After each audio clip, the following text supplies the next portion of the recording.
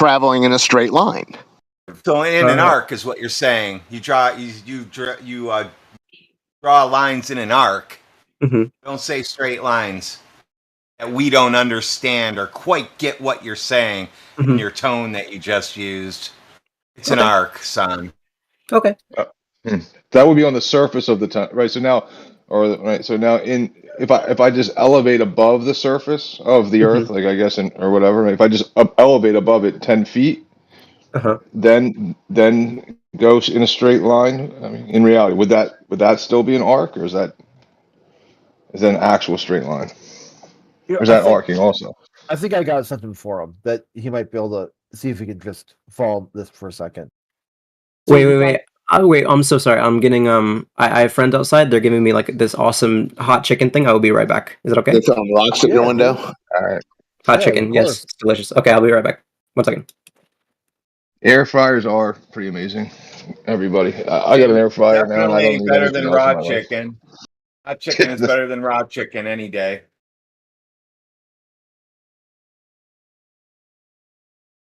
Like a $250 air fryer. It's changed my life. Like people ask, like how will my life change? You might listen to this conversation, get yourself an air fryer. Your life will be changed. No thanks. Air fryer also. I just ran to my phone. Do you have an air fryer that's non-Teflon? I don't know. I'd have to look a little closer. Okay, yeah, because I'm trying to find one. Just don't mess with Teflon product. You're supposed to put the liners in, so you're actually using like wax paper thing, or whatever they use, and then you don't have to worry about that. Okay, that makes sense. You pop the liner in, put your stuff in, hit 8 minutes, and it's just like you went to the restaurant. Fair enough. I just saw this Instagram, and this girl was like, "Yeah, I put my frozen steak in the air fryer for 9 minutes on each side, salt it." And then the guy was like, "Yeah, right, that's BS." And then he actually tried it, and it came out like pretty good. So if you're ever lazy and have a frozen steak and don't feel like defrosting it, put it in the air fryer. It's like restaurant style. It's like restaurant quality. Now, do they output a lot of power? Like how many watts do you think? Yeah, I have it. Yeah, I don't know, enough to dim my bathroom lights because it's on the other side of the bathroom lights. Okay, so a lot probably. Okay, I shouldn't try it off grid then. Never mind. I did the wiring in my house, so my lights don't dim. I literally have only that bathroom's on its own thing, right? And then on the opposite side of that bathroom is the kitchen. So I have put the top two outlets on the other side. It's nothing else on that besides.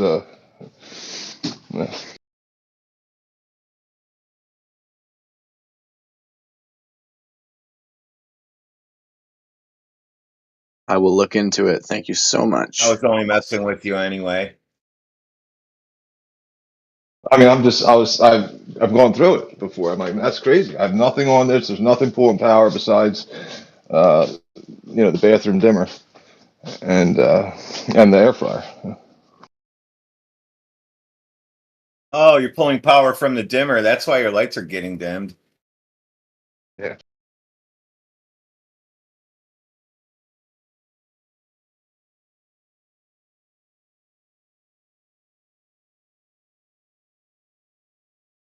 Oh, and at arc weld, then I get some crazy shit happening in my garage.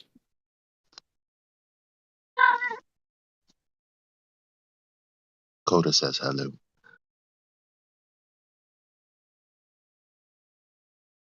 Say hello, Coda. That's what's up.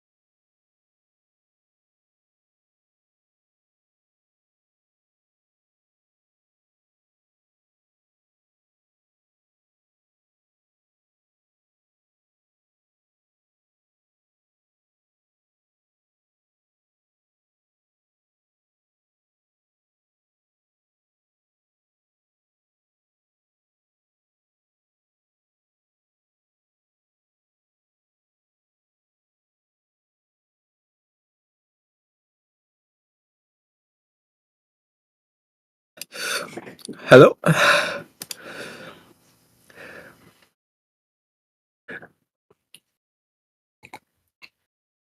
Hello. Yep, what up? Holy moly, this chicken is actually killer. Whew, it's so hot.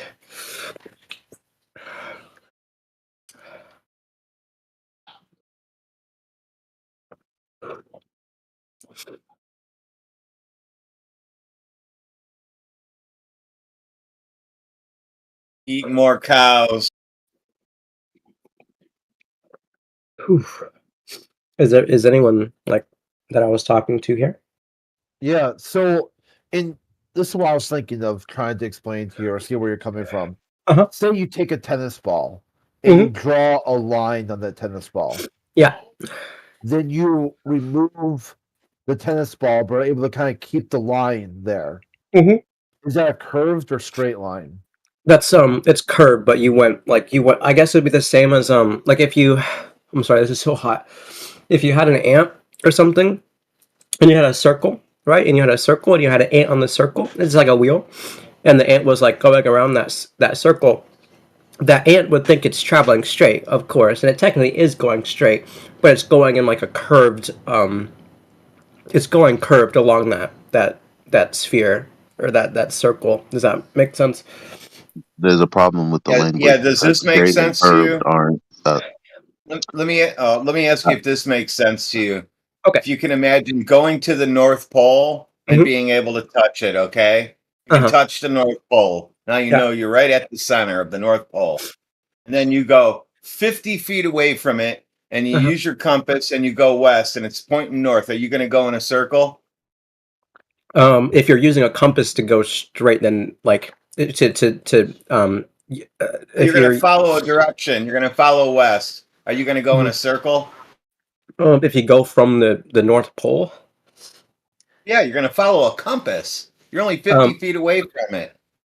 if you go you're going straight technically you're going like you're going along a curved, assuming it's a globe, you're going along a curved surface, but you're still going straight. Like you're not diverging left or right. You're going No, straight. you're going west and you're going following a compass. It takes you 5 minutes to go around the whole North Pole and come right back going west. Did you go in a circle or did you go in a straight line? I guess I can't intuitively think about this the way you can. Maybe if you can like maybe MS Paint or something just to if you're I got one better for you. Sure. Can I say something? Yeah. It's because straight and curved is a paradox, not a thing. Well, like okay. If like let's imagine that you're an ant and you're traveling. I heard it. But straight and curved are not the same thing. But So I posted it for you at 41 minutes after the hour. Compass going around the North Pole. Is that going in a straight line or is that going in a circle? Let's see. That's going.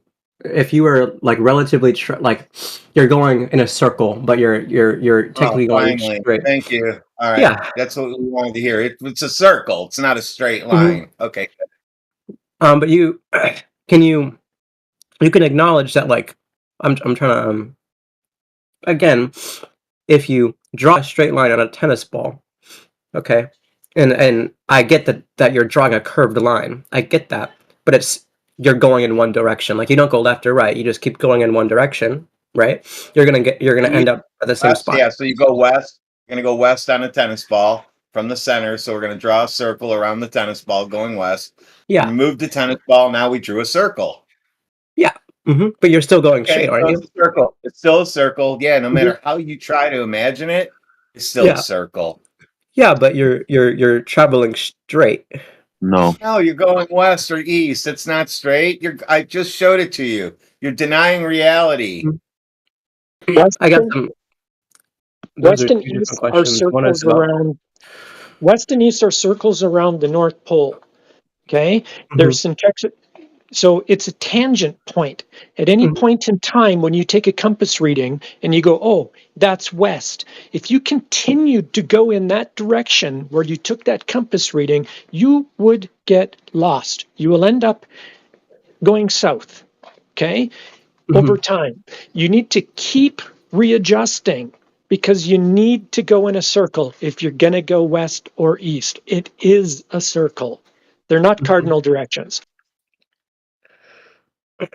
So, okay, I'm not sure if like I just have an intuitive like difference in understanding this, but again, like, and I know you must hate the tennis ball thing by now, but if you do have it, like you don't even use a compass to like, you don't diverge from going left or right. I know that you're making a cross section of a circle with that Sharpie, and I understand that, right? If you did that line with the Sharpie, you kept going straight. I get that whenever you, like, if you could, theoretically remove the tennis ball, you just technically drew a circle, right?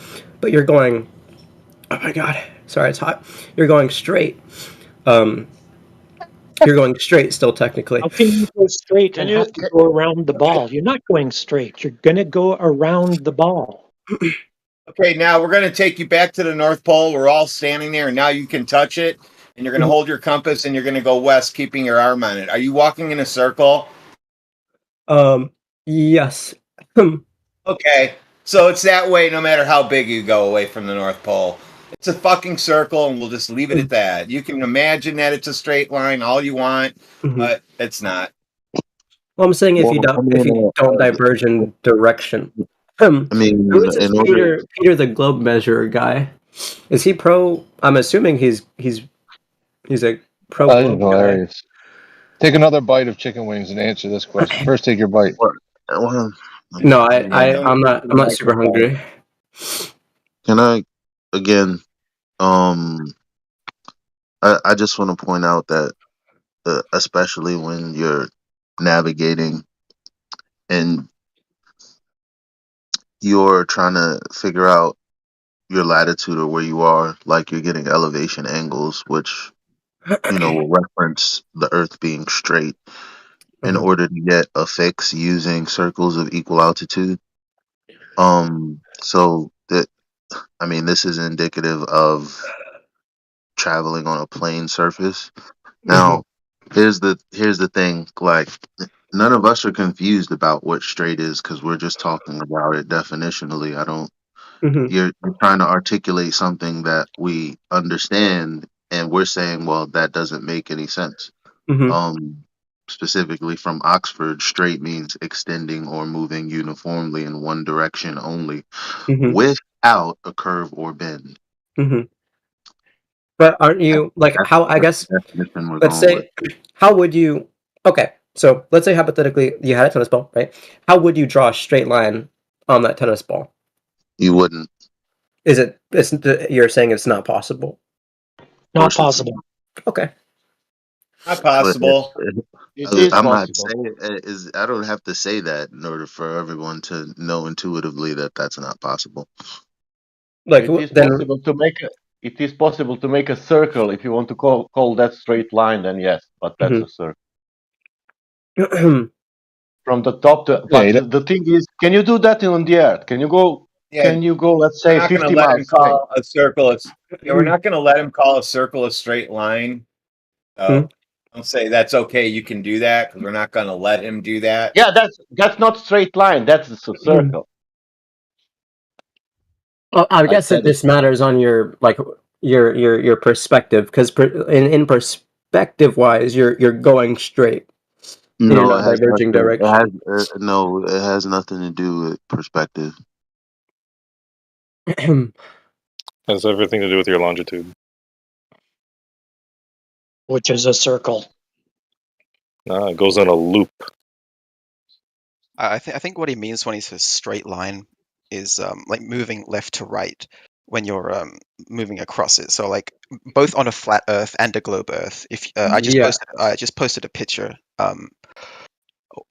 It's basically a bunch of poles in a line as you're walking across the Earth to try to walk in a straight line. Now on a globe Earth, if you do that, so you place a pole, move to the next one, place a pole, make sure they're aligned, place a third pole, make sure they're aligned, and keep placing poles and making sure that they're all in line Yeah, with each other. that's exactly what I mean. They'd on a globe Earth, you'd come back to the same spot, and on a flat Earth, you'd just keep going and never come back to the same spot.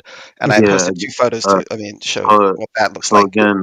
Again, on a globe, no, you don't have a straight line. That's the problem. No, I know it's not a straight line in the Euclidean geometry. I understand that, but it would be a straight line in spherical geometry, and the definition of that is the same as in Euclidean. It just means the shortest distance between 2 points. Yeah, so yes, that is a difference. Yeah, spherical geometry is imaginary geometry, and we're not doing that in here.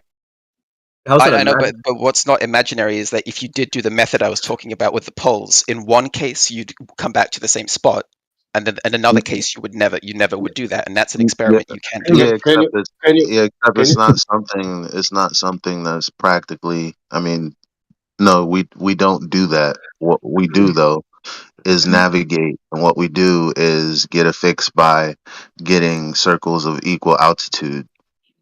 Using the method of celestial navigation. So everything that you just described is non sequitur to everything that I just said. Can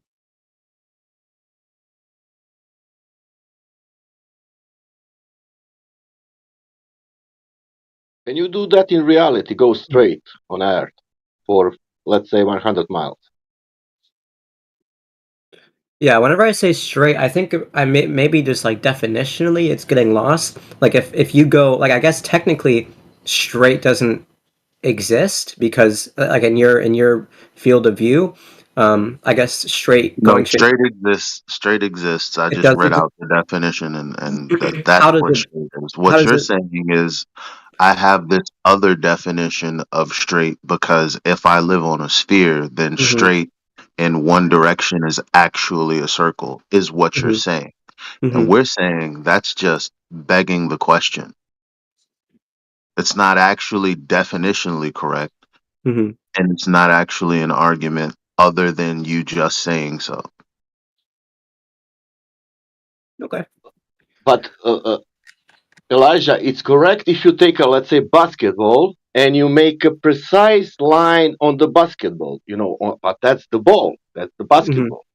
You can't put a line on a basket. I mean, you can do it. You can mark it. It's not a line though. That's a line. No, man, you can draw. Yeah, of course. Yeah, you can draw that on the basketball, but you cannot do that on the Earth because you need to have Earth first to be spherical. It's still an arc. It's still an arc. You can drive on the basketball the half of the basketball. Come on, man. Yeah, that's not a straight line. So you're just interrupting regardless. A straight line is a straight line. We know what a straight line is. You can definitely have a straight line on a plane. I mean, of course, because a plane, one of its synonyms is straight. Now, again, what this gentleman is saying is that, well, if we live on a ball, then straight is actually a curve. So that's all he's saying. And it's like, I hear what you're saying, but that's just begging the question for the sake of an argument. That's I acknowledge that if you do it if you do that in such that way, you'll be traveling along like a circumference of a circle that you had intersected. I acknowledge that. No, this is all conceptual though, is what I'm saying. We're not doing anything. We're not talking about navigation. You're talking about what if we traveled like if you drew a line on a ball. Like no. Like when we navigate, we're using a plane of reference and we're drawing circles of equal altitude to figure out where we are on this plane of reference. That's how it's used and that's how it's done. There's nothing about spherical geometry, nothing about any of that. Because they will have some kind of longitude, how you call, and they will keep going that longitude. They will not need anything, not compass, anything. You just follow the longitude, and that's all. Yeah, that's But a point maybe, Isaiah, for you to just think about, right? So, you know, right now we're saying that you know, flat Earth, globe Earth, you're going in a circle around the North Pole. East and west are circles, right? So, and then north and south, you could say, okay, maybe that's, you know, that would be a different scenario, right? But nobody, you know, now there's claims out there that nobody has circumnavigated the Earth as going north, you know, going south and then coming up north. They've done it going north. Obviously, you cross over the North Pole, and your compass will turn around and tell you, nope, you got to point back to the North Pole. Then you say, hey, I want to put this thing to rest. You know, this whole circle thing. I'm going to travel far, far south, and I'm going to pop up north. But nobody's done that one. They've done the east and west a lot. They've gone over, you know, gone over, quote unquote, the north. But nobody's done the one that would disprove this idea, which is strange at 2024. all that just goes beyond the point of me saying to begin with, you need a plane of reference, which is the Earth. Yeah, so I mean, it's interesting that nobody's gone south and popped up north. Well, so so again, I'm absolutely completely new to the idea. Like, I have no idea what you guys typically think, but do you think like there's nothing beyond the edge, Well, that's a non sequitur. What edge? the edge of the Earth? It's not non sequitur. I'm just asking a question. Well, I don't Nobody's use saying the that. edge of the Earth to navigate, and neither do any of us. Well, yeah, but assuming it's flat, you would So say there's I'm an not edge. assuming anything though, because Mhm. again, like I was just talking about with celestial Uh-huh. navigation, it's not an assumption that you use the Earth as a flat reference. Okay, but That's not an assumption. That's a utility. Can Now, you delete? within that utility, why do you have to talk after I put a Sorry, point Elijah. across it? Like Okay. it's Sorry. been 3 times consecutively. Every time I finish talking, you jump in. You got to know that it's annoying. You've known me It's for all a long. right. It's all right. You can continue. You're doing the same thing sometimes, okay? I barely speak anymore. No, I don't do the Okay. same. I'm sorry. Continue though. I was listening. Like someone posted, Ragwin posted in the chat 49 minutes after the hour. Like I thought. it's used as a plane of reference. Now, I don't have to talk about the edge of anything for that to be true. Well, I'm just interested in your idea. I'm just making Well, I'm just I interested know, but in it. I'm trying to get you to what I'm interested in, and you're talking about something I'm not interested in. So I'm just letting you know. So if you're But interested in what I'm talking about, like when posted at 49 minutes past the hour, that's what I'm talking about. It seems like you're interested in what you came to talk about, yeah, which of course, again, it Super doesn't weird. What? doesn't course. mean I feel like is that not what everyone is Wait, here never for? mind. That's normal. Yeah. Yeah. no, that's normal. However, when you go somewhere and speak to people about a certain thing and they say, well, check this out. I know you have ideas about what you think this is, but let's give you the skinny. You should typically listen to them. That just seems to be Yeah, I am. I'm generally. asking questions, and I'm listening. I'm intently listening. Again, this is just new ideology. Yeah, your smarmy snarkiness is pretty common. I'm not. How am I being Here, I'm smart? going to help you out. Am I not being fully responsible? Isaiah, But he's I'm saying going to that help you out saying here that real you're quick. asking a question. He's saying I'm that going you to asked tell a him what question. he's saying. I cannot hear anyone. I'm talking now. I'm talking. Yeah, I'm going to help you out. You're looking for an edge floating in space. Yeah, we're not in space, so we don't think about space. So for your edge to be in space, we're not there. So we don't even have an edge to worry about. We worry about navigating, like Elijah said. I could bring it back full circle. Can I? People have asked. Go ahead, Sasha. Well, the Yeah, point that he was making, the point that Elijah was making is that you want to talk about what you want to talk about, which means that you're trying to steer the conversation where you want to steer it at instead of basically addressing the actual point that was actually put to you. So when he said that your question is a non-secular, he's saying that because your question is not relevant to what he has basically rebutted you with. You're not addressing his actual point or actual premise. you're coming with another point where it's going to segue to another conversation. So he Okay. wants you to address his actual point. I guess it's my bad for I wasn't exactly sure on what he was addressing, but hello. Can I go? What's I that, said, Sasha? I only wanted to say, can you delete that from the, let's say, from the brain, what you saw, what you think that flat Earth is, and ask the people. You said, I want to know people, but you asked for the edge, and nobody claimed the edge.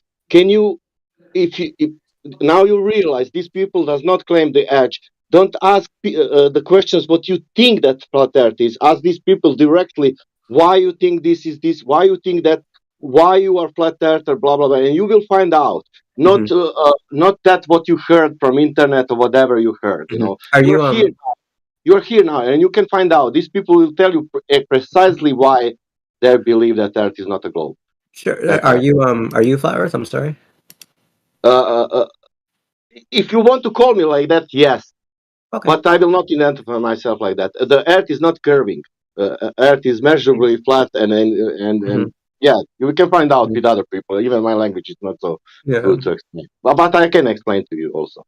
But ask them direct question what is their position. Don't ask the question what they didn't even said, they didn't claim. You think they are thinking like that, but don't think they are thinking like that. Find out what they are really thinking. Well, these are just clarifying questions. I think Bambi said it's concerning how much Globers yearn for the edge. I mean, if you want to talk about it, we can. But I mean, I feel like that's very intuitive. Of course, It was a pun on edging, but I didn't think about it. No, I didn't. Never mind. It was really funny. Might be.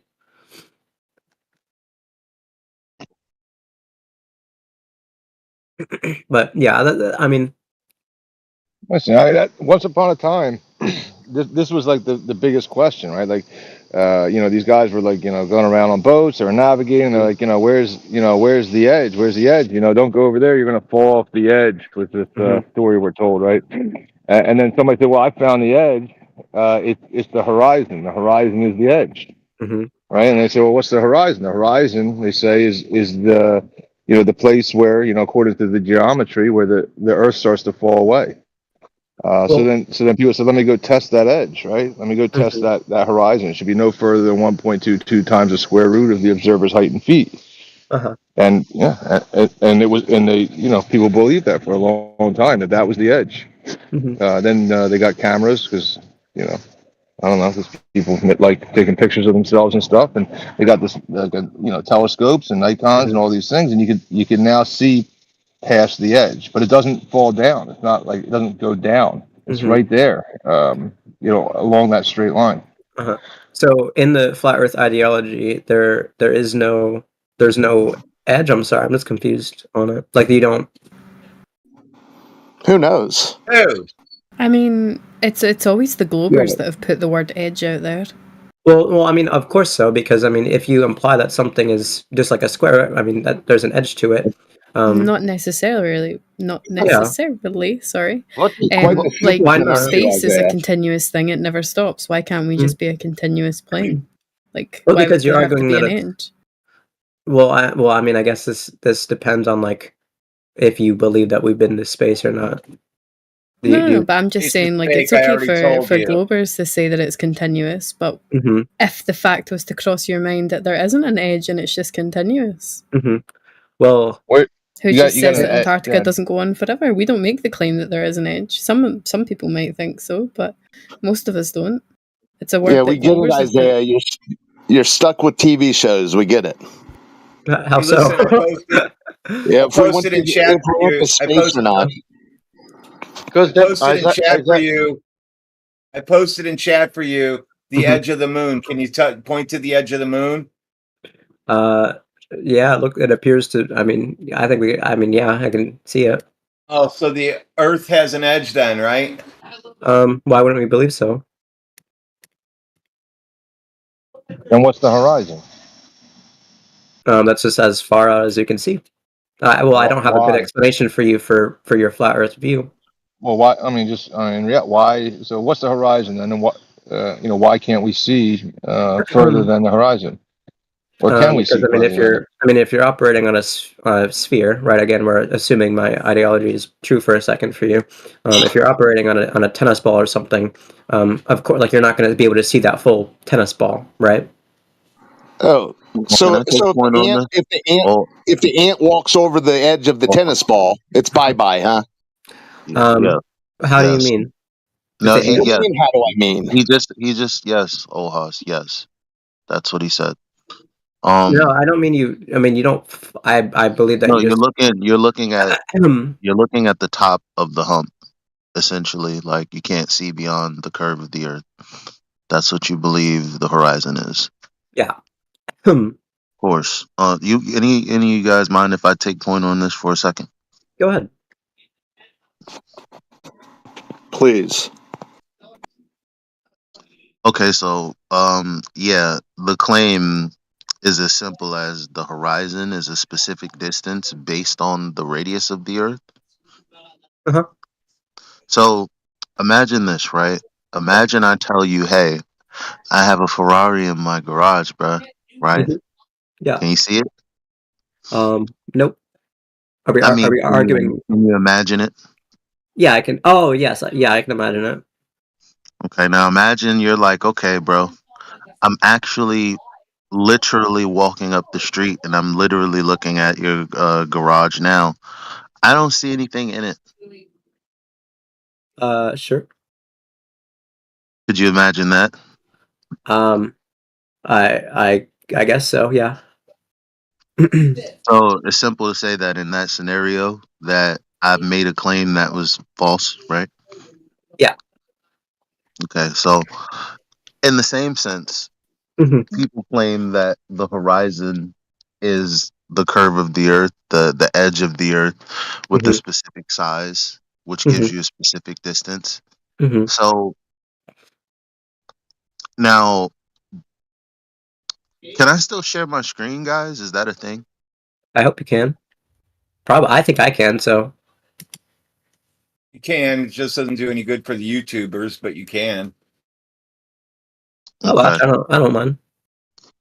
So really quickly, okay? Yeah.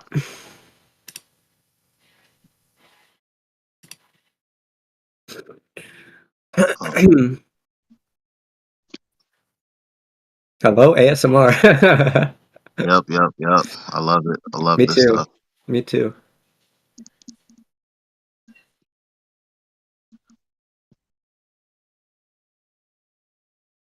Where we at? Here we go. Okay. Sure.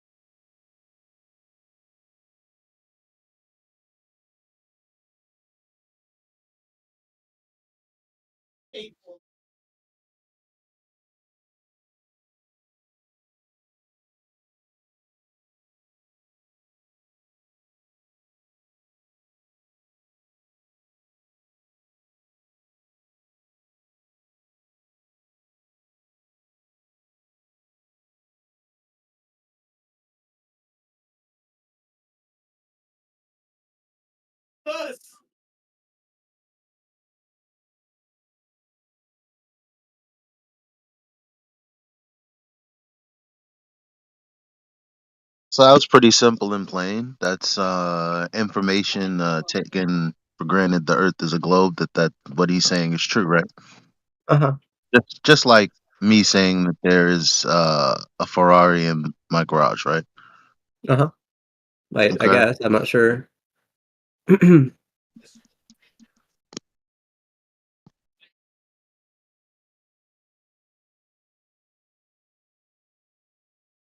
we go.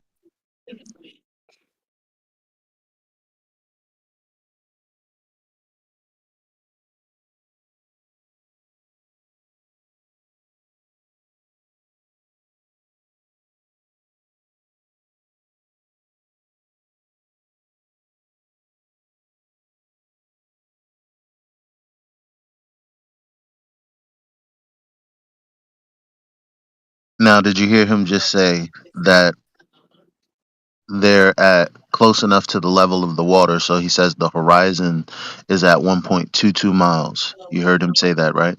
Yeah. Okay. And that's because the formula for the distance to the horizon is 1.2 times the square root of the observer's height in feet. So based on your height above sea level, that should give you the distance to the horizon. You understand that? Yeah.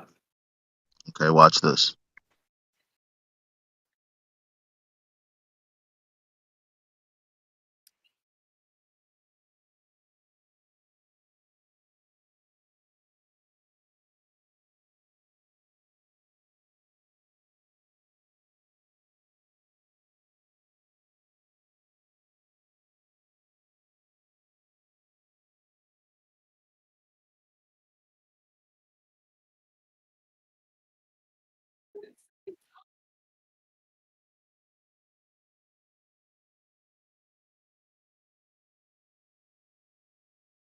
Okay, now, as we're looking at this boat with a flag attached, this boat is at 3 miles, but where's the Ferrari? What do you mean? Where's the horizon?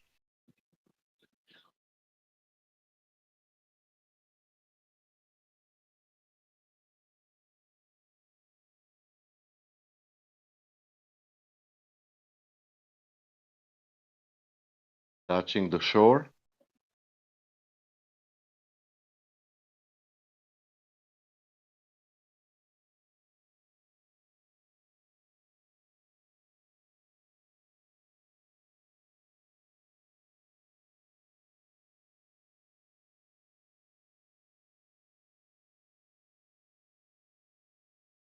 Maybe he doesn't want to answer. Oh, did you ask me a question? Maybe Yeah. he's thinking about it. Where's the horizon?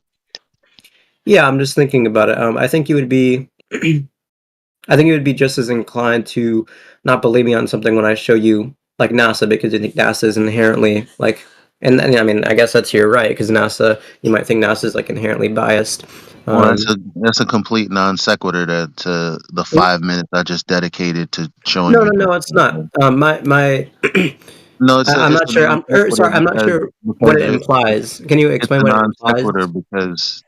It's a non sequitur because you're talking about why would you bring up NASA video, something that no one can verify, when literally Nat Geo and CFI investigators, so they investigate the paranormal and conspiracy theories, right? And so they did that test on Earth, somewhere you can go, somewhere I can go and verify that, yeah, for sure, you can put a boat at that distance. Now, let me summarize the point.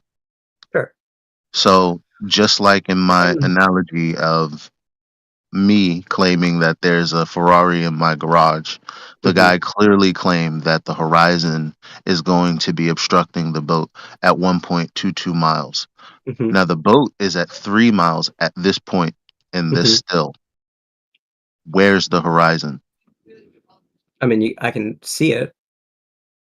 Where is it? It's like I can literally see it. I mean, I don't have the So powers. is it before? Is it at 1.22 miles, like the guy said? I don't believe so, no, but I can like see it. Right. So what they claim about the distance to the horizon is not true then, because if we were on a ball of the size that they claim, then the obstruction would have to be at 1.2. Is the horizon behind the flag, or is that Well, what's blocking the that's flag? not even a horizon. That's what Nat Geo would call what do you call it? That's what you would call it's not an unimpeded view. Like, so something like a city or something like a lake like this one, or something like mountains can obstruct your view of what the horizon would be. In this case, the sky doesn't meet the ground. There's just the water, and then there's the what's that? The shore beyond it. That's it. We're just looking at the other side of this lake. And so there is no ball. There is no horizon at 1.2 miles like the mathematics suggest. So what's There's no beyond the in your like I can I understand where this is coming from. What's beyond that the blue that you can see the sea? What's beyond that, or is there nothing in your worldview? What do you mean? I just explained to you that we're just looking at the other side of the lake. It's the beach, dude. That's not. That's The not. hell are you talking about? In your worldview. Why are you so upset about it? I'm just asking I'm questions. not upset, bro. I pity the fool. I'm just asking. It's not getting through your thick skull. Well, this is. I mean, you guys do the same thing when you bring up any evidence supporting, like you just deny it, and like I mean, we're talking about reality, not worldview. Well, still, you'll call it my worldview. You're so upset. It's so crazy. No, bro. Yeah, you are. No, I'm sorry. You couldn't get me upset if you tried.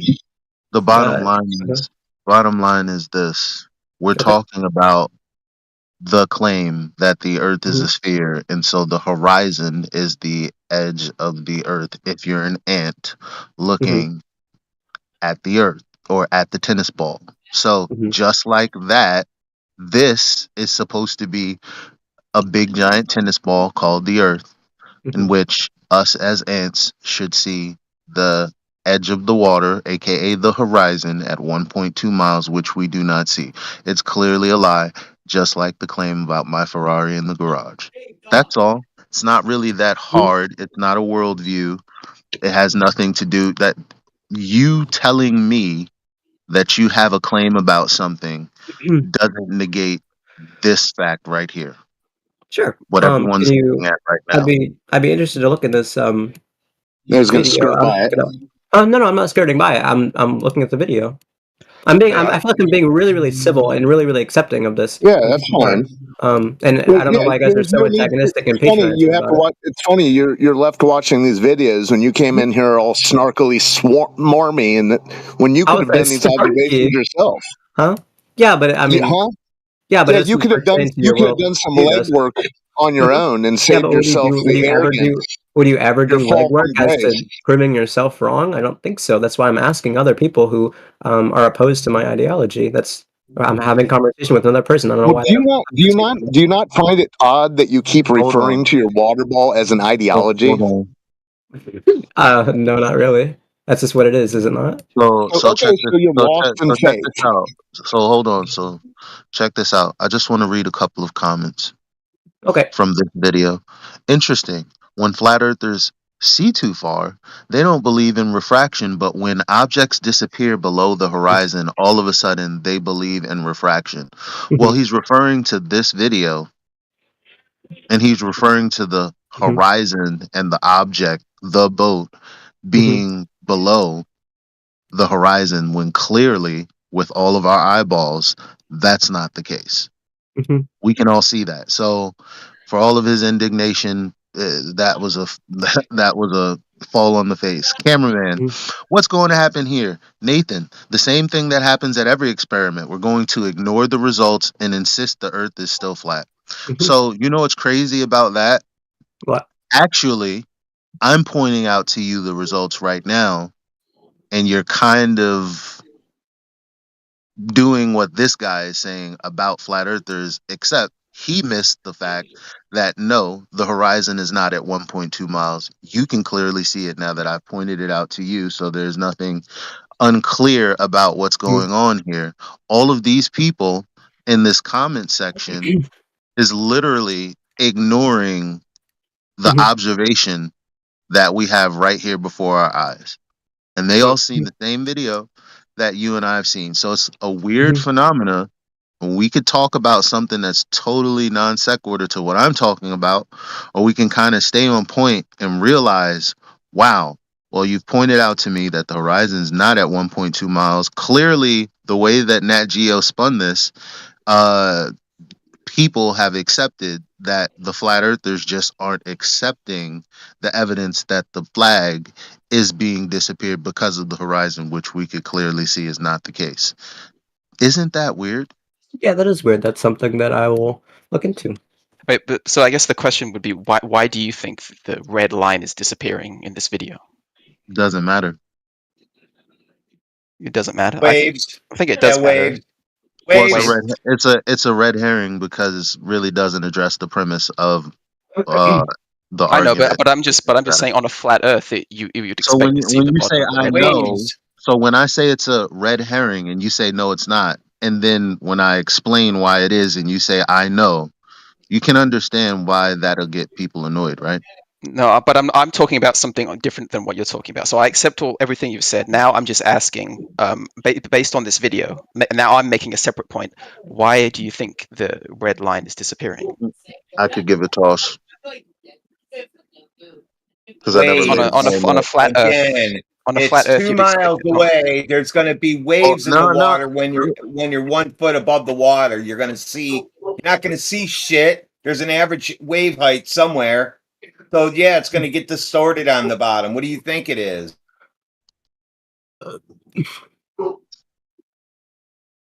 Yeah, that could be the case.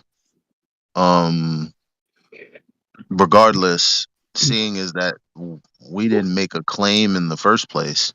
This was a test to prove to flat earthers that the horizon was going to block the boat. Clearly that's not happening. Asking me about how this works on flat earth is, I could care less about you wanting an explanation for that. I guess the reason why it matters is because obviously a globe earther would say, well, because of refraction, you can see the horizon further. And then you might say, well, what is the evidence of refraction? But then I'd say, well, on a flat Earth, why would you not see the red line? I mean, you'd expect to be able to see it if it was just flat. And so then you would be in a dilemma. Either you'd have to say, refraction does exist, in which case, well, maybe it's responsible for the horizon being at a further distance, or it doesn't exist, in which case this video doesn't really support the flat Earth ideology either. Something weird's going on, essentially. Okay, well, check this out, homie. At the end of the day, years ago, before we were pointing this out, everyone was under the impression that the horizon was 1.2 times the square root of the observer's height in feet. Look at this guy. Interesting. When flat earthers quote unquote see too far, they don't believe in refraction, but when objects disappear below the horizon, all of a sudden they believe in refraction.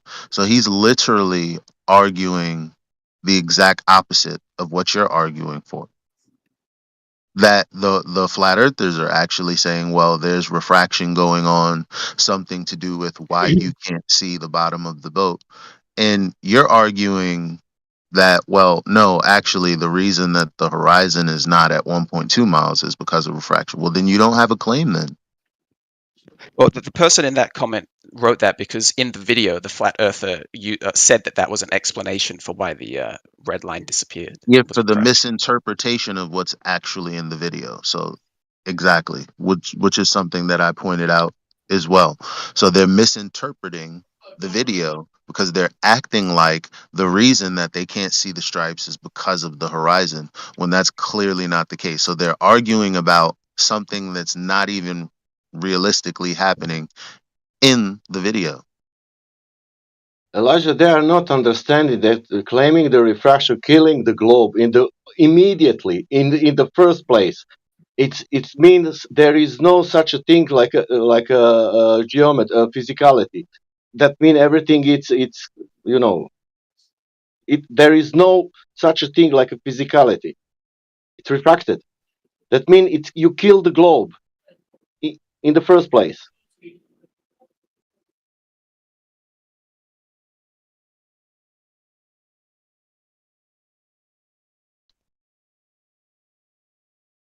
Yeah, it's not about this red herring that we've gone on to. It's about the fact that the boy thought that the horizon was the edge of the earth.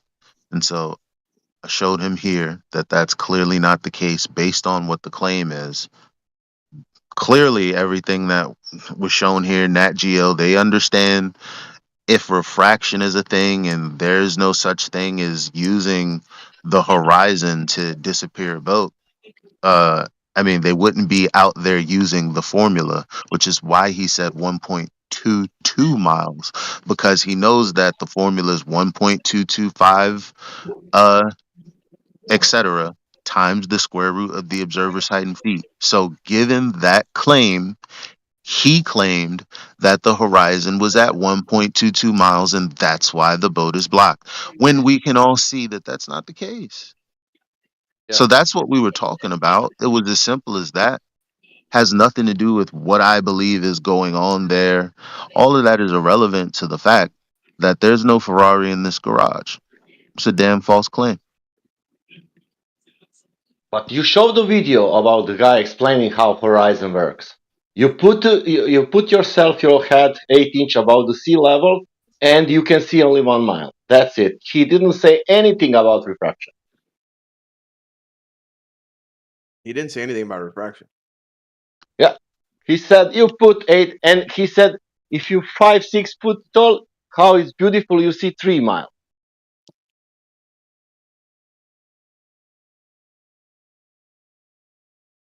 And Isaiah, that's not only one video. There is 1,000 videos. Wow. Showing there is no such a thing like a curve. There is no one video showing the curve. Can you imagine that?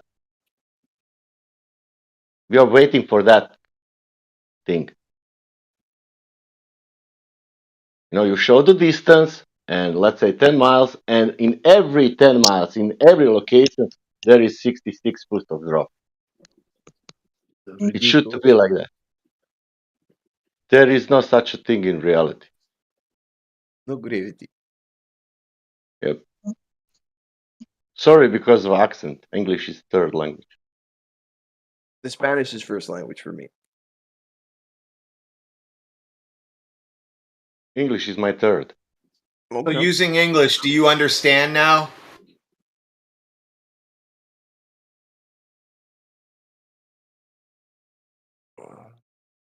Isaiah, I'm using English. Do you understand it now? Yeah, sure, buddy. Yeah, he's too proud to respond. Betty. He's way too proud, buddy. No, I'm looking at everything you've been showing me. Your arrogance failed you, Isaiah. Why are you so mad? It's okay. I'm not mad, homeboy. I pity the fool. Okay. Okay. Isaiah, can sphere be leveled? I have a question. I have a question Can- for the flat earthers, and I would like to ask this question because I'm Go very ahead. curious, and I'm not like some troll or anything because a lot of people tell me that We'll when see I about ask the that. question. We'll see about that. But I'm really curious if you guys think it's flat, right? So, for Why you example, think like that? if Why you think like that? it's because I'm trying to get my point. This isn't going to be a question. This is going to be a. Here's what I God, feel. just let it happen. Damn. Okay, so basically, if you guys think that it's a flat Earth, right? Where do you think boats go when they're in the ocean? Like, because a lot of people that are flat earthers, they think it falls off the side. Oh my god. Skibidi.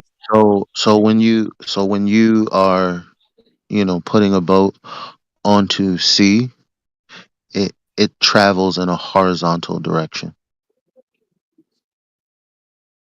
Oh, So you can't see it anymore. Skibidi.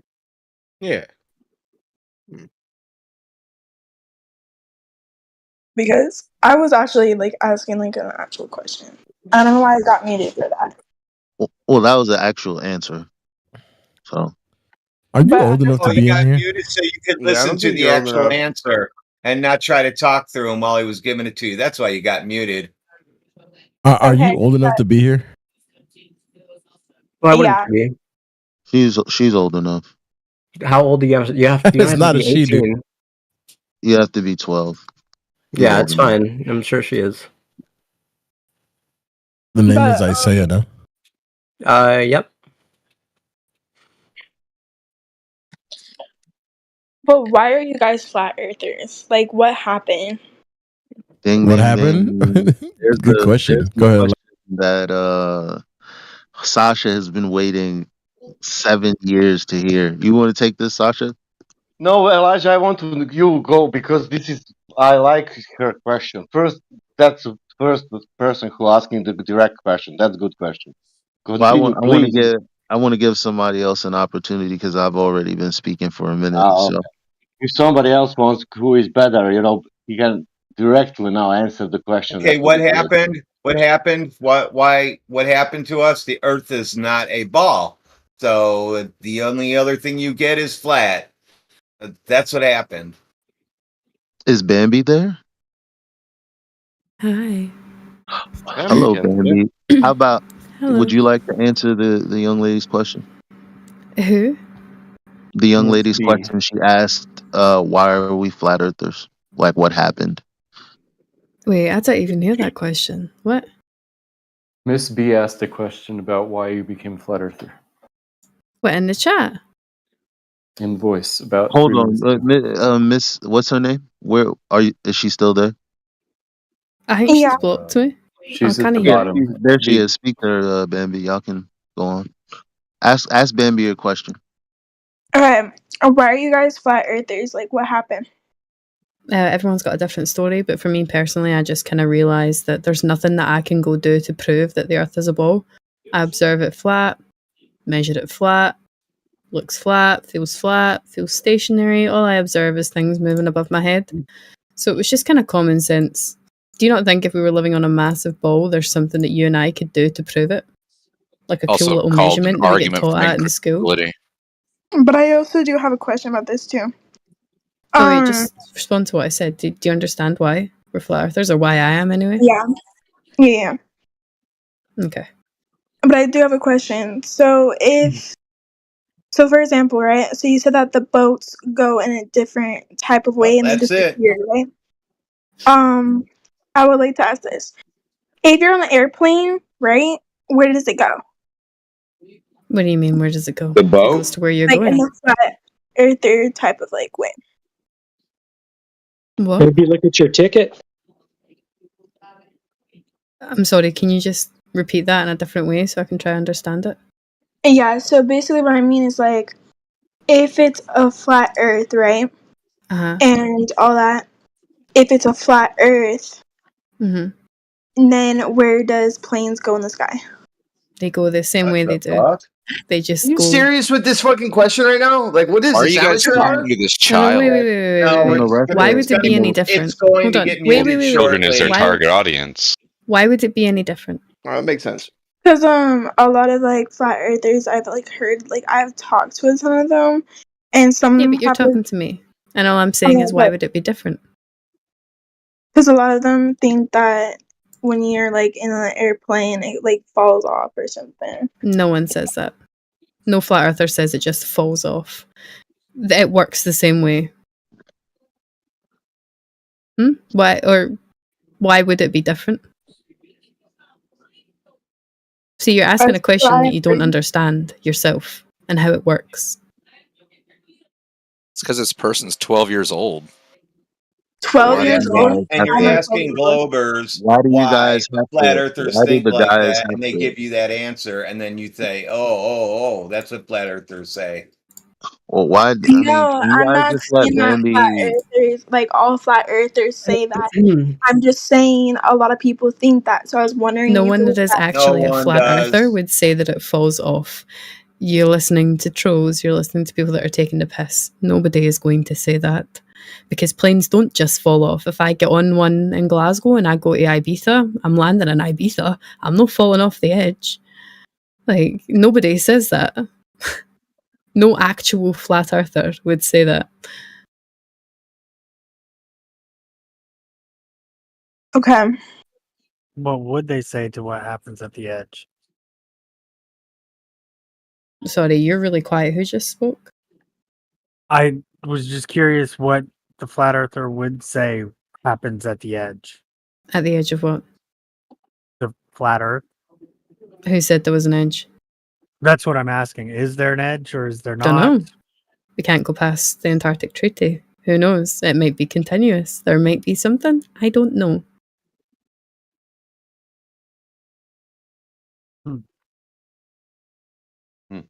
How is possible, Bambi, that you don't know?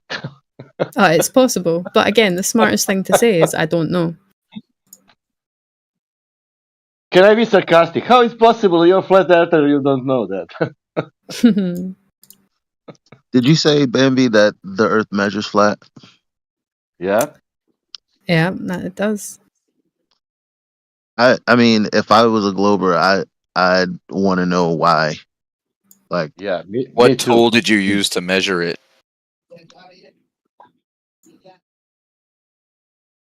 I was like saying that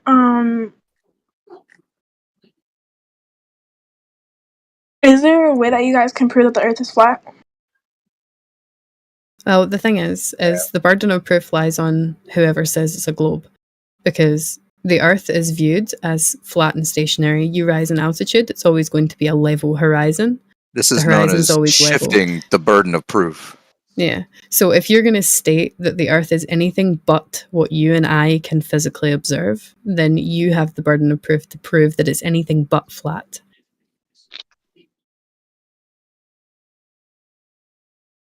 I just don't believe it.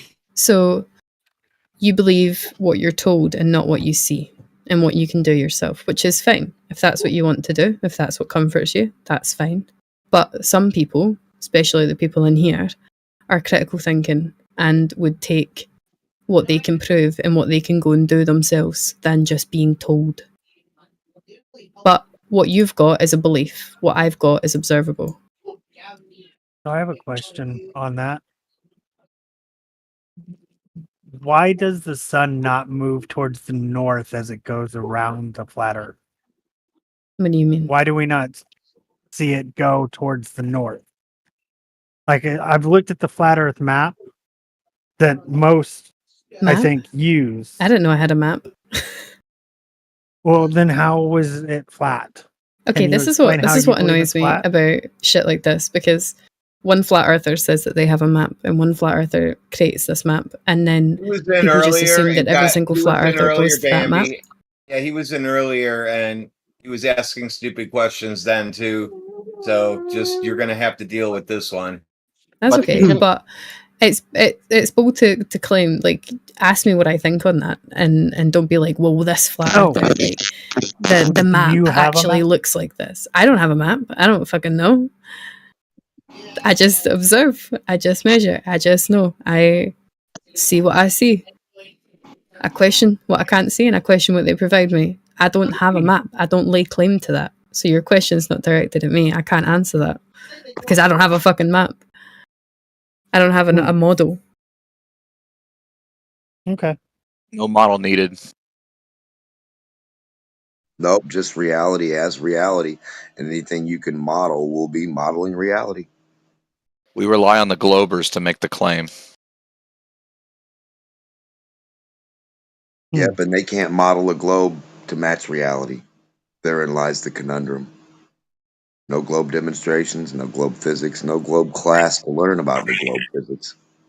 You couldn't learn how to move 3 balls around if you wanted to make an eclipse or a season or Do you have evidence that the Earth is flat? So for me, your evidence is going in an airplane, rising in altitude, looking with your eyes, using your observation skills. The proof is in front of you. If I go to a zoo, I can prove that elephants are real. I can look at an elephant. An elephant's real. If I rise in altitude, the level horizon is flat. The earth is stationary. I see things moving above my head. I don't feel movement. The earth is observable to be flat and stationary. That is the proof. It is right in front of you.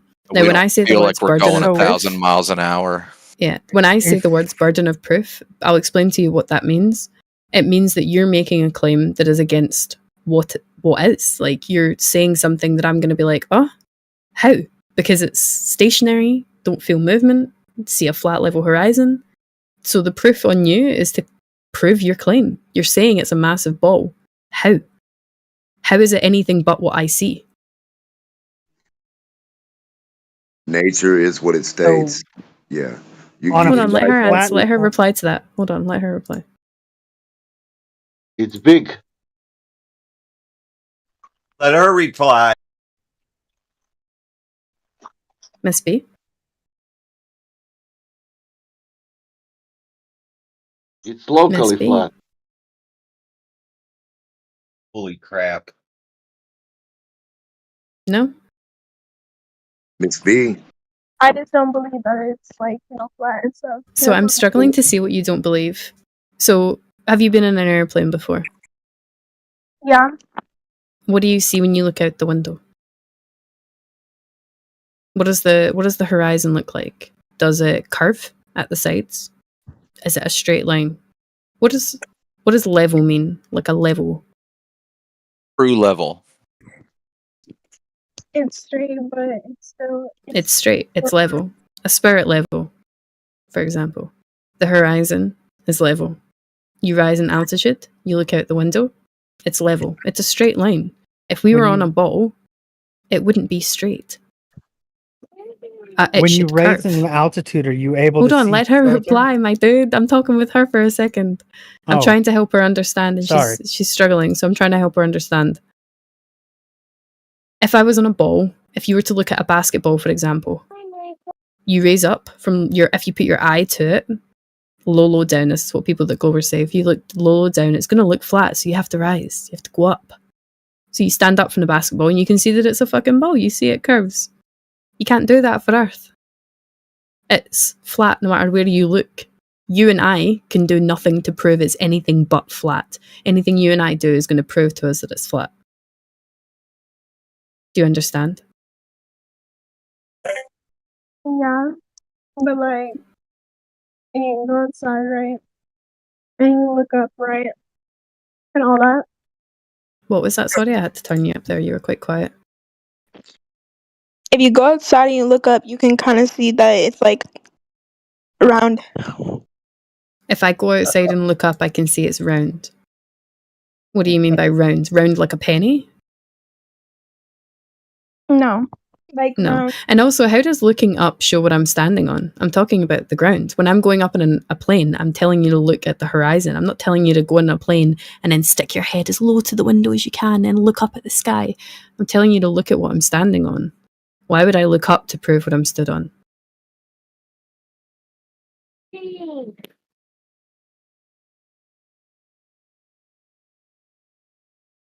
you understand? Yeah, but it's still not flat. Okay. So you have what's called cognitive dissonance, sweetheart. And I won't explain that one to you. You can Google it. I'll spell it if you like.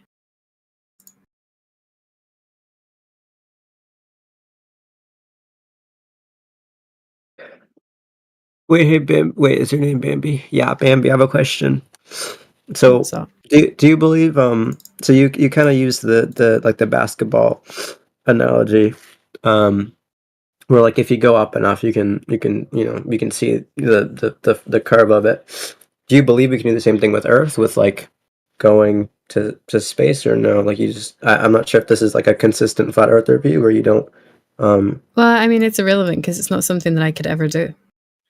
Yeah, but you could observe. But theoretically, and I mean genuinely, hypothetically, if it was possible for me to rise up as high as possible, when you do raise up from something like that, there should be a curve appearing. But we know what height that would come in at.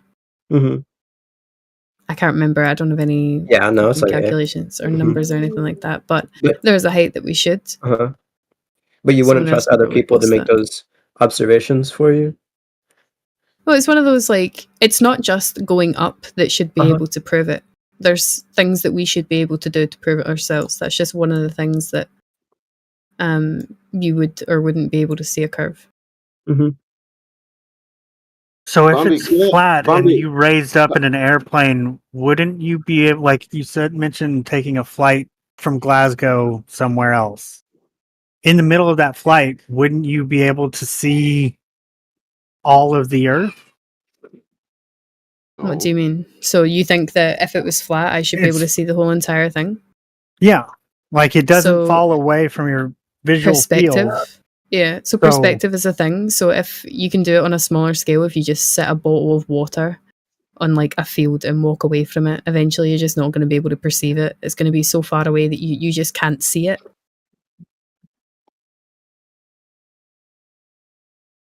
But you could use a camera. No, birds in the air, butterflies, a fly, stuff like that that's not hidden behind anything but clear air. No That's what curve. I mean. Yeah. So your vision, right, is blocked by clear air, brother. What do you mean that's what you mean? Why would So it change? there's a limiting factor on how far you can see. Hold on. Yes. Listen. You're born in reality right now on where we live, the earth, right? Your contention is you think you live on a globe. Mine is, right? You haven't been able to prove that. Nobody's proven curved water.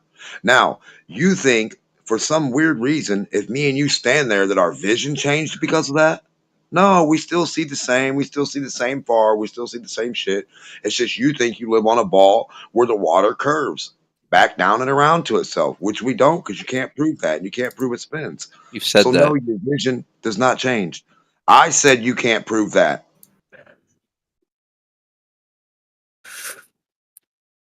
But answer is yes on your question. There are limits for optics. Yes. So you Yeah, don't. it's things like weather, temperature, humidity. Everything takes into account to why you can't physically just keep seeing. Fog. So things And like optics. You don't have optics that you can see 2,000-3,000 miles.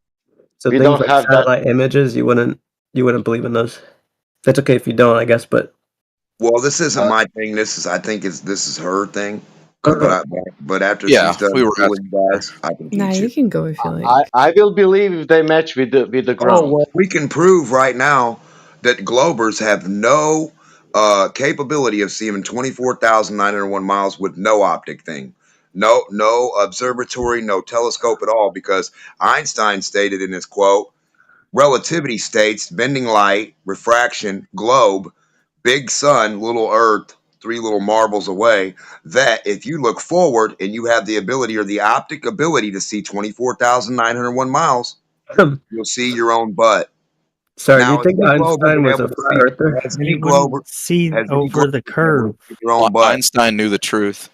Do you think that did he say that he was a We're flat just earther? gonna go off in all kinds of fucking weeds right now. It sounds No, like. no, it's okay. You don't even have to answer that. Never mind. Keep going. I'm just proving a point. That was it. We're done. Sure. Okay. Again, I was just asking if we thought that Einstein was. I literally don't know. If he's. I'm We assuming already not. measured it to be flat using lasers, so can't make them curve. So is the moon further away from the Nobody Earth? knows anything about the moon. It has nothing to do with the surface of the Earth. Well, I'm talking about visual acuity, right? There should be the nothing- same there's amount Nobody of knows anything about the atmosphere moon. between us and the There's no- moon Yeah, as there nobody knows is anything us about the and the moon. limit of our vision. Nobody What's knows total anything hoax? about the moon, so we don't even have to worry about the moon or the sun or the stars. Right. Stop bringing UFOs into this shit. We're talking about water and dirt that you stand on. And don't even start up about gravity. I'm not going to. I'm trying to understand. I see a sun. Do you see Is that water? sun closer Water. to No, me? Oh my God, dude. So that I said we don't know what the hell's going on up there. We don't even have to worry about it. And the first thing you say is, well, now the sun. you're not even letting me finish my question. Yeah, Water because is measured Let that- horizontal. We are living on water and dirt. If the dirt and the water is 73%, the earth's 27, 28, dirt. So if it's 77% water, the surface of where we're on, that's what we're told by all the maps, all the Google, all the NASA, and the water's horizontal. And you can go to the hardware store and get you a water level that finds horizontal. I don't think we should be discussing. I've been to the hardware store. They did not have a water level. I looked. Okay, did they show you how water curved? Did they have? They me looked at curve me like I water? was a fucking madman. Exactly, because water doesn't do that. It goes horizontal. Yeah, all the shit's there to build one. Yeah, you're supposed to make the water level, dude. You use tubing, clear tubing. Buy 500 feet of clear tubing and make a 500-foot water level. What kind of hardware store doesn't have a level? Water is what. Yeah, you most need. people at hardware stores nowadays don't know their elbow from their a-hole. Flat earthers seem to think water levels are a common thing you can buy at any Ace Hardware. They are. No. They're actually not always there. Just buy clear tubing then. Yeah. It's so okay angry. with people that aren't really that smart. Why so angry? Why do you guys whine all the time? Why so whiny? Because we What get is wrong yelled with you at people? for no reason. Oh, boo-hoo. Go Just cry crying about it. now. All right, Flat Earth is Snowflake, this, don't melt. Flat Earth Yeah, is thanks this, for Flat telling you Earth. how much you didn't care. Yeah, Flat Earth is You'll be this, fine. Flat Earth is this, Flat Blow Earth me. is that, but surface nothing. Is that correct? Flat Earth is doing this, Flat Earth is doing that, but surface nothing. Not surface. Flat Always Earth it's is flat earth. presuppositional apologetics. What don't you Yeah. get about this? Yeah, but surface nothing. Only flat earthers. Surface does not get. No We will water measurements. we will No put surface load apart. We elevation. will put surface apart. But flat earthers, they are flat earthers. I But kind of surface, agree with that statement that you made. I mean, usually you don't really make a meaningful presuppositional apologetics. Yeah, that's what it is. Is that you first have to assume that you have a straight line, and then and then you measure up and down from that to then on one end of it you're gonna find if you go towards the 99%ers, you're gonna find out that up that you use the initial axioms to prove that you can't prove anything, and then on the other one, if your claims are justified, and reality presents itself in a specific way, you can measure. So the presuppositional apologetics is pretty parallel. yeah. If you want to show the curved surface, you just show the flat surface, and that's the option. Just show the flat surface in reality and say this is curved, and it's done. Because flat surface cannot be flat; it's always curved.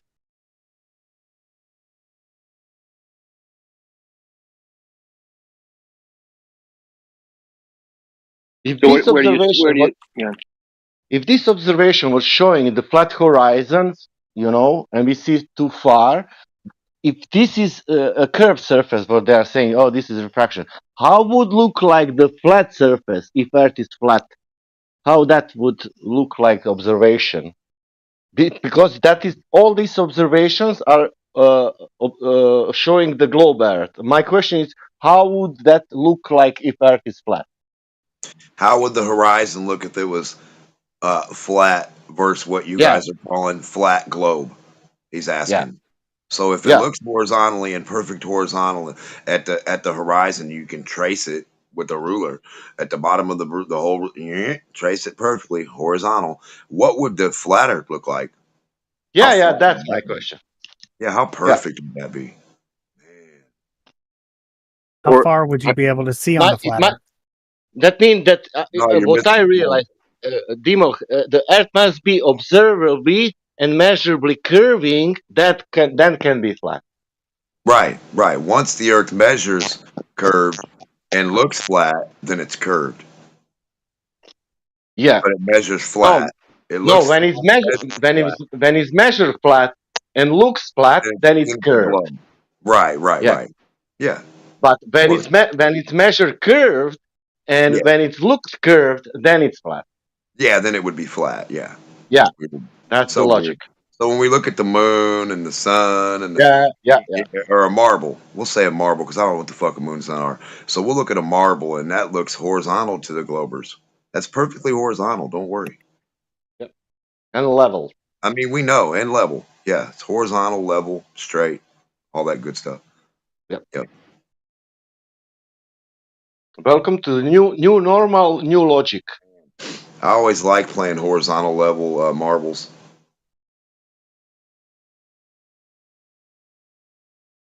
Who was the guy who said that we can't know anything about the Earth? Like we destroyed the possibility of knowledge. Who was that guy? The priest. Don Pettit said we lost the ability to play with marbles a long time ago because they're so just horizontal. like we destroyed the Apollo technology. It was you, Kalam. So you think that we've destroyed the possibility of knowledge. We can't know whether the Earth is a globe or not because we can't establish a straight line. So we've destroyed the possibility to know about the Earth. And it's Are you making that claim? I mean, I'm asking you, since you correlated it to the pre-sup argument. Are you saying we can't know the shape or lack of Oh the shape? no, or I didn't the say that at all. I position? just said we are presupposing it. That's why we're claiming it. Oh, that's not what presuppositional. That is that you have to first presuppose like that you exist to either prove or disprove that you don't exist, and then you have logically you would say, well, in order for me to determine whether I exist, I have to presuppose I exist, and then to deny my existence would be then affirming my my existence. So you first have to presuppose it to then prove it. So now we presuppose you have like a straight line to measure curvature from, or we presuppose that things are up or down, right, according to the axioms of perpendicular, horizontal, vertical. But then there is no up and down. We've destroyed those axioms. Right? If Yeah, the it's Earth an floats. imaginary spot that doesn't exist somewhere, nowhere. Yeah, up and down is a somewhere, nowhere spot nobody can get to. Yeah, so we presuppose. I mean, we don't just presuppose. You can prove these axioms, right? But we presuppose that a straight line can exist, and then we use a tool to establish a straight line, and then we can affirm that it exists. Yeah, we affirm it's a curve. Yeah, if you presuppose, guarantee you can it's end up horizontal. anywhere. I get that. It doesn't stop at presuppose though. You have to first presuppose anything. I have to assume that I have to assume that I'm going to wake up. Then I can prove that. Then I can that I'm walking around. Then I can prove it. So I mean, can we? I guess real basically, can we create a straight line in reality? I think I'm just getting real basic. No. Yes. No. Maybe so. Are you asking me? Yeah, I'm asking. I'm not not a to muddy it up. physicist. Like I'm just a barber. a physicist, right? So like a laser line. I don't You know. can't Can make we make a straight What line? kind of line are you talking about? He Like on a doesn't piece know of if he paper? can cut a straight line or not.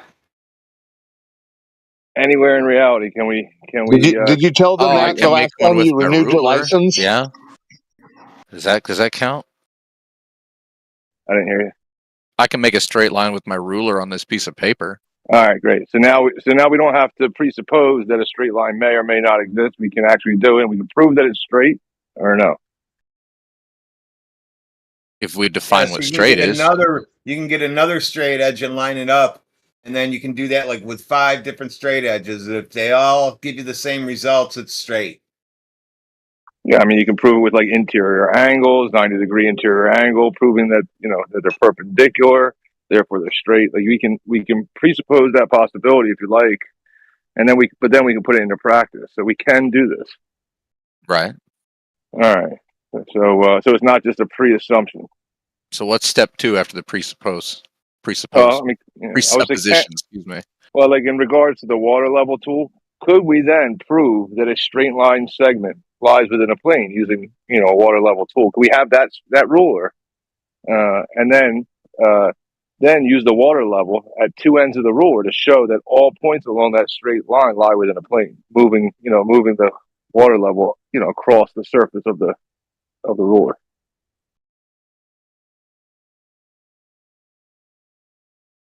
Could we do it? Probably. Okay, so it's not just a pre-assumption. We're not just presupposing we can do it. We actually do it. And then would that prove that water is a tool for establishing a horizontal plane of reference? Well, what would that prove? Yeah, I just asked you? Would that prove? Well, it's your experiment. How would I know? Yeah, what that would prove is that a water level is a tool to establish a horizontal plane of reference, and the straight line lies within that plane, and no two lines can be any different than each other if they're both the same line.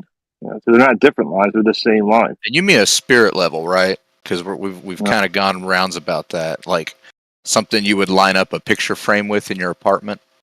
No, the water level is the one where you said go get a tube. Then if they don't sell it at the hardware store, and with no bubble in it. Yeah, no, you want to get all the air bubbles out of it. Yeah, if it has just air a bubbles, clear plastic tube. Yep. Is there a picture of one? Like, have we seen this experiment somewhere? Yes. Then why are we talking about it? Can't we have a demonstration? Yeah, I mean, I've demonstrated it a lot. There's tons of guys who Yeah, demonstrate it, and there's just because the Globies are in denial of what it presents. Oh, okay. Yeah, there's this theory out there, right? Like, so show it and show why it's hard to deny. you can tell me how you deny. I don't know how people deny it. Like, you can prove it. I can't tell you if I don't see it. Yeah, so you get. I mean, I don't know. Yeah, you got to do it, right? So you get the tube, fill it up with water, right? Wherever the water is, you hold it right next to two ends of a tube. Two ends of it's a hose from the garden. You're like, Mom, I'm stealing the fucking hose. You go grab the hose, right? And then you get two ends, right? The two ends, you fill up the whole hose, and then you hold the two ends next to each other. And then lo and behold, I mean, I guess this is like mind blowing or something, but the water level, like when you're holding it up next to each other, they're at the same level. Right. That's not surprising, is it? Like, are you surprised? I don't think so. No, I've never seen it done, so I don't know. Yeah, never. Yeah, have you ever? No, I mean, where else? Where would you see this? Where did people Where did you see it before? Well, I've seen a level, a spirit level, but not like people out. Hey, Mom, let me borrow the garden hose. I used one to put my pool in.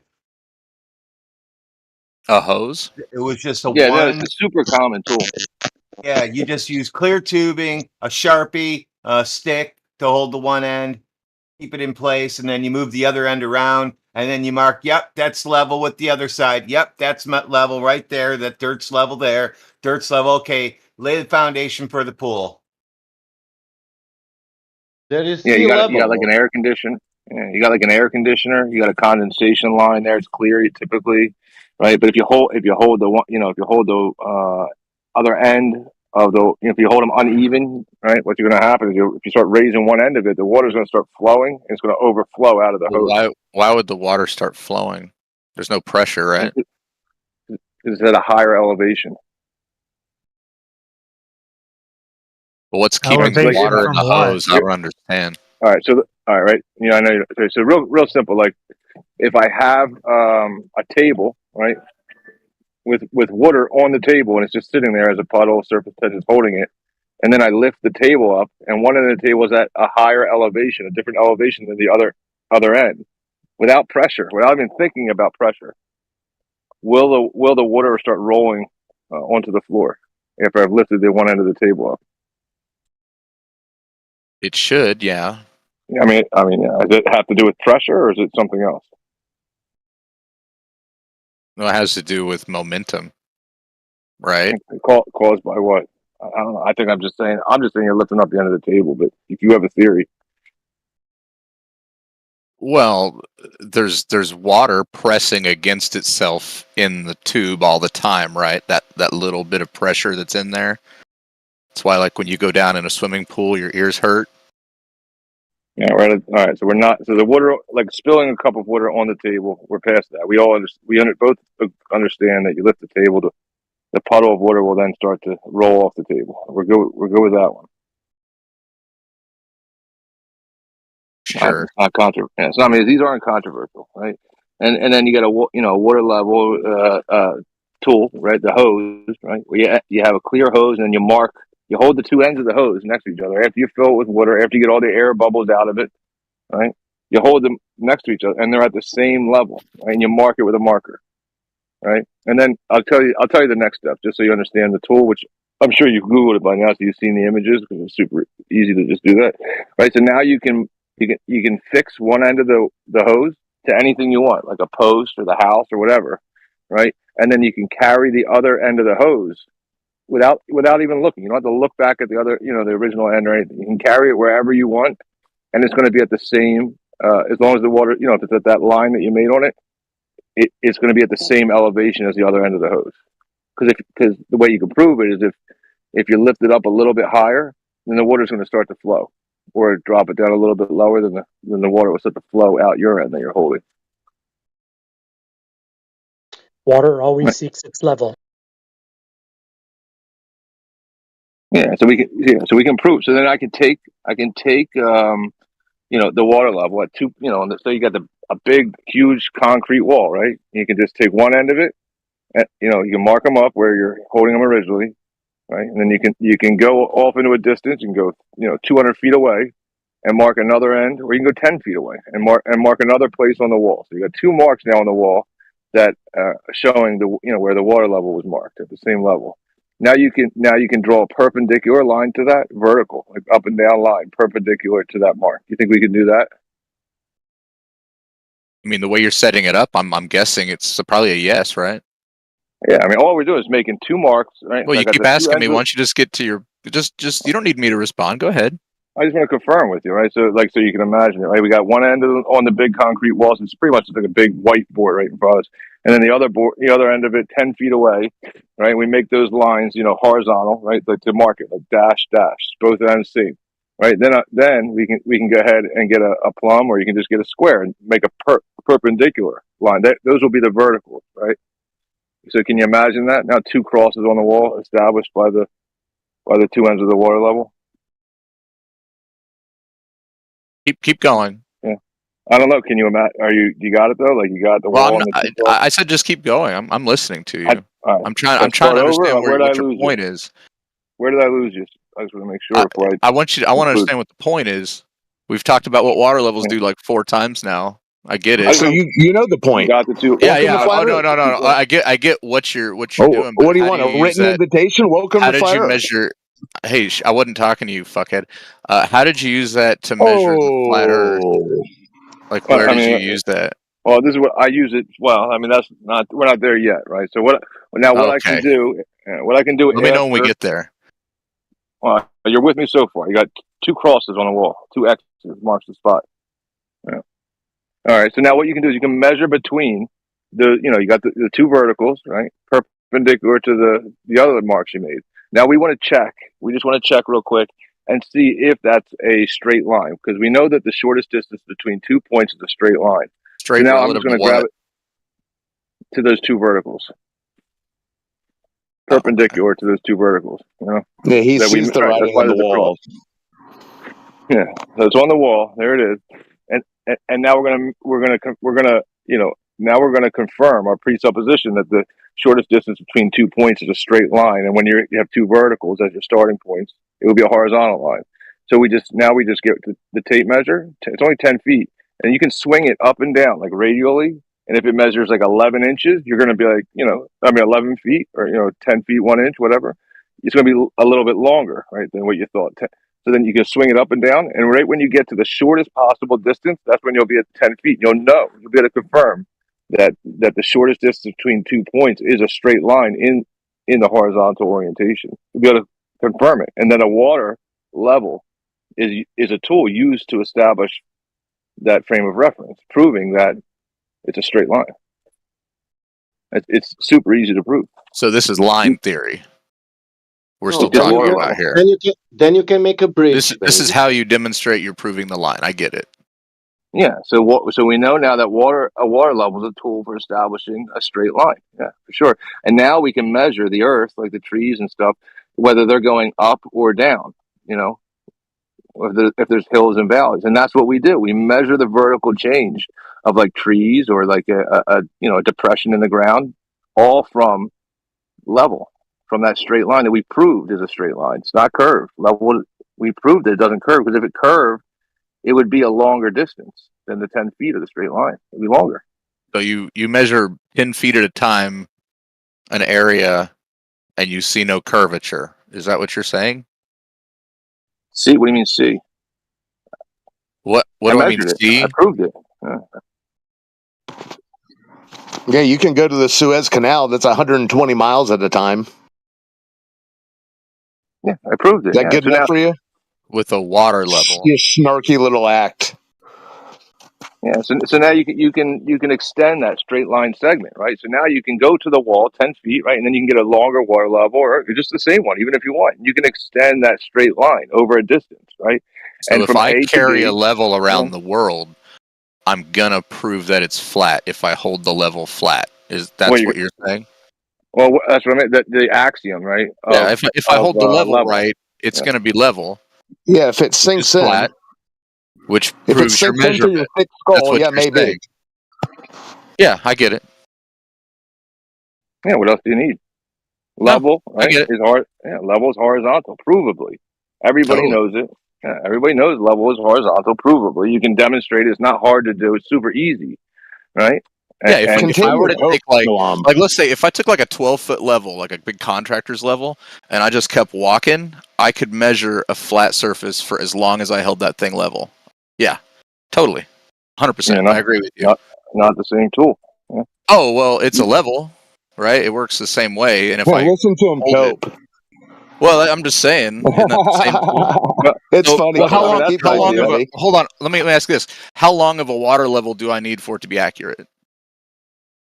That's a malformed question. Yeah, they're accurate. Well, no. I'm just asking you. Like, what would you use? No. 1.22 miles. Like you're 1.2 miles. asking, like the question you're asking, like how One and a long quarter is it? miles to be safe. Okay, so if I went around with a mile and a quarter long level, and leveled it everywhere I went and measured that level, you're right. I would measure level. I agree with you. Yeah. So the question you asked is malformed. You're pretty much It asking would how measure long level no matter till a what straight on line either isn't a flat straight line. or I mean, what would spherical. you do? Exactly. You're right. Yeah, I agree. It would that's why measure he's flat on spazzing either out and going round to or spirit flat. levels desired because his whole cope about water levels, it fell No, flat after I it agree sunk with you. in. If I hold a level and measure it, it's going to be flat. You're right. I agree. No, you're talking about a spirit level. Remember, this is you how flat pivoted Earth from works. that after you flat smacked yourself. Remember that? Yeah, exactly. Because you told me it was a cope. You told me it was a cope, and I said, "All right, Yeah, we'll you're use a water coping right level." now. And now you're Yeah. pivoting again. So suck it. Yeah, that was you. Yeah. Well, you. And now you have some guy confused because he's cheerleading for you when you're in a full blown cope Who's cheerleading for me? Desired SNNA. I'm gonna add you as a friend, buddy. Desi One Red SNNA. Thanks, friend. He's shaking his pom poms for you, and he doesn't even know you're cope spiraling. Hold on, you got the wrong We'll level. meet up at Just wanna let you know, we'll you got meet the up wrong at level. I the thought you globalist Googled it while we meetup were later talking. You were going to look it up. I thought you after we looked it get up. muted. Can I tell you what what is the up? problem in reality with that water level? No, I agree. I think water level works fine. Yeah. Did you not hear me? Are you guys fucking listening at all? Yeah. Well, you were talking about a spirit level. Yeah, we're listening to you, Kalam. Okay, well, we all agree that Are you spirit paying levels work, attention to the words and that we are coming all out of your agree that mouth? water levels work. Are we on the same page now, you fucking retard? You cannot tell me that. Oh, don't get so upset. Don't get so triggered. Share your pain, Kalam. I'm good, bud. Oh yeah, you sound real good, bud. Your PFP is in a Can't severe refute cope what I say. spiral as well, bud. You're not refuting what I'm saying. You're just telling me I'm a piece of shit. Come on. No, we were just you were going from spirit levels to water levels. So water levels sunk in. You flat smacked yourself. Now it's sunk in. No, water levels So work. you had to go around. You had to go around about parading about a quarter mile spirit level. Weird cope, bro. No, I asked what size would you recommend, and someone recommended 1.23 miles. I said, okay, let's do 1.25 about one that's bigger miles. than 2 Oh, water I'm sorry. molecules? What were you gonna say? Something important, faggot? No, Yeah, I didn't think so. I didn't the think hard so. P. See ya. Suck my dick, you little bitch. You wish. I do.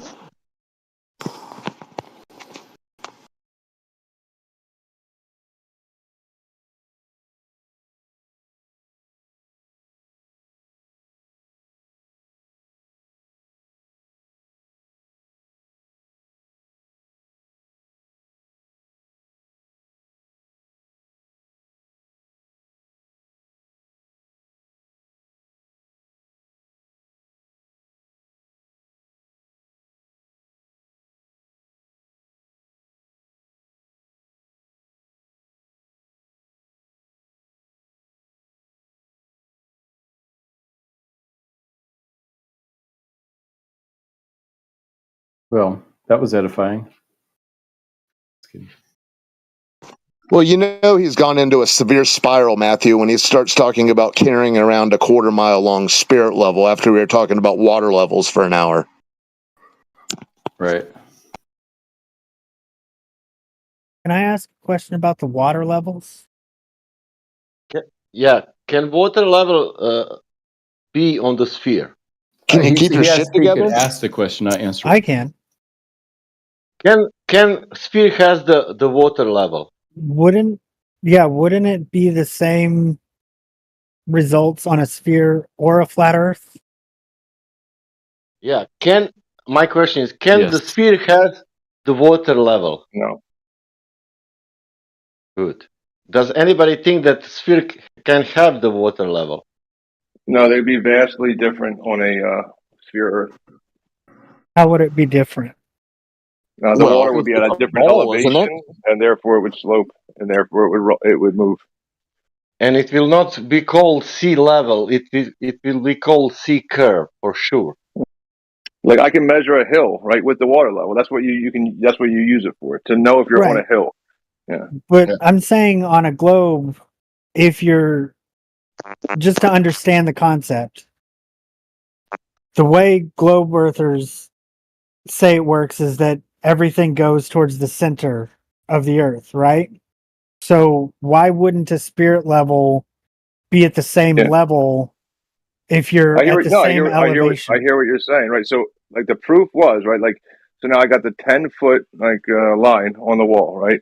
And now remember, I waved the tape measure like in a radial fashion. And I was like, okay, I'm at the shortest possible distance, right? But if it was let's say it was a sloped line, right? Like the diagonal at 15 degrees or whatnot, it would measure a longer line. It would be like 10 feet 2 inches or an inch or or 1 quarter, whatever. It would be longer, right? If it was a sloped line. Can you imagine this? Or I can demonstrate it. But yeah. So if it was a sloped line, it would be a longer line. Yeah. So if you're at two positions, right, two different positions, right. So I'm at one position, right, and now on the globe you're dropping over a distance, right. The water level then would be sloped. It would be a diagonal line. It would be a longer line. Now it would no longer be the shortest distance between 2 points. But on the globe, you're not changing elevation by going around the curve. Then where do the boats go? Over the horizon? It's not a change in elevation because it's still equidistant from the center of the earth, right? How do we measure a change in elevation? Based off of sea level. Based off of we're sea going level. up A point or a away line? Or closer. Is it either flat Earth, either flat Earth or round Earth, globe Earth, whatever. You're measuring from sea level, right, to get elevation. Yeah. No, I'm not measuring anything from sea level. I'm just got the water. Do you know how they got me in sea level? I'm not measuring from sea level, dude. Yeah, I'm just measuring at a warehouse, a big concrete wall with a water level, two ends of it. I don't know what the sea is doing. I'm just measuring right there. Well, I'm saying water finds its level. So if it's round, the wall is not round. The wall is just like a flat wall, right? So now I have one end of the water level at one elevation. Is the other end of the water level at a different elevation? No, it'd be at the same elevation. Okay, so it's at the same. So now, if I have, so say I took a hose out into the ocean that was I'm not at the ocean. I'm just at the concrete wall. That's what I'm saying. So now, if I were you got the two right there at the same elevation, right, from each other, right, not from the center of anything. They're just up in the air. So now you have these two, right? That's the shortest distance between 2 points, being a straight line, perpendicular to the two verticals, right? That I established there. Now, if you drew a straight, some kind of line from a center of a globe, right? One would be a longer line to the two ends of the water level. The one on the left would be a shorter line, and the one on the right would be a longer line. They wouldn't be at the same elevation, even from the center of the Earth. No, thanks. I drew it for you in the chat. If you want to refer to that. Right. This is a good picture. What I'm saying is A and B would be at the same elevation. And X. But you obviously and the don't know hose how could go across the curve. I'm not on the surface of the Earth. I'm above the Earth. You can put A and B are the two vials of your water level. You can move B to X, right? And it's going to be at the same elevation. But where'd your straight line go? So, explain A, B, and water X levels don't use straight lines. elevation. We aren't really talking about straight lines. Hang on. Yeah. Water's not the really purpose, straight. A water level is a tool for establishing a horizontal plane of reference. That's what the tool does. Yeah, so Right. if you take the A, Yeah, B, but and it's X not lines, those really straight. are not perpendicular to the line that we proved on the wall. They're not perpendicular. That's the point. You didn't prove anything. I showed you the X's in your mind. All right, show me. Yeah. Who are It you? actually curves. It actually curves. Curves. That shit. All right, so the point to the other guy who was asking the question, yeah. So what we showed on the wall, right, was perpendicular to the verticals. What would happen is you see in the photo, because I just looked at it, that Matthew's sharing, there's no perpendicular sections there with the line. Yeah. So there's an issue there. Not you. No issue. Yeah, not you. Right, but that Not you. line, like if it was the Earth, that line would be massive. If you were looking at 10 feet on that curve, you're looking at maybe the width of the tip of one of the arrows. How massive is perpendicular?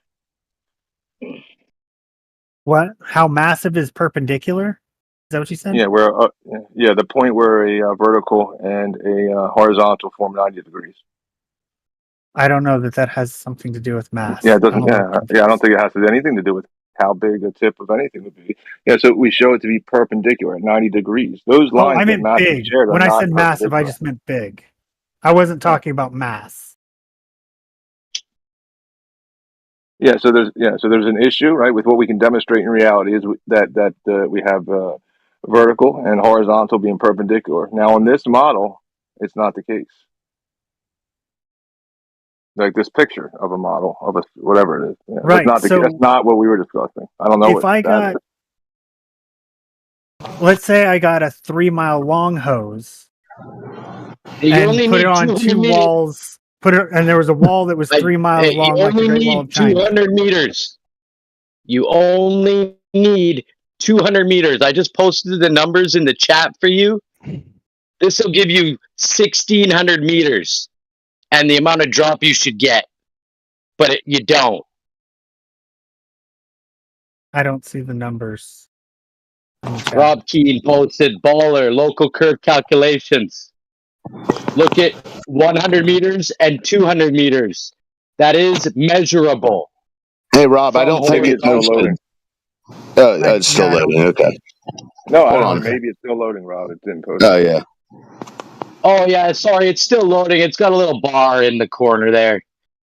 Okay. I might have bad reception. It's showing a circle bar. It's like a little over 3/4. It might have stalled. It will show up in a second though. Okay, I appreciate that. Yeah, but the consequence would be that ascending.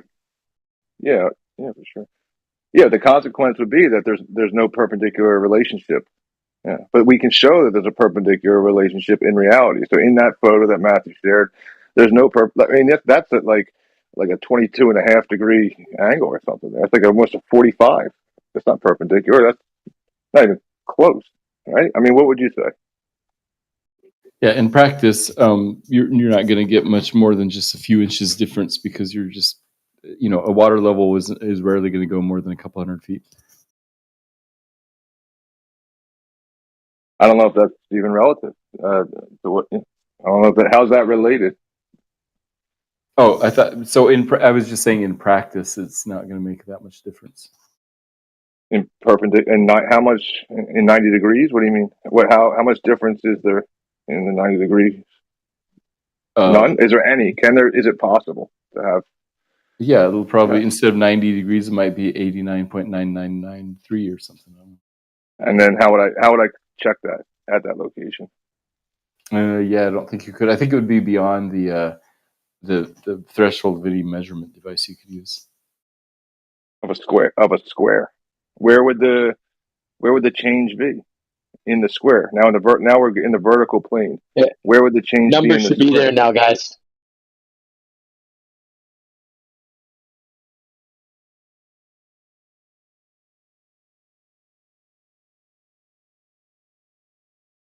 Okay, see the numbers. Yeah, so you can forget 100 meters because it's pretty hard to measure 100 meters. But the 200 meters, you should be able to measure a 3 millimeter difference from horizontal. But the water level stays at horizontal up to 500 meters, 600 meters. So if So I you're were to not getting point, any deviation. Yeah, no deviation from horizontal means the water level is just as good as any other leveling tool, if not so the best. if we got a water level that was 200 meters or 500 meters long, Yep, it would match it would the match, horizontal. but there would be, according to Globe, But yeah, you're if saying you according shot to a Globe, laser there is pointer no from straight line. one level to the other level, it shouldn't touch the ground, or if it were level at, Right. it would be. Yeah. Yeah, level is a straight line on a horizontal plane.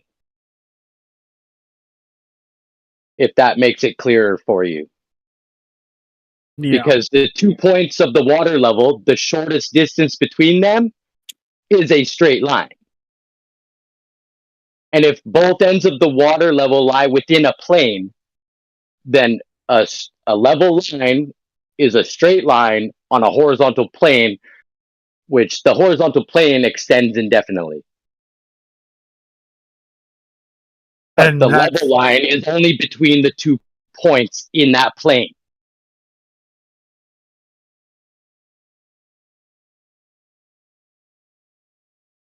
You'll get it. Don't worry. Yeah, I just started thinking of this, Rob. Like, if somebody had a water level at 100 feet in the air, right, and did some kind, right, and I had a water level lower, The thing is, would they though, intersect hang on, on the Tanks. globe? The only thing is you can't put a water level that high, because when you get water levels to like around 33, 34 feet in the air, they start cavitating. It's been Get all that- demonstrated. Get all that gas, get all that air out of there. Yeah. The water actually kind of starts boiling off itself. It's cavitating when you raise it in that kind of elevation. It's been demonstrated on YouTube. You can watch, just Google cavitating water.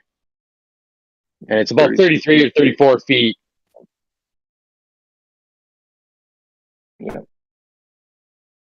Don't want to. I got to take my wife out for dinner now, though. So I thank you for letting me jump in. Thanks. thank you for the explanation.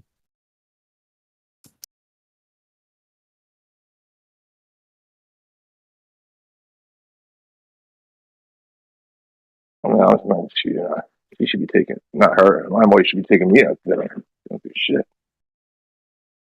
No, it's her birthday today. I got to take her out. Wow, nice. Happy birthday.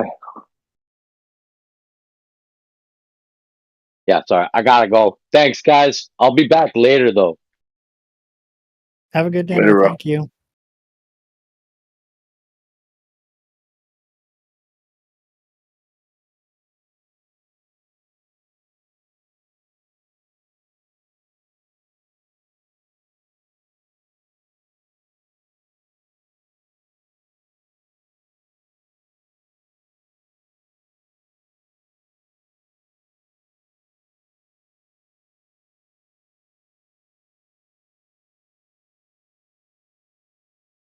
Yeah, listen, I mean, this is what I would just, anybody who's listening, this is just what does them in. It just does them all in. Puts them to silence. The other guy's telling everybody to suck his dick and all, yada, yada, yada. It's like a game over type of deal,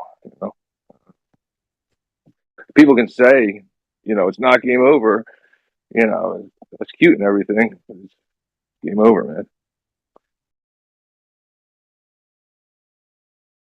They can say, well, what if reality changes at a distance? It's different over there than it is over here. It's just not, brother. It's not.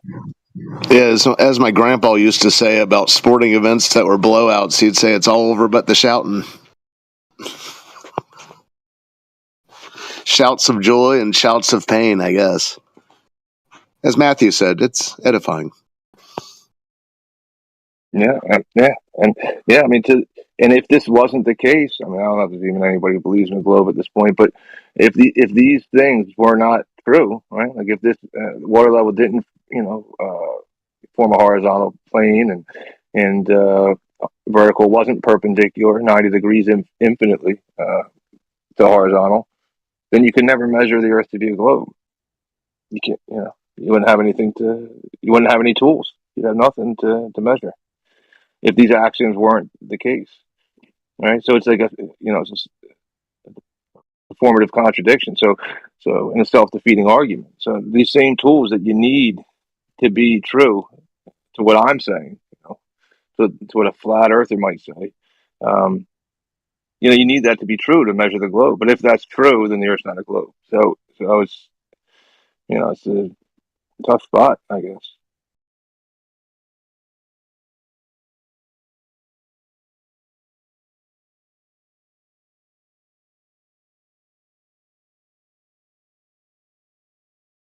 Yeah, so the reason this doesn't bother us is because we don't think that the plane of horizontal is the same in all the different places on Earth. We think it changes. Same with the direction of vertical and down. Yeah, I know. I mean, that's what I'm saying. You say, no, it's not game over. Then you'll go to your position with a theodolite and a plumb bob and a perpendicular relationship. And be like, I swear it's not over. But the water is horizontal, right? And level. At each point on Earth, the water is horizontal at that point. But if you move to a different point, then the water is not horizontal with reference to your original spot. No. Well, I mean, that's where you're using words. Horizontal is not a point at all. Horizontal is a straight line between points. Yeah, it's a line. Horizontal is not a point, right? So if I got a vertical point and a horizontal point, and I put them together, which one's what? It's ridiculous. Right, because a horizontal is a plane or at least a line anyway. At least. I mean, what else? At least a line. It can't be a point, which is a thing that takes up no dimensions in reality. It can't be that. Right. At a point on the surface of the Earth, horizontal is a specific plane, and we say at a different point on Earth, it's a different plane. They're not parallel. Yeah, I mean, it's game over.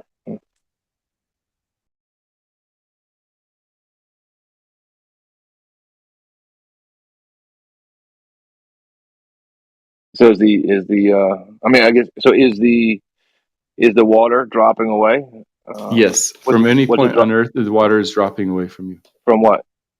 From your perspective, from wherever you are on the Earth. No, I don't care about my eyes or whatever. I'm saying, from what is it dropping away from? From the horizontal plane, with reference to where you are. All right, how do we form the horizontal? Where's the horizontal? I mean, is a horizontal point or a plane now? What horizontal plane?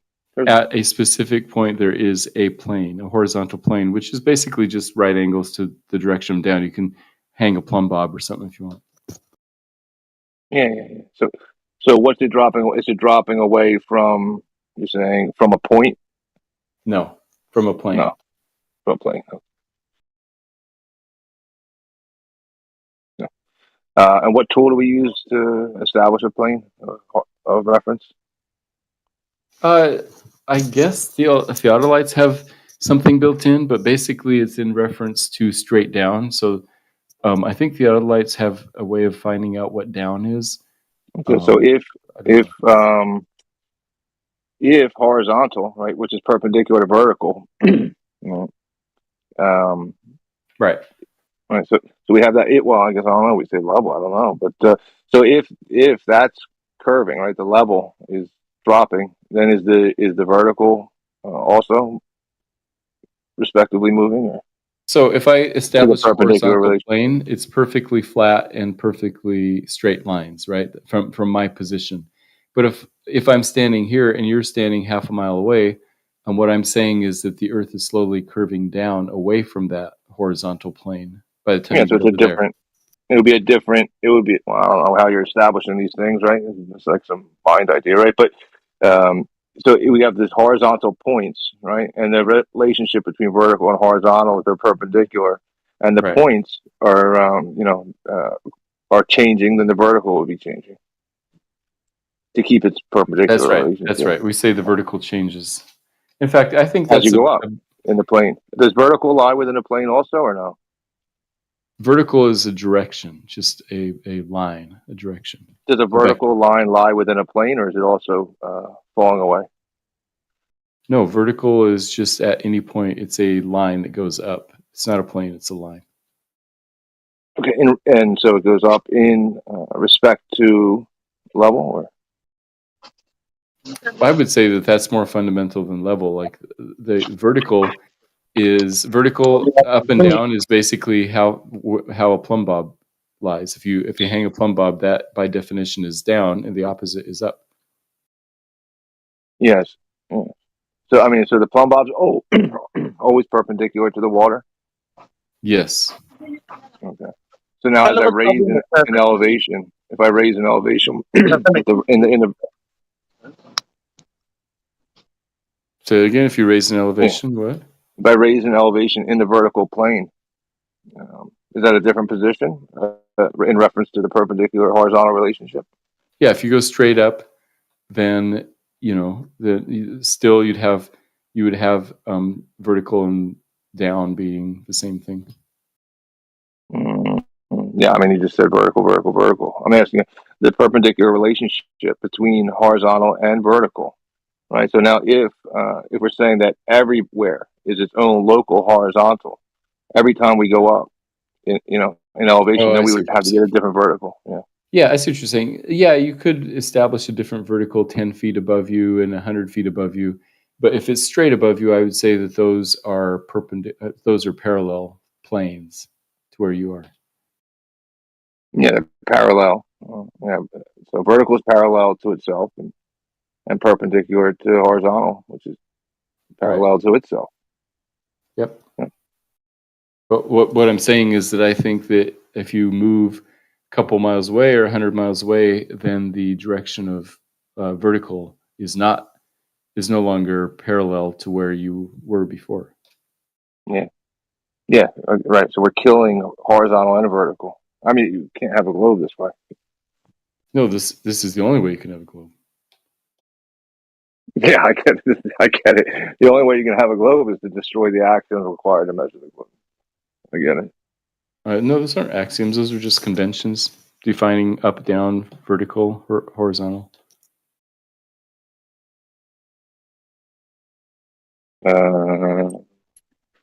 What's an axiom then?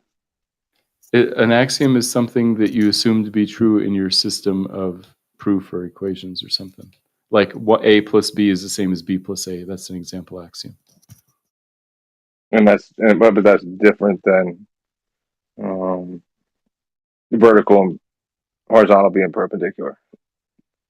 Like we can switch out vertical and perpendicular. Yeah, definitions are sort of like axioms because you're defining something based. I mean, you're defining what the word you're using means. So I see what you're saying.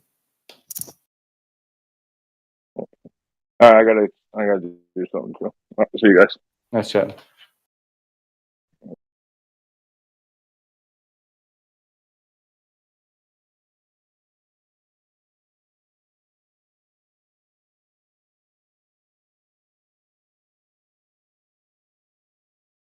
What's up, Larson?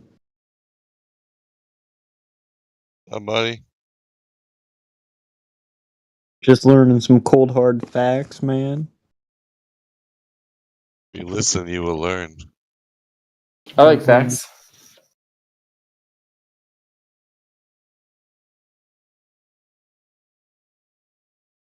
So is everyone in here a flat earther? Most are. I'm not. W.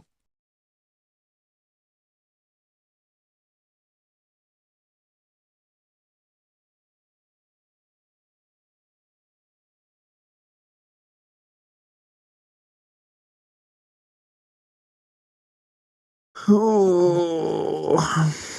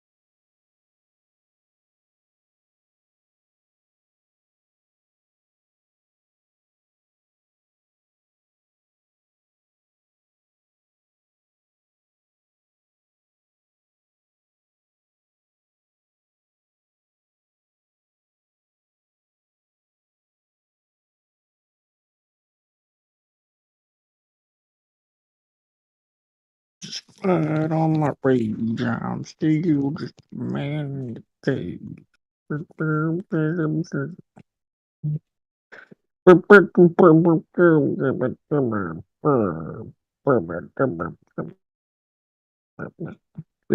Why can't I post? Are you bored? I think he must have been, yeah. Nobody else is talking. He's bored, so now he wants to bore us.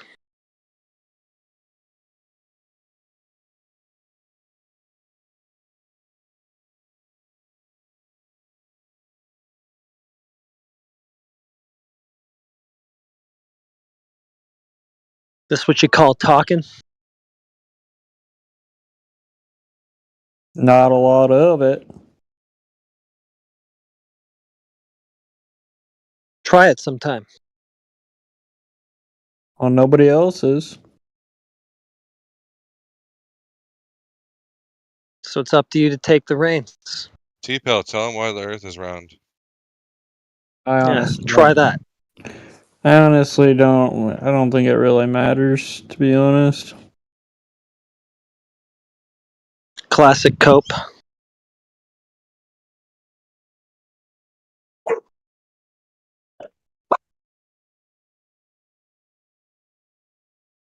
What does it matter? When the desperation sinks in, you start to give up. Doesn't even matter. Why does it matter to you? Well, I'd like to have some idea where I am.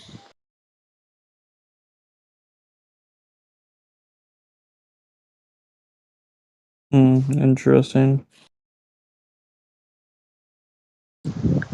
Wouldn't want the totally wrong idea about where I am if I could avoid it. Sure, I won't know all the answers or anything even close to them, but if I'm stuck with a totally wrong idea, it's over.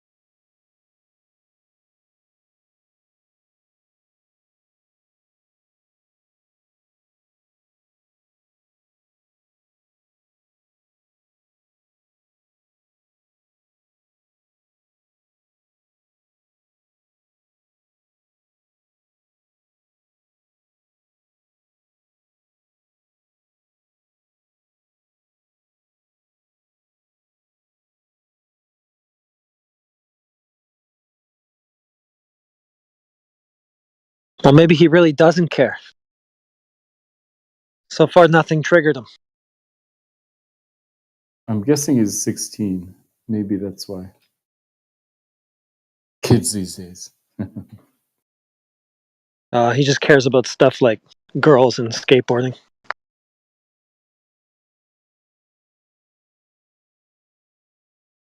To be 16 again. Actually, I take it back. I don't know if I'd want to be. Yeah, I romanticize it now, but at the time, was it that great?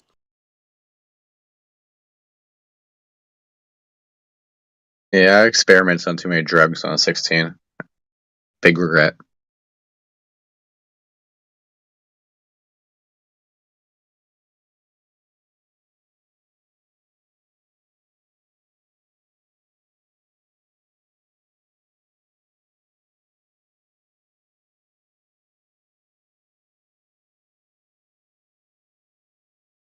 Hey, Plum Bob, what do you think about those fires in Jasper? You think they're actually fires, or you think it was dew?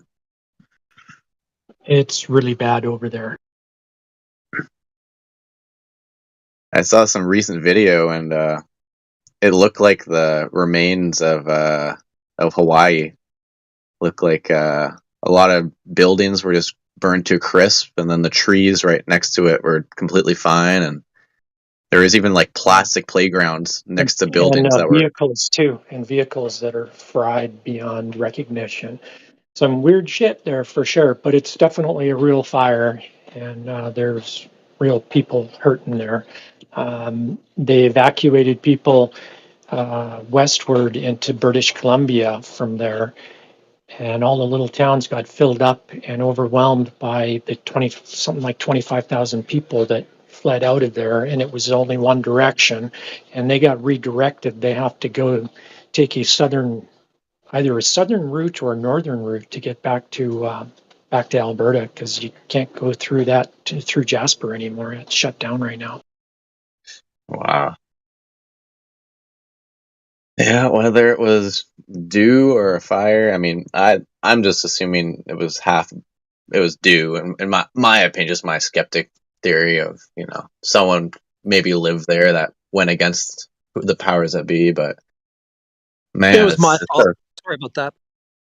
It's okay, Heretic. Don't talk about the flat Earth anymore. I always worry about it. I live in the woods too. I've got mountains with trees all around me. I live in town, but I am literally 2 blocks away from a mountain that goes, straight up. There's a ski hill on it. And in fact, my daughter used to snowboard down there and walk home. That's how close we are to the bottom of the ski hill. And anyway, I always worry, that there's a fire, and I've seen a few of them start up there on the hill, and fortunately they got put out, or the rain came and put a stop to it. But yeah, it could get pretty bad here in pretty quick time. So we had a fire last year that was not too far from here that was looking quite bad, and it was looking like it could spread. So we did put together a bug out bag of stuff, nice, important papers, and that kind of stuff. That, hey, if we got to go, we got to go. And yeah, your 5-minute get out of town. Yeah. So, but fortunately, we have been lucky here in this particular area. That's good. Yeah, like last year, my buddy was building his condo and or townhouses, whatever, in Kelowna when that whole thing happened. His place went up in flames. Obviously, insurance paid for everything, but he had all his belongings there and stuff, which sucks. But yeah, I know we're on that stuff. Yeah. But yeah, you can get your building replaced and all of that. But yeah, no, it just sucks. It's a terrible thing. Yeah. Yeah, we're on a little break here, so I'll show you guys my new dibs. I just moved in yesterday. Oh, never mind. Can't video chat.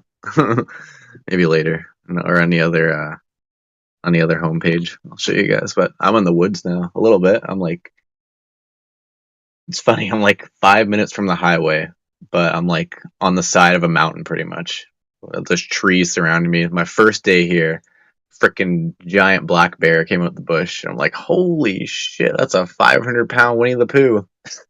Fucking Nice. and then the dog chased it off put the cherry on top of it. That's pretty funny.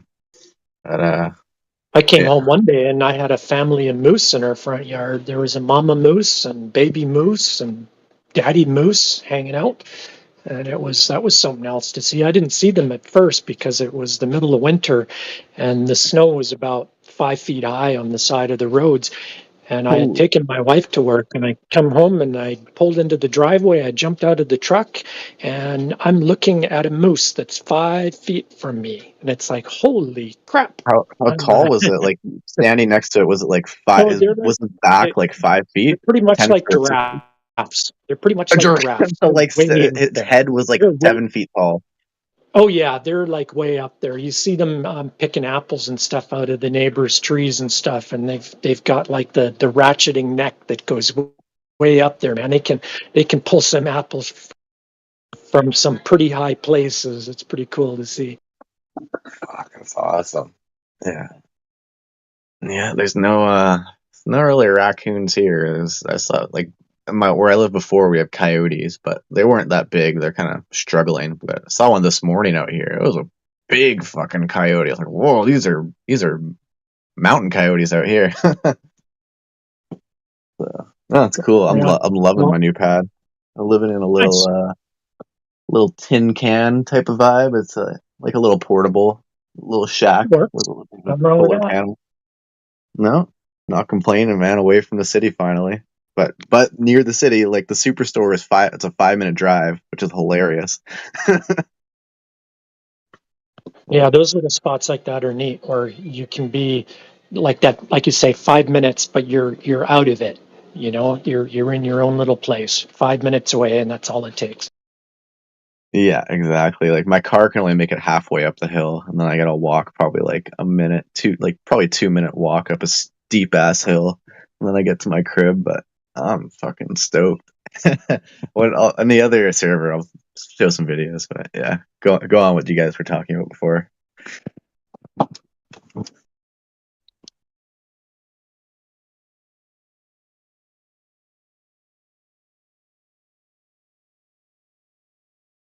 All right, I think I'm out of here. My dinner's ready, so I'm going to go and eat some steak and some Caesar salad.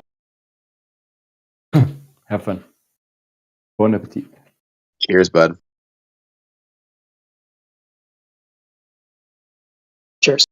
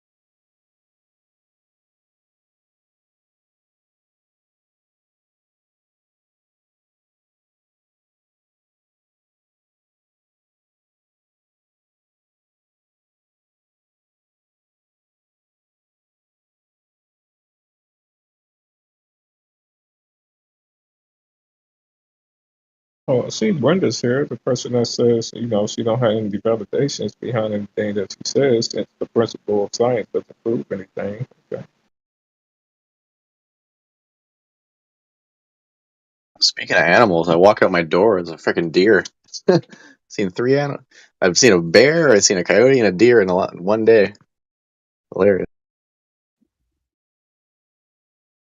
I used to live on a farm. We would see deer and bobcat.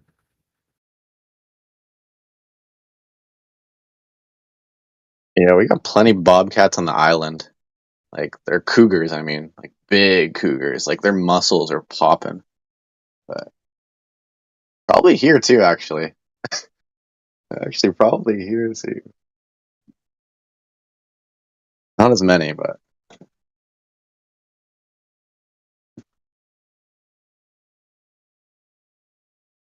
How many people are in the channel? Let's see if I can live stream. Oh, I can. I can live stream. Let's go. Yeah, there's quite a few people here. There we go. Here's the pad. There's a lot of green. Yeah. Oh. Little deck. Where's this deer at? There it is. Here, maybe you can see it.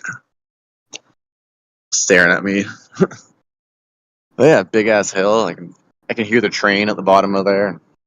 It's like a 5-minute drive to town, but Is that just a slab of concrete? I don't know. I just moved here. So. Oh, no, it's not. It's not. It's post. Yeah. Yeah, it's just with a little ghetto style, but whatever. It works. A little big ass zip line here. No, that looks useful. Except that, raccoon could probably, or skunks could get up in there, make things difficult. Yeah, I imagine. But got solar powered. That's a solar panel. Yeah. What more can I ask for, right? Charges my phone, charges stuff. You get a lot out of it? I don't know. It's literally day 2 here, so I'm still testing things out. Is that where a neighbor could be over there? Yeah, I got people live down there. A couple people live there. And then, yeah, there's another property beyond that fence line. Did you build that yourself? No, I didn't. I just moved here. It's like they've lived here for like 10 years with this stuff, so they obviously know what they're doing. You use natural gas for heating? No, nothing. When winter comes, I'm gonna build a wood fire thing. I'm literally still unpacking my shit. I've been in apartments about that size. Yeah, they got runs off batteries and stuff like that. I'm loving it, man. Away from the city, but in the city at the same time. Like, this is a dream.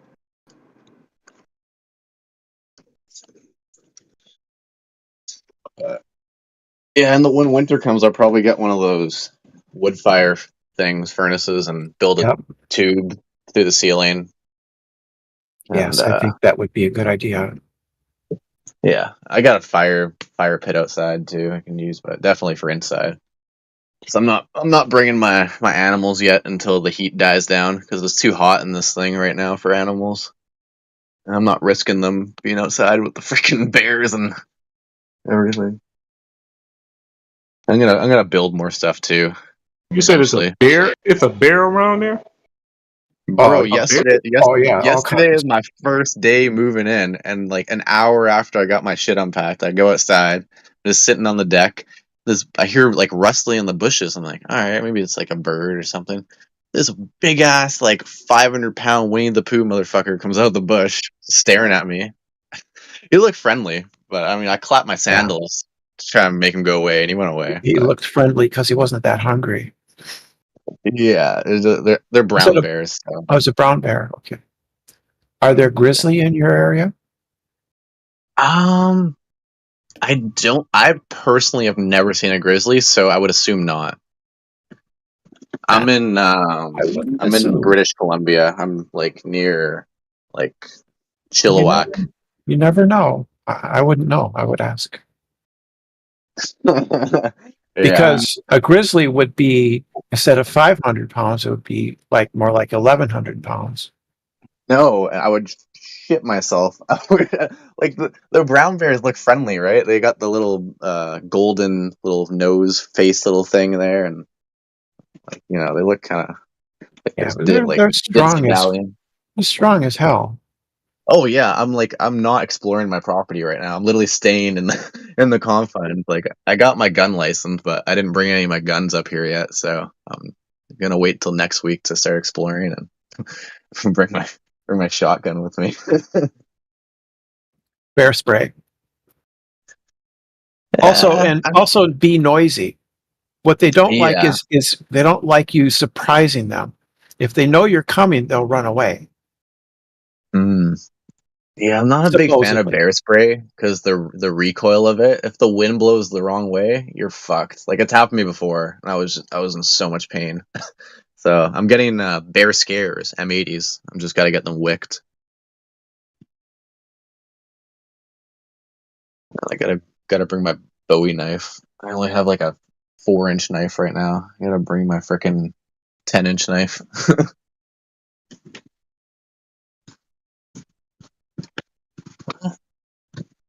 It's a whole lot better than city life, I can tell you that. Holy crap, I can finally relax and enjoy nature.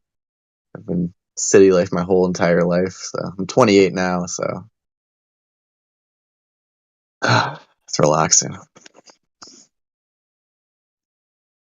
And how does that make you feel? I don't know, I'm kind of having one of those lo-fi therapy sessions right now. No, I'm just joking. You know what I you need literally to have do? You need to build a sauna. Yeah, just maybe some skins or canvas, and it's sauna, and then you run out and you jump into a snowbank. that's true. Maybe a couple years down the line. I'm trying to get the basics first down here. I'm trying to get some heat and build a storage shed for my bikes and all my toys and stuff.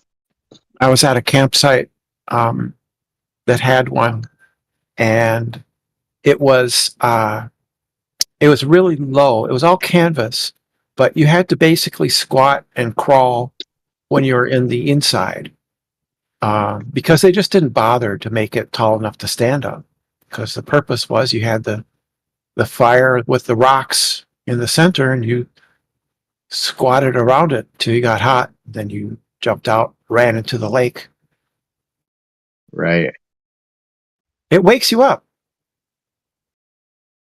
No, definitely. It was pissing rain this morning. It was nice. It was like 11 degrees, raining. Then all of a sudden, like 3-4 hours later, as I'm working, I'm like, got my jacket on, I got my pants on. It fucking gets to like 25 degrees. I'm like, holy shit. Big difference. All right. Has anybody got any evidence of curvature, axial rotation, or can demonstrate gravity without manipulating buoyancy or density? I always say I do, but we should let somebody else say something. What? I always say yes to all those questions, but we should let somebody else take a turn. Well, don't run and avoid your claim now. What do you mean? Yeah. What do you got? I think that the observations we observe are best explained by the mainstream heliocentric model. Observations like sunsets, moon phases, seasons, and even engineering observations like the fact that we were able to build and maintain GPS satellites and build and maintain and use satellite TV transmitters. I think all those count as evidence. How about your evidence for flat Earth, Larry? Yeah, that'd be a good question. First-hand primary experience. Like when I go outside, I don't witness the Earth as a globe. I don't witness it acting like a globe. What I experience is a topographical plane where everything seems to be pretty much level as far as I could tell. Now, I've been to the Mile High City in Denver, Colorado, and I've been to the Gulf of Mexico. So I'm not saying it's perfectly flat, obviously, that would be dumb. But from my experience, the only time I witness or experience a globe is when I turn on the TV, and whenever the screen pops up, they say this is the Earth, but when I go outside and I look at the actual Earth, where the earthworms live, I don't really witness a model or any kind of model that you guys talk about. What I experience is a flat stationary plane. It's a topographical plane, like I said, but that's, what everybody experiences. I don't think anybody experiences anything different than what I experience.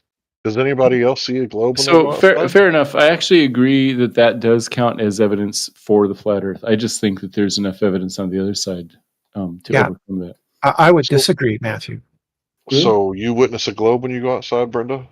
No, I don't think that what you said was evidence. I think that was your conclusion. Yeah, my conclusion Well, based wait, on Brenda. my senses. Go ahead, Matthew, So go ahead. yeah, Brenda, I would say here's what I would say. I would say that all of our observations and experiences count as evidence, and we just need to weigh the evidence. So if you go outside and you stand really still and it doesn't feel like the Earth is moving, sure, that's a sort of basic evidence that the Earth isn't moving. But once you are explained that humans can't feel motion, we only feel acceleration.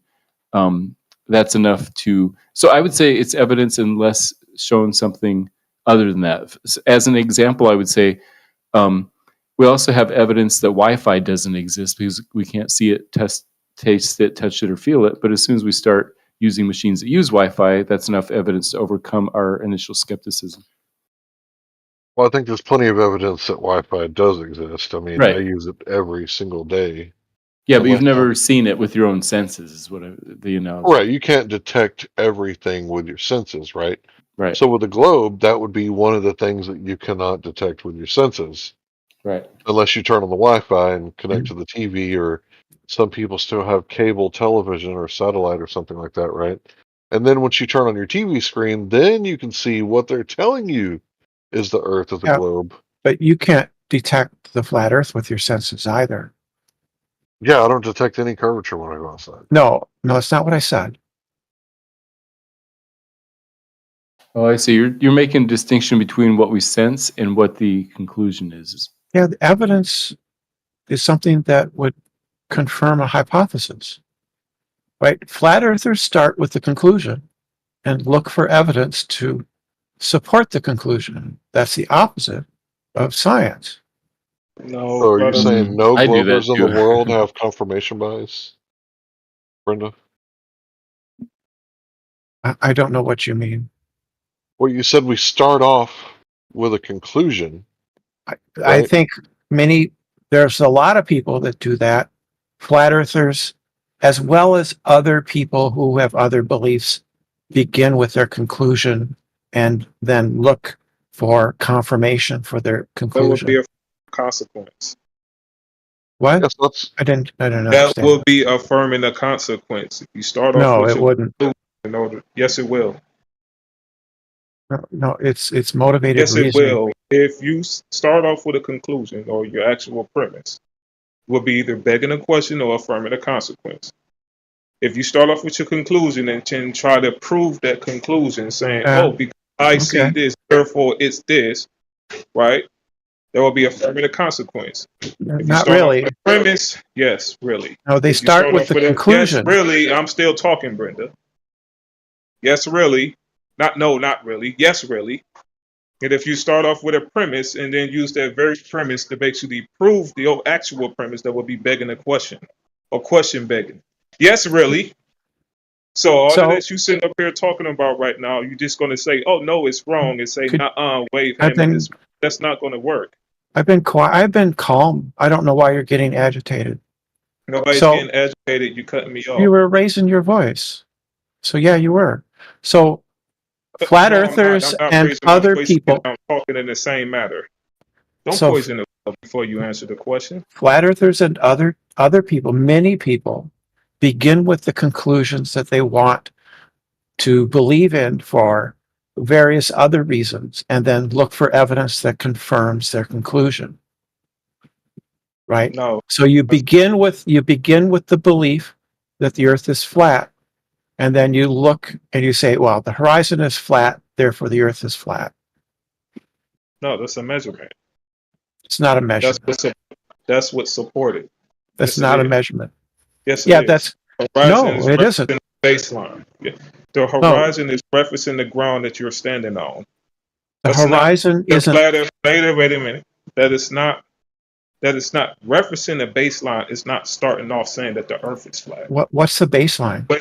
When someone is saying that the earth is flat based upon its measurements, they're saying the earth is flat because that's the way it's measured. No, But they're that's not. why you're observing it. That's not Could- saying, Oh, okay. well, the earth.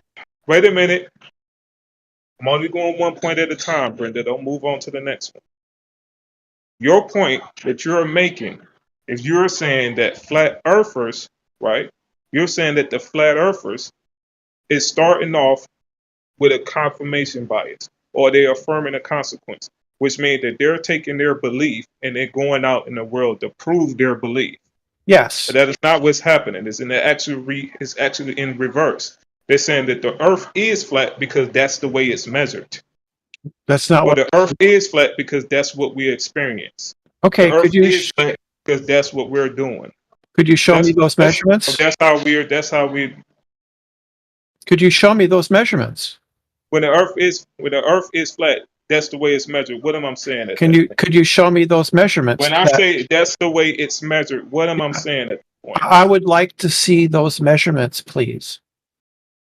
You just said it yourself. You said they say it's flat because they have measured it flat. I want to see those measurements. Okay, so when they say they're measuring it, right? Yeah. So what is that? A measurement.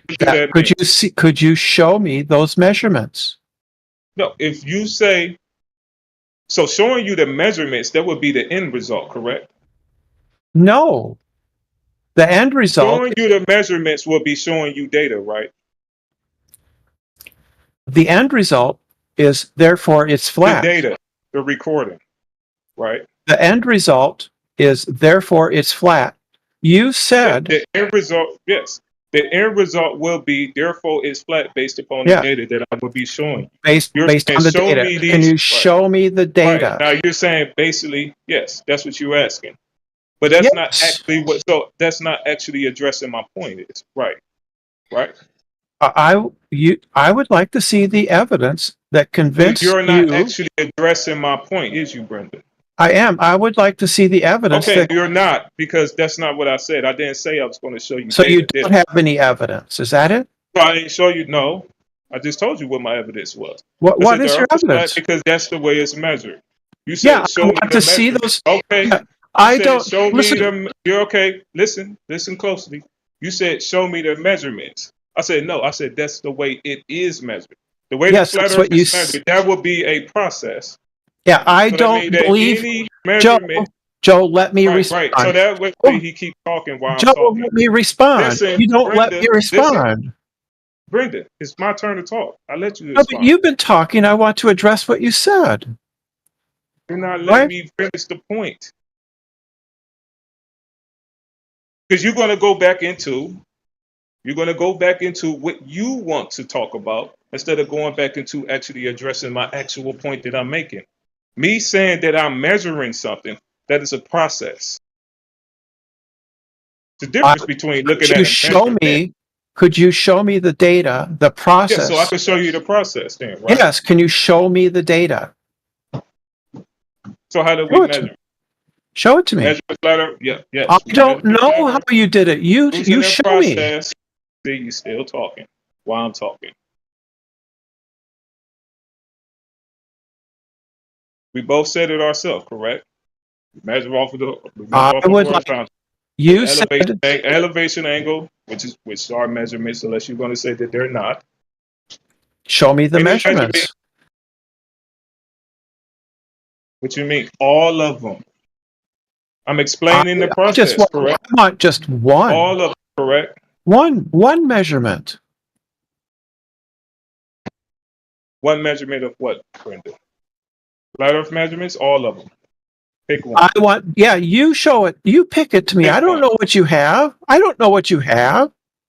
Pick one. I don't know what you have. Show me what you got. What I have far as what, Brenda? I said the Earth is measured flat because that's the way the Earth is being measured. Yes, I want to see. Not where's the data. I want to see those measurements. You said it's measured flat. I want to see them because I don't believe you. Yes, you don't have to believe me. I know. If you could show me So you're critiquing the wrong thing then. No, I'm not. I'm just asking you for the measurements. You said you have them. Where are they? I said the Earth is flat because that's the way it's measured, and you said I have measured. So the whole Earth is a measurement a number? Of the entire the measurement is you reference. Measurements aren't numbers? What are they? points. Yes, measurements What's are a math. measure? What's a Measurements are measurement? math. Now he's putting words in my mouth. Here we go. Measurements is part of math. It's you measuring Is it something a, A to is B it a number? from two reference points. Yes, Okay. measurements use the concept of numbers. Yes, Brenda. Is that what you're trying to say? Show me the numbers. Show you the numbers instead of showing you the Put them in the reference point? side chat. Put it in the side chat. Show you the numbers. Okay. So I hear what you're both saying, Joe. I think that it might be more accurate for you to say instead of saying the Earth is measured flat, you could say the Earth appears to be flat from all of our observations. And Brenda, I would say that when he says that, he's expressing some evidence that the Earth is flat just from looking at it. Now, just like the evidence that Wi-Fi doesn't exist, there's you go beyond that to say that it does. I think you're being overly generous, Matthew. If I can chime in, I just heard this entire thing. If I may, with all due respect, Brenda and Joe, I think, correct me if I'm wrong, I think it was Joe. I think Brenda, he was trying to get you to ask him, show you the process, not the end result. Show you the process, because the end result, they're just numbers, and they could be claimed to have come from anywhere, right? But unless you look at where they came from, you can just go by the numbers and just say whatever you want. Right. With and the numbers, expand, right? And to expand correct, upon Joe? that point, to expand upon that point, that's not the point that Brenda came out with and to begin with. Brenda came out with the point basically saying that flat earthers is starting, right, with a begging the question fallacy, which means that flat earthers already believe that the earth is flat. Yeah, that's what Right. Yeah, that's what I believe. Okay. Let me finish, Brenda. prove me Now that wrong. Now that I'm addressing you, now you're arguing with me. I can't prove you wrong without me talking. I have to talk, right? I have to finish the conversation. So the initial point that Brenda had is that flat earthers, again, already believe that the earth is flat, already have a belief that the earth is flat before they actually make the claim, or before they even prove it. So if I was just to sit up here and say, well, the earth is flat, Brenda, and this is my premise that the earth is flat, and here are some numbers, and here are some measurements proving that the earth is flat, without even explaining why this proof actually explains why the earth is actually flat, that would just be nonsense. That will be Brenda being right at that moment. But if I say, well, the earth is flat because this is how it's actually measured, actually talking about the process, actually talking about pretty much things like angle measurements and things of that nature, using angles in order to get flat earth measurements, using a baseline that is based upon the horizon, which would be the observer that the ground the observer basically standing on, things of that nature.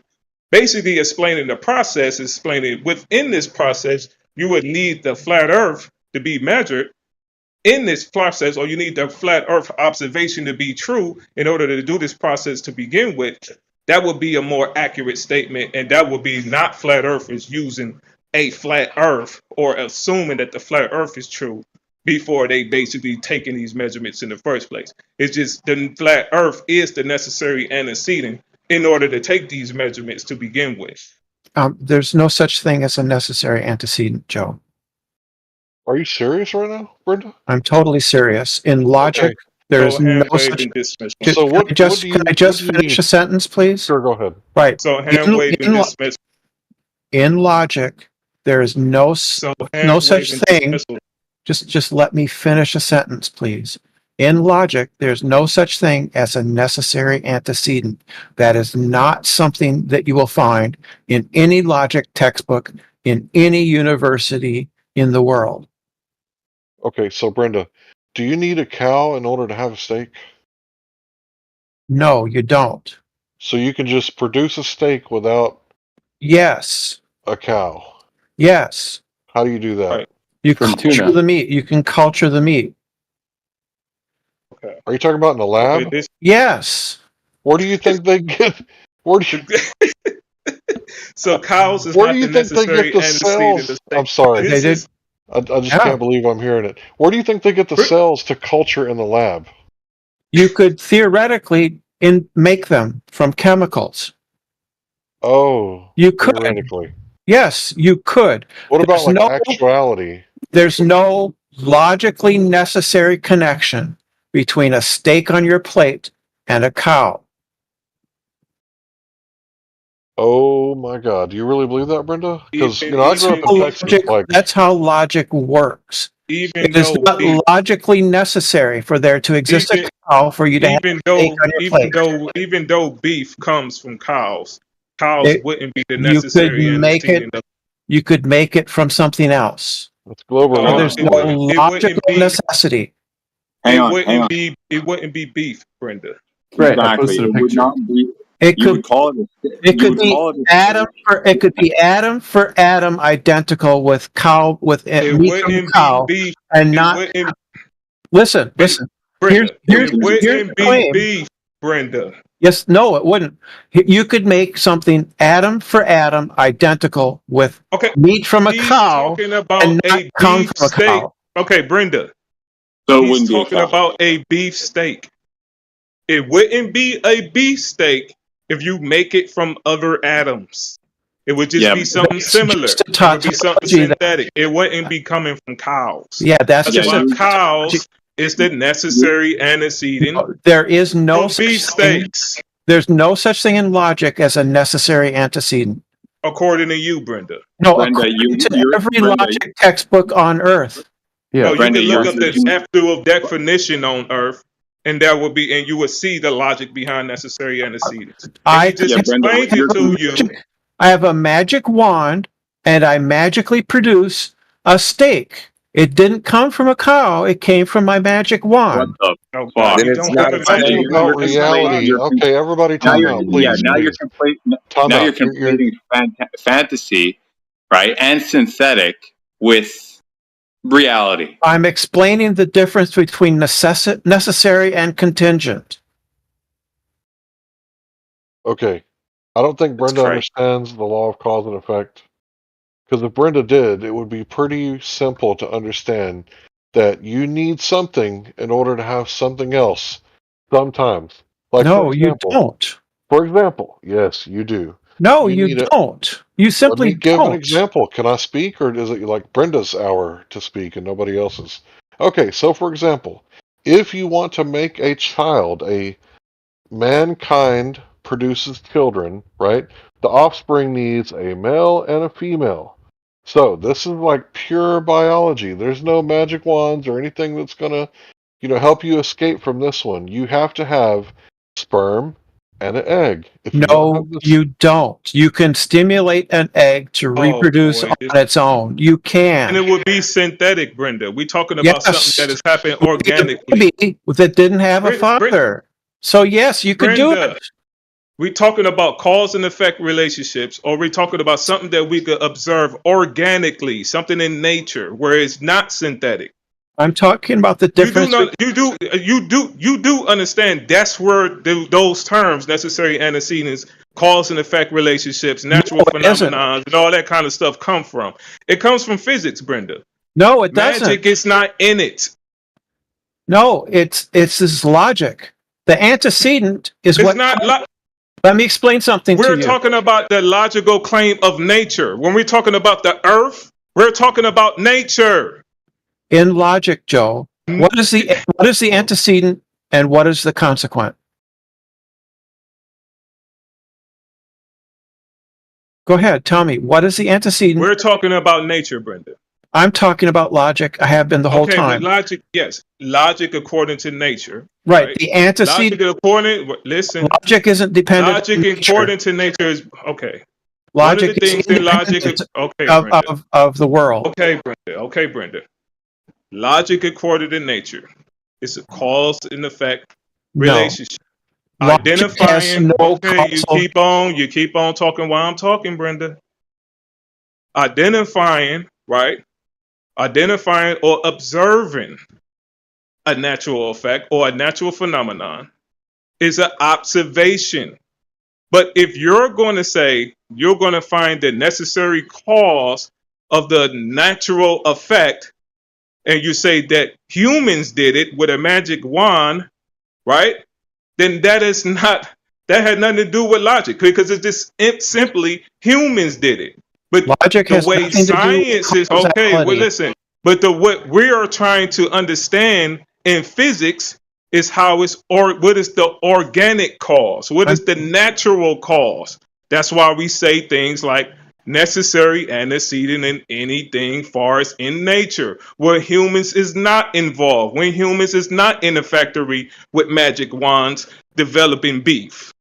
So consequences are not necessary; they are contingent. And a necessary consequence with a magic wand isn't synthetic. What we're not talking about, with a consequence with a magic wand is synthetic. That means humans is the cause. They're the necessary consequence. We're not talking about that, Brenda. Joe, the antecedent is what comes first. The consequent is what comes second, right? And there's no logically necessary connection between the antecedent and the consequent. It's contingent, not necessary. Right? So I observe that B always follows A, but there's no logically necessary connection that brings up that given A necessarily B. There is no such logical necessity.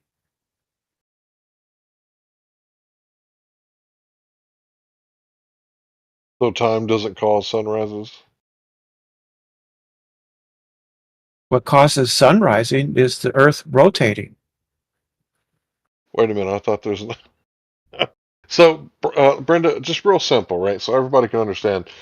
The law of cause and effect, is it real? Like, no. if I apply enough force to somebody's skin, will it knock a tooth out of their head?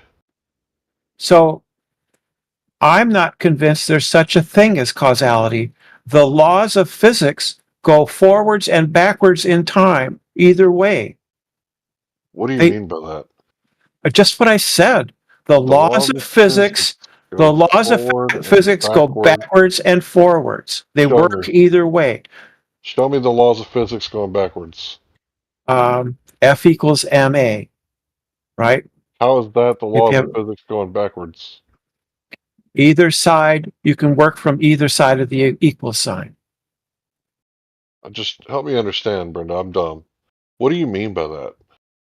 I mean that causality is actually not something that is not a physical. It's not something that's fully defined in physics. All of the equations that describe the universe, quantum mechanics and Newtonian physics, classical mechanics, the laws can be run either way. You could take a billiard table, and if the balls are moving around, you can't tell whether it's going forwards or backwards in time. Does anybody else understand? I think she's telling us that no, that's dumb. Because it's useless, I think is what she's telling us. I'm saying that causality is not formally defined in physics. So then you wouldn't be able to state any causation factors in the globe Earth paradigm. Is that true? It has to be. It just completely negates everything. Let's hear Brenda's explanation. Yeah. 1 second, I'm guys. saying 1 that second. they're contingent. 1 second. Go ahead, Brenda. I'm saying that they're contingent, not necessary. Yeah, so what is the cause and effect relationship in anything that globe Earth has to propose? Do you know? Oh, well, we talk about causation. We would say, for instance... Really? Why are you talking about it if it doesn't exist in your paradigm? So the cue ball strikes the two ball, right? You're not asking. Is it going forwards in time or is it going backwards? You're not answering my question. Focus on what I just said and answer, please. It was gibberish. No. You just know that if you answer, it's going to give you sabotaging your position. You're stuck. You painted yourself in a corner. You know. No, I haven't. Right? Yes, you have. You absolutely have. If you say because if you so. can't use if you just said cause and effect relationships don't exist in physics, now what do you have if you can't explain things with cause and effect relationships? What we have is in the globe Earth paradigm. What Why we are have you is talking over me? What we have is entropy. Entropy. Yeah, no, you just finished saying that in physics it's not defined. So how is it possible that it's defined for the globe Earth paradigm? I don't get it. And now you're saying it's not? And now you're saying it is? Make up your mind. Yeah, I'm saying that we can't help but think about cause and effect, but that the equations of physics don't indicate a direction for time. So what are you saying about cause and effect relationships? So you could take a film of a billiards table and you couldn't prove by the laws of physics whether it was running backwards or forwards in time. That doesn't make any sense. Doesn't make any sense.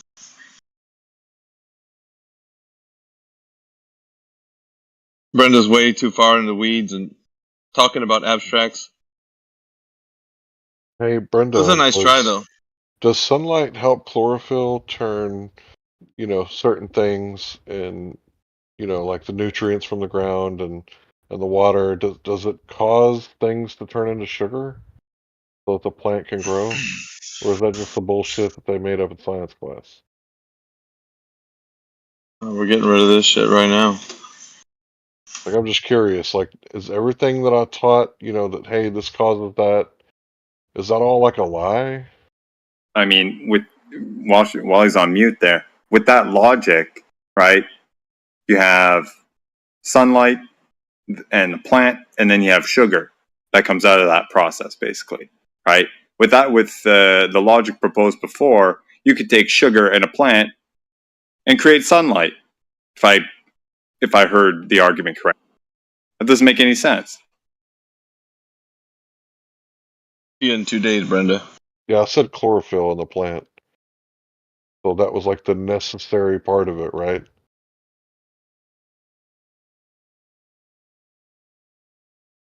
But yeah, I'm not saying, just abracadabra with a magic wand. I specifically brought up chlorophyll because I figured everybody would know that sunlight is an integral part of the process of creating sugar for the plant to feed off of. So I'm just curious, are we like throwing everything away at this point so we don't have to argue for the globe?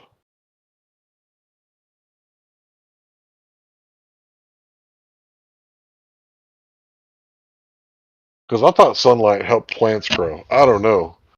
Maybe there's not like a necessary antecedent. My phone is walling. Yeah, and that's just a segue off of the point that I was making about the process of how the Earth is actually being measured. Brenda's whole point that she was making is that flat earthers is actually using the begging the question fallacy, why by them already assuming their premise to be true, and that's how they're trying to prove it. They're going out in the world trying to have some sort of confirmation bias by saying, well, we already know the earth is flat and this is how we're going to go out in the world and prove it. Well, it's actually the other way around. That is my point that I was making. I said, well, it's actually the other way around. We said that the earth is flat because that's the way that it's being measured. As the way it's being measured is taking a measurement. The process of taking a measurement of the earth, this will be more in physics knowledge claims that we are taking. It's not like logical or deductive reasoning, anything of that nature, which she was trying to basically make this argument be. These are knowledge claims based in physics of what we identifying on this planet, taking a measurement. Well, the way that we take the measurement, the necessary antecedent of taking a measurement where you're measuring a horizontal or anything such as sea level, or you taking an elevation angle to Polaris or any other celestials, and you're referencing which would be assumedly the ground being a horizontal, then you would need a flat earth for that. Unless you're going to basically say that you're measuring a curved surface, but you cannot measure a curved surface with an angle measurement. So that is the necessary antecedent based in physics. It's not a logical claim. It's not anything that has anything to really do with logic. This is more of a factual statement that we're actually talking about. We're talking about something that we observing in physics. When we are talking about observing the physical and natural world, that is more of an organic question, not a synthetic question. The only thing that is being done in that measure synthetically is taking a measurement of something that you're observing. And taking measurements is dealing with maths. That's concepts that is describing something that you're observing on this planet. Whenever you take a measurement, the measurement or the numbers in the measurement, that's not what is real. That is not what's concrete in reality. That would be a reification fallacy.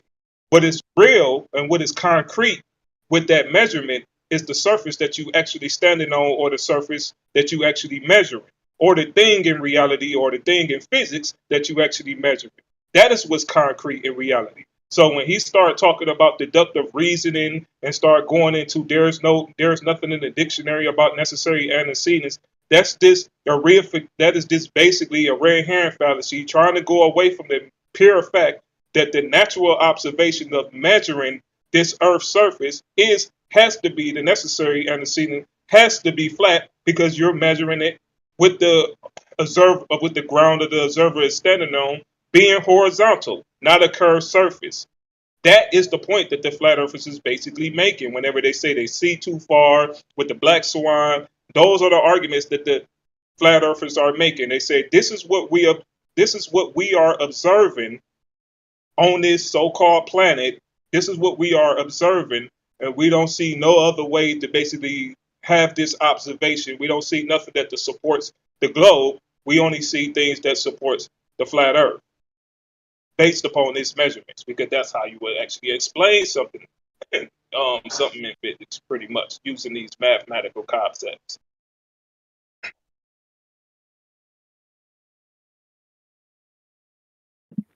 I just can't believe that people would say something like that. Like, maybe I didn't understand what Brenda was trying to say, but for me, cause and effect is an absolute real thing. And I'm sorry I'm off topic. I probably shouldn't have said anything, because what this guy said made a lot of sense. And that's a good point, because whenever you're talking about a cause and effect relationship, you're talking about things in physics. Now you're talking about science. And science deals with the logic. The only logic behind science is the same logic in physics, or the logic in reality in itself. Logic in science will be dealing with the law of non-contradiction, which means that the no or the alternative, which would be the cause of a natural effect, the no and the alternative in the exact same situation, which would be the control variable, cannot be true in a hypothesis test. That's what a hypothesis is. It's testing the no and the alternative.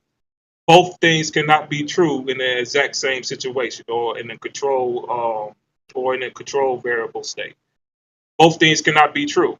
So yes, it is necessary antecedents in physics. I don't know why, Brenda was trying to get away from the cause and effect argument. Oh, that's because she believed that science doesn't prove anything, and science is she believes science doesn't prove nothing. It's just deductive logic, which science is not. It deals with physics. It's an empirical study.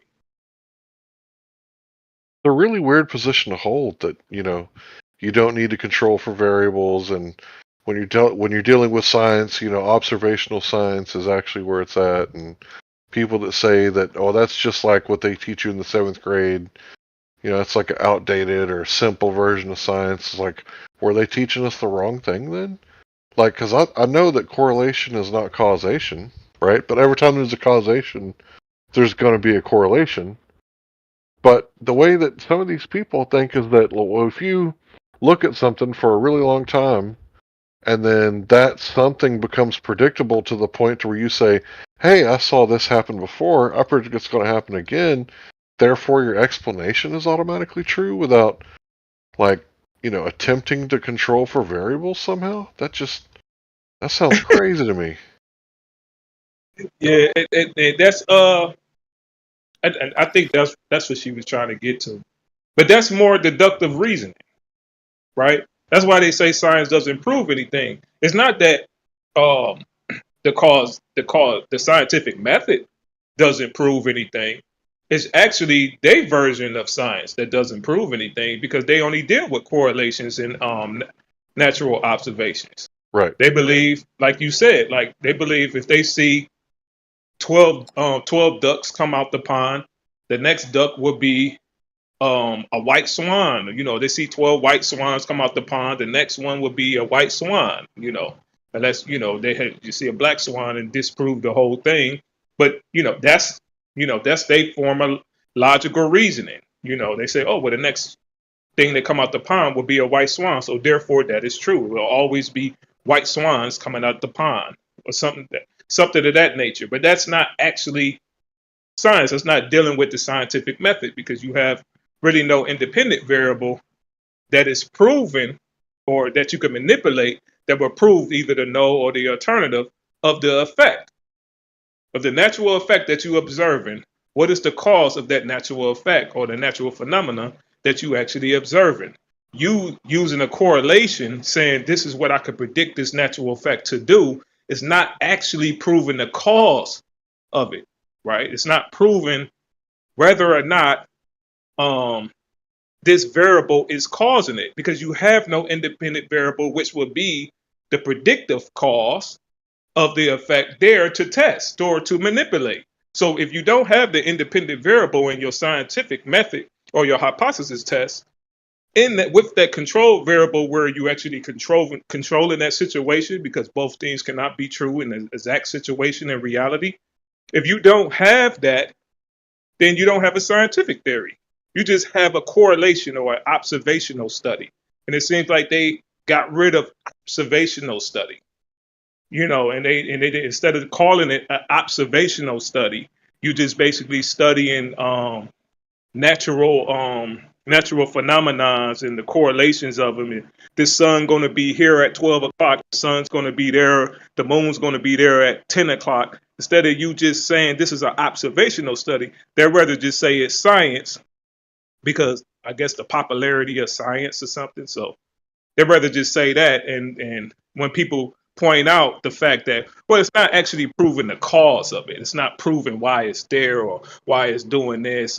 It's not you're not actually proving the cause of it. Then they say, well, science doesn't prove anything. Well, actually, it's just your definition of science doesn't prove anything. But the actual scientific method actually do prove something.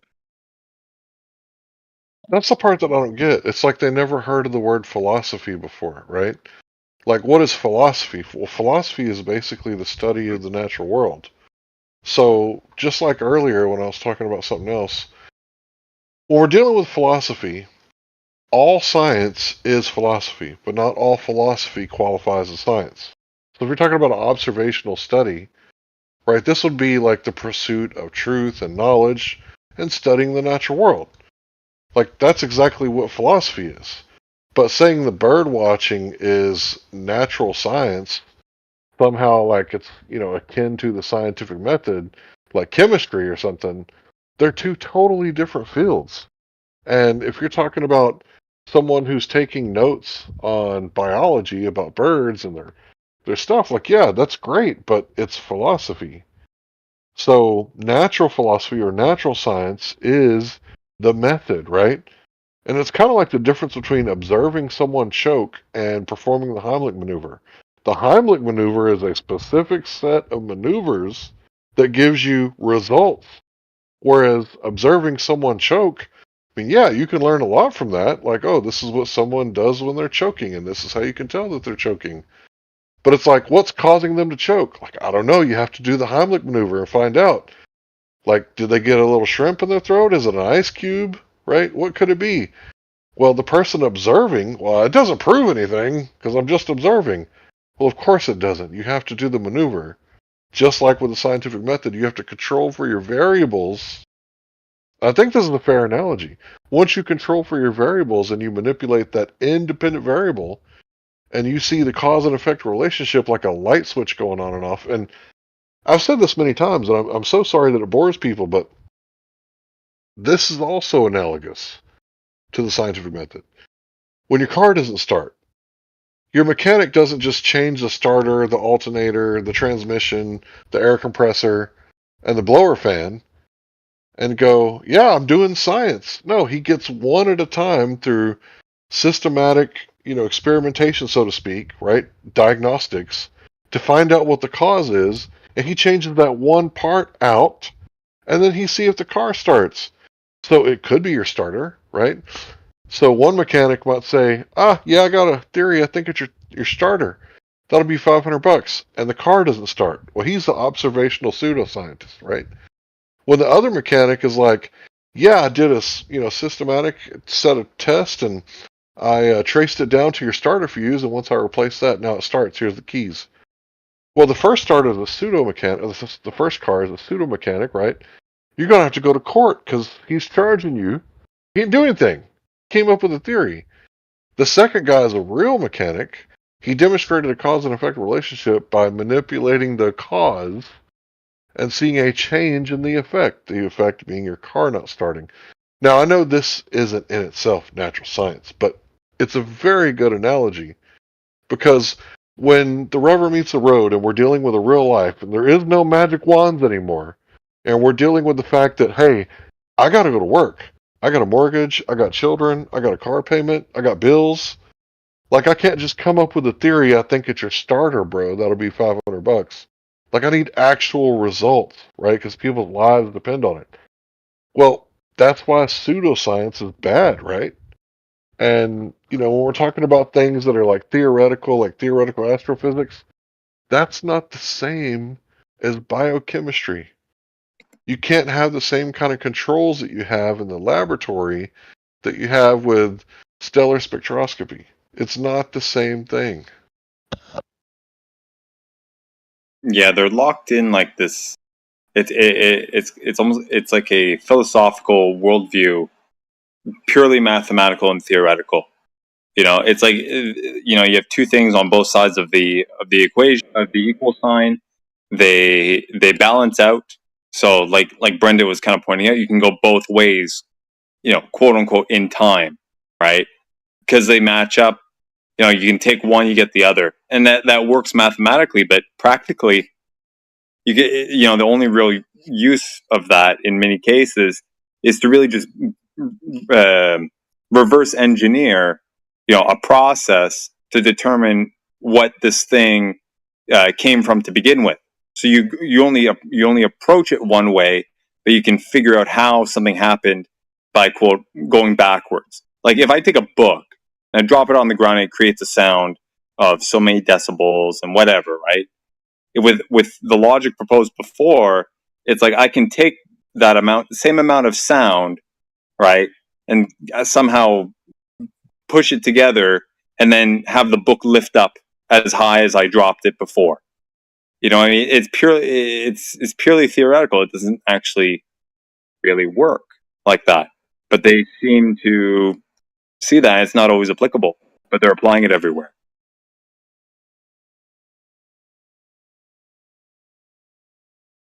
Right. And I believe that's what she was trying to do. She was trying to get to that, and it's like when she was asking, where is the data and where is the measurements?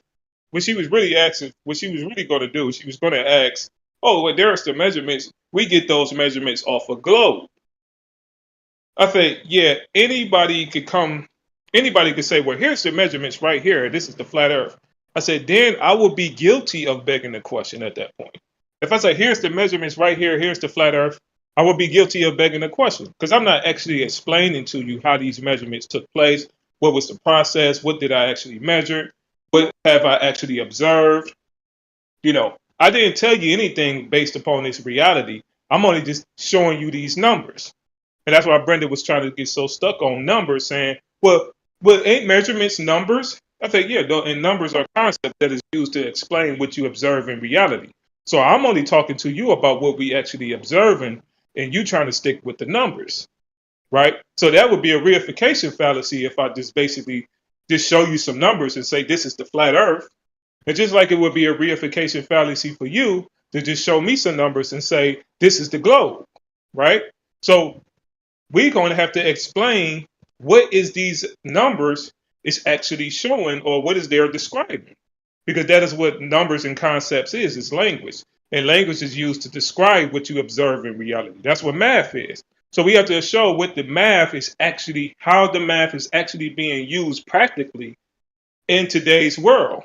And the way that math is being used practically in today's world is that we are taking these measurements, but we're utilizing a flat earth because that's all we can utilize, because that's all we observe. And we have to utilize what we actually see and observe, which is the earth being referenced or being used as flat.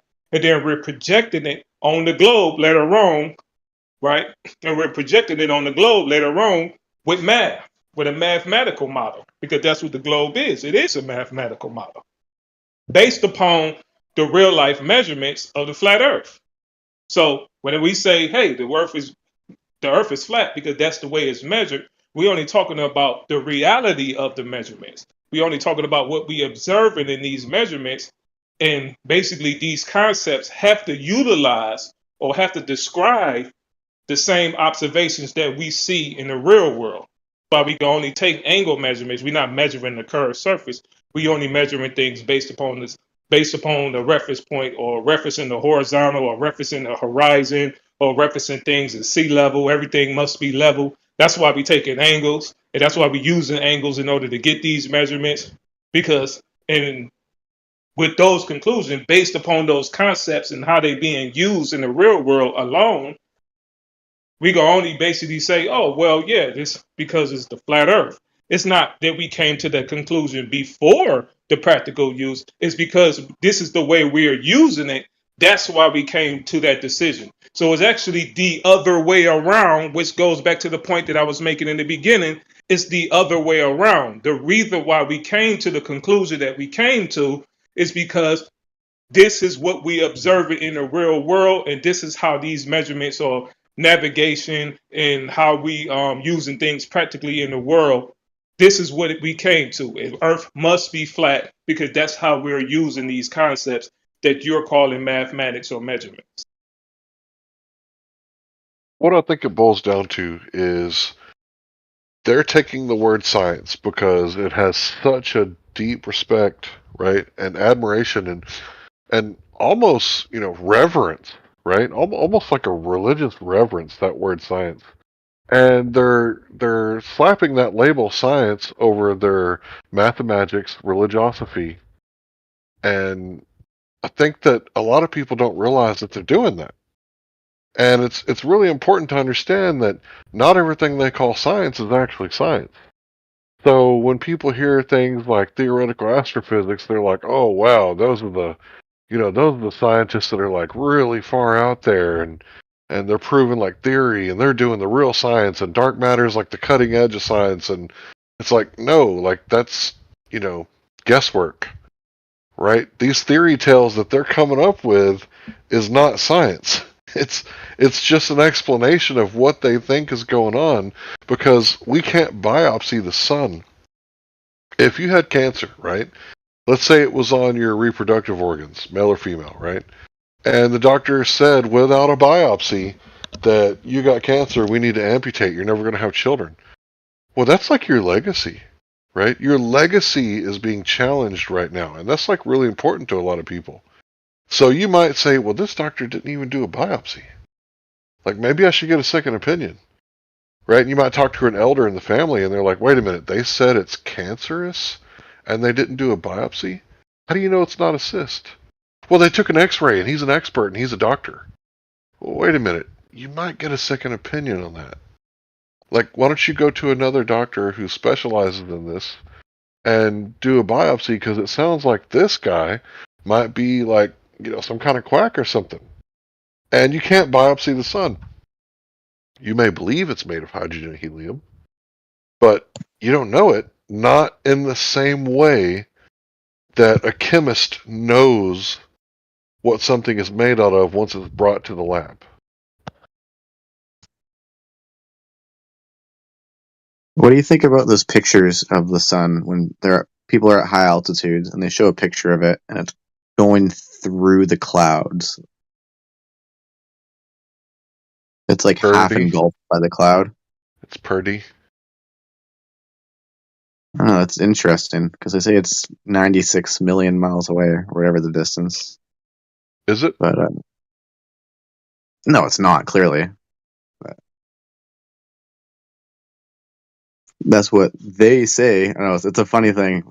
I forget who it was, one of my family. My mom or my dad was one of them. It was just like, experts on TV say this. They say this. They're like, who are they? was like, them, everybody. And it's just a funny little. I think it was a commercial.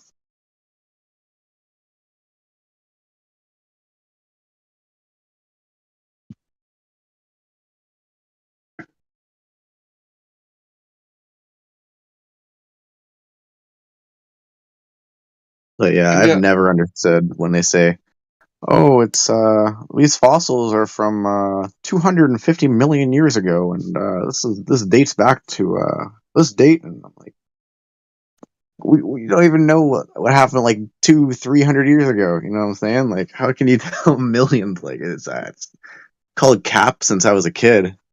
Still don't believe it.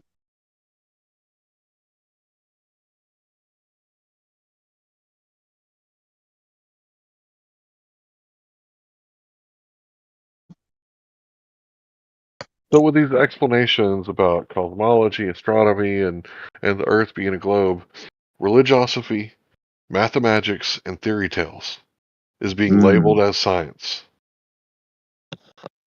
Preach.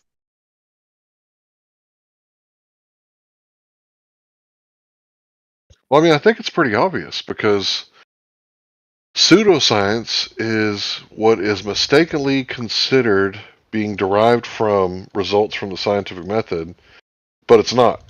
So if I were to say, for example, that me working on my car, I'm a scientist, like, no, you didn't derive your car running from natural philosophy or natural science, right? Because there's no naturally observed phenomenon of your car not starting.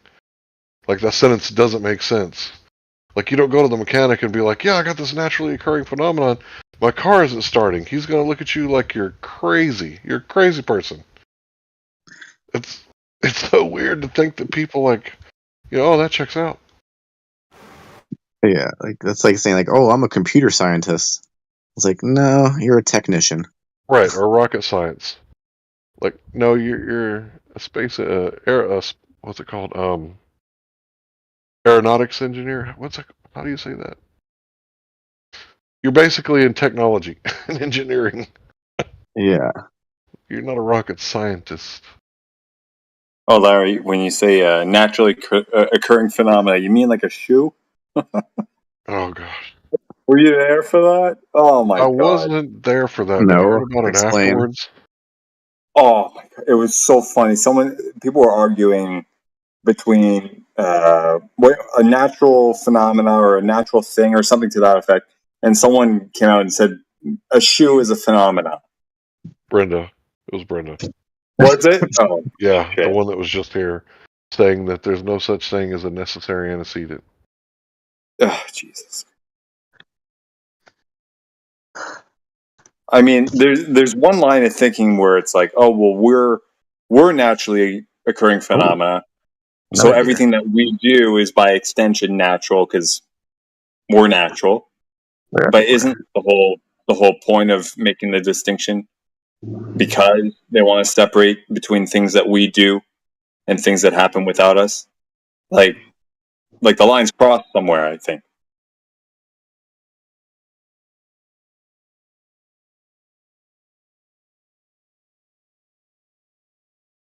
Yeah, I just think that the word science has been hijacked, and these, pseudoscientists want their religiosity to be true so bad that they're willing to deceive people into thinking that everything that they say is science is actually science, when it's more likely that there exists a lot of pseudoscience in the world, in the sense that if you just say that, oh, I'm not doing science, I'm just doing fishing, right? But if someone says I'm fishing, therefore I'm a scientist, I'm doing science, that's what makes it pseudoscience. It's not pseudoscience until someone mistakenly claims that what they're doing is derived from the scientific method when it's obviously not.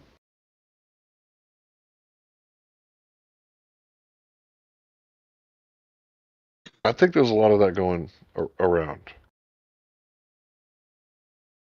Yeah, just like when people are trying to like measure the Earth, right? It's like you're not doing science; it's geometry, correct? Yeah.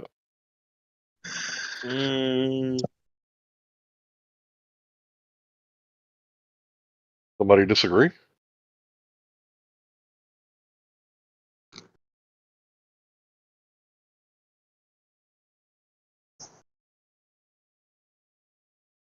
I mean, there's a lot of people that, click on YouTube videos about flat Earth, and of course it's someone like, not Professor Dave.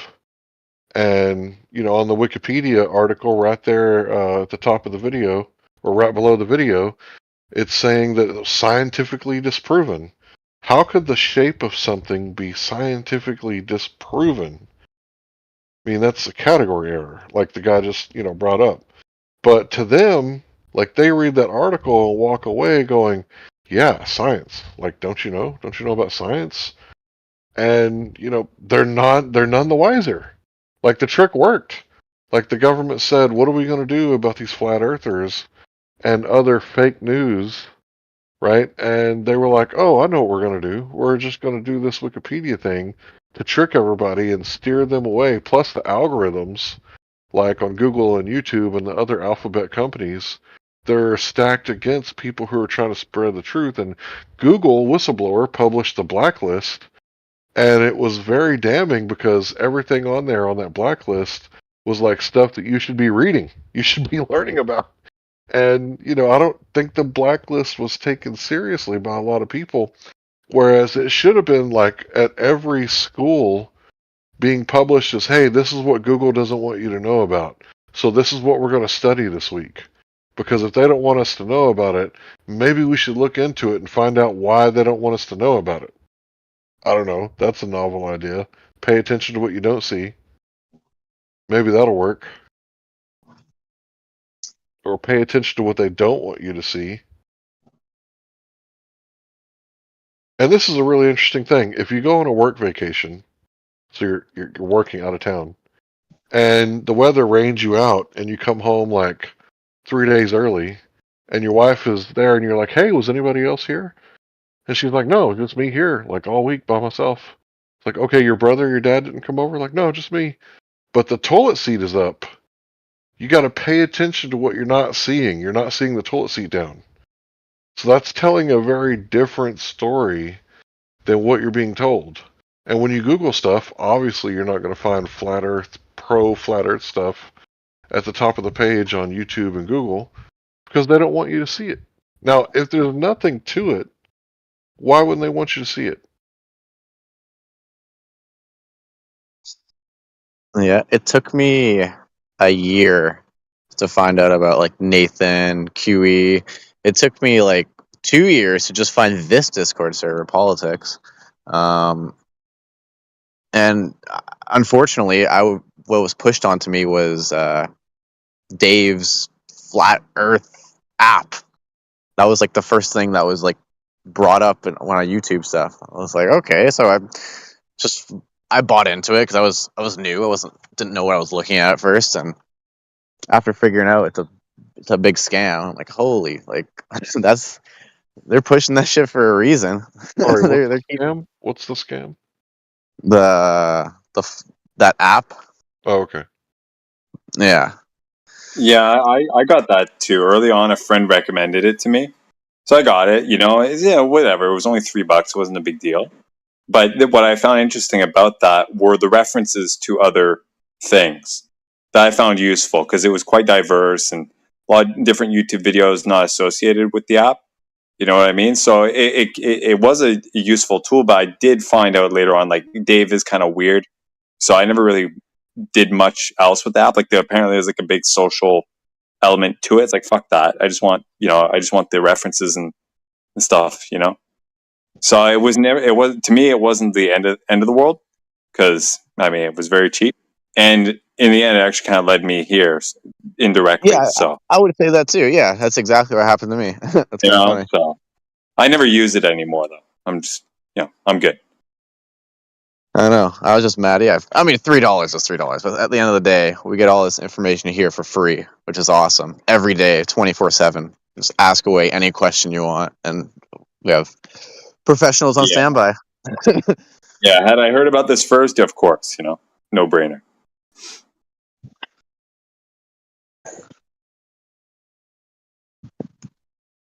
And I love the fact that there's it's not like an echo chamber, right? There's constantly globers here. Like every 15 minutes, a new one will pop in and spit their opinion on what they believe in and what they see. And I'd say 90% of the time it's verbatim of what they teach. And then you get the odd one that goes into their own perspective and defies their church, whatever they're believing in. But yeah, it's I cool. don't know. Yeah, I don't know what's worse anymore. I'm almost like I'm getting bored of the Jekylls and the Matt Moonies and shit like that. Like it's getting pretty repetitive. It's very sad, and I don't know what's worse anymore: that or the instances of like what I think many of you guys were here earlier with, like the young kid that came in. Like we're having kids come in and just spurg out like it's nothing. It's really, really something to see. I missed that one. I don't know what's worse anymore. Oh yeah, some underage girl or something. And the other day, two 20-year-olds or something like that came in. They're not listening. They're not following the conversation. Like total Zoomer brain, TikTok brain. Yeah. Yeah, it's really bad. Yeah.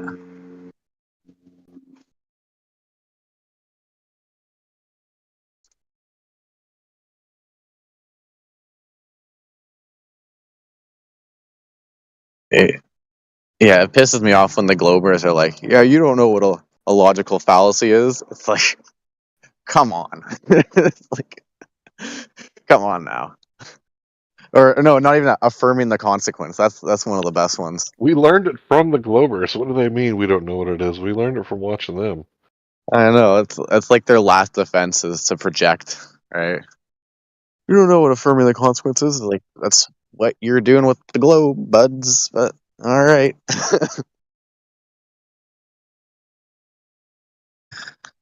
If satellites, therefore globe.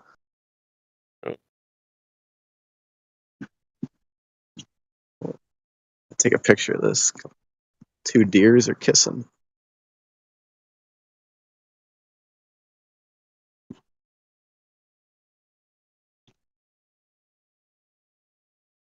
Wouldn't it have been interesting if Discord and the internet were around 400 years ago or 500 years ago, when the proposition that the Earth was a globe really started to take off, like in Europe or whatnot, or however long it was, a couple hundred, several hundred, whatever, and to hear the debates and the arguments going back and forth back then, it would probably sounded like something like what we're hearing now, just on a different scale.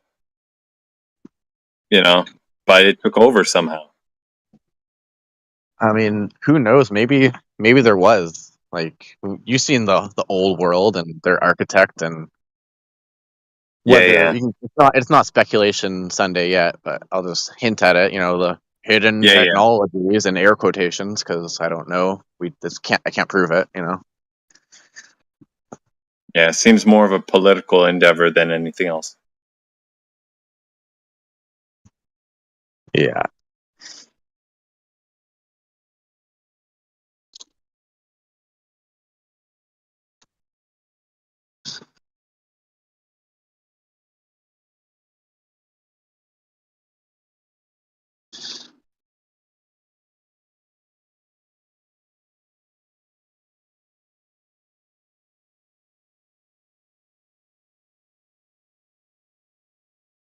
Yeah, then there's the end question, where did we come from? And, this whole evolution thing and, God and et cetera, et cetera. It goes on and on, but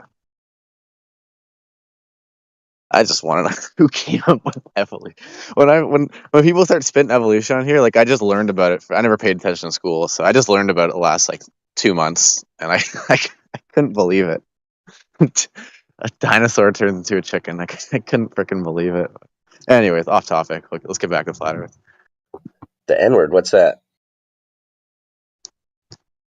No, I meant I said when dinosaurs turned to chickens, evolution. I bet you said the N thing. I don't know. Maybe I forgot what I said. Sorry. Enjoying this nature walk.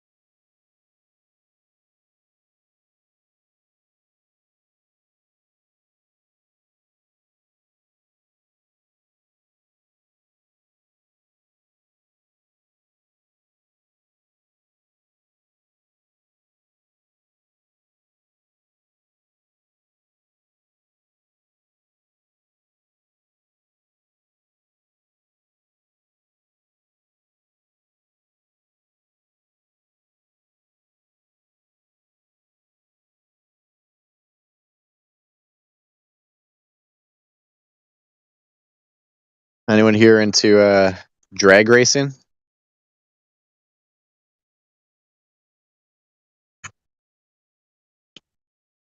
No, all good. I drive a 3-cylinder Mitsubishi Mirage. Yeah, I drive a 4-cylinder Toyota Echo. So Man, those are cool cars. I don't care what anybody says. Those are nice cars. yeah, for some reason my buddy got a fleet of them. So we work for him doing delivery, and he's like, "I'm gonna buy a Toyota." He got me an Echo, a white one. He got me a stick, which is nice. 'Cause I like driving stick. Yep. And then a week later, he got our other employee the exact same Toyota Echo in white. But that one has a little spoiler on it. It's kind of funny. But no, I was just mentioning that because Street Outlaws, the TV show, whatever, they're coming to my city tomorrow and Saturday. I'm gonna go watch them at the drag strip.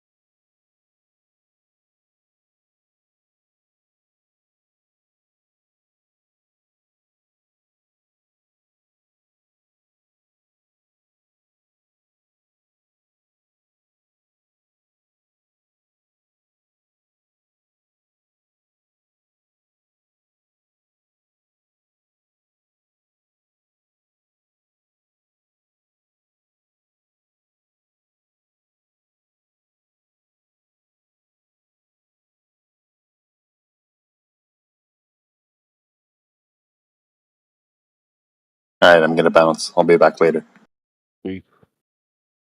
Oh.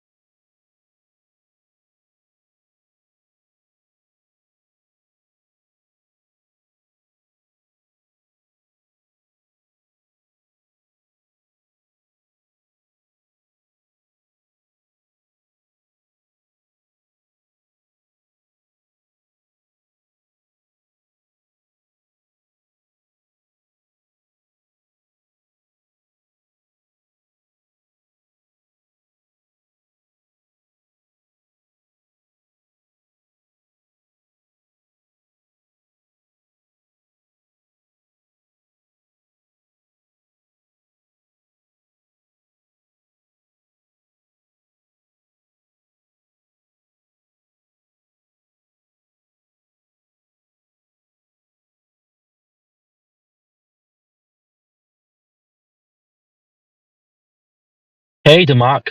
Penny for your thoughts.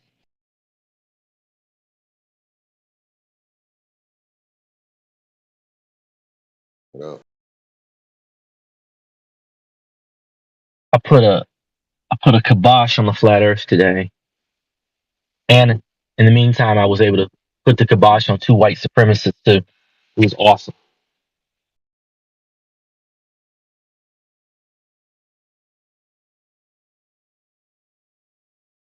You guys really did put up a good fight, though. That mod was awesome. He kept muting and interrupting. He definitely has that quantum eraser feel about him. You know that Who did? you know. Boom. I forget his name. Alpha Centaurus or whatever the heck his name is. He's a quantum eraser wannabe.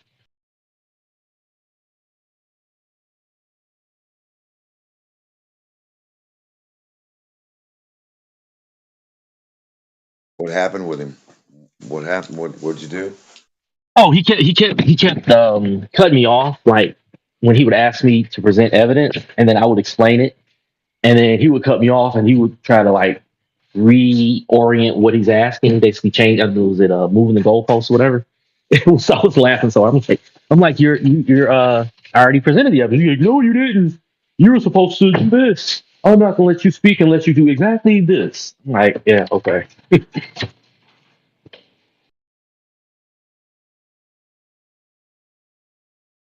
Essentially, I was proving that because the sun moves differently depending on your latitude, that you can pretty much make all of those motions, you can plot them, and then compare that geometrically to determine that you're on.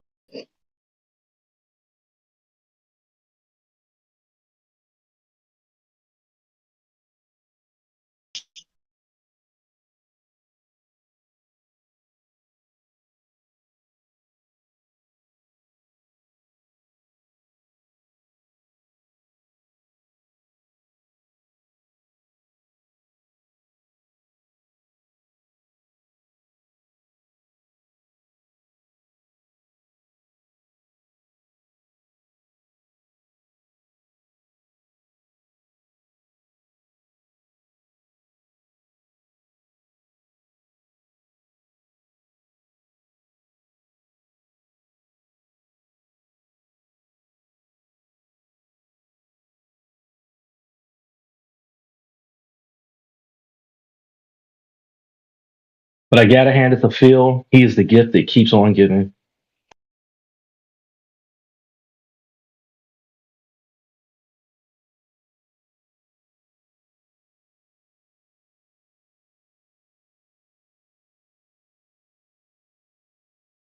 What'd you do that was so awesome? What'd you prove? I proved that. Okay. I thought I was talking this whole time and I was muted. Yes, you were, Larry. I did Yes, not hear I you. was. Yeah. Okay. So I apologize for thinking that I was unmuted and muting you because I thought you were talking over me. So I'm going to go back to playing video games. Please continue. Awesome. You guys are being pretty chill.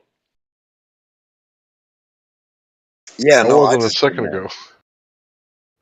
Oh, he probably thought we were talking right over him. Like, oh, Yeah. Larry's not here. I thought you were talking all over me. I truly did. Nah, we wouldn't do that. We like you, Larry. We like you. Appreciate that. Even me, a Globey.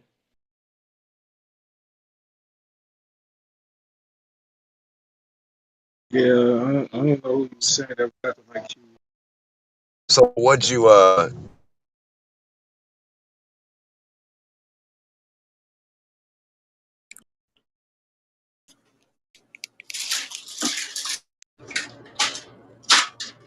Hello? Yeah, he My said, mic. so what did you? And then he cut off. Hey, if you actually believe in a flat Earth, you're retarded. Just thought I'd let you guys know. Okay. Do you have an argument for the globe, or are you just Yeah, it's okay. off your chest?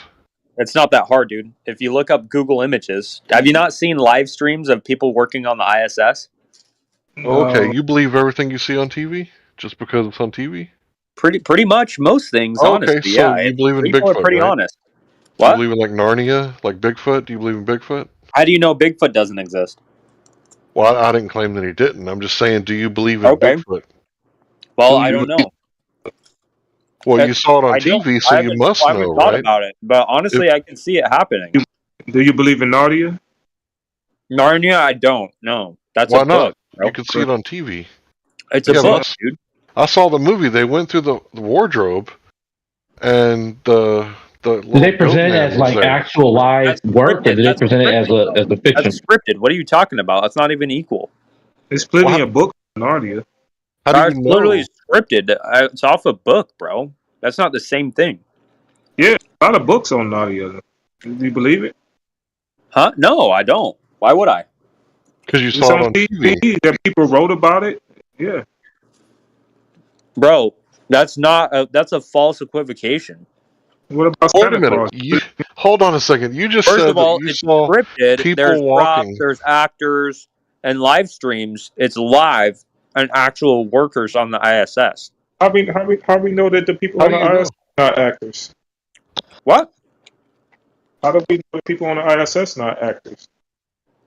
Because they're just not. They're working on the space station, bro. But how you know? I meant to join the room. Because I know. Okay, that's a good question. I don't, honestly. Oh. I just believe it. Well, you believe it, so you got a faith. It's okay. You're an American, right? You can have whatever Wait, freedom but of you religion you believe want. you're in the same position as me, though. You don't know either. You just disbelieve it. So who's got No. better basis, But me or you? there's a difference here, right? Because when you go outside, you don't experience the Earth as a globe. What you actually experience is what your senses are telling you, is that you live on a flat, stationary plane. The only time you see the Earth as a globe is when you turn on your TV. Or when you fly. Have you ever What? flown in a plane? No. That's not true. Neil deGrasse Tyson said about the Red Bull jump that you can't see the curvature of the Earth from 128,000 feet. Do you know how high planes fly? Like 30,000. Right. So can you see the curvature? I mean, I have been able to. You can have? see the curvature. Yeah. So Neil deGrasse Tyson a liar then? So he's a liar. What else is he lying about? I mean, Neil deGrasse. Wait a minute. Let's be Wait a honest, minute. the guy. Neil deGrasse guy- Tyson. Hold okay, on. you're right. No, you're right. You're right. He's on TV. You're right. How you can't be lying? It's on TV. You're right, man. You're right. Okay, I guess I have no arguments. I guess I just believe it. Are you calling Neil deGrasse Tyson an actor right now? I mean, he's probably acted before. He'd probably be a really bad actor, but That's fine with me if you say Neil deGrasse Tyson an actor. okay. But you guys are in the same boat, though, right? Like, are we? You guys don't have any evidence it's not flat or it's not round. Well, that's the thing. When you go outside, everyone experiences the same thing outside. A flat, stationary plane. It's a topographical plane, meaning there's hills and valleys. But that doesn't dude, no because one- you can't experience the curvature of the Earth until you're 100,000, 150,000, whatever. Well, that sounds like an how can you excuse. make that argument? Wait, how can you make that argument, bro? That makes no sense. Obviously, it's going You're to look making flat an if you're on the Earth. excuse that the flat It's not Earth an is excuse. actually a globe, but we experience the Earth as an actual globe. We don't experience it as flat. That's not what you were saying earlier. We experience the Earth as flat and stationary. You're claiming that if you get high enough, because we're not because Neil deGrasse Tyson himself, remember, said to experience the curvature you have to be 100,000 or whatever plus. Well, that's the Snoop Dogg fallacy. You're just not high enough to be able to see the Earth as a globe, right?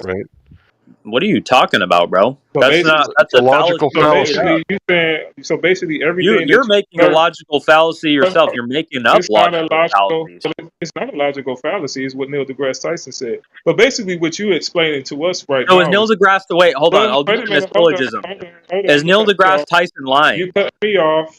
You cut me off. It's not about Neil deGrasse Tyson. That's not the actual argument. Let's go to the actual argument. The All actual right. argument that you're making right now is that you got to be 100,000 feet in the air in order to experience the Earth as being a globe, if that's true. But we're saying that you don't have to be 100,000 feet in the air. Every day you wake up and every day you go outside and experience the Earth, the only thing that you naturally observe is the Earth is being flat. Yeah, because So we're you not. have Yeah, the 'cause we're burden. not So high enough. We're you not high have enough the to burden. experience it. Hold on. You have the burden of proof to prove to us. No, I 'Cause don't. We could just call you an idiot and say like, No, I hey, don't. you got to go down and go. We could just call you an idiot all day. Like, hey, look, I experience the Earth as being flat. I don't see no obstacle. Okay, why is the default position that it's flat? Why? I just told you. Everybody experienced the Earth as being flat, according to Neil deGrasse Tyson himself. Yeah, but it's because we're not 100,000 feet in the air, bro. So obviously, you're just using. That's like saying. Oh, so we have to go to Nadia in order to basically experience the globe. How Okay, convenient. so basically, the wall outside of my room that I can't see is orange because. So I cannot go outside Because and wait a second, it's not hold on. orange. So I No, cannot go wait, out. hold on. Okay, Give me a I second, can't go bro. outside I and let you think- talk. All right. If there's somebody in here and they've lived in my room their entire life, does that change the fact that the wall right outside of my room is orange? you mean? Let's say somebody could live 10 years in my room, and the wall outside of my room that you can't see from my room is orange. Is the wall going to change colors, How do I or is know it the going to be room is? orange, How do I know? irrespective of whether or not they know it's orange or not? That's a How what do I if know? fallacy. Yeah, that's a what if fallacy. And how do I know the room is actually orange outside? Have I You not don't. experienced? That's right. You don't. Right. So does it? But does the fact that you don't So know the that it's orange burden. So the burden. So check change the this out. color? Yes or Okay, no? great. And it's getting to my point right here. So the burden would be on the person that's making the claim that the room outside is orange, correct? Wait, say that again. So the burden of proof will be on the person that is making the claim that there's another room outside and it's orange, correct? No, because it's Oh, the a burden fact of that proof it's is orange. not on the person that's making the claim The that the burden of room proof would outside. be on the person to disprove that it's orange. Oh, the burden will be on the person that's making the claim. You just don't understand logical arguments, do you? All right, you're right. I was just being And that's a what if, semantical. and that's a what if fallacy too, like somebody stated anyway. All right, okay. All right, you guys won this one. All right, whatever, man. What, am I a flat earther now? What are we doing here? No, Oh, you you're a got to flat learn earther to now. be I mean, open-minded you're and a flat earther. skeptical, right? Like, think about what's going on in America right now. There's a lot of people who are incredibly biased, and they identify as a follower of, which candidate or whatever, right? And they can't even perceive information from the other team because of their biases. They got anchor bias, confirmation bias, sunk cost bias, and it blinds them because of their identity. Where when you give away your agency like that, you can't think clearly. And that's why it's so easy to hypnotize people, especially people who watch the Tell Live Vision programming. So if you're more skeptical, like me, right? well, like all of us, every one of us, especially me. Okay. So we've all been programmed by government schools, television, Not me, groupthink. but No, are you saying you don't have any bias? Nope, I don't have whatsoever? any bias. That's a bias statement right there. No, it's not. Okay, prove to me I don't have any biases. You have the burden of proof. Okay. The See? fact that you gotta let me finish, bro. You asked me to do something. Now I'm trying to do it. Yeah. Okay. So the fact that you said you don't have any bias, right? That's a bias statement right there in and of itself. Prove it. Prove that it's bias? You could have said, okay, show Prove me. that I am biased. Well, I think I just did logically. No, you didn't. It's kind of like when someone says there is no objective truth. It's like, is that statement objectively true? It's kind of like that. That's a contradiction, but. Well, is there objective truth, sir? Is the sky blue sometimes? I don't know, bro. You don't know if the sky is blue sometimes? You're trapping me logically, and it's uncomfortable. The sky is blue, bro. Sometimes, right? Yeah, because clouds cover it sometimes, you know? Right. So there is objective truth. It does exist. Right? So when someone says there is no objective truth, that's an objective statement. So solipsism goes out the window. They shouldn't even teach it in schools other than how to identify someone that can't think clearly. A reprobate mind. All right, is there anybody in here that's got like good arguments for a round Earth? I'm getting smoked out here. Can I get some help? Well, if you study your fallacies, like all the logical fallacies, and you come back and you listen to the debates, you're going to find out that the fallacies are on the globe side all the time. I don't think so. It's sad but true. Oh yeah, get him, Matthew. Yeah, Matthew, get me. What do you got, Matt? The clear evidence is that the geocentric, heliocentric model of the Earth being, the surface of the Earth being a sphere, very clearly describes the observations much better than flat Earth, like sunsets and moon phases and seasons, the stuff That like would that. be in the sky. You making the same argument he just made. Right. What?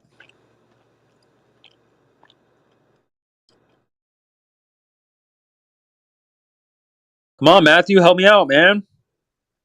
I just did. supported your argument. He's making the exact same argument you just made. Yeah. You got to look at the sky. Sunsets are easy to explain on the globe and hard to explain on flat Earth. There's one evidence. So we talking about the Earth. They're impossible to explain on a flat Earth. Yeah, that's a good point. That's why they don't even try. Actually, we've been over this before.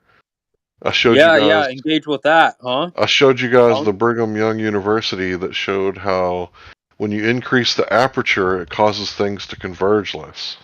Wait, BYU, I actually go to that school. I'm Mormon. That's crazy. Really? Can I show Yeah. the video to you that shows you how sunset would work? That's only like a 2-minute video. Brigham No, Young. I don't have time for that, man. But well. Oh, come on. Well, I believe you, bro. If it's by BYU, I'll believe it. I believe it. Well, what they did is they had 2 lasers, and they shot it down the hall and reflected it back to the source. And when they did that, they had a camera. And when they had a real low aperture, the 2 laser beams converged. And it looked like 2 half circles almost.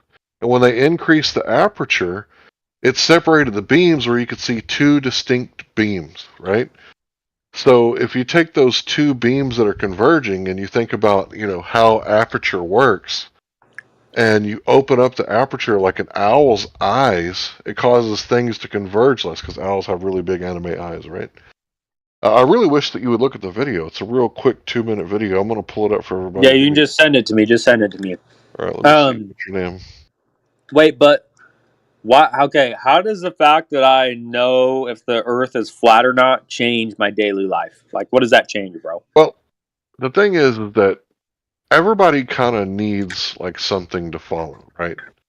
If you're following the state, you're kind of, making the state your god, and you'll do whatever the state says. If they say pay your fines, sit down and obey, you can't record here, you can't, have your God-given rights. We're the state. We'll take away your rights. But if you know that there's a higher power, you might say to yourself, who are you to take away my God-given rights? I can record right here in public because I have the right to freedom of press. That's true. Not because the Constitution says that I have it, but because God says that I have it. And you are a man just like me. You put your pants legs on one leg at a time, just like me. So where does your authority over me derive? Well, it's just an expression. I sit down on the edge of my bed and then I put them on that way. You're getting lost in the sauce, but it's just an expression. So it basically teaches you to think like this. If the Messiah is the high priest and the king, wait, are you Mormon? No, bro. But I'm not a Trinitarian either. Oh, me neither. What are you? I'm just a follower of the Messiah. I'm just I don't think Jesus is the Father, but that's off the point. He claimed to be God. If I could just get back on point. The point is that if you know this place is created and special, you realize your own divinity, not in the sense that you are God, but in the sense that we're all equal under God. So there is no sovereign citizen. There's only the sovereign God, and we're all equal under him. And if we're equal under him, absent a victim, someone I've caused harm, injury, or loss to, who has legitimate authority over me absent that victim? Yeah, so okay, wait. Do you also believe in the flat Earth? Because in the Bible it describes it as flat? No, I went to the ocean and looked for curvature myself, and they say it's supposed to curve at 8 inches per mile squared. That's the math that we're given with the Earth with a radius of 3,959 miles. So if you take that math and you look at where the horizon should be, it should be about 1.225 times the square root of the observer's height in feet, or for a 6 foot man. Wait, hold on, bro, wait, you're confusing me. Do you also believe that the Earth is flat because the Bible says so? No. Even though the Bible is my foundation, I'm about 60-40 left brain, right brain, I think. Okay. So I'm do you believe that the Bible teaches a flat Earth? Well, yeah, it's definitely a flat Earth book. It came before Copernicus came up with his. Where does it teach that it's a flat Earth in the Bible? Well, I can show you a bunch of verses that talk about the sun, moon, and stars moving, but zero that talks about the earth move. But specifically in Job 38, is it 14? It says the earth is like pressed wax, pressed by a seal with upturned edges. Oh, okay. So well, I got from this conversation that I'm a flat earther, I think, now. So. Well, I would say just be skeptical and look at both sides. What and I'll I've send got you that from this, video. Sorry, what I've got from this conversation is that Mafik is probably a troll, that he doesn't put both legs on. I do put both legs on. You muted him. Wait, unmute him. I do put my pants both legs on at the same time because I sit on the edge of my bed and I just put them on, bro. Like I put both my feet in. That's a factual. I can show you. I can turn on my camera and show you what I do. But unmute him. I want to hear what he has to say.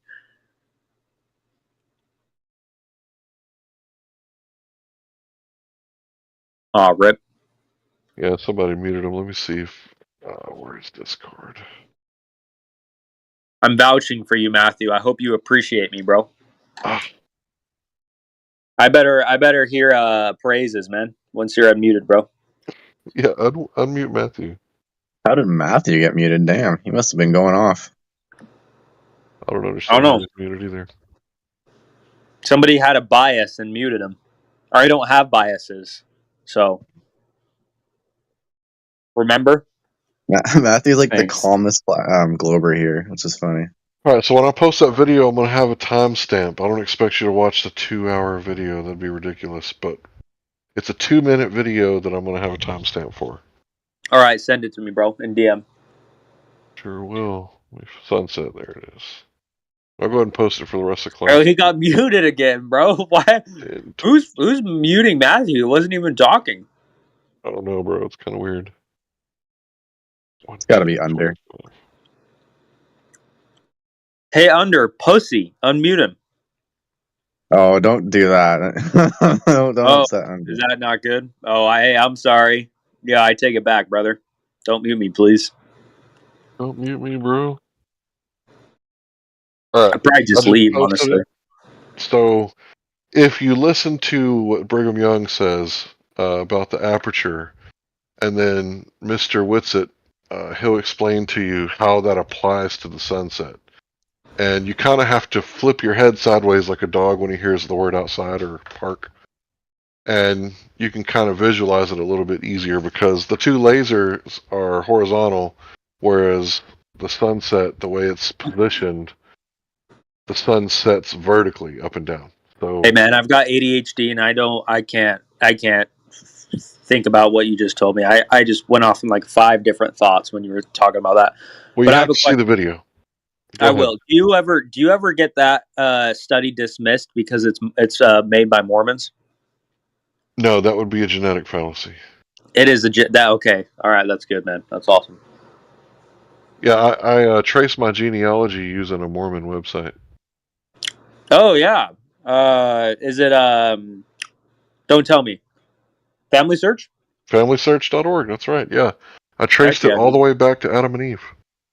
That's awesome. Yeah. Hey, cool. if you want temple work done for them, let me know, bro. I'll take your names to the temple. What does that mean?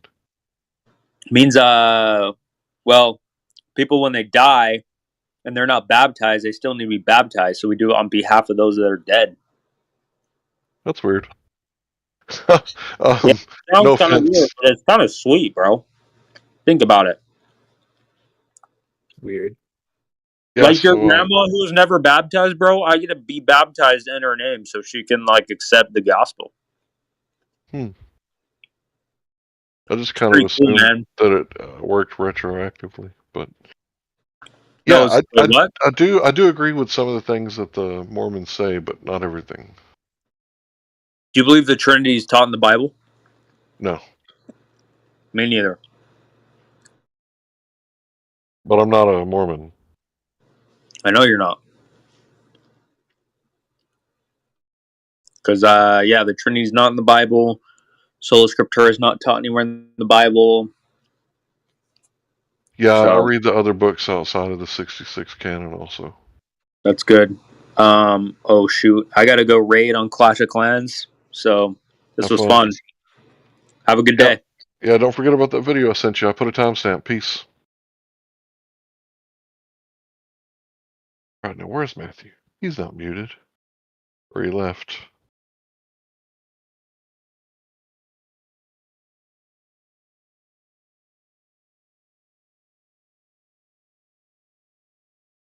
But yeah, I was on the, for those of you who don't know, I was on the fence for about a year and a half, right? I started out debating Flat Earth because I wanted to hear the debate because I was a fan of debating.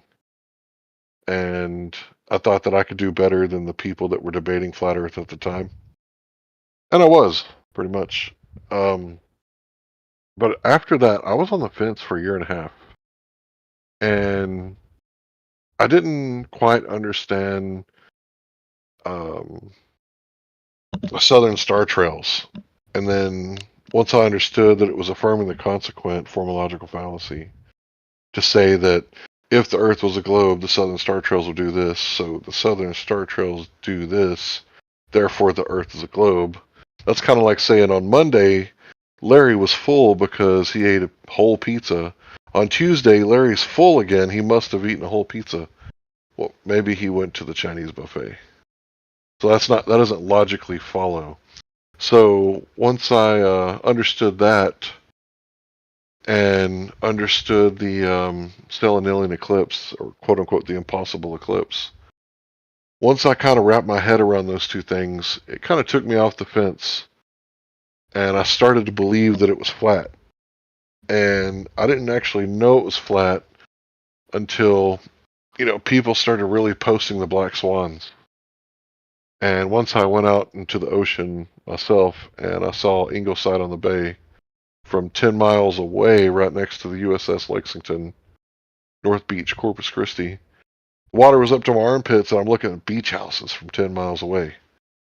It's like, well, at that point, I had to ask myself, what secondary knowledge has convinced me that my primary knowledge is incorrect?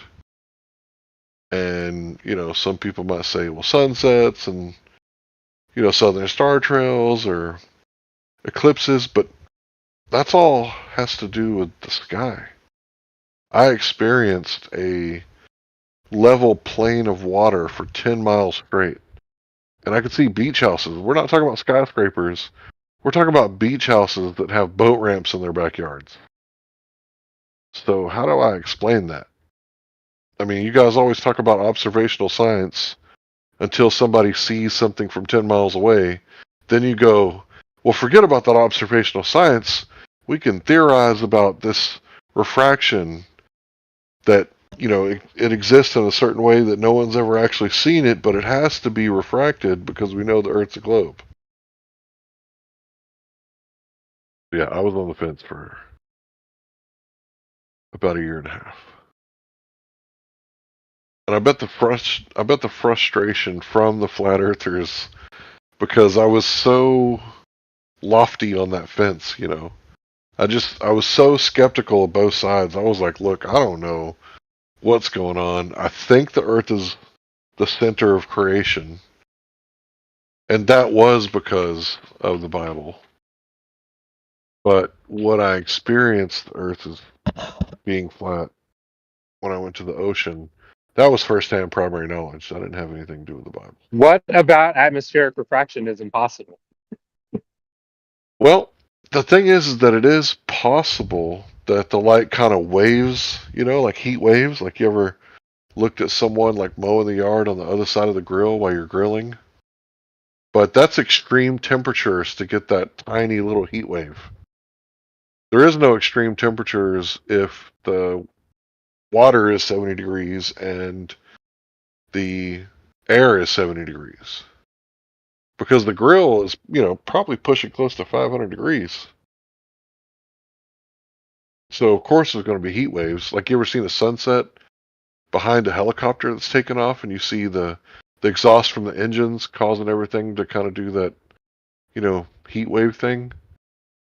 So, yeah, there is, what I call atmospheric turbulence, you call atmospheric refraction, but how do I know that the light is bending down around the curvature of the Earth at 8 inches per mile squared? How do I verify that?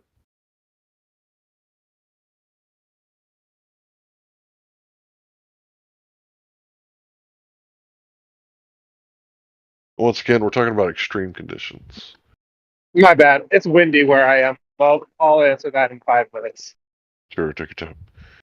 But yeah, you're always talking about extreme conditions, like when they demonstrate it in a lab setting, they'll like open the door from outside during the winter when they got the heater on, and when they open the door, it causes atmospheric turbulence, or what you guys call refraction. And then they'll do like butane, compressed butane. When you have compressed air, it comes out really cold. That's why we have air compressors that we call air conditioners, right? When it comes out, it's really cold, and there is, normally not extreme conditions like that in nature. Like normally the water will be, off a little bit, and it'll cause a little bit of distortion. But if you believe that the Earth is a globe and this refraction thing is happening, and it's always refracted, then you don't have a geometric horizon. So when boats go over the horizon, it could be that the Earth is actually flat, and the refraction is causing an effect called sinking or stooping. And the convergence with the Rayleigh criterion, which is what I just posted from Brigham Young University, could cause things to disappear from the bottom up, or get squished down into each other and appear to disappear from the bottom up. So if you're a glober and you do believe in refraction, this doesn't help you at all, because if it's always refracted, you don't have a geometric horizon. If you don't have a geometric horizon, how do you know it's a globe? Well, I guess you would have to go with what Neil deGrasse Tyson said, and not Professor Dave. They said you can't see the curvature of the Earth from the Earth. You have to go to space. Well, how do you know if they're counterfeiting space? Well, we know how you can check for counterfeit hundreds, right? You look at a real 100, and you compare it to the 100 that a stranger just gave you, and you can tell if it's counterfeit. Do you have any real space, like vacuum of space, to compare what you see on TV to? No, you don't. None of us are going halfway to the moon to turn around to see the Earth as a spherical object floating in space. So it's a belief that you have. You saw it on TV.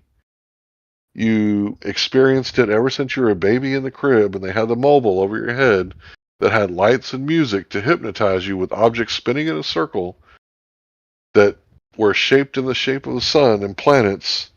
And that's when the hypnotizing started. Then you got a little older and turned on your TV, and you probably watched Sesame Street or something, some kind of cartoons, and they showed you the Earth as a globe over and over again until you believed it. And this caused you to be brainwashed.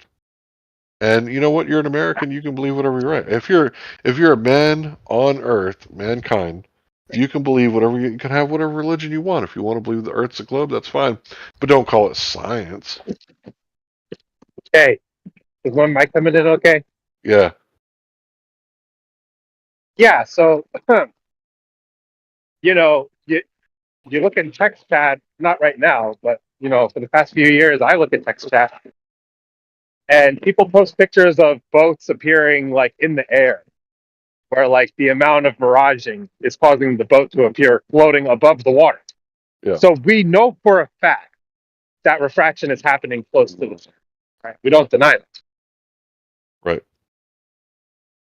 So the conditions that cause the different effects, we can test and find out what conditions cause what effects. Like we know what causes that type of mirage that makes boats appear to float in the air, right? It depends on a certain condition, whether the water's hot and the air is cold, and the air is hot and the water's cold. I don't know which it is right now. But we know that condition exists, and it could be inverse. So it's just not typical to get sinking. I think the conditions for sinking in the atmosphere, I think it would have to be that the water is hotter than the air. I think that's what it has to be. Yeah, that's called fall. Autumn. Is autumn rare? Well, specifically, the water got to be pretty hot and the air got to be pretty cold to cause the bending of the light to make it appear things are being obstructed bottom up. Yeah, that's called Right? November. I That's mean, you could November. disagree. I mean, I don't know. Well, I'm not disagreeing Oh, with come you. on. November? Yeah. Have you ever went swimming in November? The air is colder than the water, but the water appears colder because it's denser. So it's like the difference between touching an aluminum pan or a cast iron skillet that's 400 degrees. You touch aluminum pan, you're all right, but if you touch that cast iron, you're going to have blisters.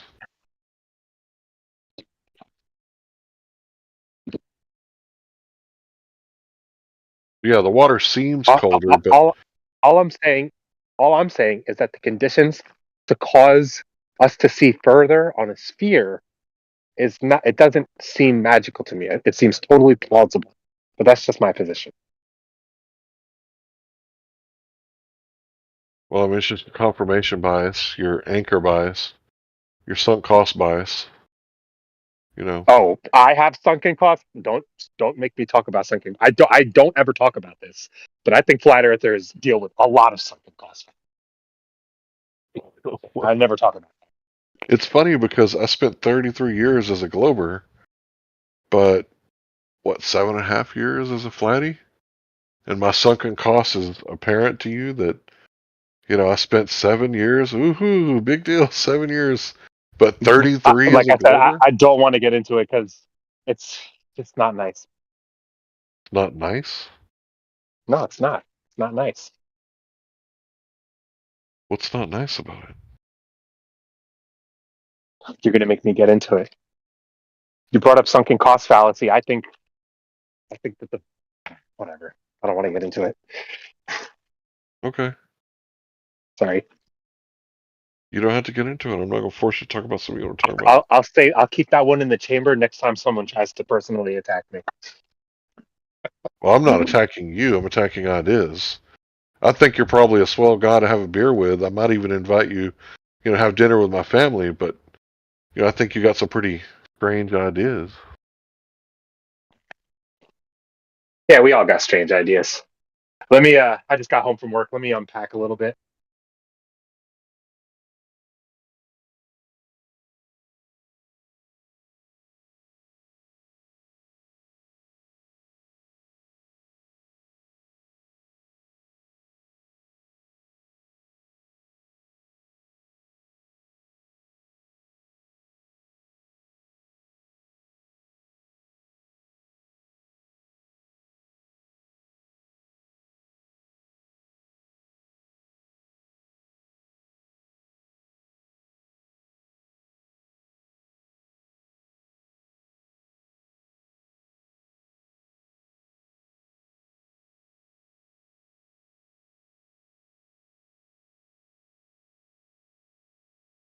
Yeah, so if the Earth is presenting itself as a globe, and there's refraction, the horizon's moving all over the place due to the atmospheric conditions, you can't say, well, the boats are going over the horizon, therefore the Earth is a globe.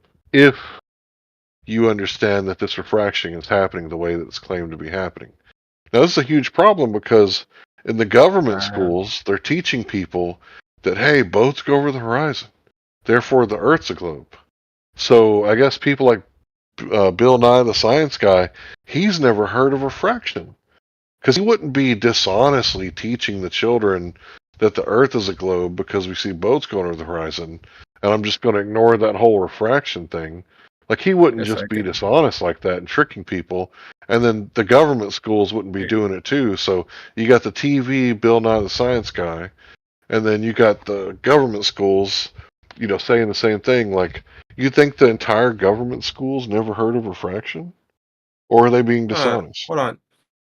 Oh, just because the horizon moves doesn't mean I can't say bottom obstruction happens. Therefore, it's going over the horizon. Why Wait a could this minute. being bottom up obstructed wherever the horizon is? Earth that is it's- flat.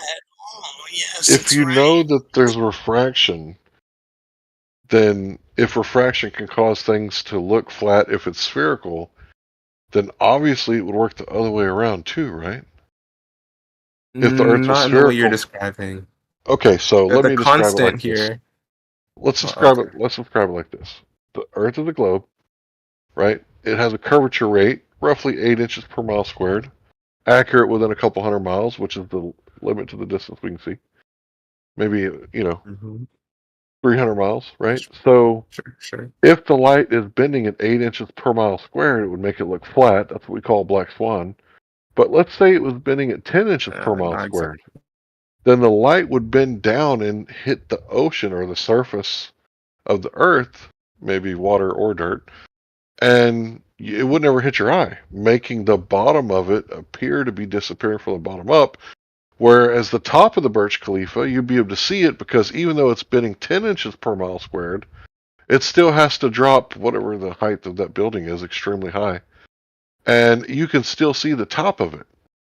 Now, if it's not bending 10 inches, let's say the refraction's a little off that day and it's only bending 5 inches per mile squared, then instead of it bending around and hitting your eye, it actually overshoots your head because it's not bending at the same curvature rate as the curvature rate as the Earth.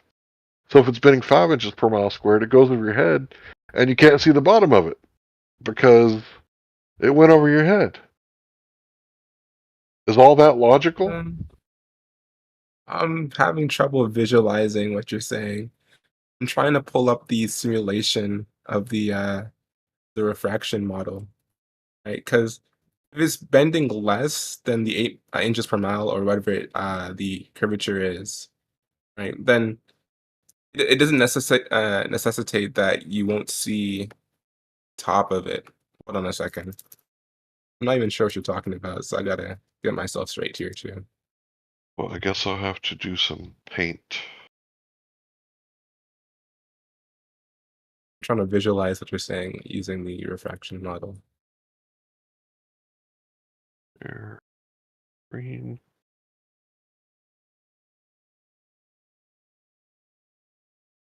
Okay.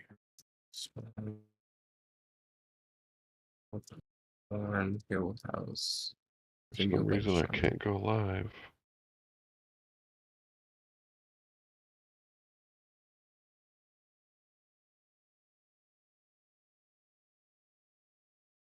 I guess I'm going to end my Discord stream.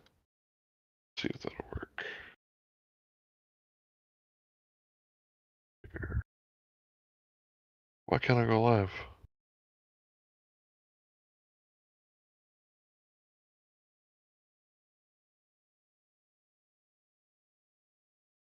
Alright, I'm sharing my screen. It's going to take me a second to draw this because definitely not an expert. Oh my goodness, that's I'm watching. bright. That is so bright. Alright, here we go.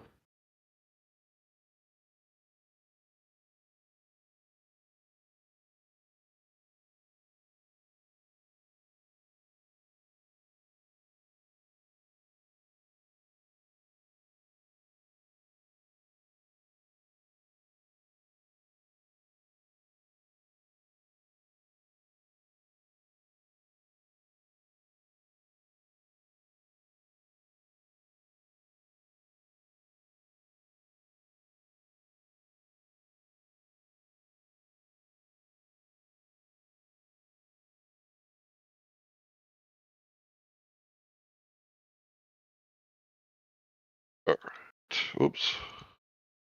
Can everybody see my screen? I'm looking at it. Perfect. So this is the light bending at 8 inches per mile squared. See how it goes from point A to point B? Like perfectly. So even though something over here, whoops, should have done that. Even though something over here could be partially obstructed, you'd be able to see the whole thing because the light's bending down. Alright, so now I'm going to do more than 8 inches per mile squared.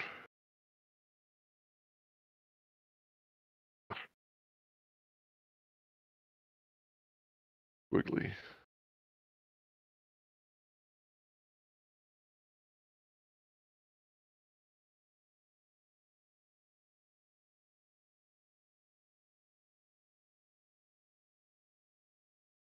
I'm not good with this program. I'm definitely not an artist. Let me figure out how to do this.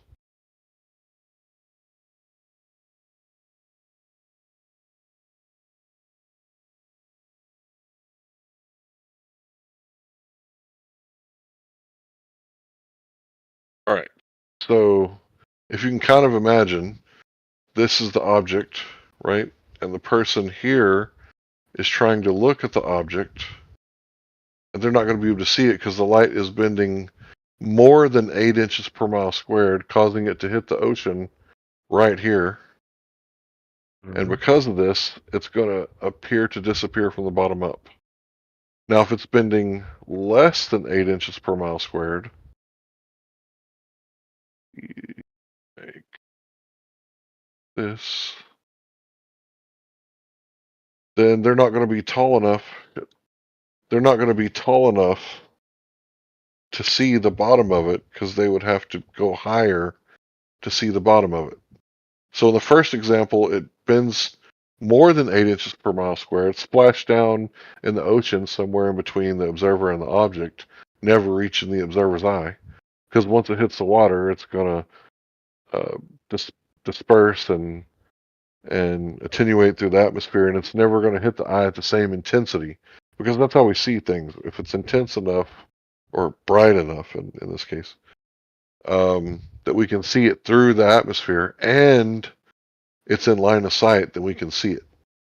So if it's bending at 6 inches per mile squared, it's going to go over your head like this right here. And the little stick figure guy, the right here, he's not going to be able to observe it because it went over his head. So if the Earth is a globe and the refraction is happening less than 8 inches per mile squared, it's going to go over your head and you're never going to see it. If it's more than 8 inches per mile squared, then it's going to look like this. Oops, I messed up again. Try like this. Wrong one. Thank you for your patience. And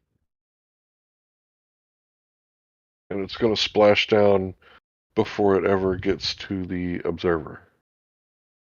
So he's not going to see it because it's below his feet. All right. All right. So, I mean, I think you do have a point there.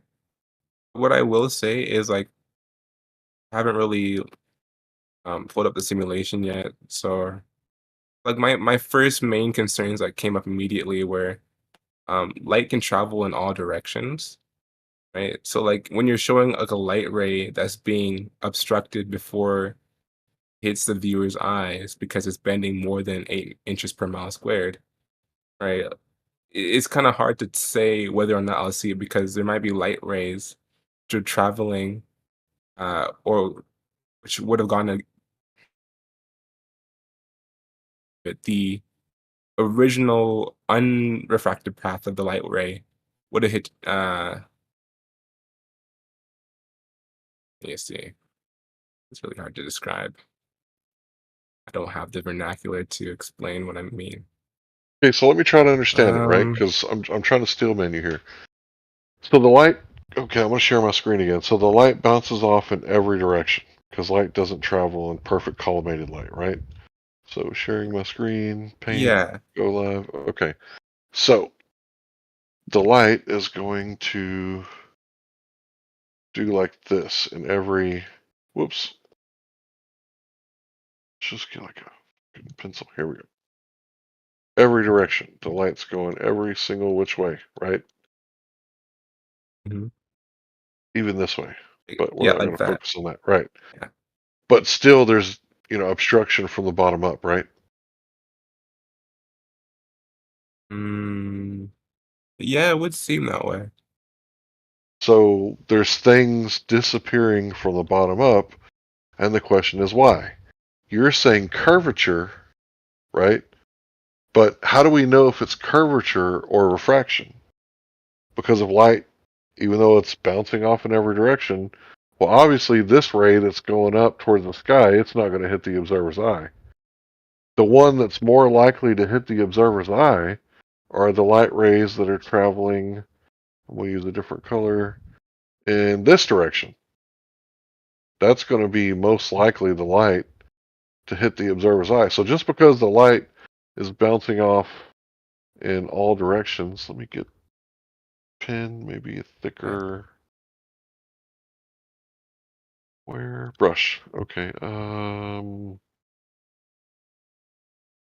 Yeah. So even though the light's bouncing off in this direction, like it's not going to matter because the light that matters is the one that's bouncing off in this direction.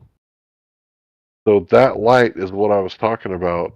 And you saying that light goes in all directions, it's kind of a non sequitur. Like it doesn't matter. We're talking about the light that's going from the object to the observer. And if it's bending at 8 inches per mile squared, that's what it's going to look like. So now that I got a free hand and I can do this a little bit better, but if it's bending more than like 10 inches per mile squared, then it's going to splash down and never hit the observer's eye. If it's bending less than, it's going to overshoot the observer and his eye is not going to be able to pick it up. So even though light is going in all directions, it's a non sequitur. Like it doesn't follow. I think, okay, you made a good point. So I will concede that point. Yeah. There's no problem there. Will say is that, sure, looking at one isolated image of something and seeing if the bottom is visible, you can't tell if the obstruction's because of refraction or curvature. One thing that you might want to do to confirm whether it's bottom-up obstruction is have the same object closer to you, then move it continuously away and see how it disappears. Because That's what under Rob this model, Skiba that should did. still work. That's what Rob Skiba did.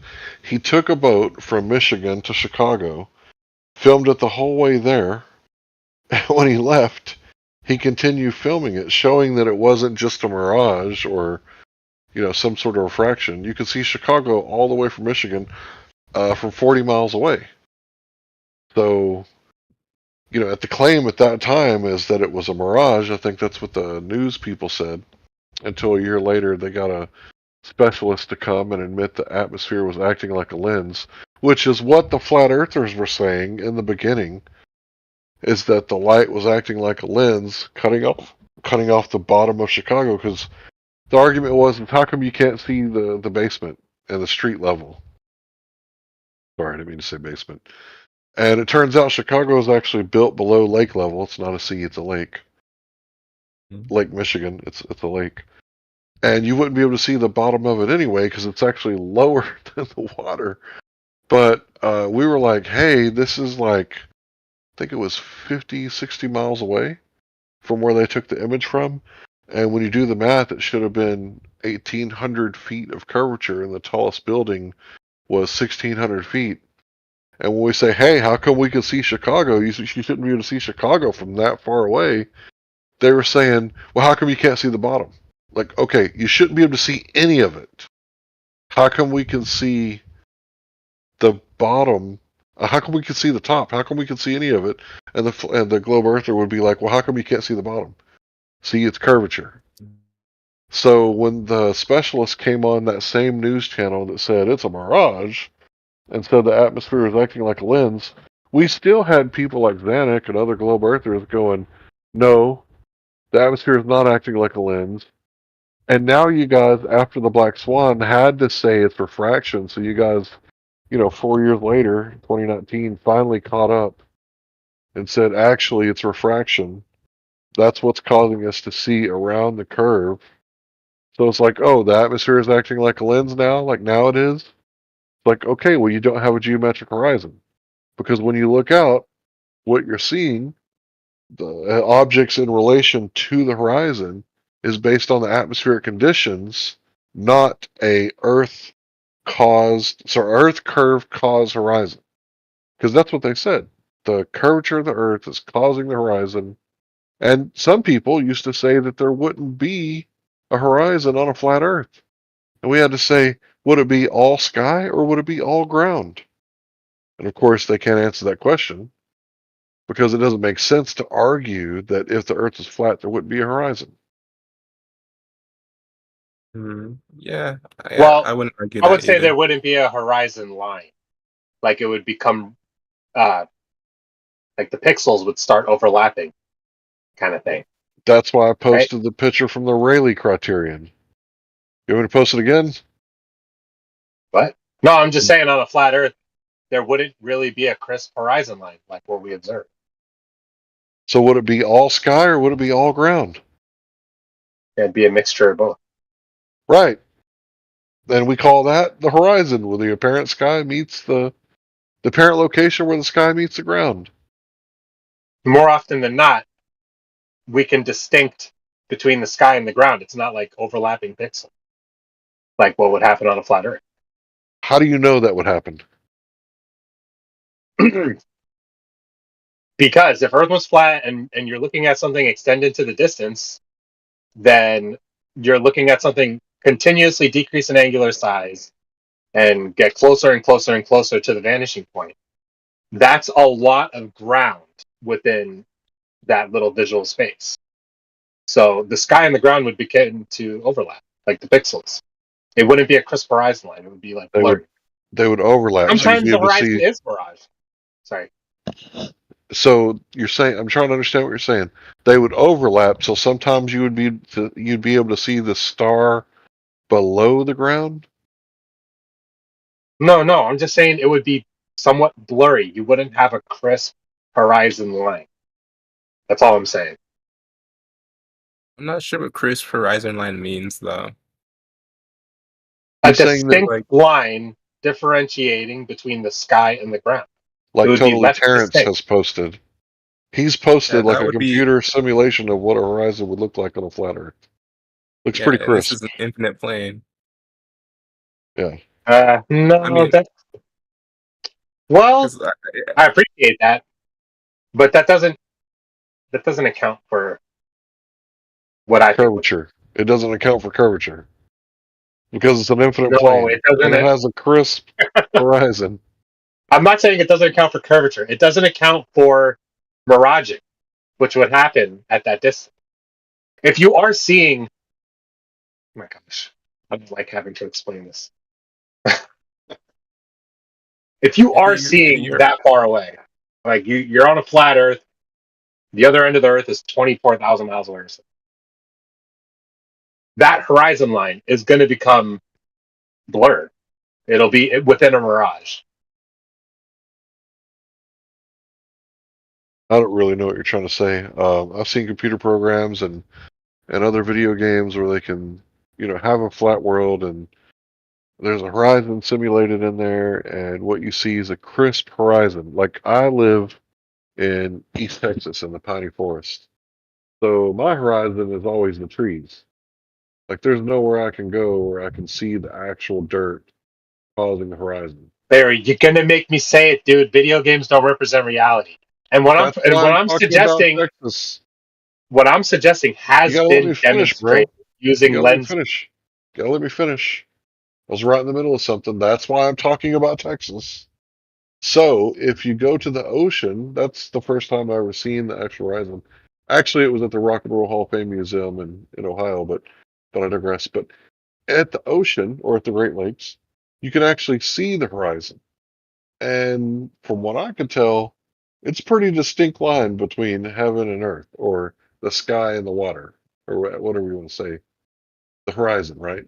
And I can't imagine what you're saying, like if the earth were actually flat and there was no 8 inches per mile squared, that somehow it would be blurry and converging and you'd be able to see the stars below the horizon? Like, is that what you're trying to say? I What he already did tried say, to say what I meant. Yeah.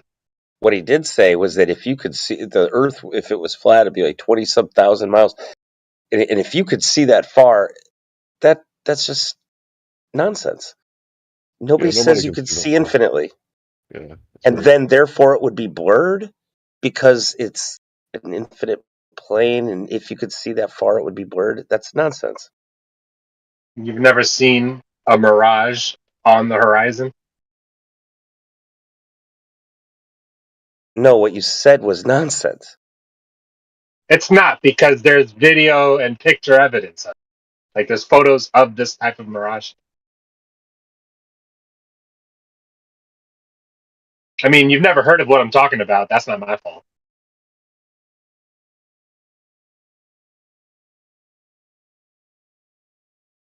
All right, so we were talking about the atmosphere acting like a lens. I'm going to post something for you guys to take a little gander at. Obviously, this is the GIF. And in the GIF, they have like a magnifying glass, which is a lens. And as they bring the candle further and further away from the observer, in this case a camera, it appears to be getting lower and lower. And actually, the candle is setting, even though obviously the candle is above the table. So when you guys say that, you couldn't have a horizon or a sunset on a flat Earth, you're just ignorant. That's interesting. Okay. That's a really good point you made. Hey, I appreciate it. You seem to be arguing in good faith, and that's all that we ask, is you don't use attempted sophistry to make your point. So I appreciate that. What's your name, dude? My name is Terrence. Terrence. Okay. Yeah, good job.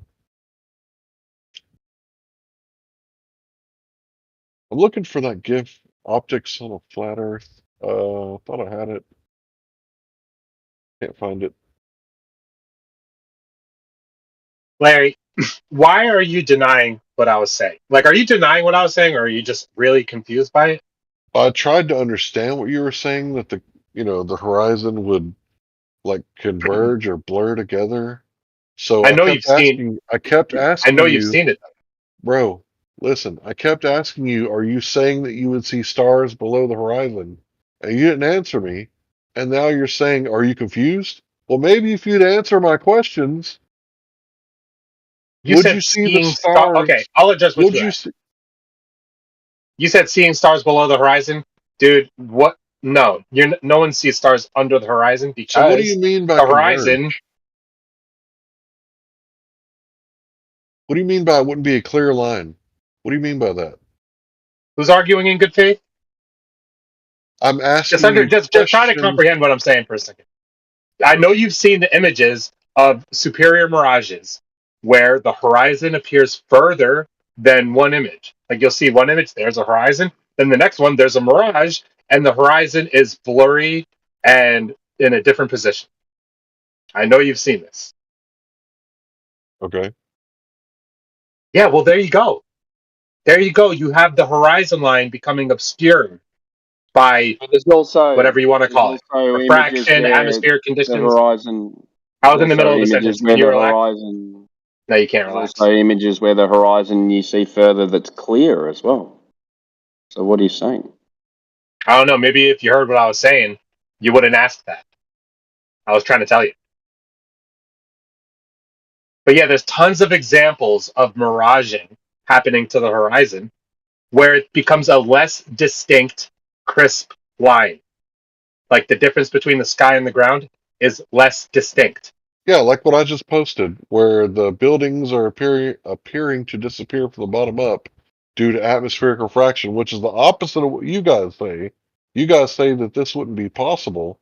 So how do you explain that building on the left, about 1/5 from the left, that white building? How do you explain that sucker completely disappearing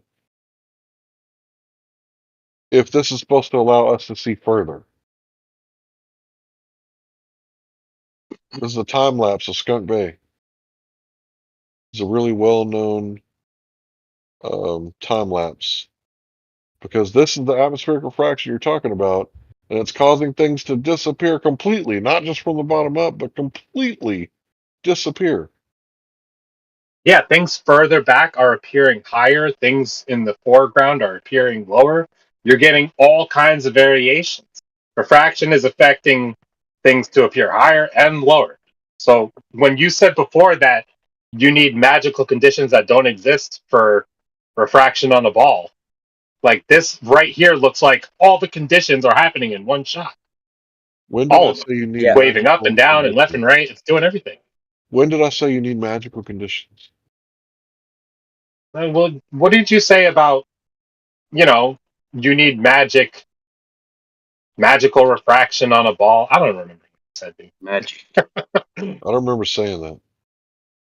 Yeah, I know. Well, in Or the else you Skunk just Bay repeat it. time lapse, everything's all fucked up, but the horizon is relatively steady. Yeah, in the background, the horizon isn't moving a whole lot. The horizon in the foreground is all over the damn place. But in the background where the actual horizon is, where the trees are to the right, if you look to the left, where the sky meets the water, that's where the actual horizon is. Well, that's not where the focal length of the camera, the background is more pixelated. You can't base what's happening in the back. Why would you use that as anything? Make that make sense, what you It's just not said. even where it's being focused. How come I can't Whatever. reference the horizon when talking about the artificial horizon in the Because front it's due to clearly refraction? blurry and pixelated, and it's just the camera's not focused on it. The camera's not focused on it. So you're saying they're taking like a portrait where the background's blurry, but you can see the man or woman in the photo real clear? You think this camera's set up to take like a portrait? I mean, you want to base things off of really blurry, pixelated horizons, and it's not even focused on the horizon. Dude, this is a GIF. The image has been shrunken so that it can be passed around easily. There is So why are we high looking at? quality footage. Dude, just do a quick search on Skunk Bay time lapse on YouTube. If you want some higher quality, I told you what it is, where I got it from. Go look it up. Well, the point of this GIF is to show atmospheric refraction. It doesn't have to do with the horizon in the background. That's it's not being focused on. So we're talking about things disappearing from the bottom up doesn't have anything to do with the horizon. Make it make sense, bro. I don't know. That's like the 5th time you've strawmanned me, dude. I repeated Who's your arguing in that words You phase? said it has nothing to verbatim. do with the Those horizon. Who's are arguing in There's a that phase? line referencing the horizon. Hold on, time out. Those are your words. I repeat your words back to you, and you say it's a straw man? How did I straw man you? Go ahead. That was a little bit audio chaos right there. Go ahead. How Go did I ahead, what? straw man you? Whatever you just said, dude. I just don't agree with what you said, and you said that I said it. Did you say the horizon in the foreground causing things to disappear from the bottom up has nothing to Right do there. with That's the straw man. the horizon? Horizon in the foreground. I never said that. Horizon in the foreground. I never said that. That's a shoreline, if anything. Are they flooded This is right what I now? mean by Like, these are straw those men. people like You got this evacuated? careful wording. You got to be careful with your words around me, because I'm going to call you out if you straw man. I don't think I'm straw manning you. Do you see that line Well, I in never the called that middle of the line in the screen? foreground. I never called that a horizon. I'm talking about way in the background. So what do you want to call that? That thing in the foreground that's making things disappear from the Shoreline. bottom up. So the shoreline is making things disappear from the bottom up. I don't want to straw man you. Is that what you're saying? The shoreline is making things disappear from the bottom up? Is that how you want to describe this GIF? Are you sure that's what's happening right there? Dude, He's asking are you. you gaslighting me right now? See, you're He's strawmanning asking me you. again. You're saying that I'm calling that the physical horizon. I'm not. He's asking you and I requesting never that you said it choose was. your words wisely. Don't need your help. Let Larry do it. Because you're triggered. Dude, this is pathetic. Can you please explain to me what's going on in this GIF? Atmospheric refraction, like it says. And what is it doing? What's it refracting? Turbulence in the atmosphere is causing things to appear in different positions than its actual physical position. Okay, well, I'm looking at that little white dot, which looks like it could be a water tower, but I'm not quite sure. Could be a building on the other side of the bay or the land. It disappears completely at one point towards the end. Like, you can't even see it at all. Let me So explain this to you so you can just understand, dude. If refraction is happening in this image, then that doesn't mean, oh, the shoreline appears to be obstructing something beyond the shoreline That doesn't mean I'm saying that that's Earth curve. That's So atmospheric refraction right things there. That disappear doesn't from the mean bottom up due to you don't get it. refraction. Is that right? See, I know you don't get it because you don't let me finish my sentence. Yeah, but is that true though? Is that statement true? I don't know. Like, Maybe you wouldn't be things asking me that disappear from the question bottom up if due you to let me refraction. finish my sentence.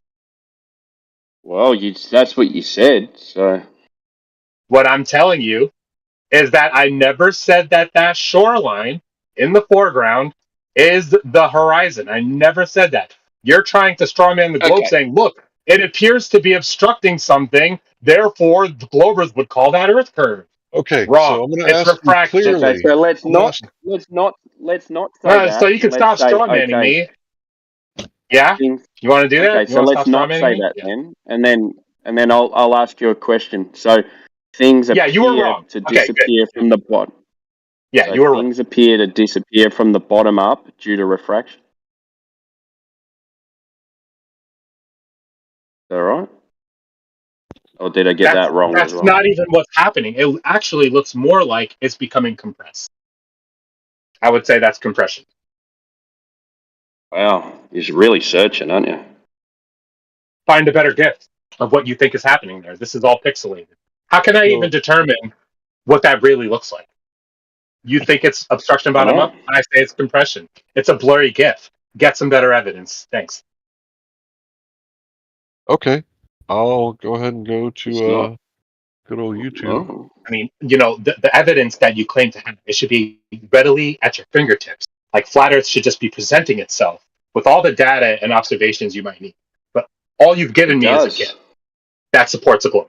So Yeah, that's all anyone's ever given you, Callie. Yeah. yeah, you're triggered. I'm not All right, can you triggered, see my man. screen? All right, let me take a look. Must be my accent. Maybe. Or maybe a dingo ate your baby. Can you see my screen? Yeah.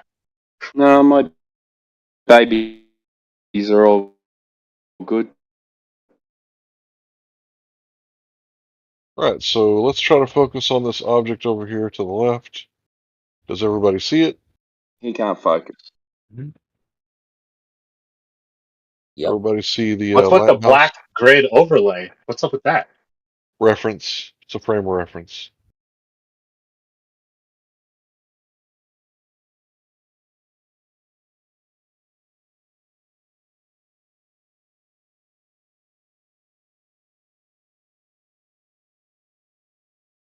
Oh, looks like it almost disappeared there for a second. You want me to play that again? Now it looks tall. Are you saying it's becoming obstructed bottom up due to refraction? Or could that be compression? Hard to say. But it does look like Well, it's you're making a disappearing. definitive claim about what's happening. Wait, how am I making a definitive claim when I said it's hard to say? Is that a definitive claim that it's hard to say? Refraction is causing bottom up obstruction. Dude, fix your mic or your Are internet you connection. saying refraction causes bottom up obstruction in the flat plane? Oh, there's a mirage. Fix your argument. Are you saying that refraction causes bottom up obstruction when there's no horizon? Is that what you're saying? When there's no horizon, when is there no horizon? Fix your mic, dude. That should be right. You said in this image there's no horizon. Fix your mic, dude. No one can hear I'm you. gonna start tallying. Oh, now it's all disappeared. these Look you there. now. Look you there. That was one right there. Where'd it go? Look at the No one can hear you. conditions of the day. Now he's making excuses. Look at the conditions of the day. Where'd it go, bro? Clearly. Where'd it go? Where's the lighthouse? Could be in a Things mirage. disappear from the bottom up due to refraction? Is that what we're saying? 354. I'll go ahead and post it so everybody can check it out for themselves. Now what's the excuse? Pixelation? Is it compressed? Which is demonstrating what I claimed on You're the saying ring it's reflector in disappearing video bottom up. from Brigham Young University that it's compressed due to the Rayleigh criterion, which is something we've been saying for years. Thanks for finally catching up. Oh, But so which is it? where'd the lighthouse go? Compression due to the Rayleigh criterion, or is it obstruction bottom up due to refraction? Like I said, it's hard to say. So why are you coming at me as if I need to be answering this? Definitely not Earth curvature, though. Yeah, it's not Earth curve. We know that. Like you're putting That's pressure on me, like definitive. I gotta have all the answers, right? Well, you're claiming I just Earth asked you curve's the same. causing it, right? You don't got an answer either. Is Earth curve causing this? No, that's I'm gonna tally Okay. that. That's number 2. Another straw man. Okay, let me explain something to you. When I ask you a question, God damn it's you, called a dude. clarifying question. A clarifying question cannot be a logical fallacy. A logical fallacy is, so you're saying this, therefore that, right? I'm not saying what you're saying. I'm asking what you mean because words have different meaning. Do you understand that? Do you understand that words have different meaning? And sometimes when adults have a conversation, you have to interrupt the other person with a clarifying question? Do you understand that? Or Yeah, I you don't need don't your condescending understand? attitude. When you just Okay, keep giving stupid. this is real simple. If I'm asking you a clarifying question, it's not a logical fallacy, right? Yeah, your understanding of the globe is terrible. That's for sure. Okay, I think you're having hearing problems or comprehension problems. You can't accuse someone of a logical fallacy for asking clarifying questions, no matter how bad you want to win the debate. Do you understand? Talking for 15 minutes, you still act bewildered I guess the guy's at not the capable of concept of. having an adult conversation. Or maybe that's a straw man. Okay, so I'm going to give you one last chance. If someone asks you a clarifying question in the future, God of Destruction, God of Destruction, Callie, the black one, 666, if someone asks you a clarifying question, that cannot be a logical fallacy, correct? Yeah, this deep into a conversation, you shouldn't be asking me that kind of question. I've clarified. Well, on your own behavior, if you keep saying that when I'm asking a clarifying question that's a straw man, I have to ask you that question because I want to know if we're having a good faith conversation or if your religion is causing you to act weird. You're obviously a religious person because you got the name of a god in front of your name on your little avatar here. So I'm just trying to help you understand. If I ask a clarifying question, is that a fallacy? Yes or no? I'm not answering some. Okay, then you can go on mute. I don't think you're capable of having an adult conversation. Would any other Glober like to pick up where he left off? Because he's obviously obfuscating because I'm streaming something here where I've paused the stream where the lighthouse has completely disappeared. Is there any Glober that would like to comment on that? Yeah. I mean, I guess what I'd say is that although it does seem like a decent example, I could arguably say that that video is compression rather than bottom-up obstruction. So I don't think this particular video um, is good for that. But I will say the candle example definitely convinced me. The one you showed earlier. Okay, that's fine. With the magnifying glass. The one where you move the candle away and it like looked like the sun going over the horizon. Mm-hmm. Atmospheric lensing. Right, and what causes refraction? The lensing effect. That's why glasses work. I wear glasses and contacts, by the way. Yep. But I usually only wear the contacts Glasses, if it's raining. they're just refraction, aren't they? Yeah, they cause refraction because of the lensing effect. Yeah.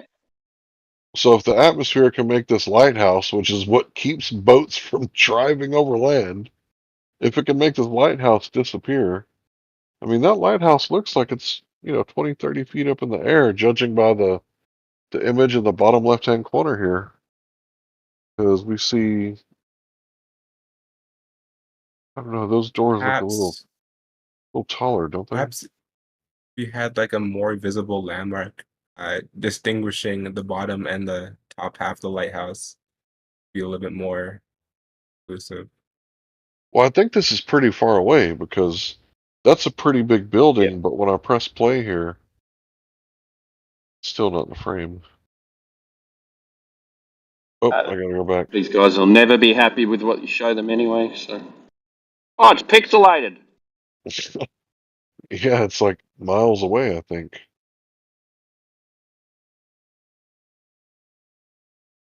Oh, that's a really good spot right here.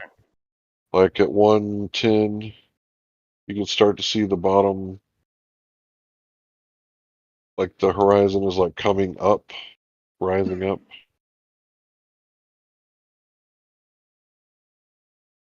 Yeah, bottom up obstruction. Yeah, it's almost disappeared. Nope, now it's back. Let's go over that again. Yeah, right. Pause it too late. Let me go over it again.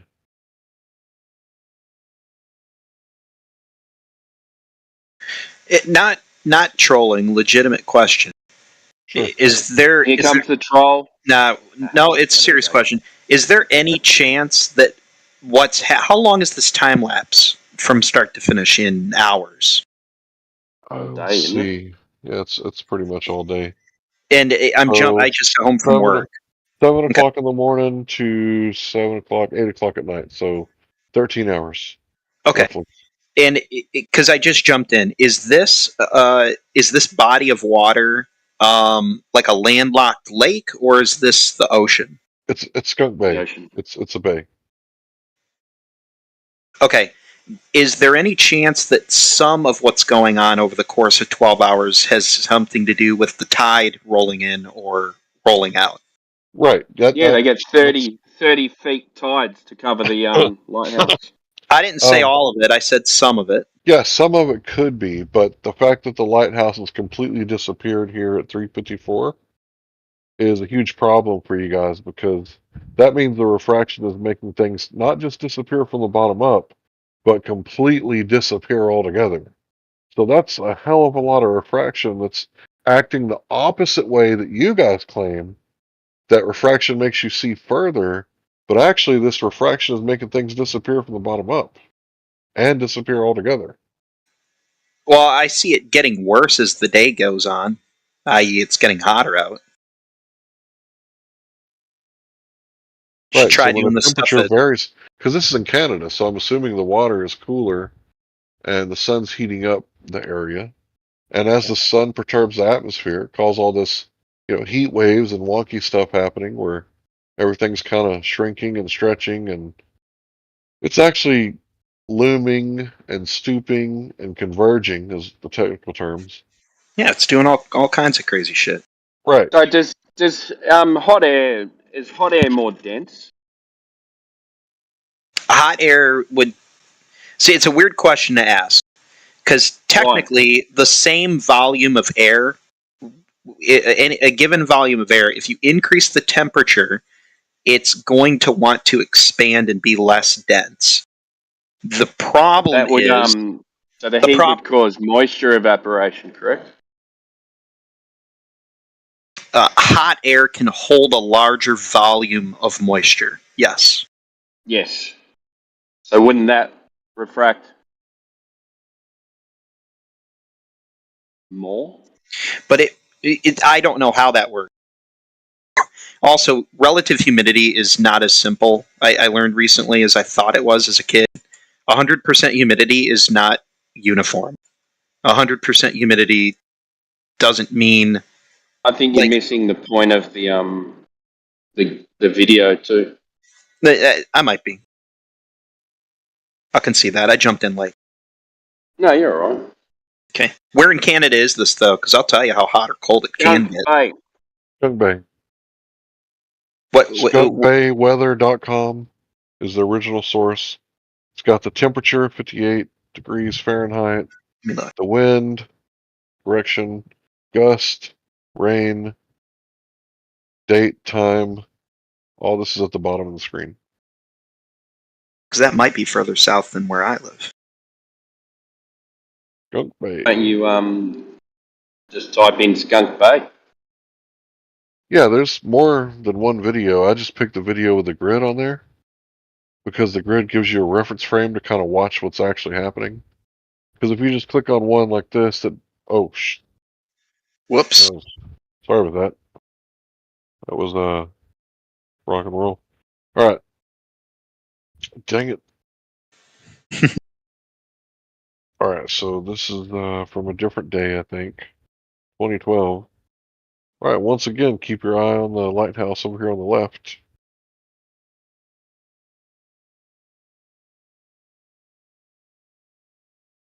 So in the beginning part of the day, 9:30 a.m., everything looks kind of normal. But as you start getting closer to like 2 o'clock, let's see, here's 1:30. Yeah, you can see everything's kind of wonky now. So it's approaching 2 o'clock right now. And you can really see the effects. Things are disappearing from the bottom up. Oh, point of order. This isn't Canada. Skunk Bay is not Canada? No, it's Seattle, Washington. Oh, I'm sorry. I thought Skunk Bay was Almost. Sounded Canadian. Was. Skunk Yeah. Bay. Yeah, I apologize about that. I thought it was totally in Canada. Just across the water.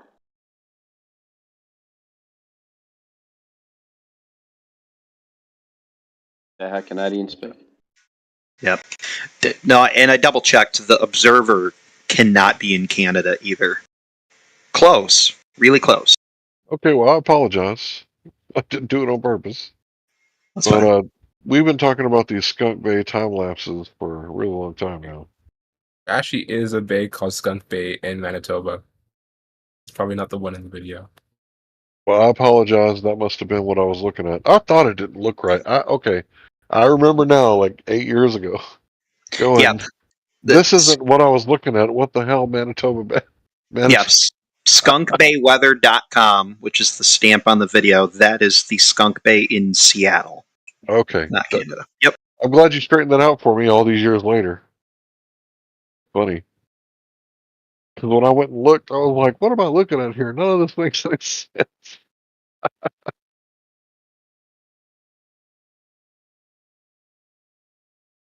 Yeah, it looks like the lighthouse is in the water now.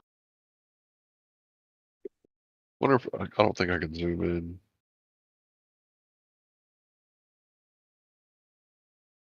All right, so this is the part of the day usually where it starts to disappear, and it's gone.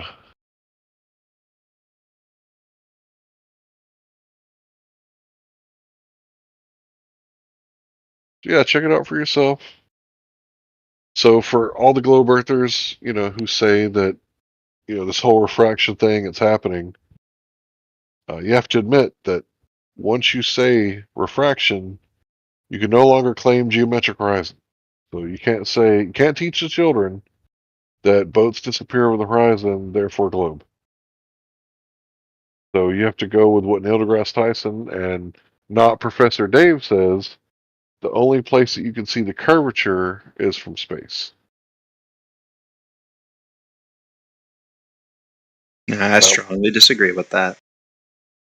Okay, so you don't believe You're disagreeing with? Well, I've seen ships from a slightly different vantage point out in the middle of the ocean. They definitely disappear hull first. Okay. Over relatively Hey, short. so can you agree that in that image that you just saw that things can disappear from the bottom up due to refraction? I don't know what the hell's going on in that image, man. Because at the same time, you're not going to tell us. Hold on, I'm what's answering in your that question. image. I'm answering your question. I find it weird that when you can't see the lighthouse, you can simultaneously still see the water behind it, which is kind of weird. Exactly. That's how you know it's refraction. Because if the horizon is actually behind it, what's causing it to disappear? Not the horizon. Okay, so the only thing I'm getting from this is you can't really use what you're seeing in that video for either cause. Oh, you can't use it, Larry. Sorry, mate. Well, that's true. You can't say for certain that it's the globe. You can't say for certain that it's flat. But the difference between a globe and the flat Earth is that with a globe, there would be a geometric horizon that you wouldn't be able to see past because of the curvature.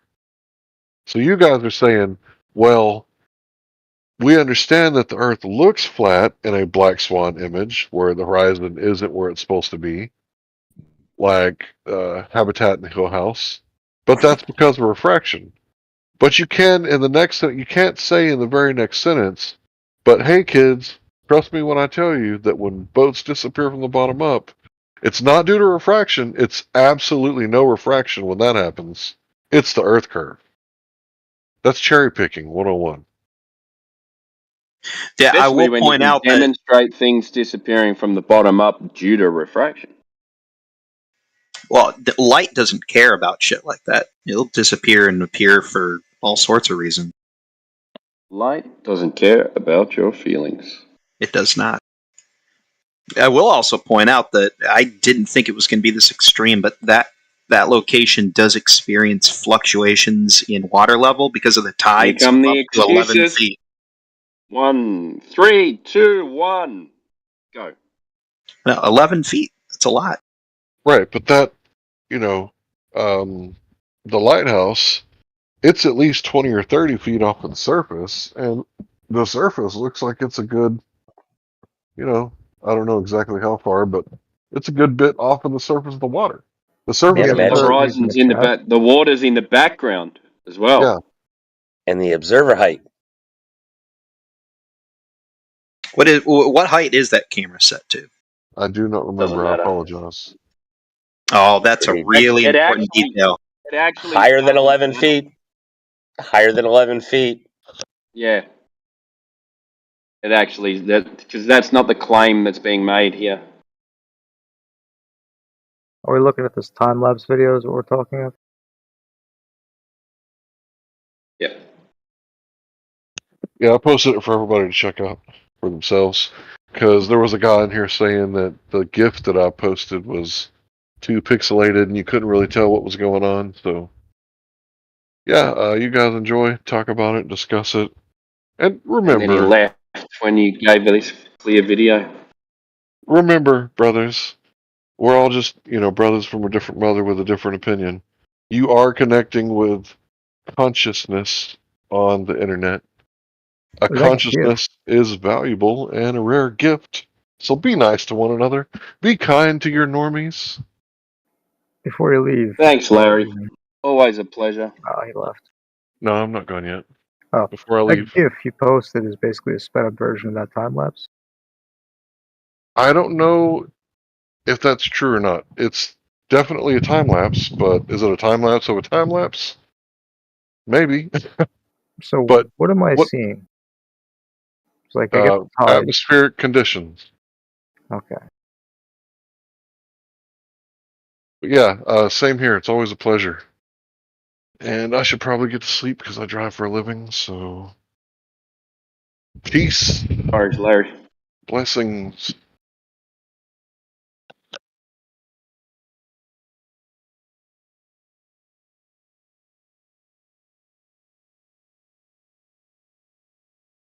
Oh, arrivederci. My Giovanni.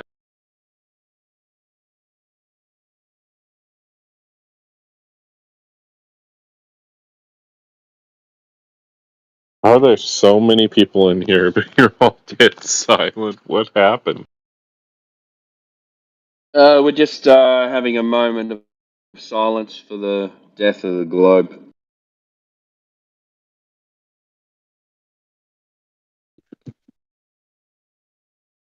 Doesn't that mean the globe was alive and real? Well, it can mean whatever you interpret it to mean. Just owned. Victory, guys. No need for this channel now. We're all done. Yep. Shut it down. Shut down the server. He's proved that the Earth was alive. In the arms of the angels. I will always. If you have an Australian accent, you're just a little bit more right than the rest of them. Okay, I have an Australian accent. Do you know why? Because you're born in Australia? Because you live in the southern hemisphere. Wow. I wasn't born here, but yes, it's because I live in Australia. Yeah, I wasn't gonna take a guess and say you're Mongolian. How long did you live in Australia before you said cranky the first time? The womb. Crikey, I don't think I've ever said it as soon as he went I'll out. leave Crikey to. I'll leave that to Matrix. He came out of his mother's womb and said, "Oi, cunts." I'll never understand how there can be flat earthers in Australia. Totally blows my mind. Why not? Especially when you leave Australia on a flight. Surface of the Earth still measures the same. Because everything that you can reference, like you must ignore the sky entirely, because all the same arguments that the Northern Hemisphere guy could make by observing the sky, everything does the same thing for you, but sometimes opposite. Yeah, just facing south. Yeah, whatever. No, you see I love completely the sky. different. No, you see the sky from the desert. You see completely different star constellations than I would in Canada. Why would you expect to see the same? Say. You can't see the same. You would if it was flat. We do see some of the same. Only if it's near the equator. No, only if it's near the eclipse. So we do see some of the same then. Or sorry, So no. your The comment's not correct. spinning of the Earth, yes, not correct. Yes, sorry, I retract. Spinning of the Earth? Where's that?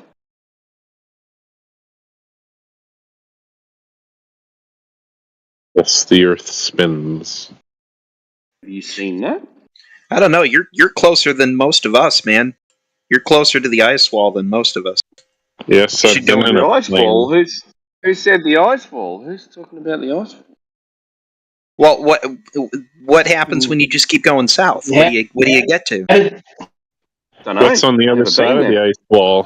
White Walkers. No, the ice wall's a funny one because it's a globe claim because the ice wall actually the name the ice wall comes from a expedition done by some geologists, and they said we encountered the edge of what looks to us like an ice wall. So it's not a flat Earth claim. There might be a few silly flat earthers that go around saying there's an ice wall that surrounds the outside of the plane that we know. It's a big claim to make, though, isn't it? Hey, I don't know. I would ask what happens if you leave from either Perth or Sydney and you just go due south. Like, where do you end up? Antarctica, I think. Well, what is Antarctica? South Pole. You ever been there? Because if you go straight south from Australia, you'll run into Antarctica. But you'll also end up at Antarctica if you head straight south from South Africa or I know. Or Strange, isn't South it? America. Yeah, it's very strange. But you don't end up at the same. It's place. weird. It's weird if you just keep heading south, you end up in Antarctica. That's very strange. But you can't keep going south and end up in South America, though. That's the weird part. It's boggling. Oh, that's a trick question because eventually you wouldn't be going south anymore. You'd be going north again. That's never happened. Ever. Good morning. Never. Good morning. Good morning, but I'm going to warn you. I can't trust a guy whose name is literally mute. I'm female, so. Oh, okay.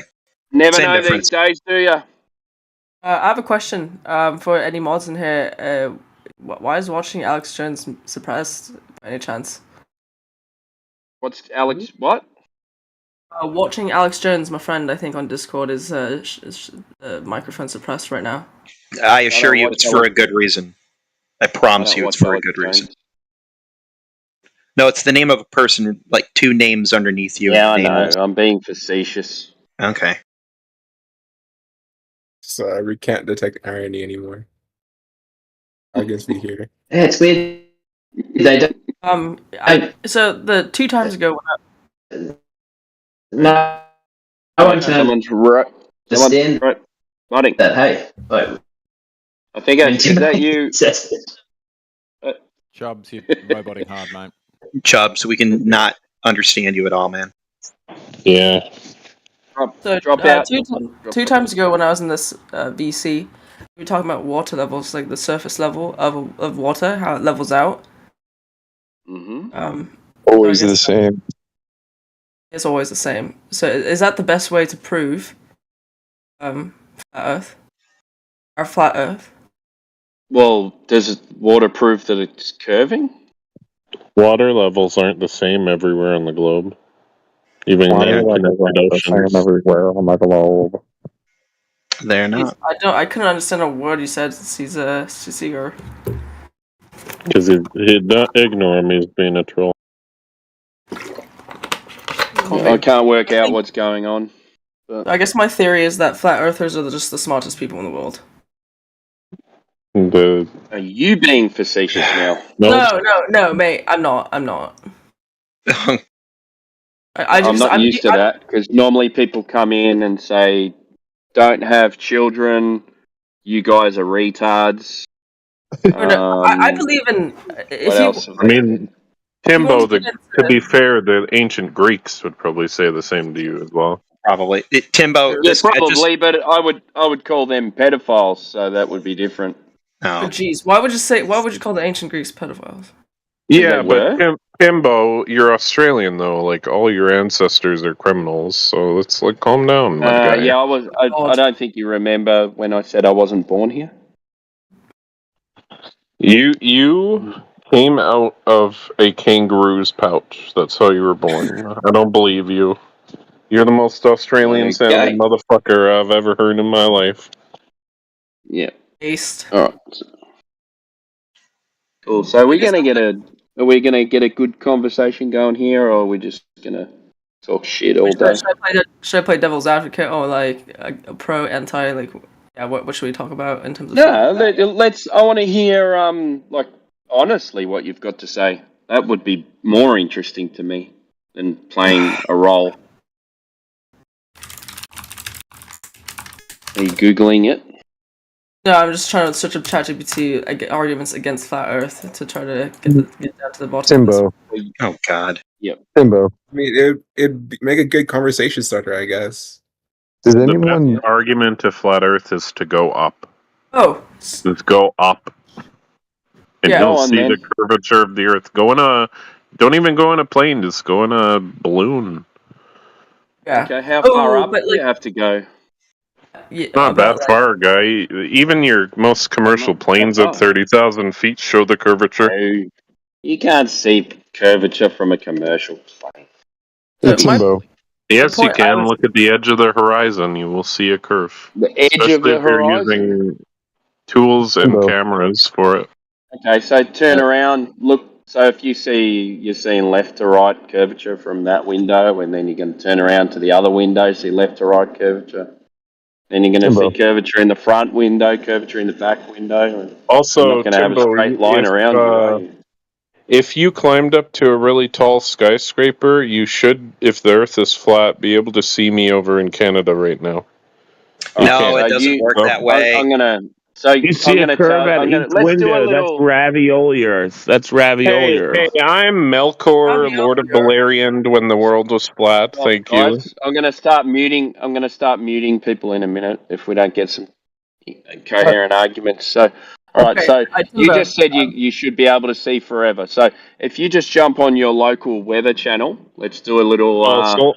I mean, Timbo, so long as there's not Just mountains. do a little in the way. research project. No, just stop interrupting me, or I'll fucking exit you from the channel. All right. So let's do a little project. Jump on your local weather channel and just tell me what the visibility is for the day.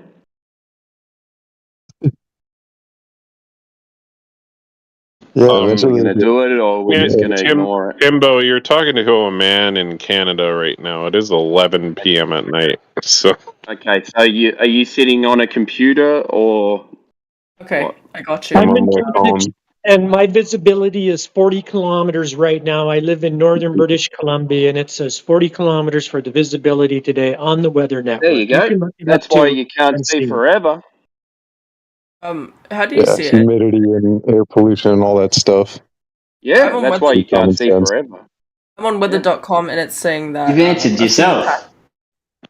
Timbo, also Australia. Like, just go to the coastline, watch the ships Yeah, sail I away, surf. and they literally surf all the vanish time along the and horizon. Yeah, they seem to always kind of appear that way. Or is it different distance? Under the globe as they vanish from your visible horizon going down. Yeah. Nice claim. Very good. You're That's the kind first time I've heard someone say that. You're hijacking the fucking call. Where are you? What's your name? You're letting them. Yeah, I No, know, but I'm they're- driving, so I'm not next to the mute button. Yeah. Timbo, you don't have a lot of people talking in here, and I'm being pretty nice. Like, I kind of want to say something cogent. All right, where's the South African person? Are you talking about me, South Timbo? African person? No, the lady. Oh, okay. Oh. She was either Pound English or mute. South African. God damn it! I'm considered. Guys, pause. I'm the spammer. Very top, pound mute. Sorry. No, she's all right. I was trying. Yeah, she was trying to get in. To ask questions. The other guy was annoying. Right. I'm the spammer in the chat. By the way, I'm currently limited on Discord. But I guess my second time in this voice channel on Earth 24/7 Flat Earth, which I'm watching the stream right now. I love the setup.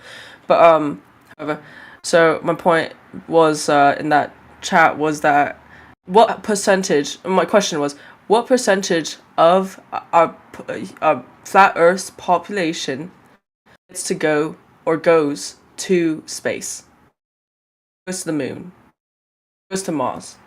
Well, there's only 24 people who've ever claimed to have been there anyway. To the Mars or No, moon, outside of low Earth orbit. So 24. I think it's 24. 24 people who went to where? Now. You must be saying to the orbit of the moon or something. Beyond low Earth orbit. Eggshells. Beyond low Earth is what I was supposed to say. So you're saying currently 24 people are out in space right now. Is that true? No. No, negative. Oh, Don't get it twisted. Listen, people on the ISS, which has been a lot more than 24 people. Space. Those people aren't in like true space. They're in low Earth orbit, which is slightly different.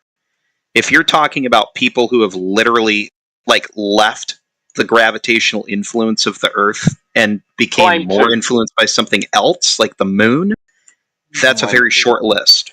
Like, I think 24 is not the right number either, but that's really close to it. Okay. There was 6 missions, 7 missions that went around. 2 of them went around the moon. 6 of them landed. No, nobody has left Earth's atmosphere. Yes. Anyway, it's like 29. I don't know. Anyway, that's why I emphasize claim. Nobody's left Earth's atmosphere. It's a claim. Earth's It's a atmosphere claim. Goes forever. Got it. Yeah, I believe it. I'm curious. This is kind of derailing, but why don't people in the YouTube chat come here to the Discord? I guess they're just chilling. I think some people just sitting there. I actually listen in on the YouTube when I'm at home. So I'm only in here when I'm at work. So when I'm at home, I listen in on YouTube, and I don't really comment in there, but I'm on there. So most of the people who do go on the YouTube chat do come into either this server or the 24/7 server. So. Hey, Platypus, would you agree with me that nobody has left Earth atmosphere? No, I would not agree with you. Yeah, people actually go to moon. I mean, don't they say the atmosphere extends past the moon now? Only Americans. Only Americans have been to the moon. Isn't that weird? All of them with military links. Hold on, in their paradigm, they say the Earth atmosphere extends past the moon twice as much as the moon. Jeez, what if Earth's atmosphere extends to the rest of the universe? Right, that's just a stupid hypothetical. Hey, Ether, I've got to bounce, Everything dude. else is crazy. You Why got not? control of the mic. Do you agree with that statement, Platypus? The Earth's atmosphere extends past the moon.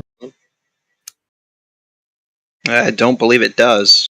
I mean, have you heard the NASA say that it does? Ever heard that? If you were to go into astronomy and meteorology, so like the atmosphere does not reach past what's that level of what is that atmosphere? Can you define atmosphere? real quick? No. In 2018, they said it went past the moon. 2018. Oh, shoot, that was recently. Yeah, very recent. Well, at what point, like if you're standing on the surface of the moon, at what point between there and standing on the surface of the Earth would you start saying that you're in the atmosphere of the moon? Like, there's got to be a line of demarcation there. There's a link in the chat. Yeah, I Check think it the out. way you put it was really well, Platypus, which is just, it's when, I mean, I didn't agree with the first bit when you're no longer experiencing gravitation of Earth, because, you know, that gets this infinitesimally small thing, but you're more affected by a different celestial body. I think that's a meaningful thing. To go. There's a certain Here we go. There's if you two, were to fall in two any direction, Globers you'd having a fall in chat, making shit up again. This will be awesome. Well, trying to say something accurate. I can barely hear you, Eggshells. Yeah, Eggshells, you're kind of low, Eggshells. Turn up your mic, bro. Too quiet. I got you cranked up, and I still can't hear you. Does anybody in here have server muting privileges? I have a request. Oh, I got that. I don't think we go with requests, but what's going on? CS Eager is literally doing nothing the entire time he's been here to contribute. I was waiting my turn. I have a question. He's just randomly chiming in and repeating what people say. Yeah. I had the moderation settings earlier that I was requested to become a moderator. I think I don't know if it was this one, but I will monitor it. If he continues doing that, I'll definitely mute him. If you're not a flat earther, you're not going to get mod privileges in this channel. I promise you that. I'm a recent flat earther convert, so you guys got me. Awesome. Being a liar is not going to get you there either. What? Yeah. Why? You just said people went to the moon, so no. Oh wait, yeah, I actually don't really understand the entire premise. Okay, so to be honest, I don't really understand the entire premise of flat Earth. Everything. I'm here to. I don't know what I'm here for. Honestly. You're here to learn, man. 2 ears, 1 mouth. Let's do it. If you're being genuine in what you're saying right now, then your official tag would be Globe Skeptic. Ooh, I'll take that. I mean, I guess. I don't think we can't do the tags in here. No, That's can't. only on the other channel. Yeah. No. I don't mean give him the tag. We'd have to go to 24/7 for someone to slap it on him. But I'm just letting you know that's if you're being genuine in your describing your position, then you're describing being a Globe Skeptic. But you're definitely not a flat earther. I want to become a flat earther, just so you know. Though. I've never heard that one before. Let's see if we can hear Eggshells again. What's up, Eggshells? In 10 years, I've never heard somebody say, I want to become a flat earther. A little better. Ever. I was routing. It was my sound was going through NVIDIA broadcast, so that might have been it. Yeah, you were really low. Much better now. I'm low down, dirty dog.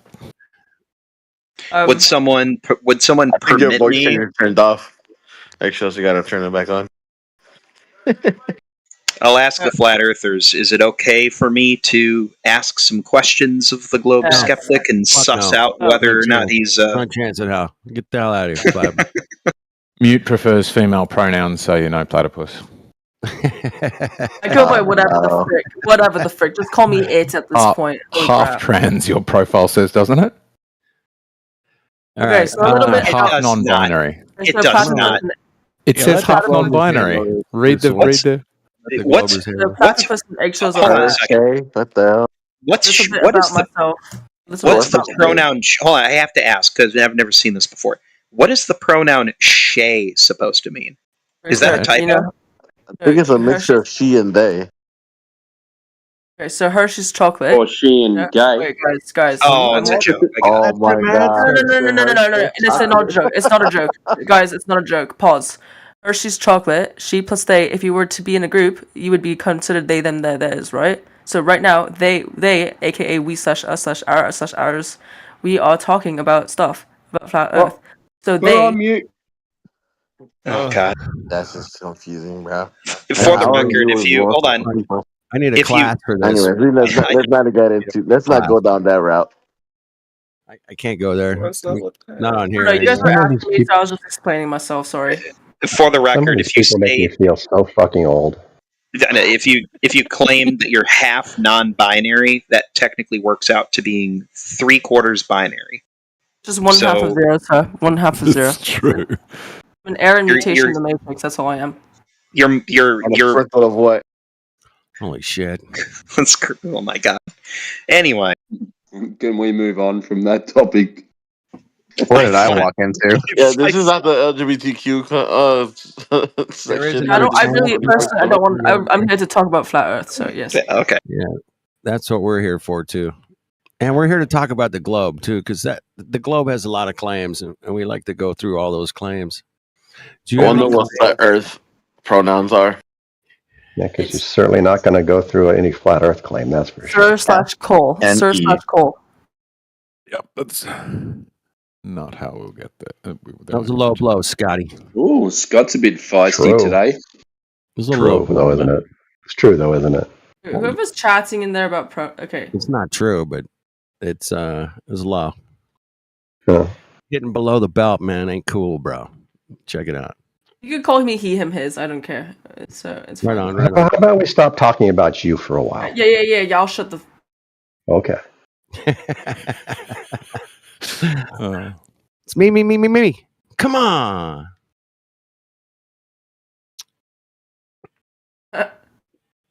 Anyway, somebody said Maybe they could. maybe her pronouns are me, my mate. Oh, Timbo. Leave the child alone. Could I get the age demographic of the speakers in this room right now? I'm Who? 24. They're all a range of nobody matters. Nobody cares. Okay, fact. Same. I yeah, thought I was exactly. 42 until yesterday. In front of I'm about to turn 42. I identify as a 21-year-old. I identify as 30. Timbo, Oh I my beat you God. too. I don't think it works like that. Sorry, I asked.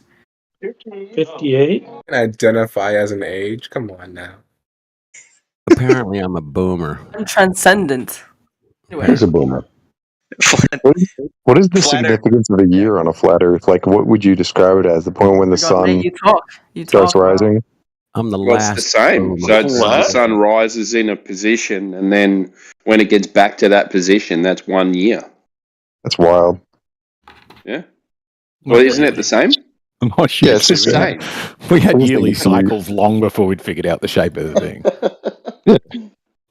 Well, did it predate Well, didn't they the measure years Gregorian by calendar? winters? It doesn't need the Gregorian calendar. All the other calendars still had the right length of a year. It's just they sort of numbered it and did different things with it. But everybody was still pretty clear that it's 365 days. Dude, we don't even we have that the since calendar. Sumerian No, times. we We're don't. talking like 7,000 years. The calendar still isn't right. Every 4 years, we got to squeeze an extra day in there just to make the fucking thing make sense. I'm with you on that. I'm 100% with you on that, Platypus. But this guy seems to be suggesting we need to know the shape of the planet in order to know how long a fucking year is. What? That's a blatantly incorrect statement. But It's ridiculous. I feel like That's flat not what I earthers. said. I feel like flat earthers might be the smartest astronomers in the world. Every time that's the third time you've said that, and as a globe earther, you sound so facetious when you say that. No, mate. I'm no. I don't think anyone believes you. Like, not even the flat earthers here believe you when you say that. No Voice, is it my voice inflections or what? Like, what makes you sound What do like? you mean by not even, Terrence? What are you saying? There's still Even you said, like, look, Timbo. Even you said earlier that he sounded facetious when she said that. When he said that. I know. I'm just joking with you, man.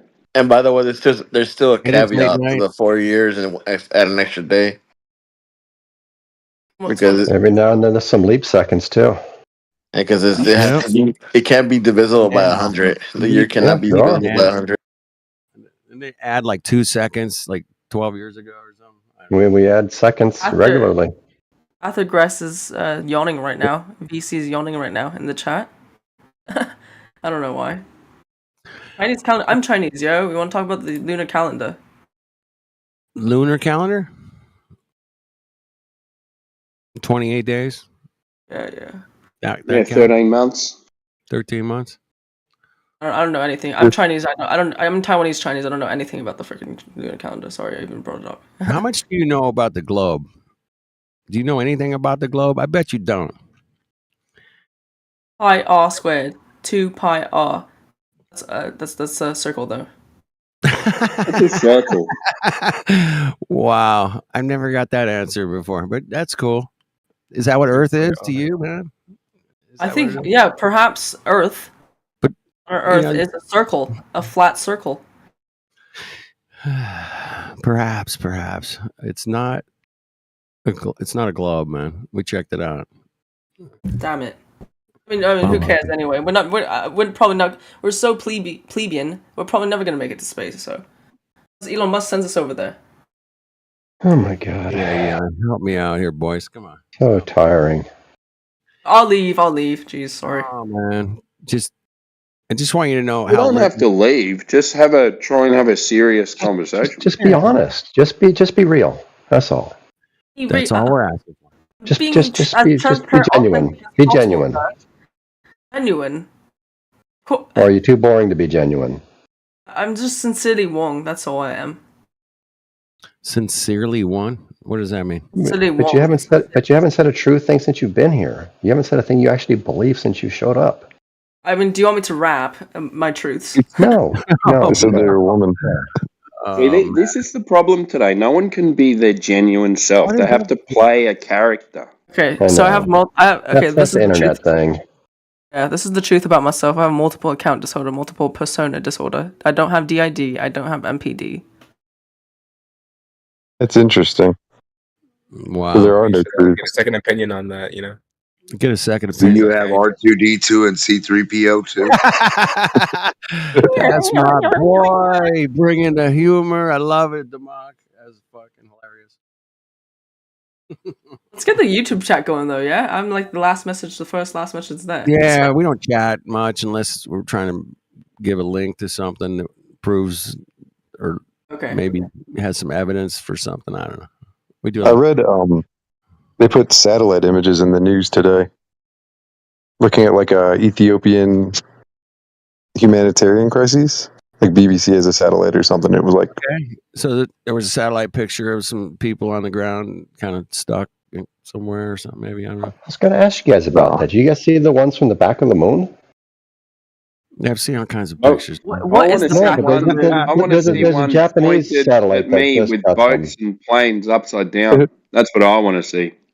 Wait, Scott. What is the back of the moon? If we're talking did they about show anything else? Did they show the back of the moon with the sun and the earth, where the earth's 4 times bigger than the sun and the moon? Because the earth, the moon and the sun look the same size. So from the perspective of the moon, it should see the sun is the same size as itself, looking that way, so a little bit smaller than itself. And then the earth should be way bigger than the sun. Do we have that image? That'd be a cool one, right? Okay, Where the my earth is follow-up bigger. is, if we are on flat Earth, then is moon flat or not? The fact There's a lot of There's the fact is none of us have ever been to the moon, so we can't verify firsthand I've never seen Guaranteed. the other side. We've never seen the other side of it. That's really weird. So we can't verify 100%. It's a fucking ball. I don't even know what it has another side. But they do say it does reflect signals, so that could be concave. There used to be a theory, like way back in like thousands of years ago, people would think it was like a shield shaped, and you'd watch it turn. That's why it kind of has that like crescent and gibbous shape. Why can't we reflect our signals off UFOs and rainbows? If we could reflect them off sunlight, UFO. gas, light, sun, and moon, right? Sun, light. So it's a light. We can reflect it off that, but a rainbow, no. Here on Earth, no, never. The radio waves reflect and make it so like when you pull up to an intersection, your like radio will go out at a point, you'll go a little forward, it's bouncing off the poles around the intersection. Oh, a solar front sun part. So if the sun parts, your computers turn off. Apart from, yeah. apart I from don't all know. the regular globies, is there anyone in here that believes the Earth is a ball? Yeah, I do. You do? Yeah. What about the moon? You want to describe that? All right, I mean, anyways, I trust. have a good day, everyone. Yeah. I just trust NASA and the scientists. I don't have like a big wall of skepticism. Make sure you say amen after that. Say amen. Amen and amen. What did- Okay, what did have a they, great day, everyone. Have 24. What did they tell you about it? I mean, yeah, a lot about it. Everything I know about it, probably. How much do you Like know what? about it? That's what we're going to find out right now, real quick. Not a whole lot. Yeah, I mean, this is the point, man. All of us flat earthers in here, we said, we'll prove the globe because we know so much about it. And we went out and started looking into the globe, and we were like, do they really say that star's 400 years away? Or do they really say that boats go over the curve? And then, we kind of just go down the line of all the claims of the globe, and we figure out that some of them are not true, bro. That's what interests me is I enjoy thinking that I'm like this speck on space. Like it makes me feel good when I think about it, Dude, And I always wonder if like there's bringing a you lot of better flat for you. earthers. What if you No, I mean, You feel good that you're insignificant, yeah? yeah. That's good. Significant. So what if I brought it to you that you're the center of the whole universe? And I you would live hate that. You would He'd hate hate that. to be the center. He wants to be a turd on the side of the road. All right. Somebody else carry on, man. I don't know where to go with that, man. I've never heard that. So, Go ahead. so you said all the stuff you learned. Can you give us a rundown on why you believe you live on a ball? I mean, people take pictures of it, and I believe the pictures. I don't have any reason not to. Dude, you posted you posted the power lines over a curve. I posted you the actual video of where it's not like that. You agreed, and now you're going back to being on a curve again.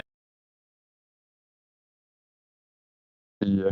Another one playing a character. Is it Radwin? I smell something. Okay, go ahead. Just someone laughing. I'm laughing inside, bro. Because this guy just got busted, man. And I just want to just laugh at that. That was pretty funny. Do you guys is it like, I always wonder this, like, are you burdened by like the evidence of the flat earth? Like, do you carry that around? Are you ever like, I wish I never If you're knew? not having fun, you're not doing it right. Okay. I have so much fun with this stuff. It's great. I laugh. I cry. It's fucking awesome. Earth is awesome, man. Check it out. Don't believe it. No, I'd be bummed out if there weren't like galaxies, like other suns and stuff. What's a galaxy? It's like a Sounds far pretty away. Sounds far out. Yeah, It's like a far away thing. it's a cluster of solar systems circling a black hole, or sometimes just gas clouds. Wow, man. Yeah, Sounds pretty Holy, It's people like this You ever stuff, seen man. one? It is cool. People love this stuff. You ever man. seen one? Love Cool story. Dude, they're Picture. into fantasy. This is fantasy land. You're talking Hollywood. It's fucking made up world. It has nothing to do with reality. Right outside that nebula of galaxy black hole, Superman emerged, and he brought Santa Claus a present. That's my boy right there. Demok cracks me up, dude. That's the whole reason why I come back here. He comes out like off the rafters, like a tag team wrestler, like get a ball, fucking at the Globers, dude. It killed me every time. I spit my drink. I love it, dude. The rafters. I swear to God. YouTube and call it sitting up there crunched over like fucking like a Skeksis from the Dark Crystal. From a Dark Crystal, Demok. I think I do make people laugh. We do need to start a podcast called "Spit It Out Your Coffee." Get the ball, I like it. Spit it if you got it. Out. Spit it if you got it. Coffee. Spit it out. Did somebody order a flat smacking? Well done. We did special order. Oh, there was some guy trying to give you. He was trying to down your good name. Is it Kai? I think it's Kai, is it? Kai, are you there? No. Maybe Is he here? You still there, dude? It was the guy with the map looking name. Yeah. He had like the AESE, one of the little map looking name. Like it looked like a little map design on his name, like blue. Oh, Flattentard or Flattened or whatever. Yes. That's what it was. Flatlander, Flattentard, yeah. Flattentard, did you say? I think that's his name. I don't know. All right. I like the name. Yeah, he had a map design and it was flattened something. I didn't even notice the rest of it, but you're probably correct. So you know if did he leave? Yeah.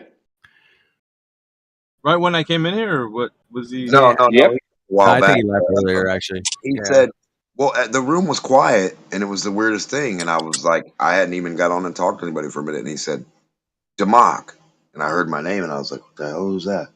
I looked back down on the thing, and I was like, "Oh, somebody's talking to me." And he said, "Penny for your thoughts," and I'm like, "Okay." And then he kept telling me how to polish so hard, and I was like, "Hold on a minute, like penny for my thoughts, like." You want a penny for your thoughts from me, but you're telling me all the information. I said, so you totally just demolished him, right? You annihilated inebriate. Like, so what was the thing you did it with? And he like didn't really even say much. Oh, like how I destroyed him? Well, he was trying to say that he destroyed you, but then I asked him how. And then he didn't really fill in the blank. He didn't have the answers, bro. But for a long time, he was like, "Oh yeah, this and this," and he got annihilated. Oh, he doesn't know this guy thinks he's QE number 5 or 2 or something. I was like, "Who? What are you talking about?" And then he told me, "Nah, bro, I doubt that." I said, "Exactly. Tell me this great, astonishing, proof for evidence you gave, or whatever you're talking about." And he really didn't.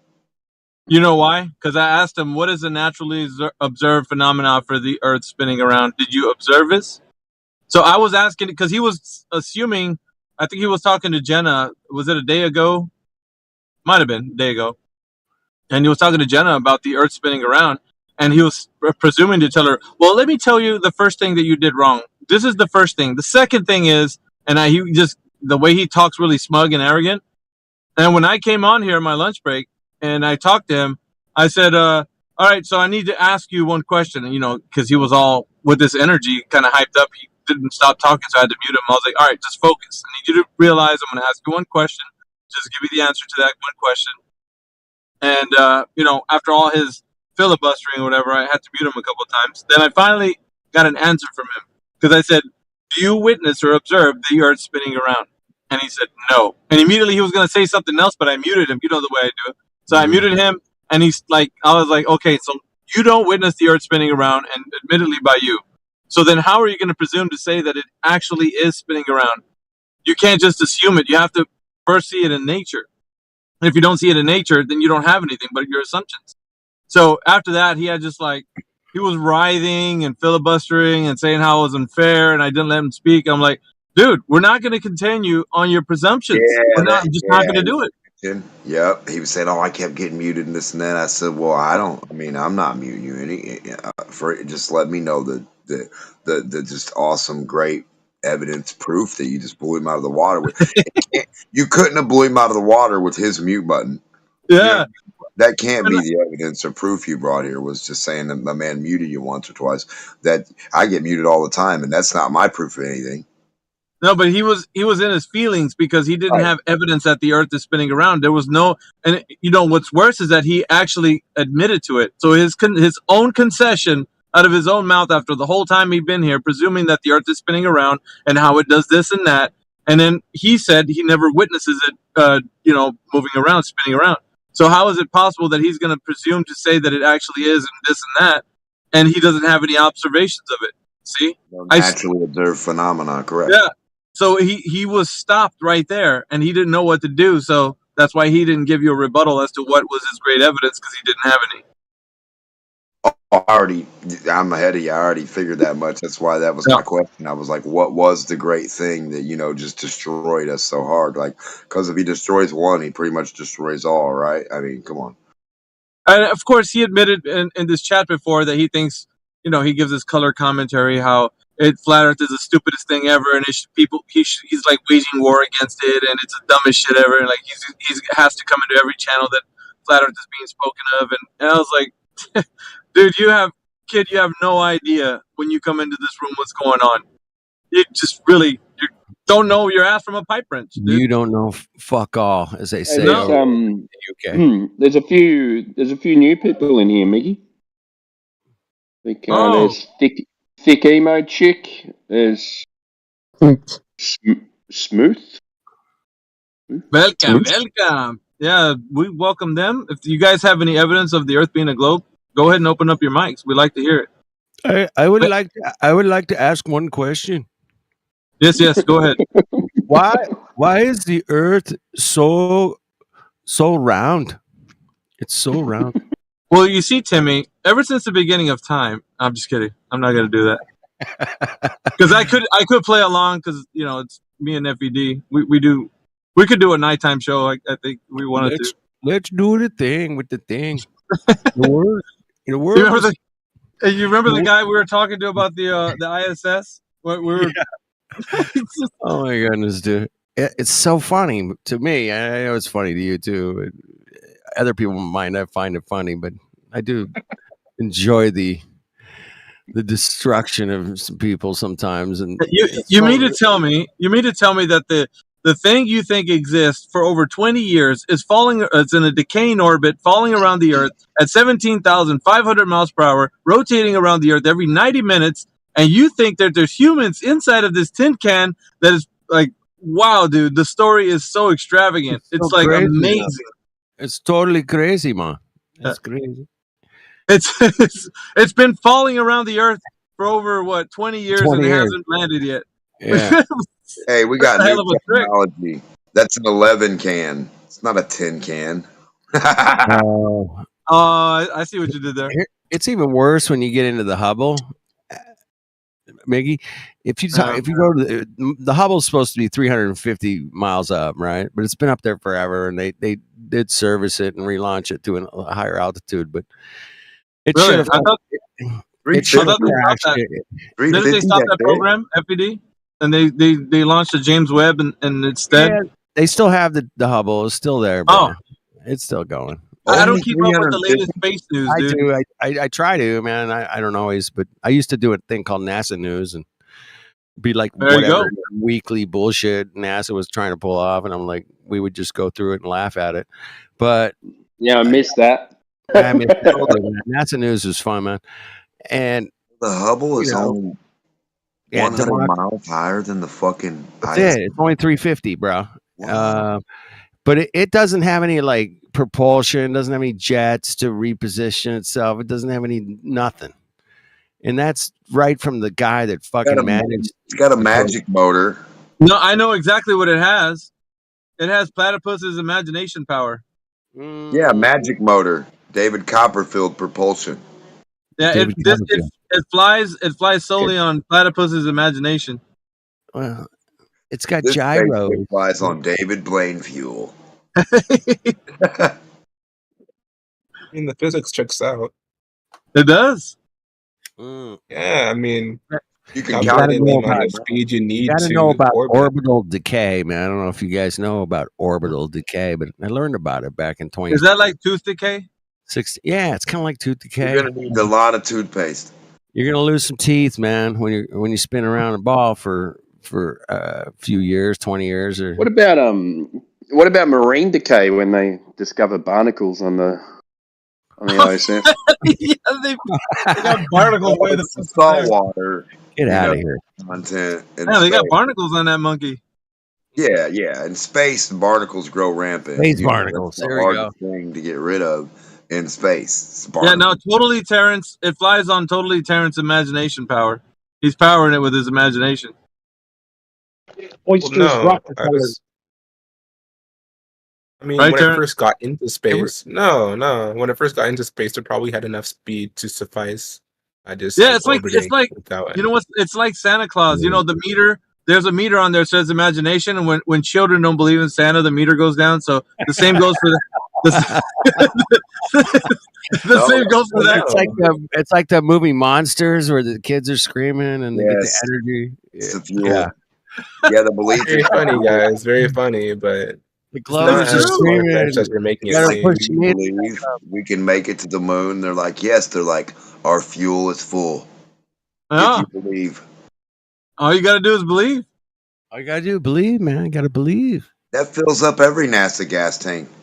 Just believe. Now, my brothers, I'm gonna want you to raise your hands in the air because Hey, we're gonna say that this Hubble Space Telescope is gonna be up there by belief. Now, I know that you got belief in you. I know you do. So raise your hands and tell me you believe. Say, I believe. I believe I can fly. I believe I can calculate the amount of fuel that Superman needs for a hearty breakfast. He's got to be real.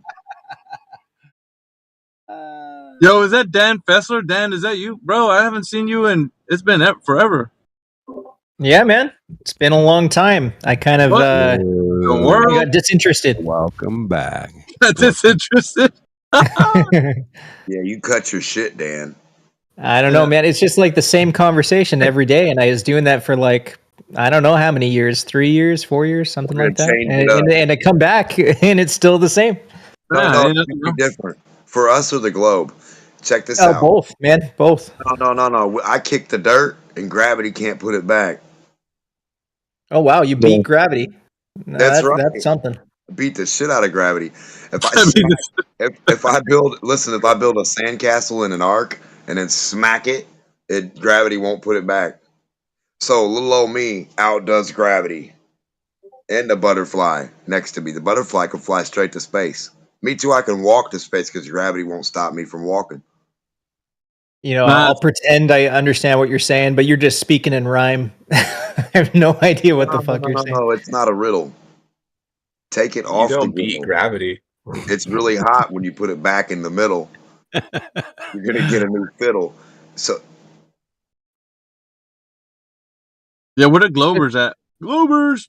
So tell me this: why are we in a politics channel? That's something I don't understand. What happened to the other 24/7? They suck blood, brother. Bloodsuckers, politics. No, we're expanding, man. This is our forwarding base. We're gonna have a few more later. It just doesn't make sense. Like we had our own server, and now we're in. We do have our own server. We still got our own server. Then I feel like then how come nobody hangs out over there and everybody hangs out over here instead? And you know, is it just me, or are you kind of like are you a bit ticked off for some reason? I don't know. I'm getting a vibe, Dan. What's going on? It's a genuine question. I'm actually very just. I have no idea why. We moved over here. We were invited to open up a room here earlier this year, probably back just January or so. And no, it was last July. Was it's it a been year ago over already? No, it's been more than last July. It's been a year and 2 months now that we've been number one on the politics server. So every month. Beach mode. And the action over here is, it's hot, man. This room's hot with Yeah, it's like newbies, bro. It's hot, and it's that that's why we're here. It's pretty funny. Yeah. Yeah, it is pretty awesome to swim out curved water, just swim straight out the side, diagonal down. No, putting a channel like this in the middle of a politics server is like putting a bug zapper in the middle of a bayou. You're bound to attract attention. Dude, that was that makes sense. profound, man. Dude, that was profound. I like that one. That was a good The problem with that, is that you got to keep emptying out the bug trap, man. It's got a shitload of mosquitoes in it already. Yeah. Somebody's gonna empty I'll the give bug him that trap. one. For a Glober, that was a good one. Yeah, I love it. Great analogy. Yeah, that's what happened. Exactly what happened in here. I'm like been in and out of here, seen it all, man. I'm like, what are we doing over there? And I was curious too, man. I'm like, why the fuck are we in this politics fucking thing, man? Yeah, we got. We do have a. Let's see who bites. Yeah, go on. Oh no, it's just I was just seeing if any Globers in the house who wanted to have a chat. Newbies. Yeah, we got. I didn't mean to interrupt. We got 5 Hib in here. Who's Wait, can I chat? 5 Hib. Who's out? Wait, who was that? He's got like a cat avatar on his picture. Oh, He Al. left. Oh, he dipskis. Never mind. Where? What about Totally Terrence? No, me. Totally I have a question. Where do the emperor penguins live on the flat Earth? Far from here. The same place as they do on the globe Earth. On the ice wall? What ice wall? That's a globe claim. No, they guard the ice walls, man. They give them M16s They got machine guns and shit. Yeah, that was that first scene in the Super Mario movie. Yeah, they're. Let me guess. Emperor penguins are supposed to be. They only exist if you live on a globe. Is that what you're trying to say? No, I'm just curious about what you guys, like the general belief of flat Earth is. What do you mean by you? There are emperor penguins. Yep, great, awesome. Earth is round. Emperor penguins are real. All kinds of shit here, man. Cats, dogs, elephants, penguins. Really? What's the point? What's the fucking point of that? Even on a flat Earth? Yeah. Where could they? The mystery. Listen, the mystery has been solved. There are emperor penguins on a flat Earth. You guys, we're done, man. Another case closed. Close it down, man. We crushed it. Kids. I think there's more to this, right? Because they're found on the South Pole, right? Is there McDonald's? No, they're not found on the South Pole. They're found on the edges of whatever you want to call it, but near the ocean of what you want to call Antarctica. Yeah, that was what I was asking. I wasn't trying to. Do you use money on the flat Earth? No. Everything changes. If you wake, get this right. If you wake up tomorrow, and believe you're on a flat Earth, and everything changes. Fuck yeah, dude. Yeah, the distance, the way no wonder there's so many of you. How you feel the grass, it just changes. You're gonna have to just. Do you still have to mow your lawn when there's a flat Earth? Like, no, you still have to do gardening and shit. Oh, you don't have to mow the lawn. Oh, fuck yeah. No, you got to find an emperor penguin on the South Pole doing a dance, and you got to give him money. See. He's dancing on the South Pole. He's like, dance machine.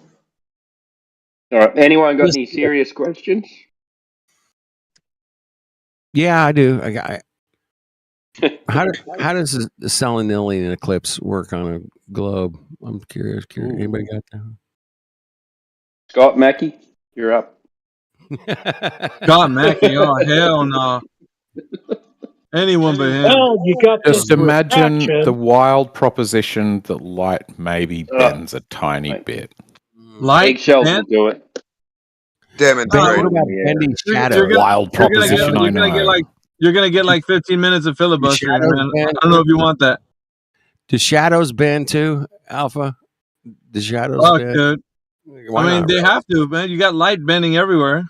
Shadows are cast by the path of light. Path of light bends. How does the rainbow make that rainbow pattern if it's supposed Is that the pattern that light bends in, the rainbow itself? Because if that's bendy light and it's a rainbow pattern, then like what the bendy light You're mixing up bending and refracting, two different things. Here we go. So it's All right. the rainbow's who's this? refracted. Like moths to a flame. What was the whole point about light bending, anyways? What is that evidence that the Earth is a globe now? We can shut it down. Light bends. Shut it Earth is a down, globe.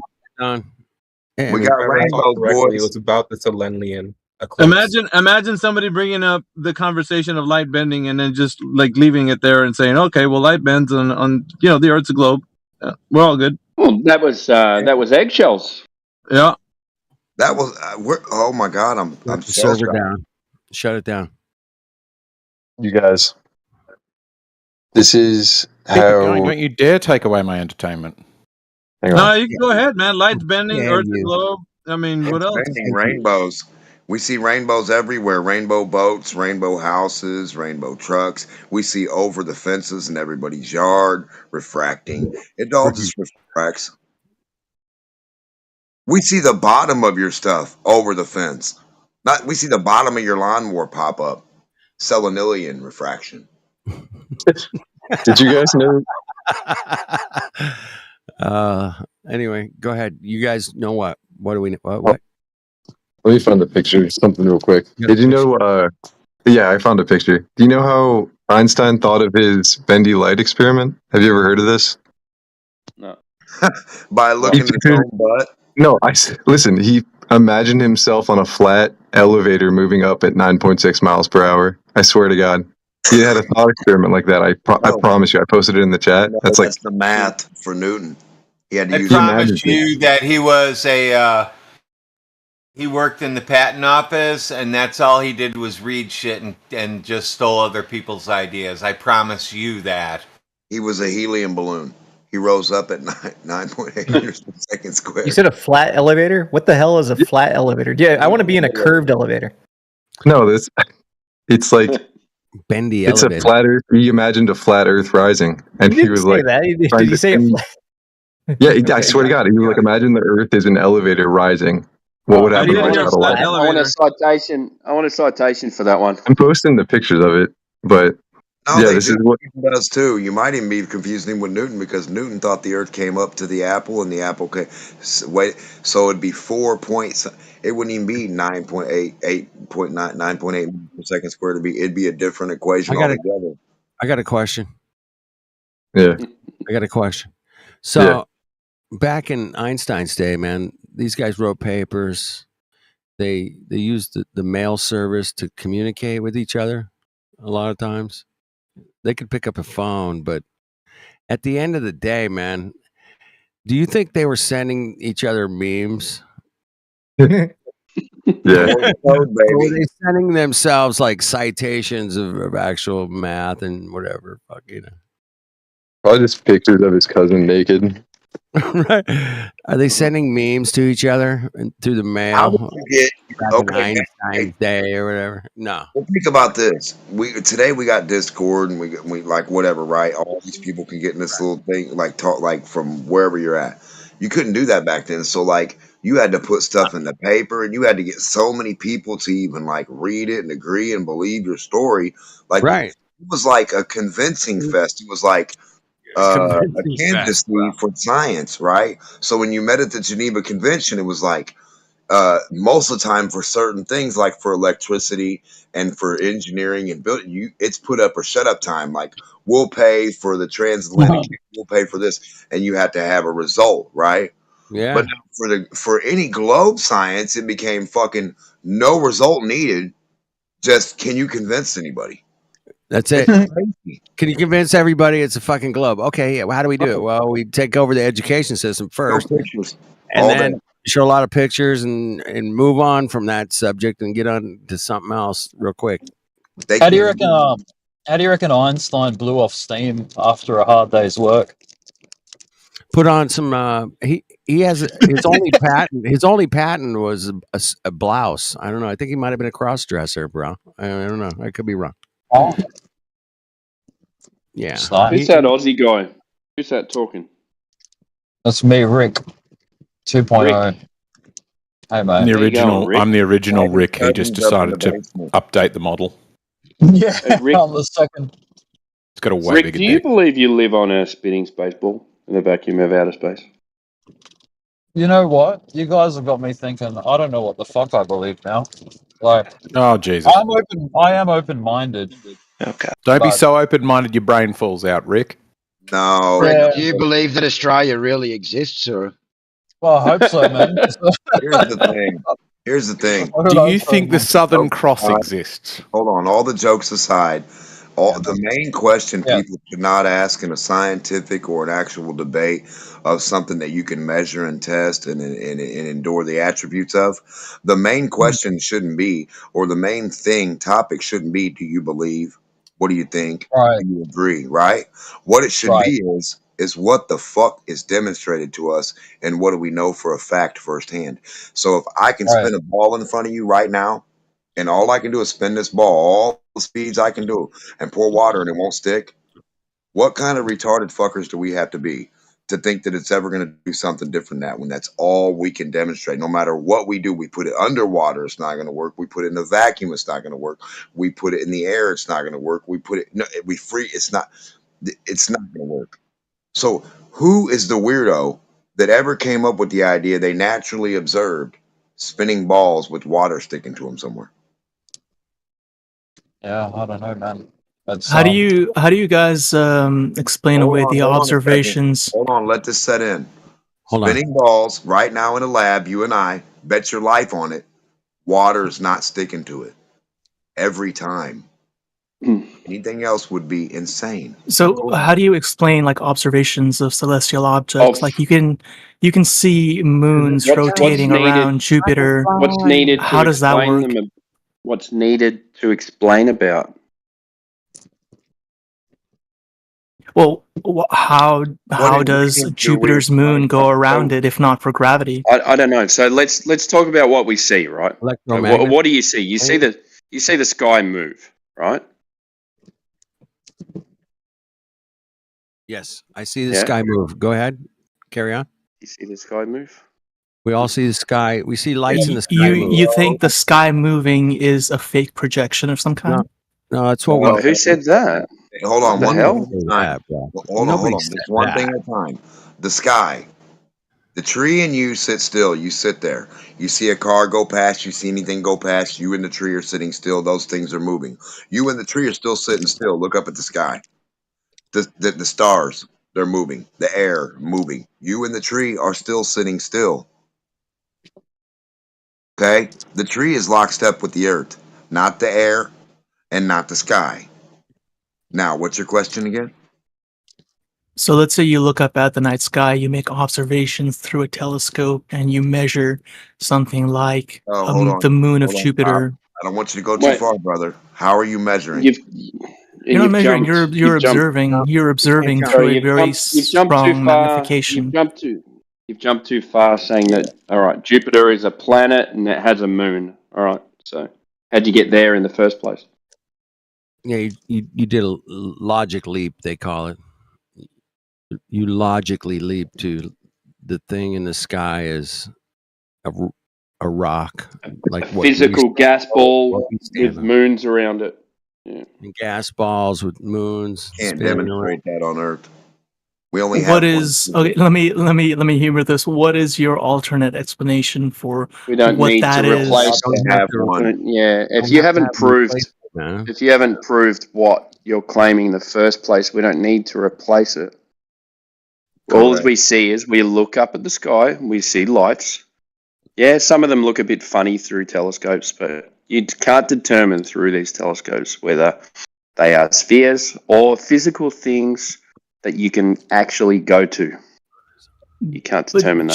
Shouldn't you have to offer some kind of alternate explanation to the prevailing wisdom? No. All right. So I all right. So you find out you're adopted, right?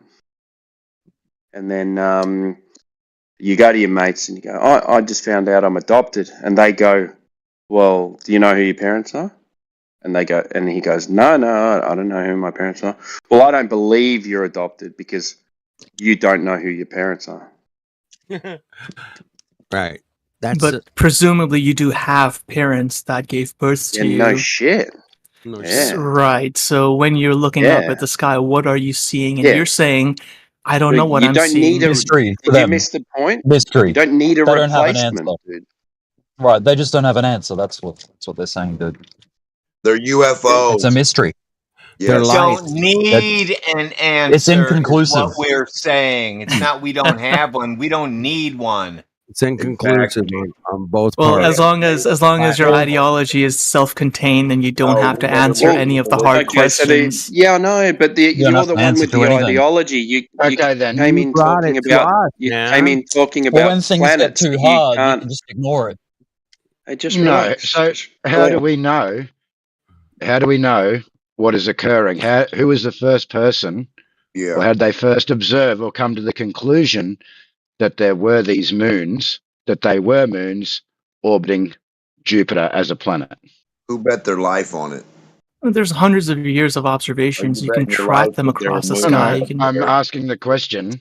You're tracking lights across the sky, yeah? So if we're tracking these lights across the sky, Right. where is the evidence, or who has put forward this evidence that these moons are something physical, not just lights, and that they are orbiting another planet? And that So I mean, planet I've is seen with my taking own an eyes, elliptical right? around the sun. I've looked through a telescope through my own eyes. I've seen the great red spot of Jupiter. I've seen the rings around Saturn.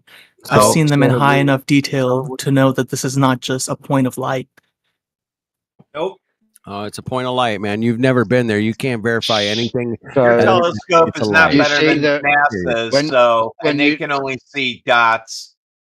Dots. when you Little look, yeah, well, you said it yourself, yeah. When you look through your telescope, which you're seeing 2 dimensions, you see the red light. You said, No, and then you not a see red the line. I can make out light. You Jupiter's said that there great was red spot.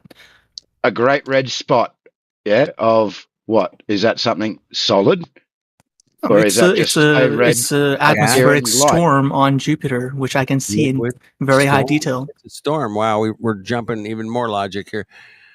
Keep going. Keep No, trying. I'm still waiting for an explanation for, when you Dude, look you up said and it's see a evidence of storm. celestial objects. Dude, you What are you jumped to explaining the that fact as? it's a storm. You get it? You said you see a storm. You see a Jump to storm like conclusions. a hurricane, like a hurricane. Okay, It's got a let's storm. exactly Is like it a really windy hurricane. there? As a matter of fact, yes, it's quite windy up there. But I'm still waiting for an explanation. Let's keep it simple. You're conclusions. Now looking he's at got Jupiter. wind blowing First of around. all, we're trying to get to the bottom of your explanation in the first place, yeah. I don't think you need me to explain. I mean, you've grown up through the education system, knowing what I'm trying to get at. I'm just trying to understand So- your point of view. All right, cool, So you man. have Thank you. you have calculations of lights crossing the path of what you believe to be a planet. No, the light would never cross that path. I'm saying I've looked through So when you- telescopes. hang I've on. seen the No, no, planets hang that on. are up Lights will there. never cross that path. So we're looking at Jupiter's moons.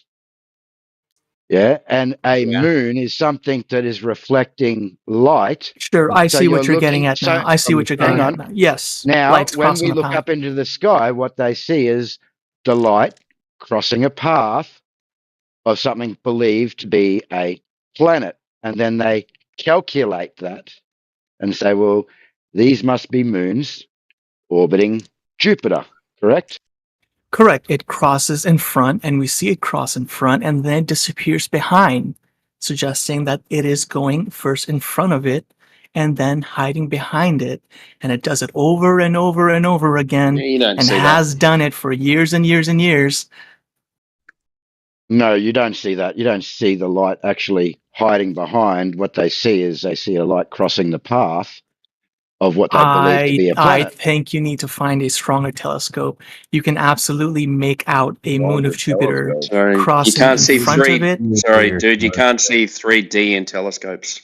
You need a bigger No, but you can see things that are crossing in front of other So you things. see, yeah. So or you see other a things circle. that So you see a disappear when they go circle. behind them. So you see a How many- circle of light, and then a shadow crosses a path.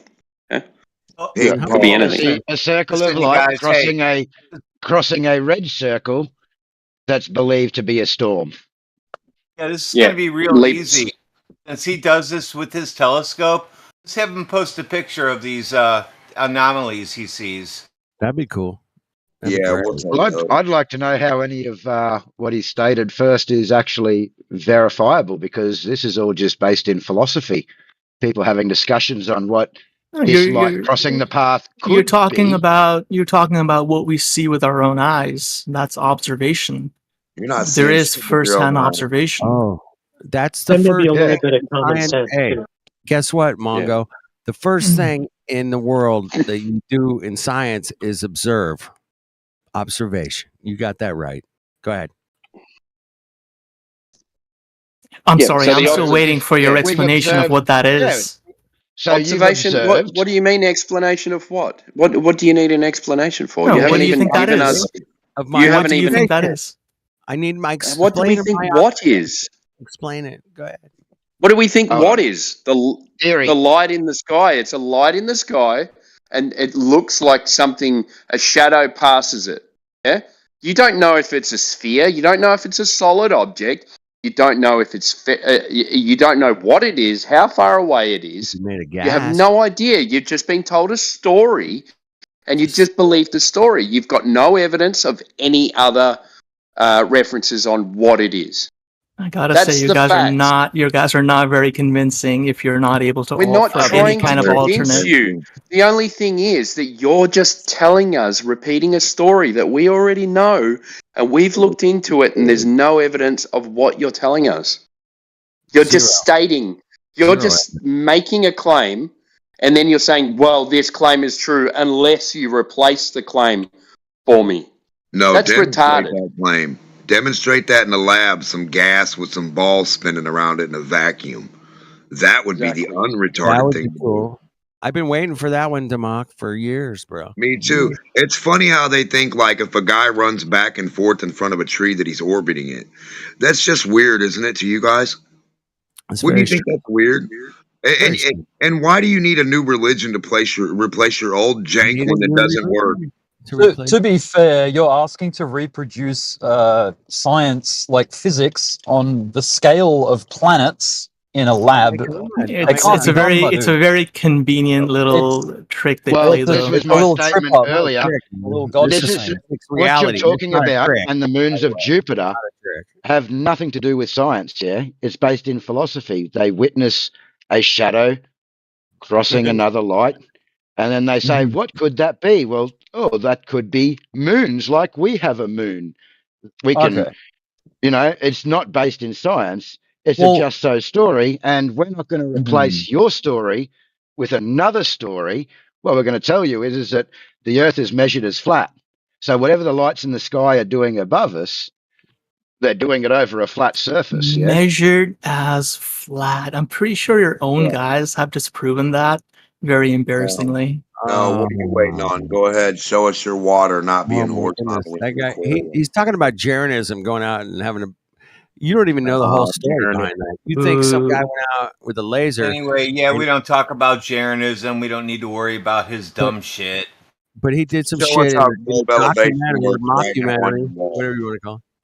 Yeah. The smart guy who thinks he knows something. Show us how globe elevation works on your wall. Show us how 1 inch works on I the don't globe know. way around in an I arc. feel like it feels like, okay, we just observed this 50 caliber round penetrating this armor in this tank. Okay, here's a rubber band and a rock. Can you reproduce this in a lab? You know, like, if you can't reproduce it, I'm sorry, I don't believe in the 50 caliber round. No, but I can go get a 50 caliber round. That's the I can go logic. get a 50 caliber round and a tank. We don't have the and mate. reproduce No, that. you're missing the analogy, mate. Sorry. No, Can I just address we that? don't have. No, because that's not. Hang on 1 second. It's not that. That wasn't the full claim. That was just Demok saying something. Yeah, that making you guys look ridiculous, as he should. Oh, it's just because you've just skipped over what's been said about the planets, no one knowing what they are, and you've just gone straight to, okay, if you can't demonstrate something the size of the Earth or the planets creating an orbit or gravitational forces, then they don't exist, and you think that's the basis of our argument. That just shows that you haven't been listening to what's been said. From what I can tell, I actually made the statement, right? Rick, you didn't listen because I actually made the statement that regardless of whether this can be recreated, it's still not based in science, yeah? It's based in philosophy. They see the lights cross path and then they have a discussion on what this could be. It's not no scientific verification. There's no cause and effect relationship here established. Exactly. It's not something that they can actually test. So it seems like it boils down to like the level of standard, like what kind of standard do you hold for proof scientific or science? I got you. So you guys are holding a very high caliber, like you're expecting. You know, if you can't touch it, it ain't real. Or not. Like, I'm not saying that. Well, like, shouldn't you? know, shouldn't you expect that if they're teaching these things in schools and teaching it as fact, that you should have a pretty high standard of evidence? Would you agree with that? I do. But we do have limitations what's the evidence on what we can measure, right? Okay, so what's the evidence that these planets are planets, that things that you can land on? What's the evidence of that? No, there is. Well, yeah, you're right. There is no. We haven't done like a landing on Jupiter. We haven't. You know, So yes, I totally see what you're saying. So then, why did you jump to? It's been deducted. Then why did you jump to? So then, why did you jump on an argument that was just a side comment to what the actual argument was? No, and say, it sounds like you guys are saying if you can't replicate this thing on an Earth-sized basis, that that's all you guys want, and that's your argument. But that was a side argument. Sure. Well, I'm still addressing a part of what your argument was. Like, I'm still asking for clarification on it. That's all. Cherry picking is what we call Theory it. wanted. No, but I'll address the other part too. Theory wanted us to replace his story, yeah. And like I'm you said, it's not I'm just looking for an it's not something explanation. that's verified, yeah. I mean, that's all you have is an explanation. Like I said, it's a discussion. It's an explanation. It's an explanation based. It's an explanation based on observations which are so consistent for explaining everything that if you're going to propose an alternative, you had better have some evidence to back it up. And so far, I'm not hearing any. You don't have any evidence. That's because nobody has proposed an alternative. I got you. And like I stated, this is something. You don't have any evidence in the first place. To believe what you believe, you need to reject so much. For us to refute what you're saying, you need to provide something. You can't just say it. Provide something that backs up your evidence, and then get on a rocket and shoot yourself into space, and you'll see the evidence that you're looking for.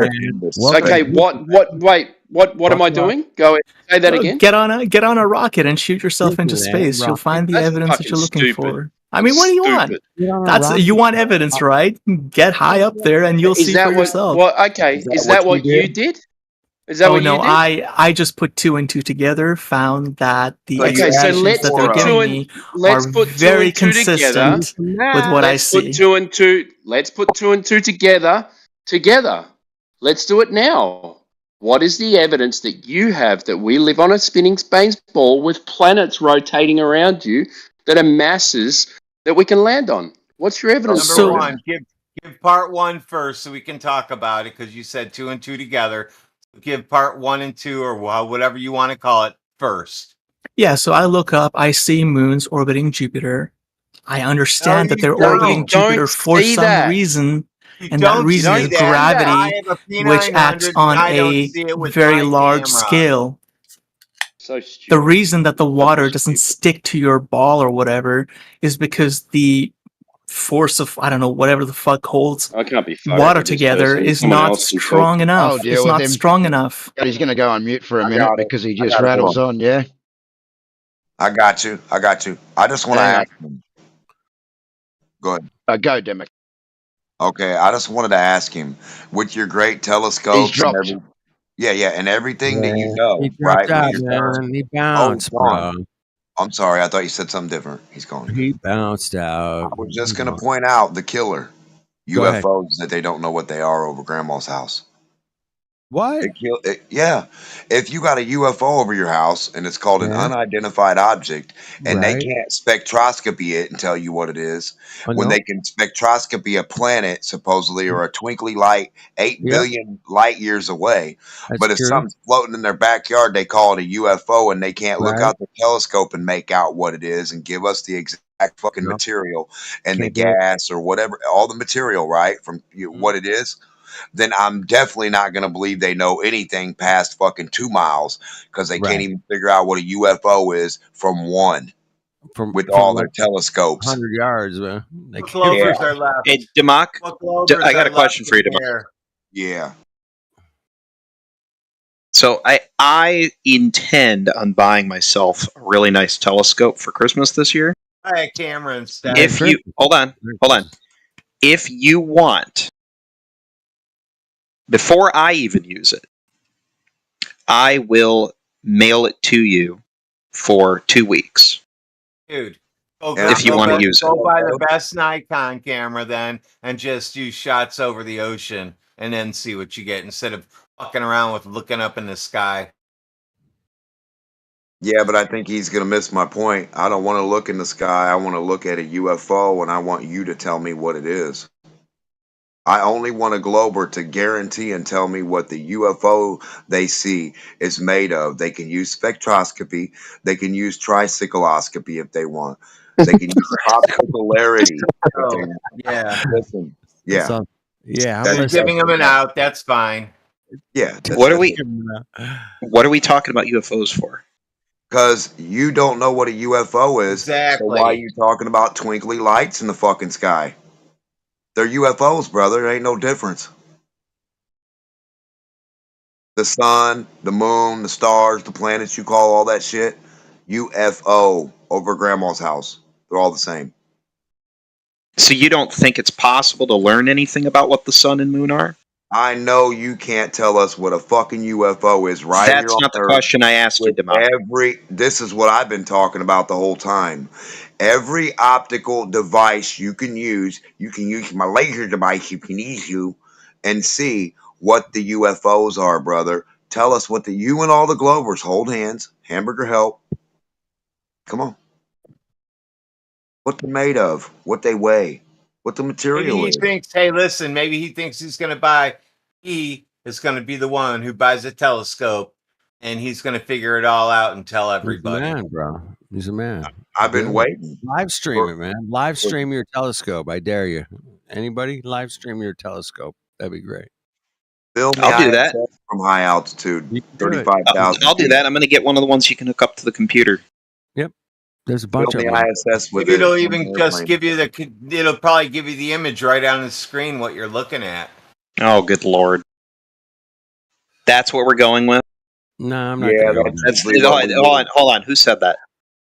No, I said maybe it will give you on your screen exactly what you're pointing at. That's they will. True. That's Why are you qualifying that with maybe? What you're actually looking at. If Maybe it will, maybe it won't. I don't know what the software looks like. What the fuck, dude?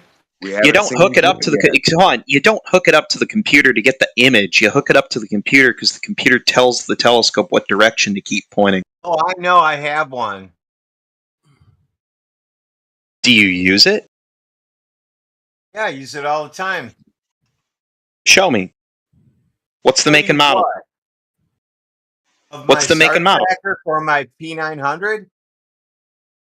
Use a star tracker with an app on my phone. Click, and it moves to the location. Is a P900? Hold on. Is a P900 a telescope? I find Polaris, and I go, now I'm on Polaris. And it goes, okay, now I know where you're at. Yeah, but what's a P900? Is that a model of telescope or something? Yeah, that's a Nikon P900, the very first globe Earth killer. Globe Earth. You're not answering my question. Is it a telescope? It's a camera. A Nikon camera P900, the globe Earth killer, the version 1. So it's not a telescope. No, correct. 83x. Why don't you just do it with a telescope? 83x zoom. It's just as good as your telescope. It's pretty damn good. Yeah, it's a pretty amazing lens on that thing. You got They're any taking them images off of the what it market looks now. like? Well, hold on. If he's used this thing to look at objects in the sky, I'd be curious to see what those look like through that camera. Have you saved any of those pictures? I have for sure, man. I couldn't bring them up right now, but yeah, I got a lot of. Took there that you go. one. Where's the moon? Oh, the man? eclipse. Oh, where do you live that you got the totality? I live in the path of totality. Where? Nope. Totality is where he lives, bro. That's where. What the fuck does he think I'm going to do? Track down where he lives? You can't even give me the city that you live in? Dude, there are lots of Can you people who prove to do me that this. you took this photo? Everybody tries to ask information about us. No is the answer. Can you prove to me that you took this photo? No, can't prove it 100%. Okay. You might get some metadata you could look at and go, oh, yeah, you took it on this day, on that time with this camera. Or, yeah. It's like he can't even tell me the fucking state that he lives in. Whatever. Nobody should have to. Get over it. And get that. I mean, I live in California, man, near Disneyland. Come look me up, bro, anytime. Hey, hold on a second. Wait, hold on. That's a Flat Earth partial dude. dump of a folder just for the eclipse that I just I'm looking at where I pulled my images from. I got movies. I've got metadata. straight photos. I've got the eclipse. I've got the eclipse in movie format. So yeah, I got it all. Yeah, I took them. So I'm not going to give you any more proof than that. Fair enough, man. I think it's an excellent proof there, man. Yeah, I'm pretty sure you took those pictures, man. Yeah, Flat Earth dude. Hold on. Flat Earth dude. Yeah. How do I word this? I may be traveling to Burbank for 3 days for work. Nice, man. Let me know. Do you want to get a beer? Would love it, man. Always love meeting people in person after talking to them for a long time. I've never met any. I haven't met any of you in person. None. Too bad, man. Even the guys that live in Michigan won't do it. Yeah, You live in Michigan? I do a lot of Flat Earth meetups. I go to a lot of truther meetups, whatever, man. But no, I live in Swartz Creek. It's to the west of Flint. Unfortunately, I love Michigan. I do too. I don't like cold weather. I don't. You don't know how awesome having 4 seasons are, man. Watching the trees change color, I can snow. go snow skiing every year, bro, or snowboarding, whatever. No, that's not living there. It's got a season, bro. It's a season. That's not living it. You got to experience the axial tilt. I'm never gonna do that, man. I'll move to Hawaii first and live in my van or something. But cold weather's not. I mean, it's cool to like have a nice day on the slopes. That's cool. Yeah, I love that. But dealing with it, like having your frozen car, or frozen pipes, or whatever. I'm not into that, man. That sounds bad. Damn it. No, I'm dealing with that now, and it sucks. Sucks. Yep. So enjoy Although I that. am snowboarding about 3 days a week, so that's not bad. But the snow's pretty crap at the moment. Yeah, if I could hit the ocean every day and catch some waves, even if I'm just swimming with the waves or just hanging out with the waves or sitting on the board waiting for a wave, whatever. Just You the sound so Californian when you talk like waves, this, bro. The waves are so energetic. Now, if you guys know that, man, I mean, when you have to dive under, a wave and save yourself from drowning. It's pretty crazy, man. It's awesome, but you respect it so much. You're like, oh my goodness, this place could just crush me, man. Crush me right now. And it's a powerful world we live in. A lot of things going on. Waves, all kinds of different waves. Light waves, sound waves, waves. that we surf or whatever. A lot of waves. We live in a wavy world, man. Maybe the Earth isn't flat. Maybe it's wavy. What do you guys think, man? Kind of weird.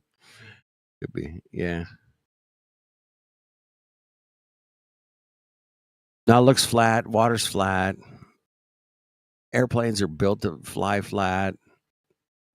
Pilots are trained to fly the planes flat. Progress of the flat Earth. Progress, bro. Planes Flat. flying over the globe, bro. That's a problem. Yeah, progress. Yo, eggshells, what the hell is this person saying? Not sure. I mean, he might be making a good point, but he just like posts 15 links and then is like, "Didn't you read them all?" I'm like, is this your first day on Discord, bro? Are they trying to claim that the CIA has not done horrible things? I said the CIA has committed crimes, and he said that's been debunked. And I was like, well, didn't they do tests on LSD? And he's like, nope, that's debunked.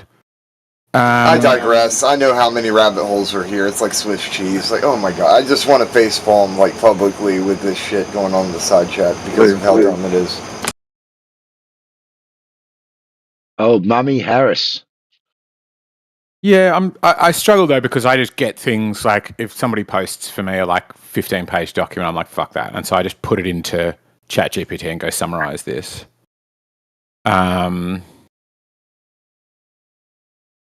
You know, I just can't be bothered, bro. Can't be bothered. I get it.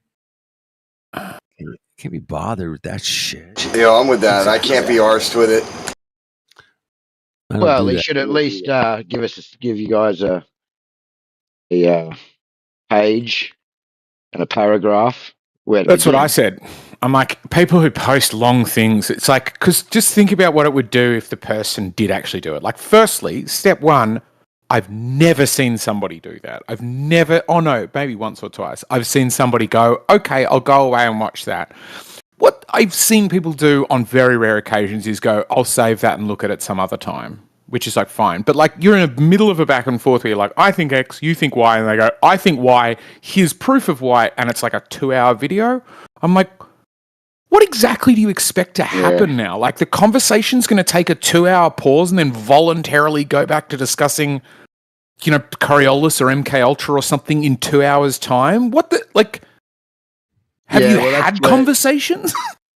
The other thing I do sometimes is if it's a document, I'll jump in and just do a word search on the main words that, you know, they're stating as stated, whether it be Coriolis or whatever the word is. And if you get the word search come up, you can just read the paragraphs around it and, oh, yep, okay, it says this, or yes, it confirms what they've said, or no, it doesn't confirm what they said. It does mention it, but not in the context that they've stated it. So, and you can also do that with the videos if you go to the transcript and just do a word search in the transcript if you really want to do it and do it quickly. But like I said, they should be providing a page and paragraph with exactly where and what is stated.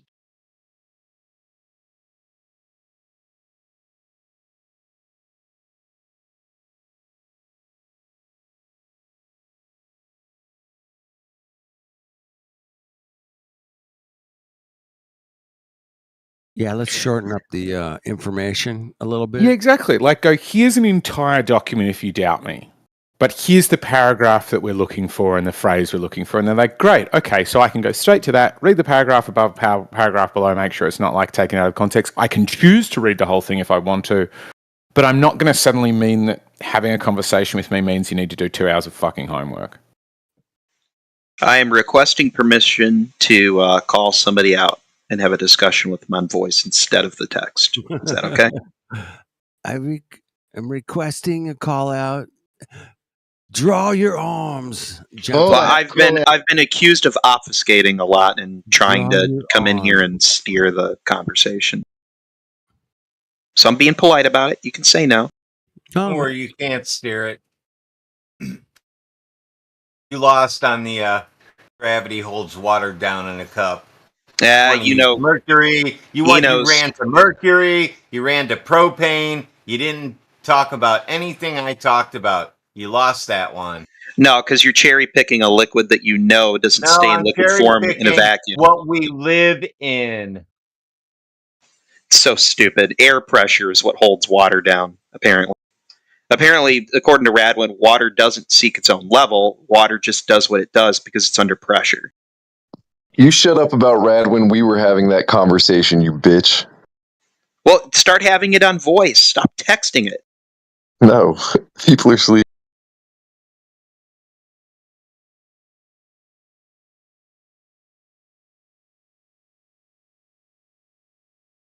That was strange. That was very strange. Oh, I think he said that people were sleeping in his house, so he wasn't going to have it on voice. You got to do it in text, Mr. Platypus. No, Radwin wasn't saying that. The guy who was initially having the conversation with Radwin said that. I don't think Radwin would object to talking about it. I said gravity's not holding water down in a cup. As soon as I Good put it in my see. vacuum chamber, which I own, and I pull the air out, water starts boiling, turns into gas, and leaves the vacuum chamber to the point where it's bone dry in the whole vacuum chamber. There's nothing in there. It just turns into gas and leaves. It's the air pressure keeping the water there, not gravity. Yeah, that's fantastic. Now, stop cherry picking something that can't. I didn't cherry pick anything. I did an experiment. Hey, use mercury. That doesn't go away in a vacuum. Use mercury. What happens? Does it stay in the cup? Oh yeah, it does. So what's going on there? Why do I care about mercury when why do you care so much about just water? Your globe. Stop cherry picking your liquid. Of space. No, stop cherry picking the liquid that you want to use. Use a liquid that doesn't evaporate in a vacuum, dickhead. Where does the mercury go? Does it stay in the cup? Wait. Did you call him a dickhead? That's not normally what I do. If I called him a name, I apologize. Please, thank you. I don't normally call people names. I'm sorry. Don't do that. I've had too many beers. I'm sorry. I debunked your globe floating with no shell around it in a vacuum. No, you cherry picked one liquid. No, dude, you're done. Hey, do all liquids? Hey, hold on. I got a question for you. In a vacuum with no barrier, floating through space at 66,000.6 miles per hour. Bring up the scary big numbers game instead of addressing mercury in a vacuum. That's okay. I don't care about mercury. I know you don't. If you cared at all, you would discuss it. You'd be able to talk about that.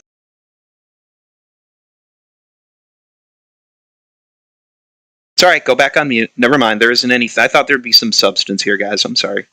No, I'm not doing mercury. That's not what I did. That's not what my experiment was. You want to change it around. Right. No, I'm pointing out the fact that you intentionally choose a liquid that doesn't stay. Pressure. My dependent variable was water. I manipulated the independent variable and watched the water change. That was my experiment. Yet you demonstrated that water turns into a gas when it's at a low enough pressure. Just like literally any liquid if you get it to the right. Just like the vacuum of space. And what happens to mercury in the vacuum of space? Does it stay a liquid? There isn't a vacuum of space apparently. There's a vacuum in your garage or wherever you have your vacuum container, right? Oh yeah, I can. Yep, there sure is. Yeah, throw some mercury in. So I feel like, hang on, G. I think that you're moving the goalposts a bit here because the original conversation was about gravity not holding water to the earth, and Radwin said that he'd done an experiment with water in a vacuum chamber, and that when he removed the pressure or the oxygen around it, that obviously the water changed its state and boiled off and gassed off, right? So now you're asking why he didn't do it with mercury, what's going to happen with mercury. The discussion never was with mercury, and he never tested mercury, so he's obviously not going to be able to give you an answer on what mercury's going to do, yeah? I think this is just taking it off track here. Well, he's trying to run at 1,000 miles an hour with a single observation. He's extrapolating one observation, and he stated what happened with that observation. That from his observation and what he tested, that it was the air pressure itself that was holding the water. Yeah, am I correct here, Radwin? Absolutely. So I would like to understand exactly what part of air pressure is keeping that liquid or that water, A, in liquid form, and B, only in the cup. Water presses I down. don't It's called air see. pressure. Water is being pressed down by air pressure. Gases go in all directions. They have 14.7 psi. It's pushing on all directions in that vacuum chamber until I pull the vacuum. Then it all changes. Yeah, but if it's pushing in all directions, then why does the water always go in one direction, toward the surface of the Earth? That doesn't track. Relative density. What does that have to do with only going in one direction? Water's more dense than air. Yeah, but why does that dictate the direction it's going to go? Where's the vector? I'm sure it has something to do with the flatness of the surface we live on. You sure? How sure are you? 100%. Okay.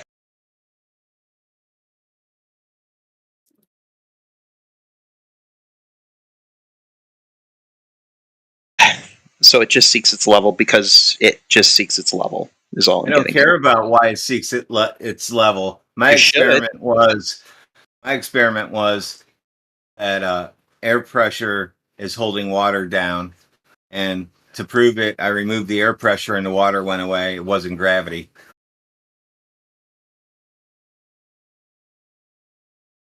I know you hate it, but it's just that simple. It's not. You're not demonstrating what you think you're demonstrating. I've done it 3 times live in here, 4 times without. One time I wasn't live, but I was talking about it while it was going on. You don't want to expound upon that. You don't want to explore that any further than that. You don't want to see how that logic holds up with the end. liquid? I've done it. I've repeated it. You can go repeat it too. I know you did your tiny. Yeah, you're right, dude. Forget the fact that your logic should follow true with literally any liquid, unless you're asserting there's something. Who said that? By not agreeing with that. By not agreeing with that, you're saying there's something special about water. Prove that. You made a claim, now prove it. No, you're the one who made the claim. I feel like that Radwin's already answered that when he spoke about relative density in the medium. So what's the density difference between mercury and water? Because we know we can float anvils on mercury. You can.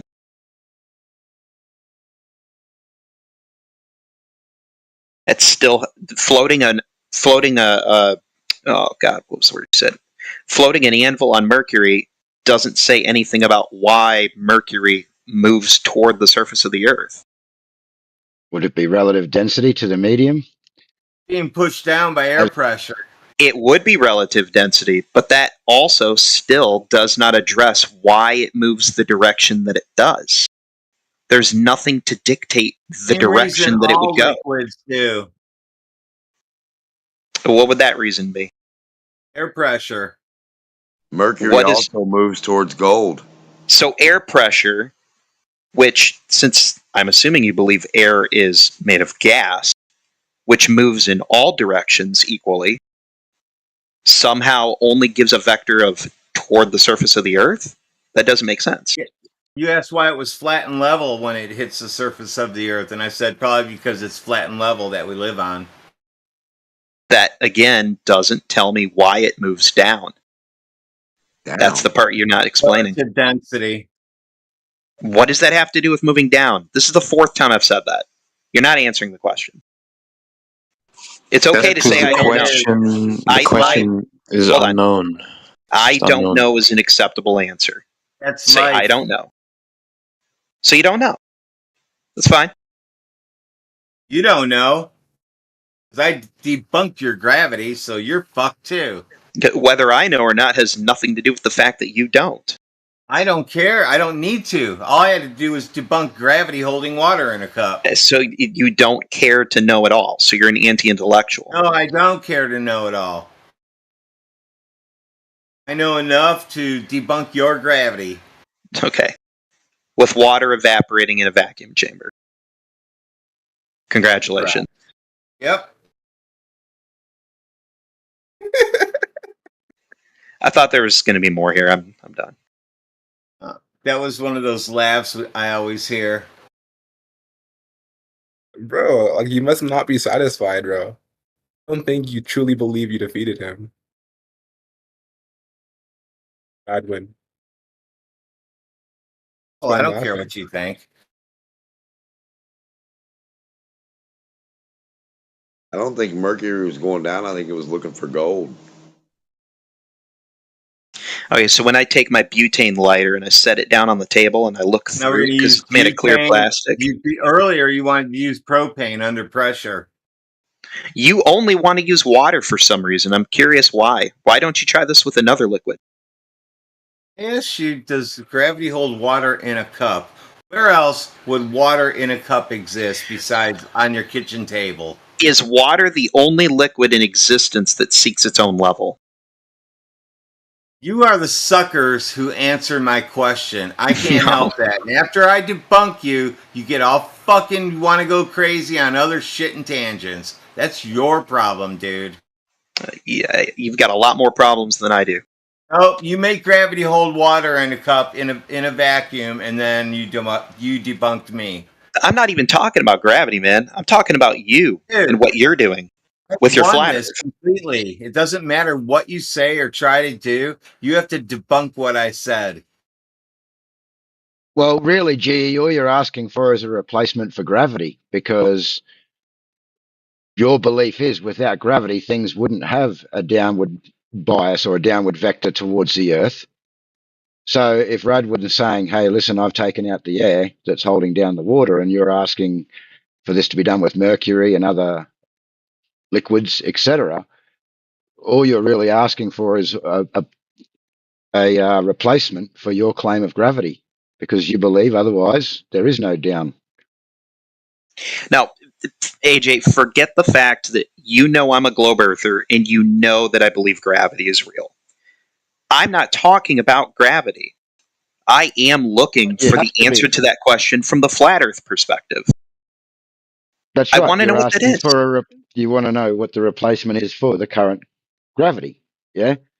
Yes, I can't genuinely seek that.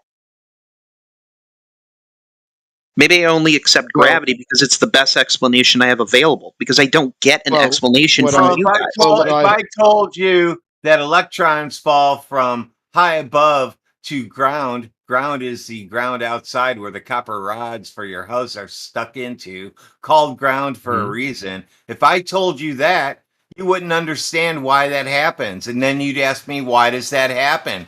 Then I'd have to go into that more. So I'm not going to give you a reason why. How's that? That's also a non-sequitur also.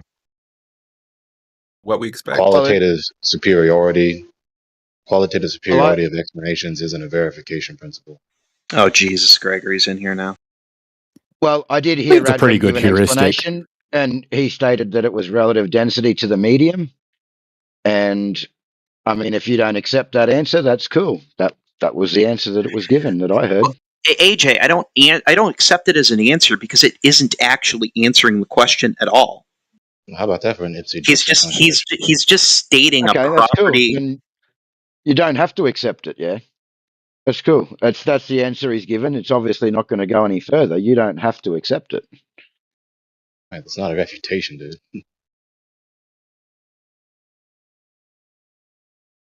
He hasn't explained the link between density and Did you hear what AJ just said? Or high. Don't interrupt, Gregory. Did you hear what AJ just said, Terrence? Yeah, you said it's not a refutation. I'm just saying that did you hear what AJ it's just failed said? to explain. Who? Who? Yeah, that Australian Who? I man, didn't that hear- other man that just spoke 20 seconds ago. Did you not hear him? I didn't hear the part where you said his name. AJ, did you hear what he AJ? just said 25 seconds ago and counting?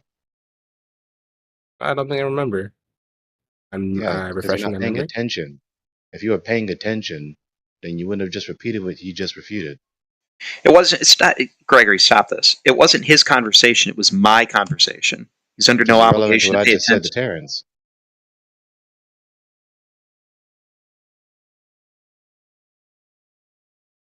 I think what Radwin's saying is that relative density is something that we can test and we can see.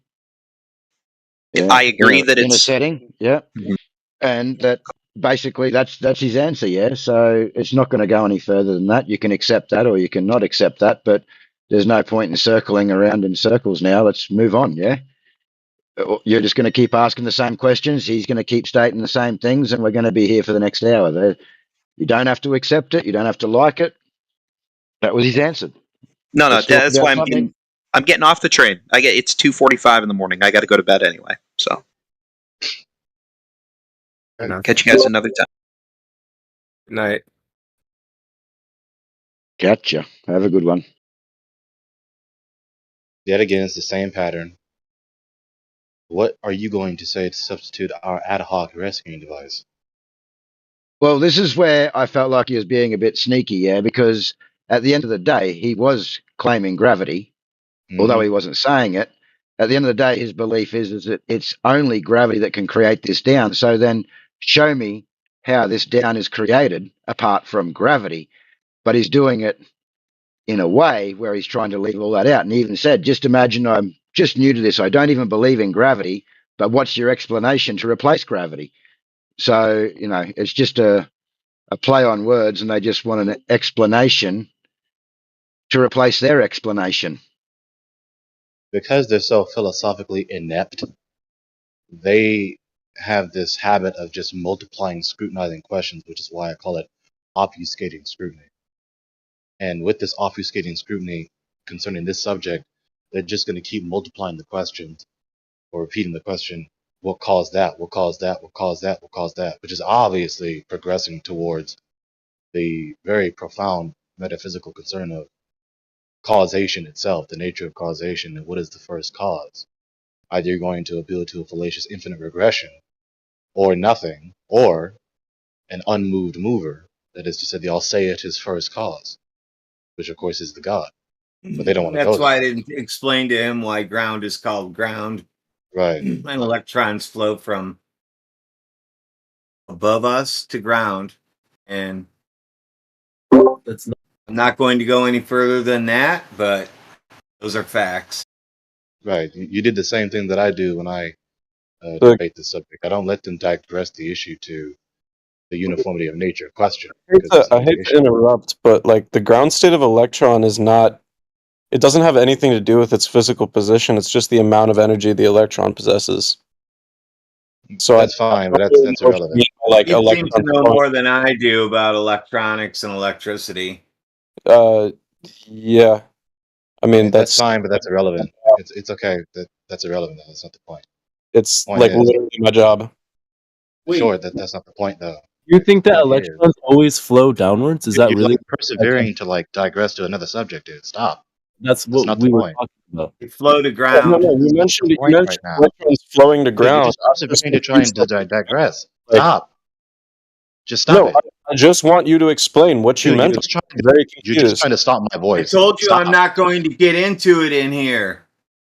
All right, I'm muting. Just if you want to answer my question. People are ridiculous, dude. They're just going out of his way to just try to stop my voice. That's not the point. The point is, the tactic that usually is done by these people is to digress, to make a smooth, almost inconspicuous segue to a whole different subject beyond the initial subject, which is the veracity or falsity of this gravitation doctrine.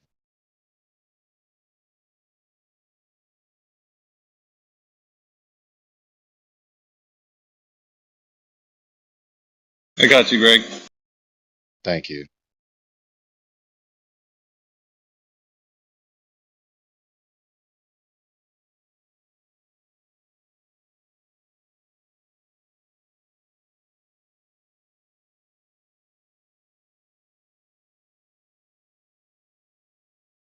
They can get all irritated and stubborn all they want to. They can just stubbornly neglect these other philosophical categories all they want to, even though their worldview is already stepping all into it. I mean, it's like getting irritated that you're wet, but you went out of your way to do a cannonball into the pool.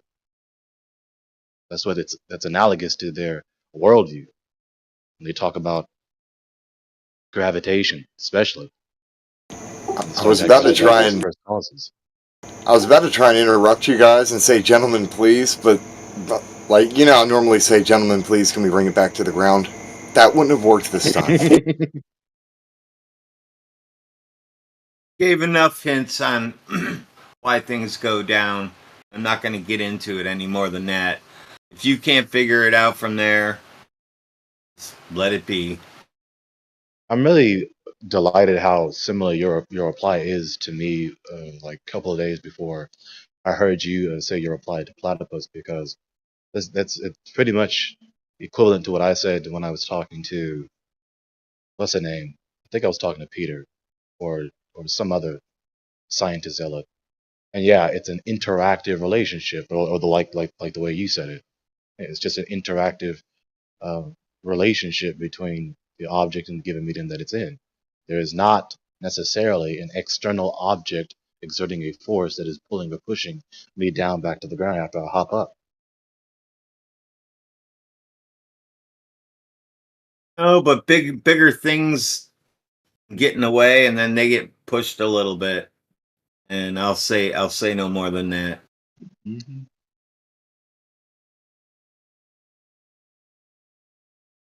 So really, upon examination, what they have is a unargued presumption that without their gravitation, everything would just float away, which is ironic because that's exactly the discrepancy that they face.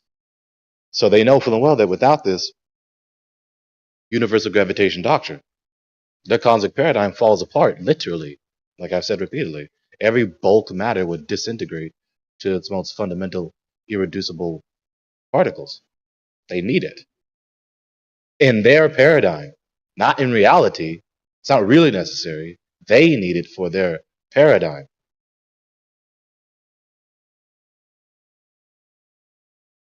Yeah, it works fine for us. Whatever that we use it. We use it to accomplish lots of things. Another so we're good with fallacy. that. Well, I don't care if it's fallacy or not. We use it and it works. You don't need to keep talking. No, neither do you. Reply. I was beginning to reply, so you don't need to talk to me. So it's a pragmatic fallacy, right? First and foremost, and it's not even true, right? False doctrines are not useful.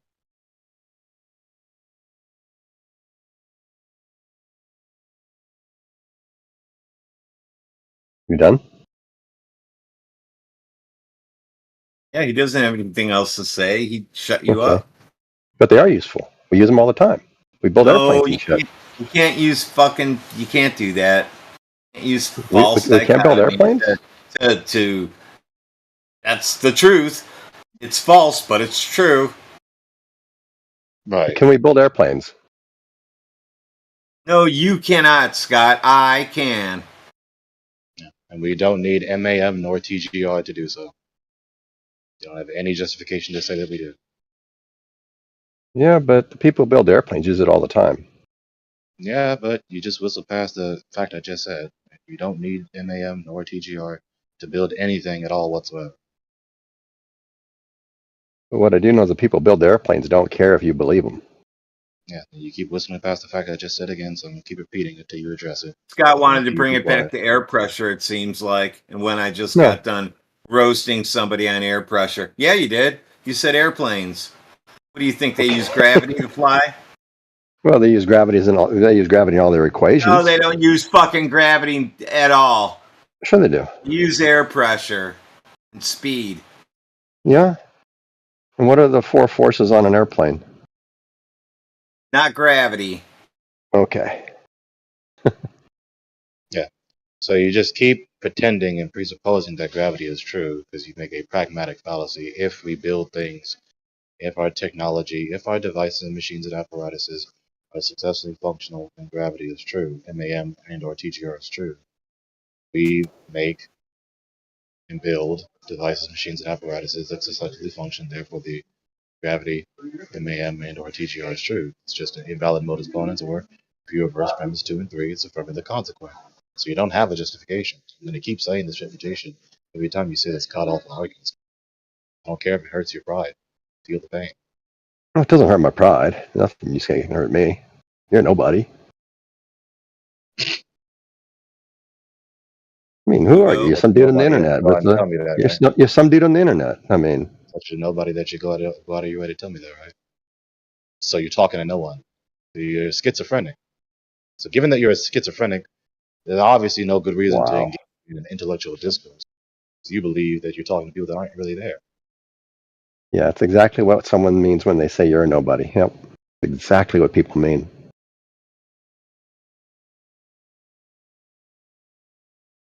So given that Scott doesn't have an argument yet again, just more itchy dicks it without any support for his assertions whatsoever. When are we going to have a showdown? Scott Mackey versus Gregory debate. I just want to know, Gregory. Every time we have him, he gets. What do you want from this world, Gregory? What do you want? What do you want from this world, man? Let's speak like man to man for a bit. Man to man. What do you want from this world?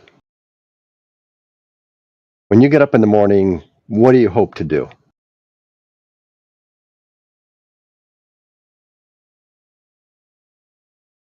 Come on, man. I hope to mute you any chance I get whenever you speak, probably. You can answer. What do you want from the world, Miggy? Awkward segue to come to Jesus. I hope I don't see Scott Mackey when I jump into the room to hear the Just So stories. So none of you guys wake up in the morning thinking, what you want from this world? What do you want to do today? What do you want to do tomorrow? What kind of life mute you want? you every chance I get when you speak like the way you do now, because you think you can psychoanalyze everybody, and you're not that. You barely is somebody that works at Adobe, so you can't do much more than that. Bro, you're you can a barely puny little muster man an that you argument. think you have a bravado to come in. Right, like you can barely muster an argument when you come into this forum to try and ascertain the truth of any given subject matter in here. Why are we going to take you seriously with your pseudo psychoanalysis? You've already exposed your arbitrarity and irrationality, subjectivism thoroughly. Damn it, every time you come to this channel, isn't as though you know what you're talking about. Wacky religious shit. He's a fraud. He's a fraud, and he knows it. He's worse than a fraud. A fraud is a compliment. Hey, everyone go to the YouTube channel in Gregory's bio. He's into some weird shit. And so what?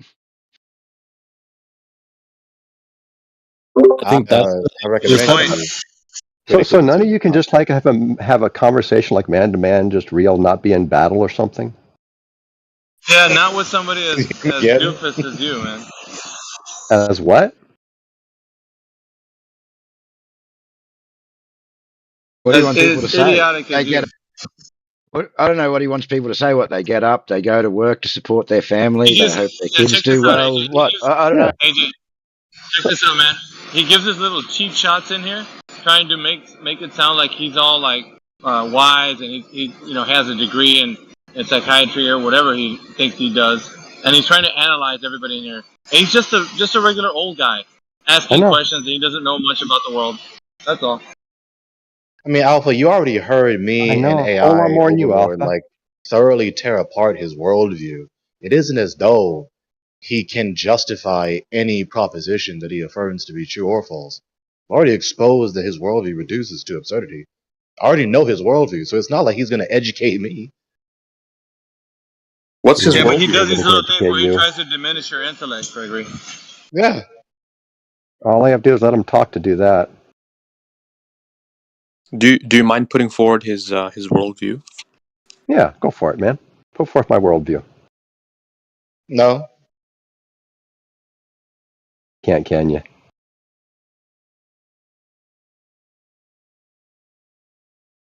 Put forth your own worldview. How about that? Tell us what you think you can know, and how can you know it? Let's tell us how you know things.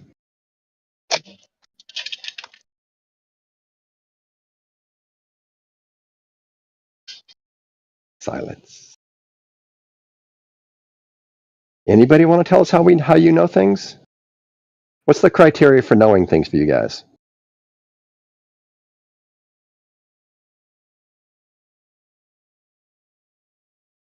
Wouldn't you like to know? Ignorant. I would very much like to know. That's why I'm asking. Yes, I would very much like to know what your criteria for knowledge is. And get as detailed as you can possibly get. Do some philosophy for me. For you. Yeah. I want to hear you do philosophy, man. You've had this conversation before, though, Scott, about knowledge, right? So. Well, we started, but it always gets derailed at 3 minutes in. Thank you, whoever said that. What did we conclude from it, Was? If I remember correctly, it's like some kind of foundational difference in how we acquire knowledge, where yours is a little bit more like abstract, where Flat Earthers is more like empirical. That's generally what I can remember. Hmm. I could be wrong, though. You might. I'm getting old. I forget things. You might be right. Like, one is a little bit more loose, one is a little bit more, like direct.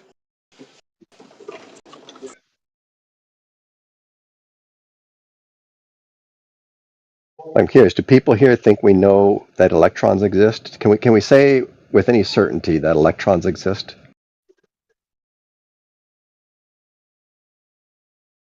Why do people keep asking about certainty? Certainty is a truism. Okay. Can we say we know electrons exist? It's another truism, whereas you can say the proposition. Okay. Do we know electrons exist? Do we have a hive mind? Do we know electrons exist? Do we have a hive mind? How am I supposed to know that? Do you know electrons exist? No. Oh, okay. What do you know? No, a lot of stuff. Like what? A lot. Okay. It's a dead air right now. Fill it up. Couldn't be any better with you rambling. Gregory believes in vampires. Look at his YouTube channel. He does not. What does that mean, believes in vampires? How does that mean? One of the playlists on your YouTube channel is Interview with the Vampire. That's what you meant by that proposition, he believes in vampires? You also have a playlist called Jews Exposed. Ooh, he does not, does Is that he? what you meant by that proposition? Check it. I don't need to check my own channel. Is that what you meant by that proposition, yes or no? I wasn't talking to you. Who are you talking to?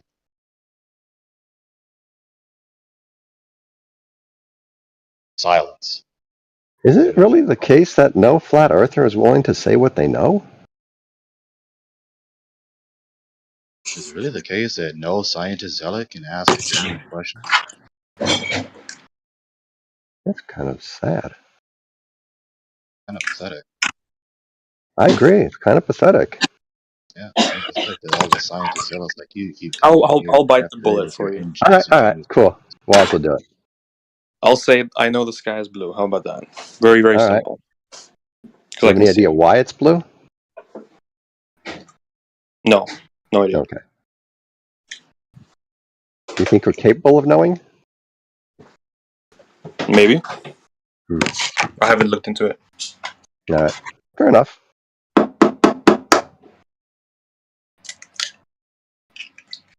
Do you? Yeah, I think we have a good understanding of why it's blue. It has to do with the length of wavelengths. And the blue ones are reflected back by the atmosphere. That's the short version, but I'm not, never looked deeply into the topic.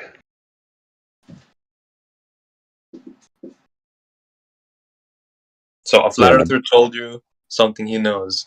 There you go. Well, but the interesting thing for a lot of people is why these things happen, right? We can all get up and it is a fact for most of humanity. Most of the history of humanity, you get up, you kill an animal, you eat it, and maybe you have some sex with your partner, make new kids, and it goes on and on and on and on. And you don't need to know much about any of the details in the world. You don't need to know anything about electrons or, anything about physics. You don't need to know the shape of the Earth, and still, even today, everybody gets up, and the shape of the Earth really doesn't matter to them at all, because the things they do really doesn't matter if the Earth is curving. But then there's some people who are not satisfied with just their daily, lot life, and they're curious about the rest of the world, and they start asking questions about things going on around them. And they find all these really cool things, like the existence of electrons and protons and neutrons and atoms in general, and there's even subatomic particles. And then they look out into space and they find these galaxies out there, and they could do all It's kinds kind of of really defeats the interesting point of calling them research. atoms in the first place. Okay. So why can't you scientists get your taxonomy coherent? Don't you know what Yeah, they know atom they're means? well because most people know that language is just a way to communicate ideas, and if it communicates the idea, it's sufficient, and it's sufficient for most people. So why Then can't they you get move your on taxonomy correct then?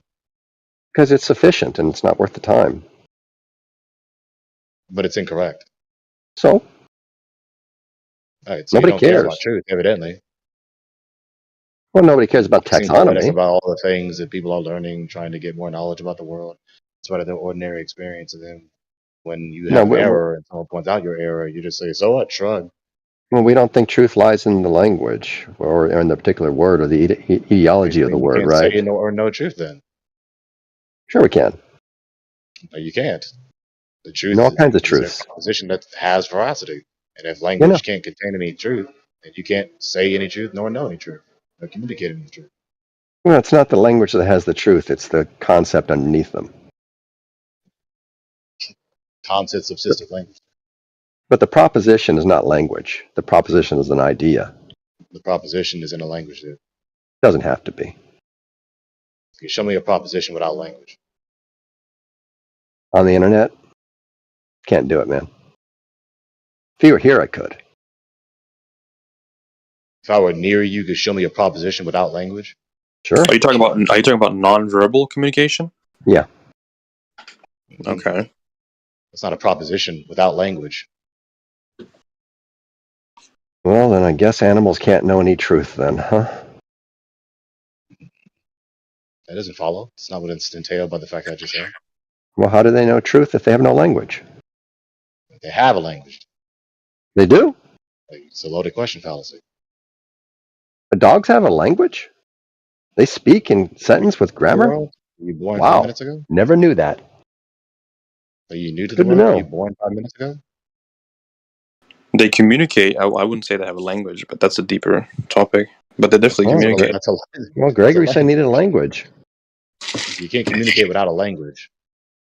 Of course you can. No, you can't. That's what it is. When you communicate, you're using a language. Of course you can. But you don't. It's analytically truth, and it's analytically false to say you're communicating without a language. If I scrape, if I fall on the ground and scrape my knee and I point at the knee and you look at my facial expressions, I'm not using a language. I'm just communicating with you. It's a right? language. Okay. That's a language. But it's not the words. Evidently, This is your the idea of language is typical. too narrow. Dude, you're all over the Evidently, place. your idea of language is erroneously narrow. You Language were is just not saying a only second ago spoken is the like words. now. You just said a second ago is the words and the origin of the words that mattered. And now you're saying we don't even need words. Get it together, man. No, you're distorting what was said to you. Okay. You say so. Right, so what you just said is self-defeating and analytically false. So try again before you start waxing poetic about people trying to learn more about the world. I wasn't waxing poetic. I was just describing what people do. Surely, you've seen these people, right? I've met lots of them. My sister-in-law is a scientist. now, My sister-in-law did genetic biology. Got a PhD in it. Nobody needs to know that shit in order to get through this world. But she was curious about it, and she took a lot of time. Who cares? Apparently not you, but a lot of people do. So what do you care about, Gregory? I care about people engaging with genuineness, Just not you, right? not passive-aggressive condescension. What else do you care about, Gregory? A lot of things. Like what? A lot of things. Come on, man to man. Speak like a grown-up. I just told you. A lot of things doesn't answer much, right? So what? Be dissatisfied. I don't care. I know. If you know, then why'd you ask? Stupid.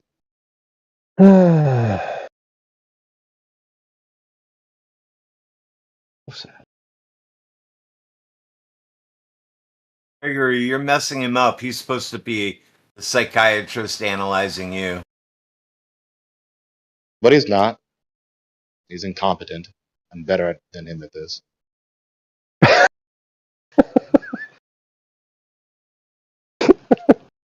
Better at what? What are we? Hear What do that you think? nervous What laugh? do you think? That What do you nervous think laugh we're is doing? that nervous laugh is like your poker tell, dude. Hey, Radwin, what do you think we were doing right there? What do you think was going on? Conversation about He's trying to make a programming. comeback. You heard that? You hear that question, Redwin? He's trying to make a comeback. I heard it. You guys just can't engage like human beings, can you? Just with people talking to each other. You have to be in battle, don't you? Dude, I don't want to talk about our feelings and colors and shit. Scott, you're not in here But you're running. here every day talking about it. Scott, you're not in here running interference right now, are you? For who? You know what you're doing. I know what I'm doing. Do you know what I'm doing? Yeah, you're trolling for the globe. What would be in it for me?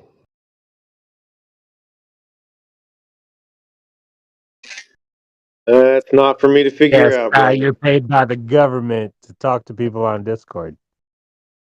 Well, we know you're not, Callie. Well, you saying No, Callie's not good I'm enough to get glad you know paid? I'm glad you know that at least. Oh, Callie's easily good enough to get paid. No, Callie's just a. That's a big compliment. Callie's just a token. Callie's just a token fake flat earther that converted back to the globe. Oh, Wait, hold what's on a that? second. Were you accusing Scott Mackey of getting paid to do this? I didn't say that. Are you? Hey, Callie, what did Democ call you the other day? Something about the voodoo doll? Hey, yeah, Radwin and Democ call me Voodoo Ball. No, there's a better one than that. It made me lose my Okay. shit. Oh, I dude, don't I've remember what never it called was. you a voodoo anything. That was Democ so funny. You got the zingers. Yeah. Can I just remind you, Illuminati Globe agents in here, that you have to stick to the spreadsheet narrative for answering the trolling questions, or you won't get your one monthly bonus. Just a quick reminder. The hell was that? He just said. Oh, I understood it. It was code.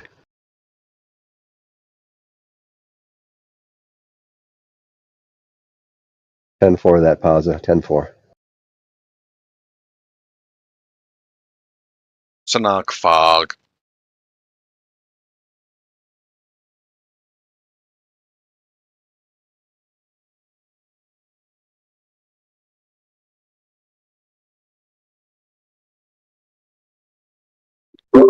What do y'all think about vaccines? Can't ask that question here. Seriously, I'm not even joking. Non sequitur. But it's not allowed. You'll get banned immediately. Who asked that question? I don't know, someone. Unpronounceable symbol.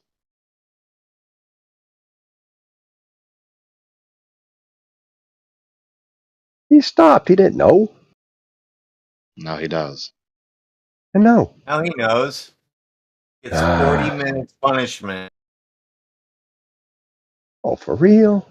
Yeah, I'll tell you the angle that Scott's working right now. He's trying to diminish the intellect of the people in here by asking these asinine questions to you, like he's analyzing you or he's asking you like a friendly chat, so that he can diminish your intellect, so that he can have a W in some way.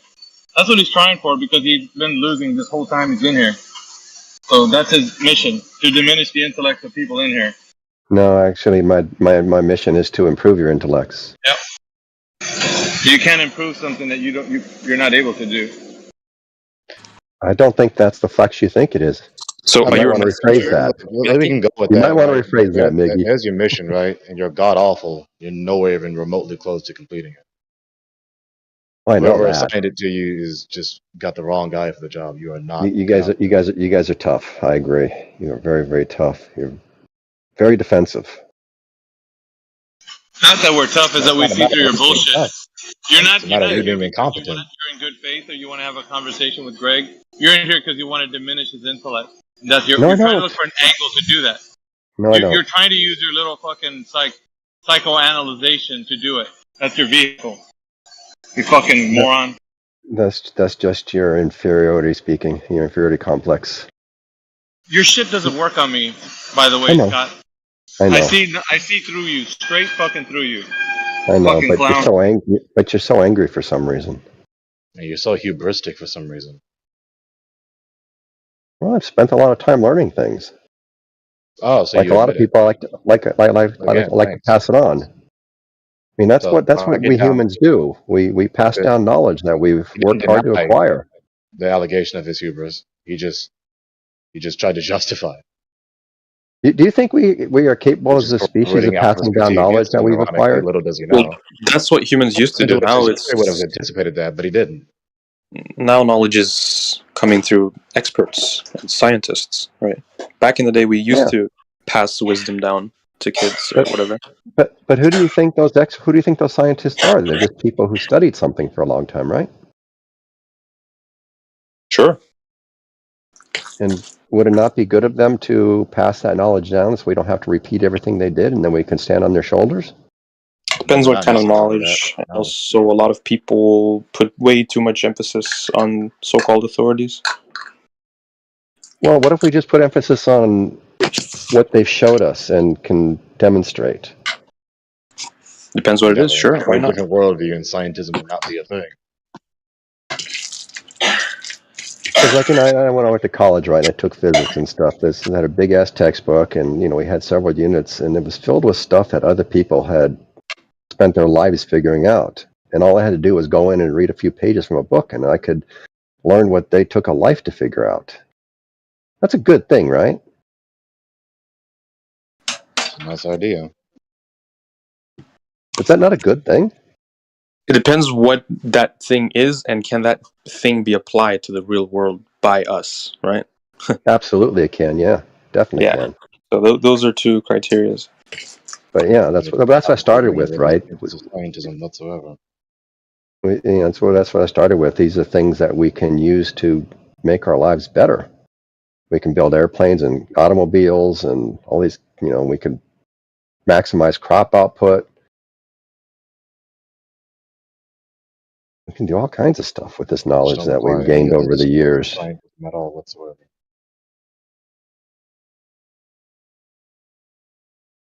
And, granted, there is some science out there, like going back and doing all the Big Bang stuff, and the origins of the universe. I don't know if that'll ever be useful to anybody, but it's interesting to me.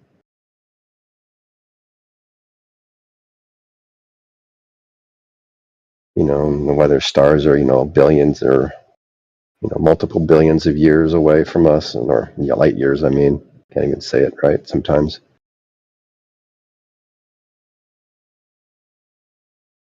It seems to me that everybody would be a little interested in where we live. But admitting all the people you allegedly meet, you still have not grasped and recognized human depravity.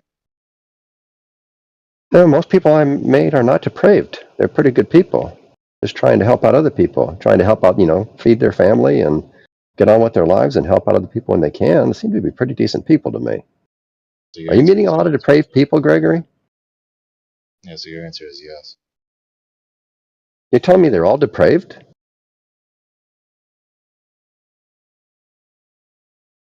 What's your criteria for depraved? Wouldn't you like to know? Yeah, that's why I asked the question. Yes, I would very much like to know what you think depraved is. Am I depraved? I can take it, man. Come on. Throw it at me. Am I depraved?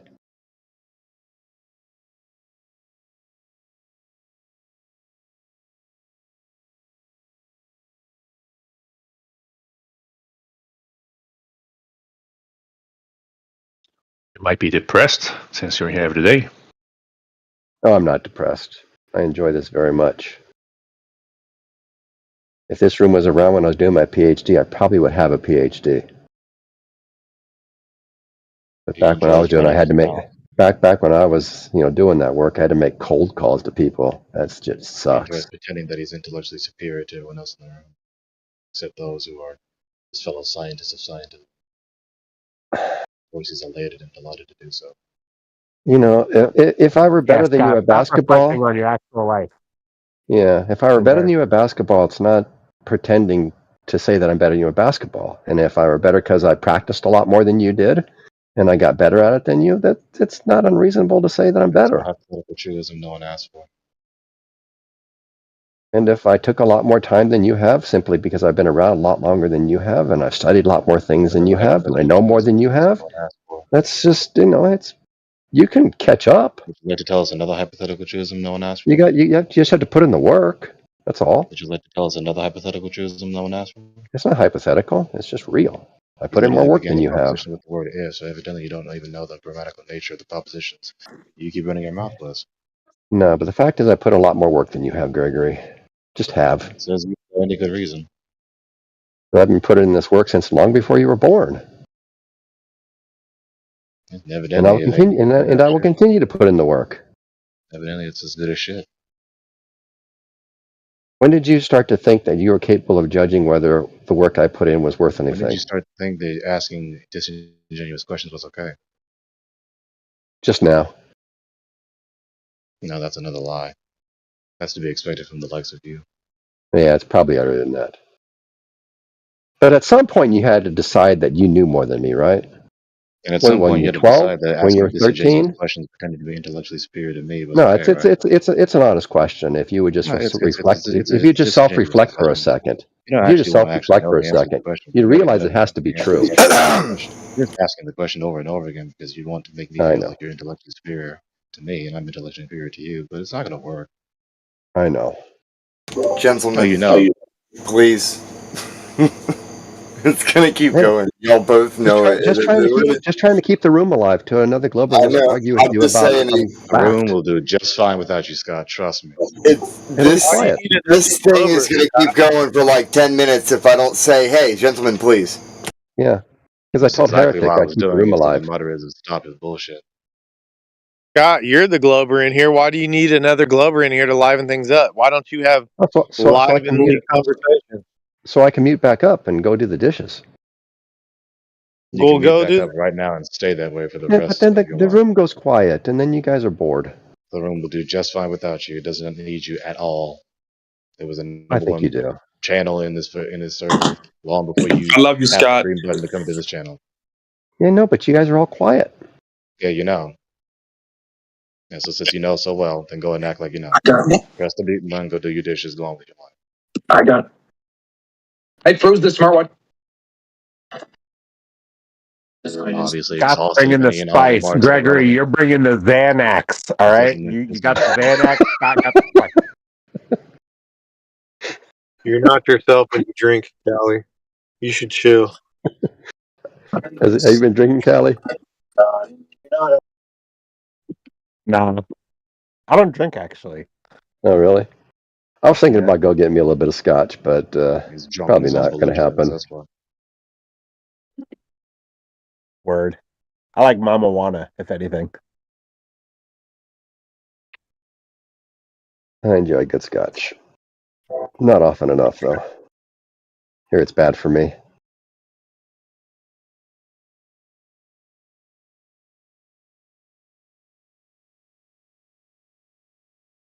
Yeah, it's probably affecting your cognitive ability to process crucial information that keeps you trapped in your little paradigm you're in.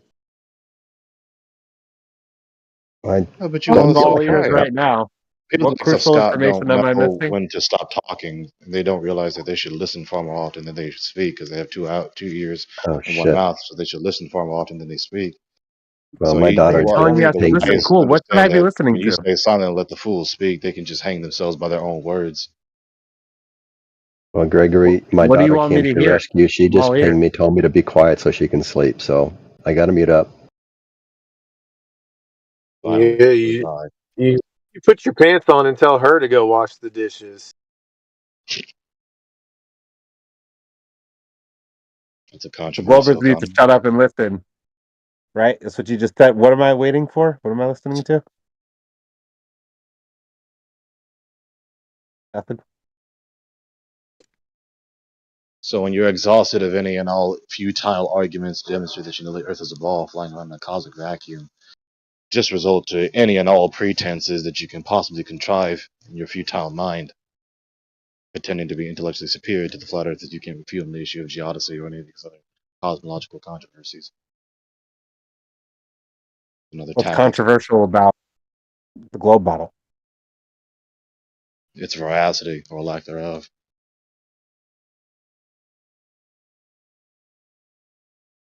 What, like the astronomical numbers, the distances, the sizes? How do you get to talking about astro, which is the stars, when I'm talking about geo, the Earth?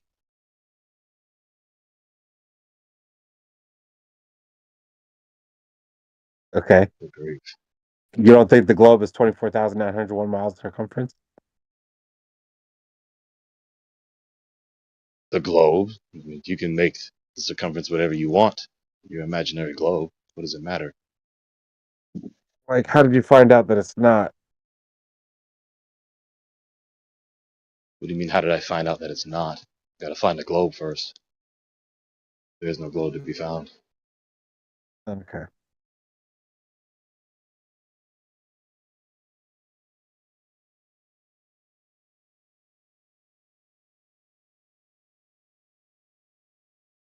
How did you You know, find if I out went in it's my not backyard the every day thing and that just it buried my head in the represents ground, itself not you know, if I went in being? my background every day and I just buried my head in the ground, I wouldn't know like where China was or anything.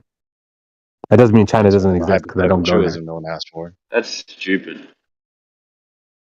Yeah, it Welcome, is. But that's Kelly. exactly what you're saying about, you know, It's not like every being time I able to say that experience retort, the they just curve of don't the get earth. the idea when I said it. Like, that's not your cue to like dig in your heels to keep blabbering It about your could be that hypothetical you don't retort. experience the No one curvature of the asked earth for it. That means because you're like not at stop the right saying altitude. hypothetical truisms no one asked for. That's what that You're not means. at the right altitude. You got to go higher. You That's what that experience retort it, means. Kelly?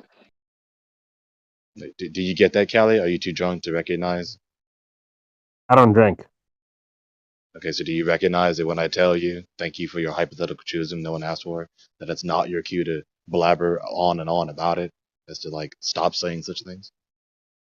Unfortunately for you, I don't do whatever the fuck you think I should. I do what I want. Okay, that's not what I asked you either. So evidently you can't keep up with That's a too very bad, simple isn't it? dialogue with very simple questions, as usual.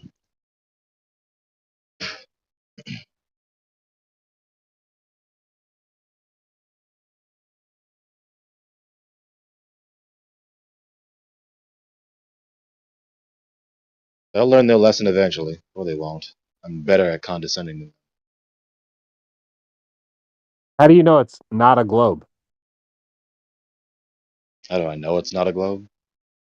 Right. By never empirically detecting one throughout my entire life.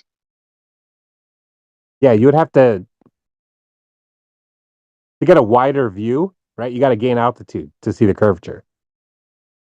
So saying that you would, Anything new that just you now? should be able to detect the globe as a terrestrial observer, no, you wouldn't. That's not the claim. What are you on about? Too big for that. So how high do you have to go exactly? What's the altitude? What do you mean? Why can't I just watch boats go over the curve? Yeah, exactly. That's like saying if I go upstairs, I'm gonna know what's going on downstairs. It's the same. It's like saying You're gonna that. dodge another question scrutinizing So your you position again, don't Callie? see boats, you don't see things go over the horizon? One at Are a you time. saying All of a now? sudden. Are you saying that you don't see boats go over the horizon? Because You that would say be you the don't see claim that that. you see. That would be your claim saying that you see curvature. So you don't No. see I this. don't claim I don't see boats going over the horizon. What are you Oh, so talking you're not about? being Okay, so logically you don't consistent see with the boats. previous proposition you said. I did not You say don't anything see boats about go over boats. the horizon. Yeah, so No, you're not dude. being logically consistent with the previous proposition you just said. That's a straw man. You just said I claim that we don't see boats going over the horizon. That's false. What are you talking about? I'm No, attacking the we premise didn't you say did that you say, so it's claimed not a that. straw man. Yeah, did you hear what Gregory just told you a second ago? It's to deal with the premise that you said before that comment, because you said that we don't observe on Earth curvature. So with that statement, then how can you turn around and say that you're observing curvature on Earth and watching boats go over it? So you seem to be kind of pinned in a little contradictive corner. You got to pick. Do you have to get super high in the sky to see curvature, or can you see it when you're on I the could ground? definitely respond to that. I got you right now. When I say curvature, okay, I don't think that watching an object drop below the horizon and get obstructed bottom up, that's just an observation of drop over distance, right? I wouldn't truly say that's curvature because I don't truly see the curvature. That's right? double speak. Ah. No, it's not. Self-contradictory double speak. So- Yeah, your analysis stuff is weird usually. So, Callie, can you see bottom up obstruction that's not curvature? Could you see it from refraction? I'm saying that the distinct curve of the Earth, I don't see it. I do Okay, I see didn't things get ask that. obstructed bottom up because of the curve, but the curve itself, it's like what I see as a curve, like a circle in front of me. Okay, so I don't you see do literal see. Earth All right. curve, So like you a don't see a round curve. You don't see Right. a curve, but you see things getting obstructed by a curve, but you don't see a curve. Like I said, Yeah, self-contradictory double well, speak. as a terrestrial So observer, it's not able to my be actual distinct. question was, can things be obstructed from the bottom up by refraction?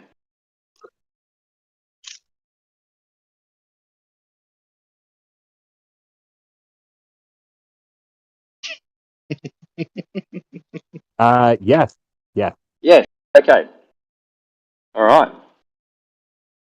Yeah, man. So then, with that being said, appealing to bottom-up disappearance over the horizon or at the horizon is not strongly indicative of a water curve around the ball obstructing or making the object disappear bottom up, correct? Yeah, but you need certain conditions in the atmosphere to cause that kind of refraction, and you don't got it.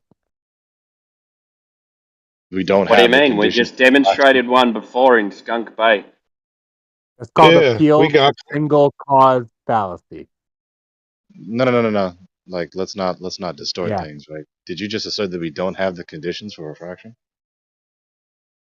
You saying other people shouldn't distort things? Wow. Did you say that we don't have the conditions for refraction? Yes or no?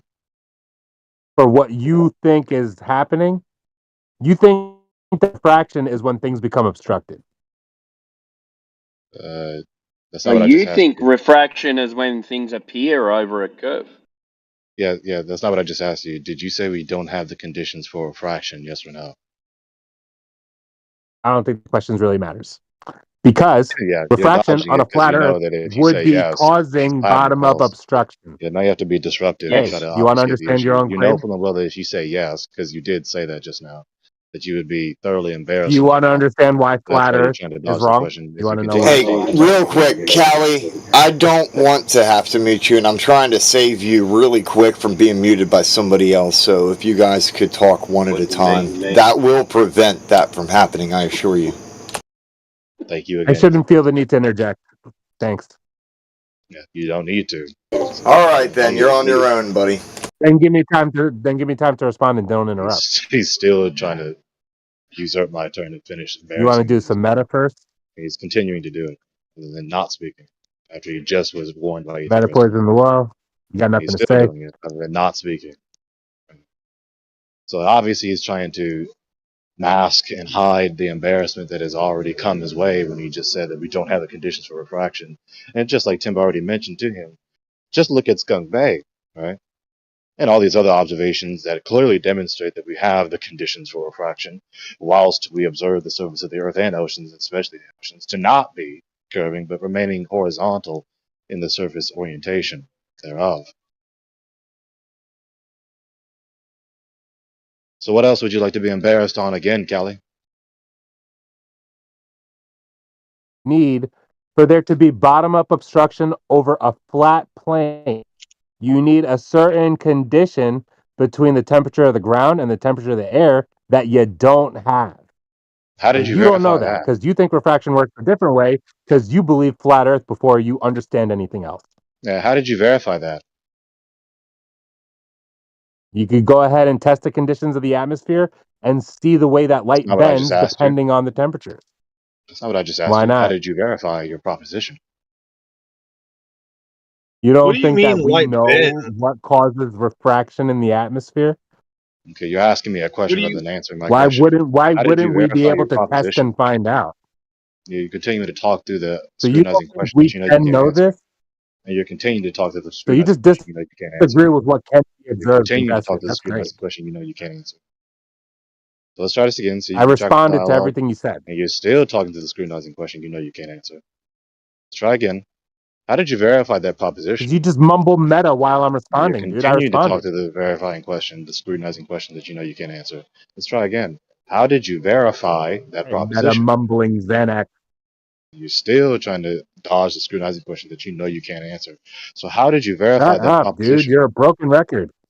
And you're still not answering the question. Let's see if you answer it this time.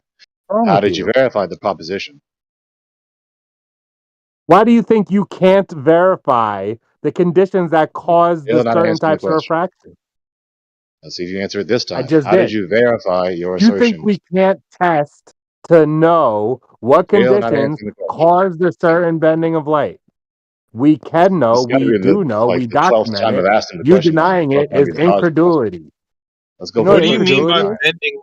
What do you mean by bending of light, Callie? Before you even Yeah, get the to path that, of light he changes has this depending on the assertion density of that the in medium. order to see refraction the way we do on a horizontal surface, that there is these specific meteorological conditions that must be the case in order to observe it. But supposedly we Hey, don't have it, Ecodrax, therefore we wouldn't be observing why not tell what we this do observe dude on to a stop horizontal interrupting surface. me? So he needs to demonstrate that he verified the supposed correlation between the refractive phenomena that we observe and the supposed conditions. So how did you verify your proposition, Callie? You don't believe that refraction is real. You're still not answering the question. How did you verify your proposition? There's a more pressing question. Do you understand how You're refraction still works? not answering the question. How did you verify Yep, I that got a better proposition, one. Kelly? Cool. You don't think we can verify how refraction works? Good for Of you. course, you think it's better because it's not scrutinizing your position. So let's see if you answer it this It's not time. It's hard, got to be dude. like All you the gotta do is 15th time test that the you've dodged conditions, the see which question way the because you light's know you can't bending. answer it. Oh, this So how did you condition, verify this this density of proposition, this Kelly? medium causes the light to bend this It's the way. Look, 15th we time. Let's try know. the 16th time. See if he answers it this time. How did you verify that proposition, Kelly? I guess you just gotta appeal to ignorance all day. I guess he's just going to dodge the question again. Let's try a 17th time. How did you verify the proposition, No, Kelly? don't try a 17th time, dude. Don't. Okay, he's still dodging a 17th time. Let's try an 18th time. How did you verify the proposition, Kelly? I mean, it would be, damn, got him. You had your chance, Callie, but it's, you you put yourself in that corner because you turned around and told us that we don't have those conditions. Oh, he's gone. Well, for everybody that he told us that we don't have those conditions, but yet he claims that those conditions also exist, and that's how he can prove bending light. So he wants his cake and to be able to eat it too and not share any with anybody else. Bless his little heart. Every time he comes in here, he embarrasses himself like brazenly with belligerence. I'm going to embarrass myself with unverifiable propositions and dodge incessantly if it's the last thing I do.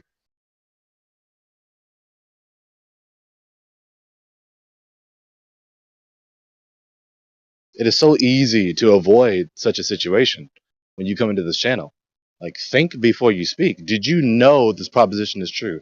Are you prepared to say some argument with supporting premises by any rule of inference to demonstrate that you know this proposition is true?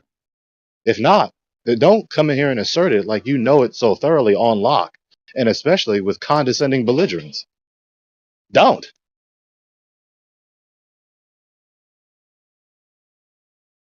It's more difficult to burn yourself alive in the heart of a volcano than to do that.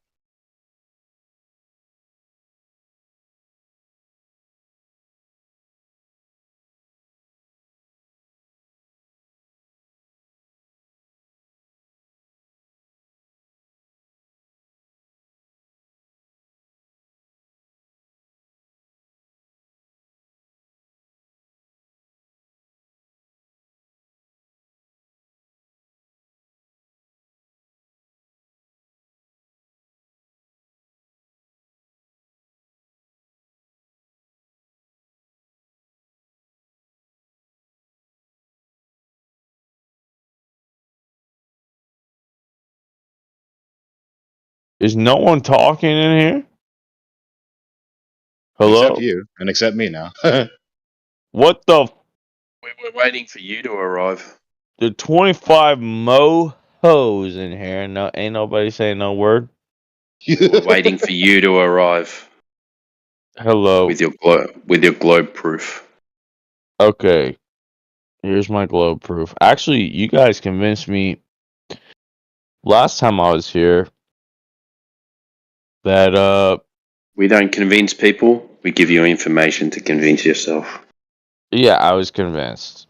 Not by yeah, exactly. But Did you just wake up? I'm a little tired. But you said the way they calculate the radius of the Earth was by like two little sticks that they I remember you. Yeah. I say That a week someone else was does, about but I a don't week say that. ago. Yeah, about a week ago. Last Thursday probably. Or maybe About a week Thursday ago, before week that. ago. I come in here on Thursdays. But yeah, they said that the way they calculate the radius of the Earth was with these two little sundial things. Oh, sticks and shadows. Yeah. Yeah, it's pretty insane, and that's like the leading way that they measure the radius. Yeah, that's a That's very pretty weak crazy. inductive argument. It's a very weak Measure the argument. arc. That's pretty crazy to me. There's not a better way to measure the radius than that. You would think. I mean, if we know the that way. circumference of the Earth, you could measure it. Yeah, but how do you get that? Google Maps.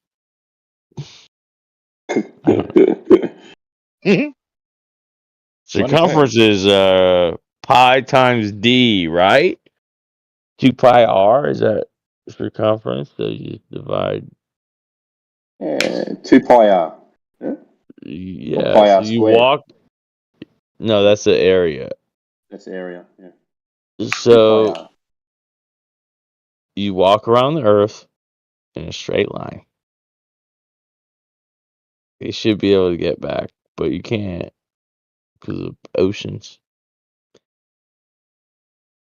But that's another way I thought about it. Google Maps should be able to tell you, but we don't trust Google Map because it's got a circle. Or it's got No, the irony with Google Maps is that the elevation profile is horizontal and not convexing into a ball. elevation. The elevation profile? It's horizontal. Mm-hmm. What do you mean? Yeah, you just pull up Google Maps, you check out the feature that is the elevation profile. The elevation Like profile of the surface topographical? of the in the oceans is horizontal.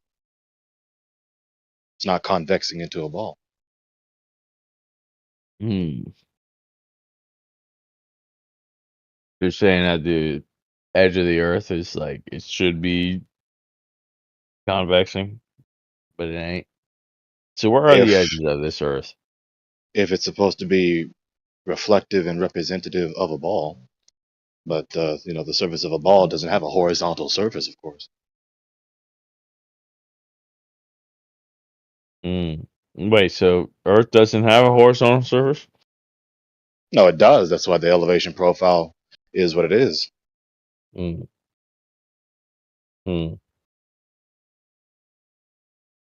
So there's no way to get the circumference.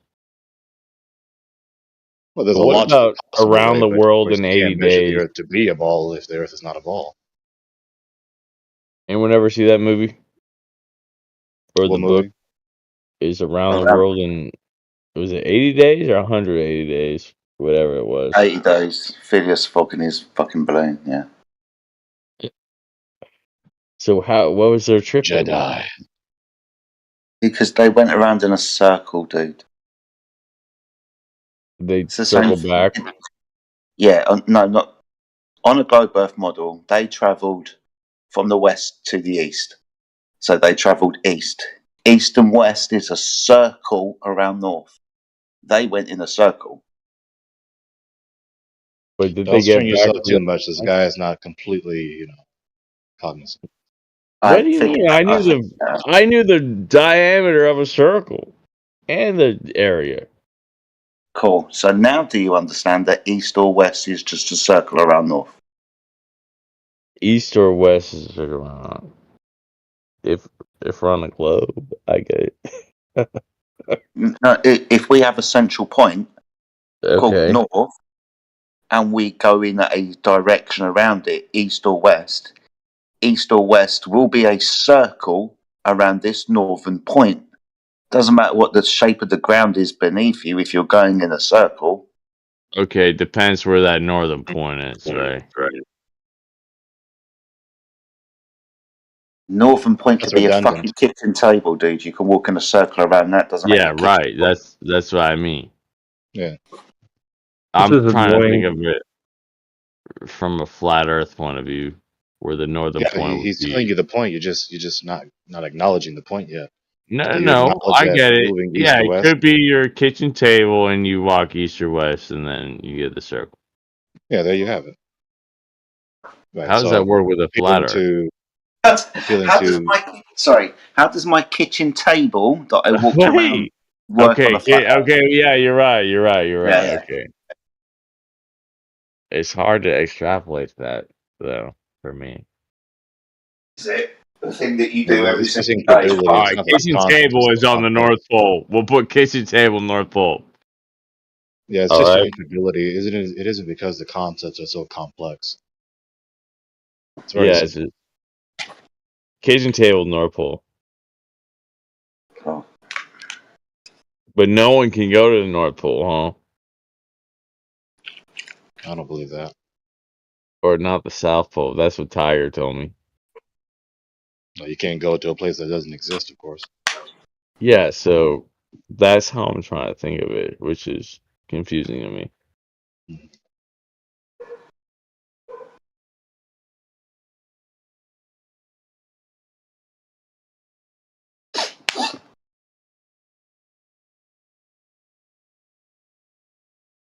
So let's just pretend the Earth extends a little bit past what our maps show us. And it's flat, like a map. Then it makes sense, the east-west thing. Yeah, whether you add that extension or not, you can move in a circle eastward or westward around a central point, aka the north. Yeah, but you go in a circle, which implies some of these parts are connected, right? If it's flat, then okay, if it's flat, where there's no North Pole. Oh, you know what? Let me show you this. This is why you're struggling. I see it. Yeah, Now. I'm looking at it from a globular point of view. Yeah, look in the open chat. Yeah, I understand.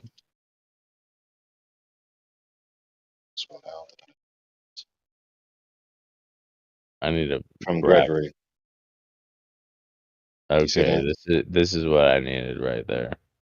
Yeah, that's illustrative of the geometric coherency Okay. question. So you All going right, in a then it circle makes eastward sense. or westward around the central. All right, I got you. Yeah. There you go. All right, that makes sense.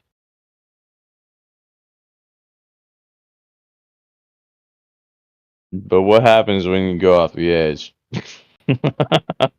You don't want to do that.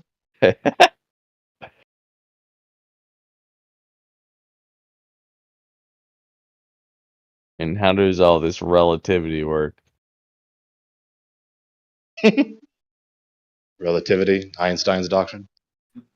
Mm-hmm. Well, that doesn't work. That's the thing. But then how does our computer work? Gotta ask the technician. But a fallacious doctrine of reifying the immaterial states of affairs that are space and time with misnomers and anti-objectivism that is special relativity is not at all conducive to ascertaining the facts about anything, let alone how computers work. Well, it does because transistors getting so small that What did you say? the transistors getting so small that the electrons will actually quantum leap over from one side to the other. Well, that's the doctrine that they're peddling nowadays, but the refutation No, still but stands. okay, that's fine. You see, upon analysis, when you examine quantum doctrine, quantum fill in the blank this, quantum fill in the blank that, it's nothing more than idealistic atomism, which is patently absurd because probability is an abstract category. It doesn't exist in space, and so that which doesn't extend its substance in space cannot subsist in all matter. That which does not subsist in space cannot extend Right. in all That matter. which does not extend its substance in space cannot subsist any and all matter. Matter isn't subsisting of probability nor any abstracts. I agree.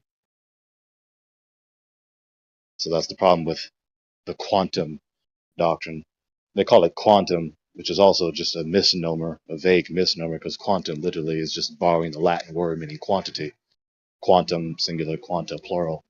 So this unidentified quantity of abstract entities, specifically probability, supposedly subsisting all atoms or subatomic particles, supposedly subsisting all material entities.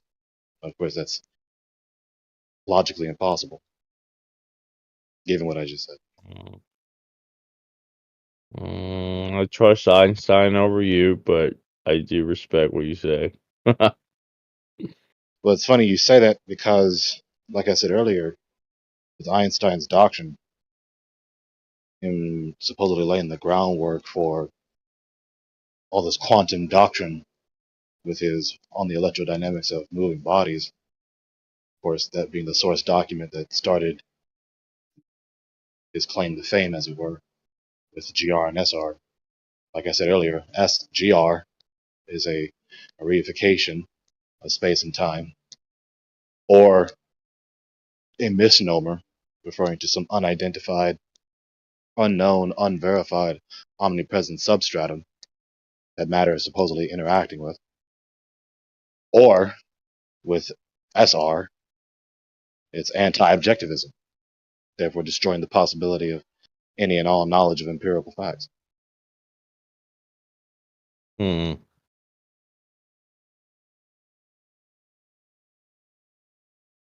But how do you explain that this computer is working right now? There's got to be some science behind it, right? Now, of course, there's some knowledge concerning the machinations of these computers that we're using now, but they, of course, don't require patently fallacious doctrines for them to work function, of course. But you believe in any of these laws of physics? Yeah, that which really are laws that are discovered and described, succinctly described, not ad hoc rescuing devices such as so-called gravity. Well, gravity, yeah, in Einstein's theory, it doesn't really exist, right? But I believe in science because I can see it right in front of me on this little television screen, my computer. You get down to the atom level and figure out why everything's working. If something's not working, you get down to the atom level and figure out why it's not. Well, it depends in what sense you're saying the word science, because that word is polysemous. What does that mean? Has multiple senses, a semantic range. Well, there's a scientific method. Well, there's that scientific method, which I call, with a more apropos name, the causation inquiry method. And the causation inquiry method, aka scientific method, is very much a valid method to try and ascertain what really is the cause of the given effect that you observed. But we believe in atoms and electrons and all that in the flat Earth world, right? Well, there's that. The question is, how do we verify our atomism, so called?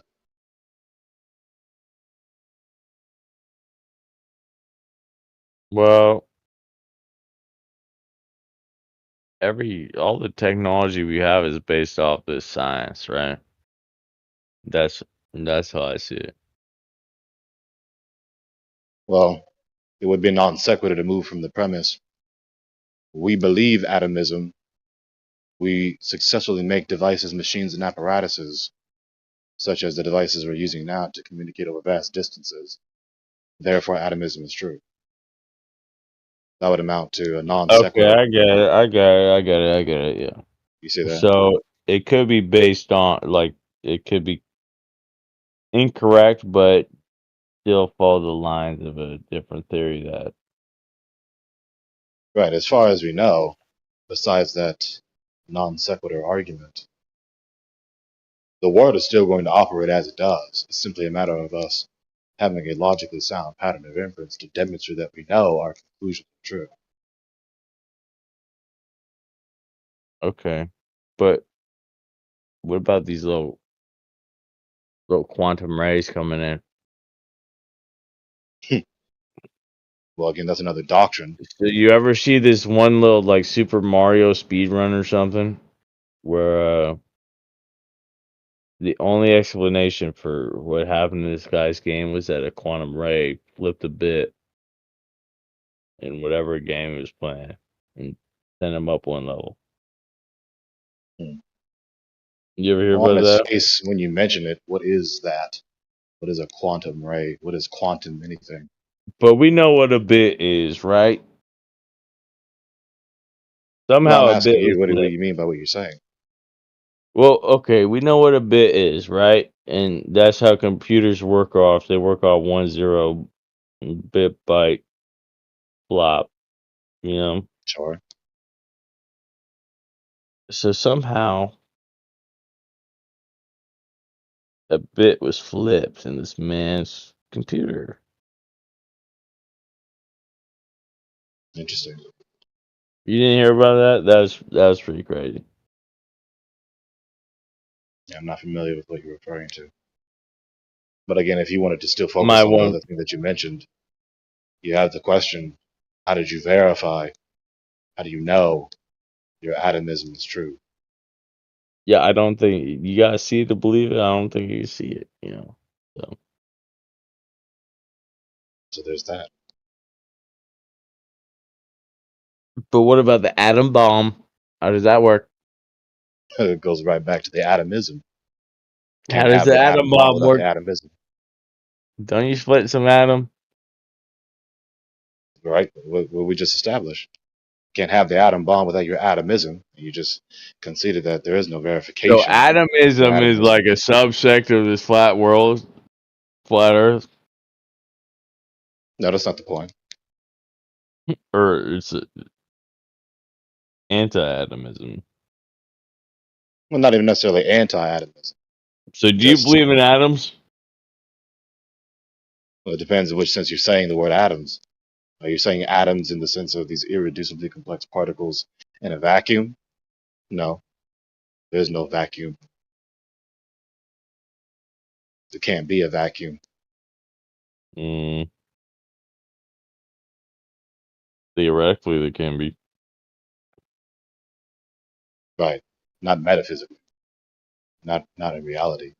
I don't know if we could technically hit zero. Yeah. Well, it's logically impossible. You can't say that nothing is here, because if you give it a location, then it's not nothing, it's something. Mm.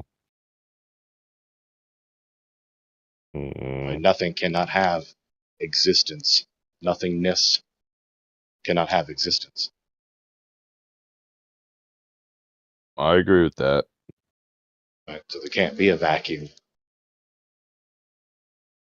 I think vacuum just means that in terms of physically,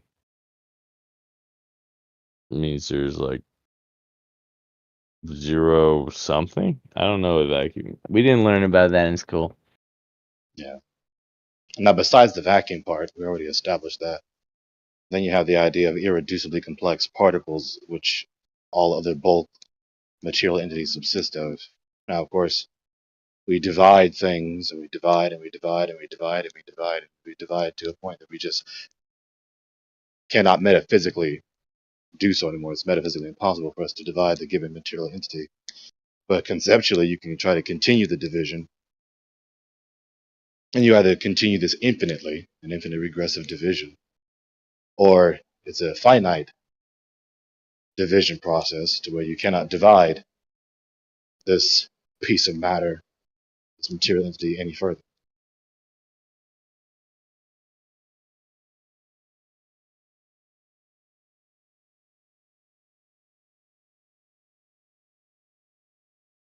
Did you watch Oppenheimer? I heard about that. I haven't seen that yet. I just watched it the other day. But it's about the atom bomb. Mm-hmm. How they split the atom.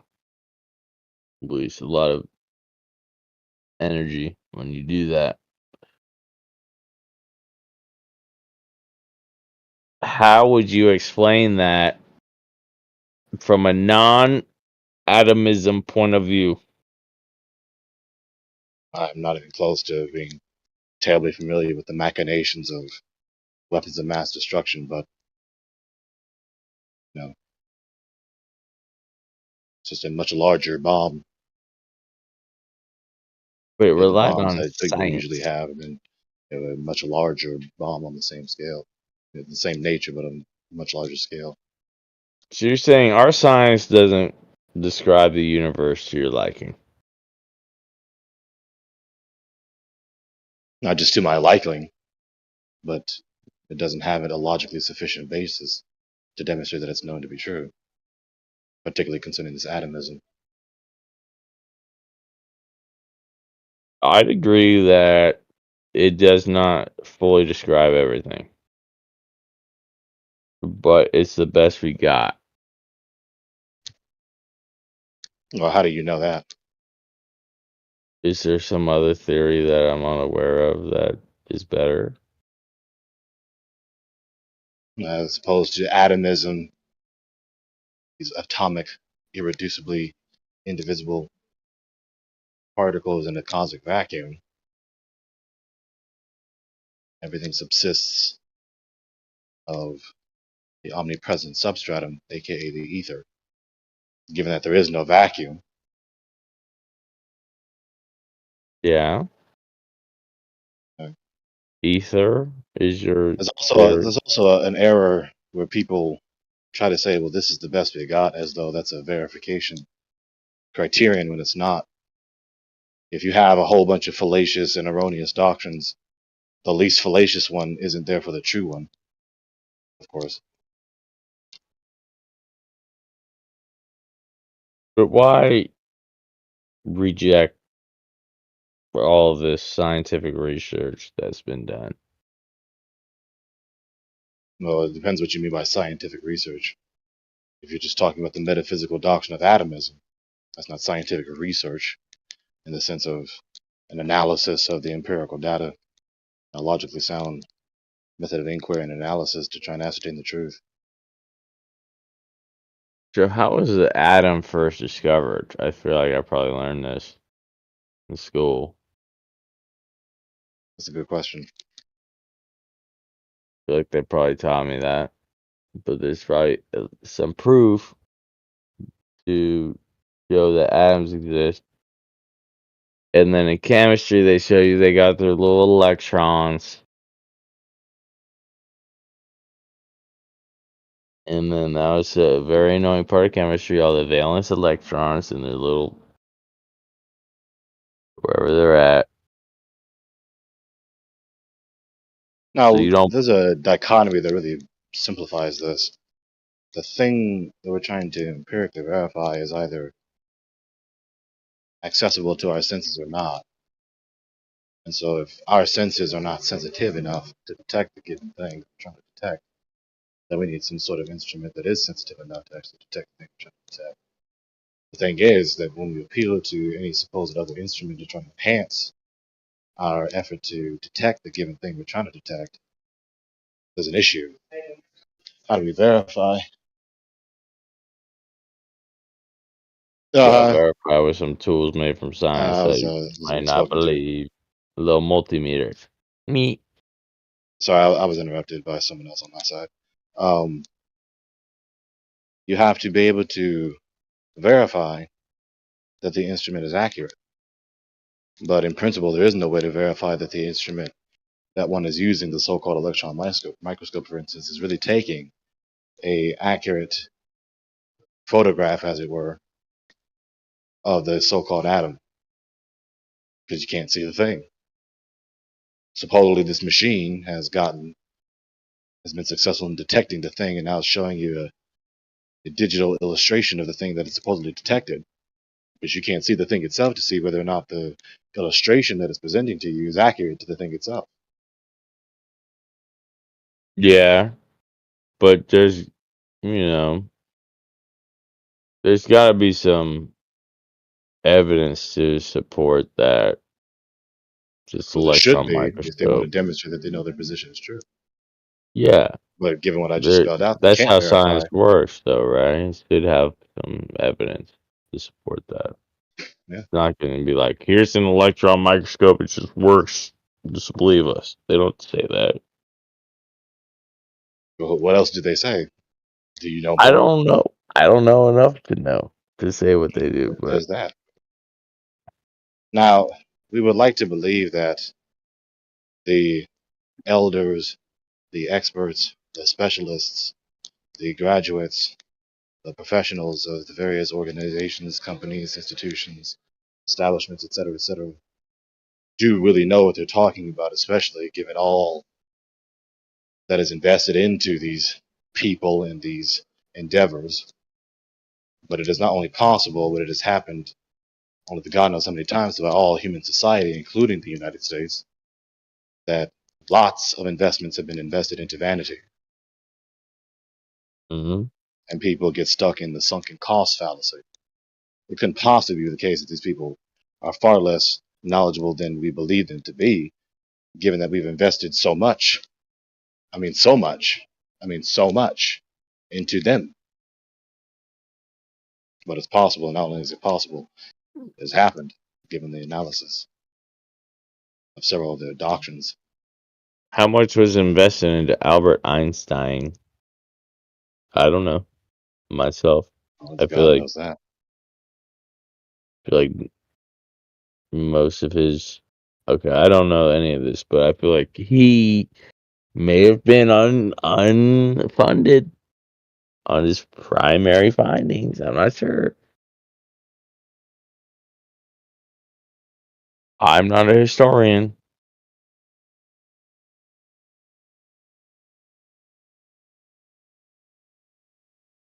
Mr. Albert.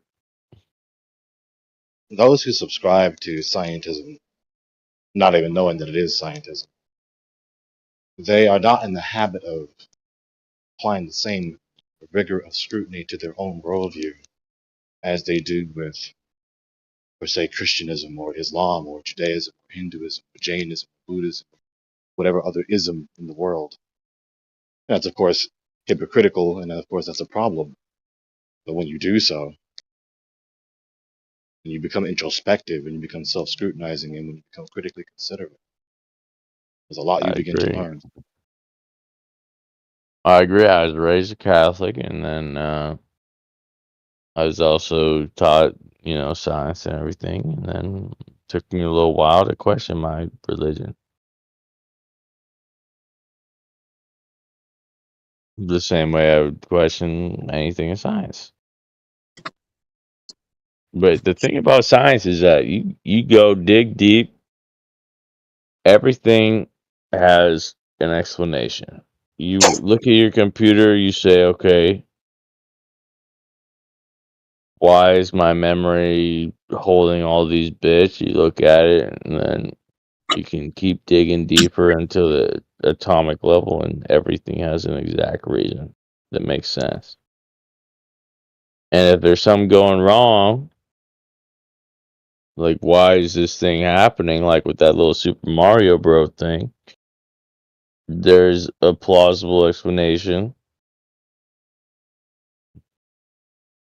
Well, for scientism everything. is the only worldview that tries to offer explanations. Every worldview tries to offer explanations, not all uniformly about the same issues, one for one, but every worldview tries to offer explanations. But these are tried and true. That's the whole thing about science. It's like we don't really Supposedly, know if it's right. We don't know if it's right, but it's working. That's what I say. supposedly. We don't know if what we're saying is accurately modeling how the universe behaves, but what we got works. Anyone can say that. That's not a distinctive or exclusive to scientism. Okay, good. Yeah, that's how I believe then. That I don't know what that is that belief set is coined as, but that's what I believe. We got this set of rules that we're following or whatever.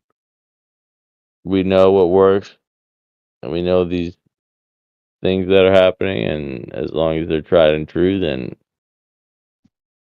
I believe it. That's how it works. Is it true that nothing good ever happens after 3 a.m.? It's only 1:12 here, brother. Oh, man. What are you guys up to? We're talking Another about worldview discussion, a genuine worldview discussion this time. yeah. Genuine worldview discussions. That's one of the habits of scientism also, it's almost like a routine, if not even habitual, a relapse into appealing to utilitarianism and or pragmatism, which is to say, well, it may not have a theoretically cogent position, but it still works. Well, what still works? That's to beg the question as to you knowing the thing in question that you just conceded. But the thing is, You to don't get that thing theoretically cogent working, position on. sorry. Yeah, so to get the thing working, it's not like they just did a little. They got on their first try. They figured it out. They tried it out and used science or their understanding of whatever they were doing to figure out why it was not working and adjust in order to make it work from their scientific point of view. Right, but the error is to appeal to the function of whatever is happening, be it the artificial or non-artificial phenomenon, as being indicative of the veracity of their theoretical explanation there that's supposedly correlative to it. That's the error.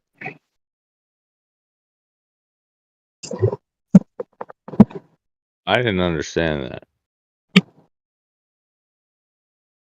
Now, I'm not a skeptic in the sense that I affirm no one knows anything or that no one can know anything. That's self-defeating in an Okay. untenable position. Right. Yeah, you know who knows that? The new UG.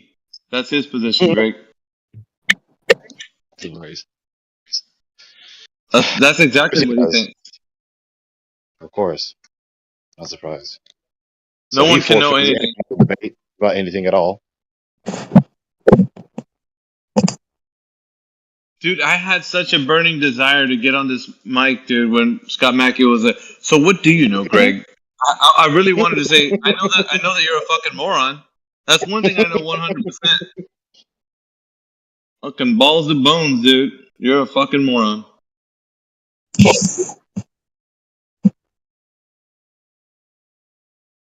Like I said earlier, they'll learn eventually, or they won't. I'm better at condescending than them.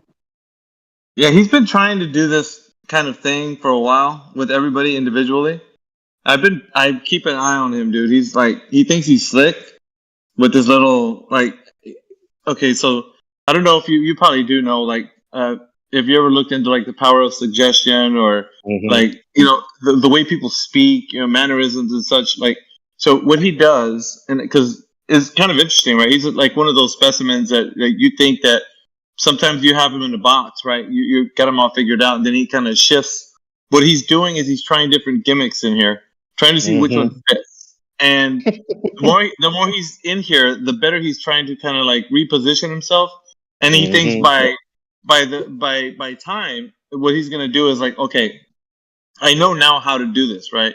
All they got to do, because he did it to Jenna, I know he did it to you, he did it to like what he's doing is he gives these little one shots that come in here. He's like, well, you don't have to act like a 14-year-old, you know, or say something like that gets under your skin. Like you don't have to think about it now, but later on, when you're offline, you're like, dude, fuck, dude. Like he made me feel like I couldn't stand, you know, like this is the kind of thing that these people they do. They try to do things to get under your skin. So he's trying to work the angle, right, of how to do this. So I mean, if you can call him out on it, you know what he's doing. But other than that, like most people just take him for being like just belligerent or, you know. I'm like, no. He's trying to do something. You know, he's not in here to have genuine conversation. You actually think he really wanted to know, like man to man, a conversation? No, that's fucking bullshit, dude. He did not want that, not even one fucking bit, dude. He wanted to get a good angle on you so he can try to, you know, get to your human side, right? So that he wants to. He's like a fucking Alabama tick, dude. He's dug in, like he's in this shit, you know. It's analogous to the Trojan horse. Yeah, exactly. And he uses his soft, dulcet tone. You know, he's trying to be like Mr. Nice Guy. It's all fucking. It's in his playbook, dude. And because his attempts aren't working, he tries to reposition himself. He's trying to this today didn't work. And he's scratching his notepad. Okay, let's try a different approach. And every single time he opens up his mic, he tries something new. It's fucking. It's a psychological warfare, brother. I'm telling you.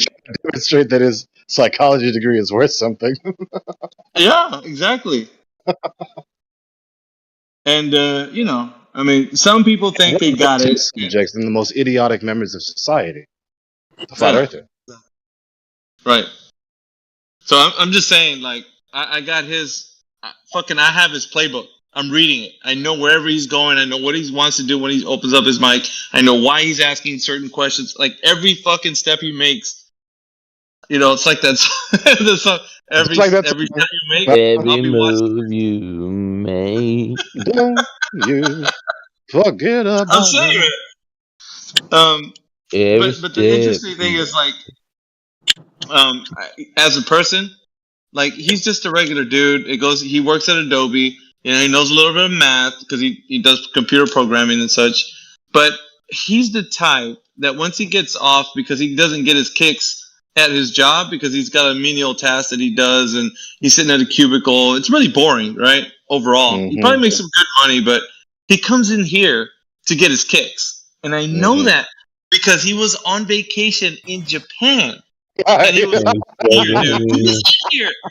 I told him, Greg, I was like, dude, what the fuck are you doing in here, man? Go to enjoy Japan. What the fuck is this? Dude, like, you're in here arguing with us. Fuck, dude. You know, and because like his regular life is boring, so he comes in here. It's like, you know what I'm saying? Like, what are you in here for? I know why I'm here. You know, I know why the other brothers and sisters are in here. Because we're spreading truth, you know? We're trying to edify people to actually think critically. But you're not in here for that. Fuck, dude. Anyway, it's just, it's irritating. Because nihilistic, existentialist worldview.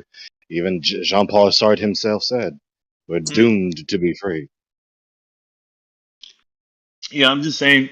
But a lot of people don't know these, you know, these tactics. And so I study everybody like that comes in here. And Don't you usually, love that question he likes to ask me? Don't you love it? When did you start thinking you knew things? yeah. No, I did. And see, I understand. Listen, Greg. I'm probably the only one that understood your silence. Okay, because most people would be like, "Dude, why is he quiet?" I know why you're quiet.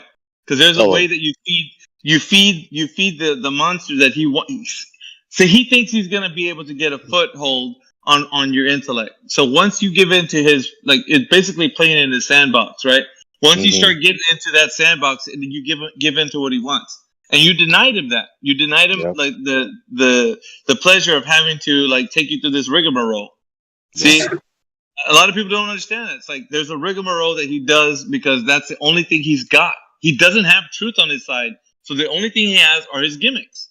You know, his tricks. That's it.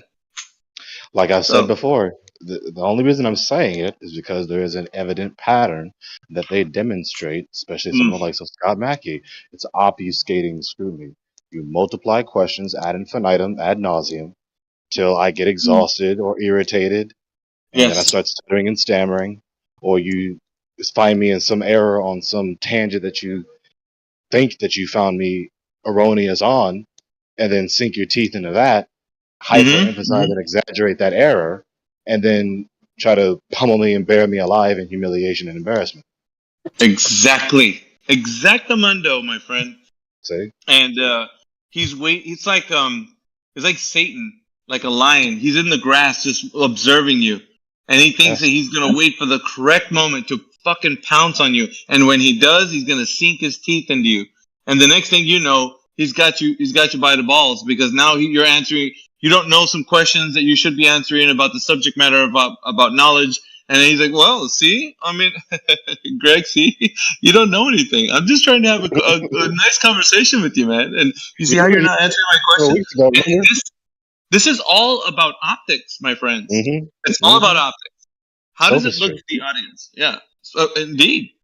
That's the name of the game. That's what it is. What he's attempting is a type of sophistry that is probably a bit more mid to high level, right? So it's what I look at it as.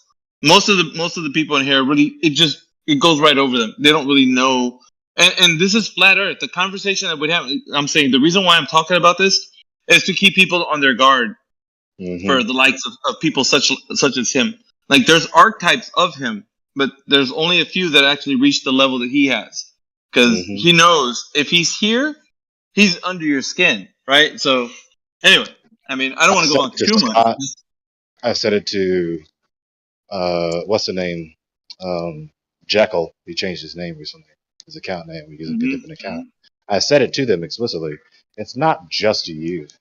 I am indignant against the worst of your behavior that other people do. Because your behavior has destroyed lives. Sophists have never improved anything. They've only made the world worse, to the point of mortal fate. You know who's the ultimate sophist, right? The father of lies. Right. That's the name of the game. That's yep.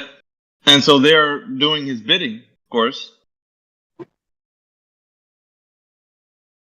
You know, so what we're attempting to do anyway is to get people to realize that, and he's like, you know, other people in here can have meaningful conversations and we can pal around, we can joke around, and all that's fine.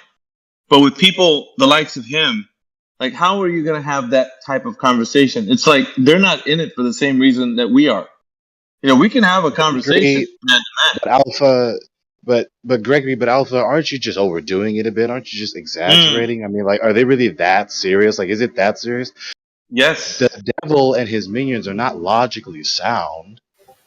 It's ridiculous. I know. How ridiculous is it to come into this little channel on this little corner of the internet to do sophistry and be disruptive and deceptive and duplicitous and do anything and everything possible to try and suppress the promulgation of the truth, and especially the expose of the errors of scientism and whatsoever other errors that are believed to be true.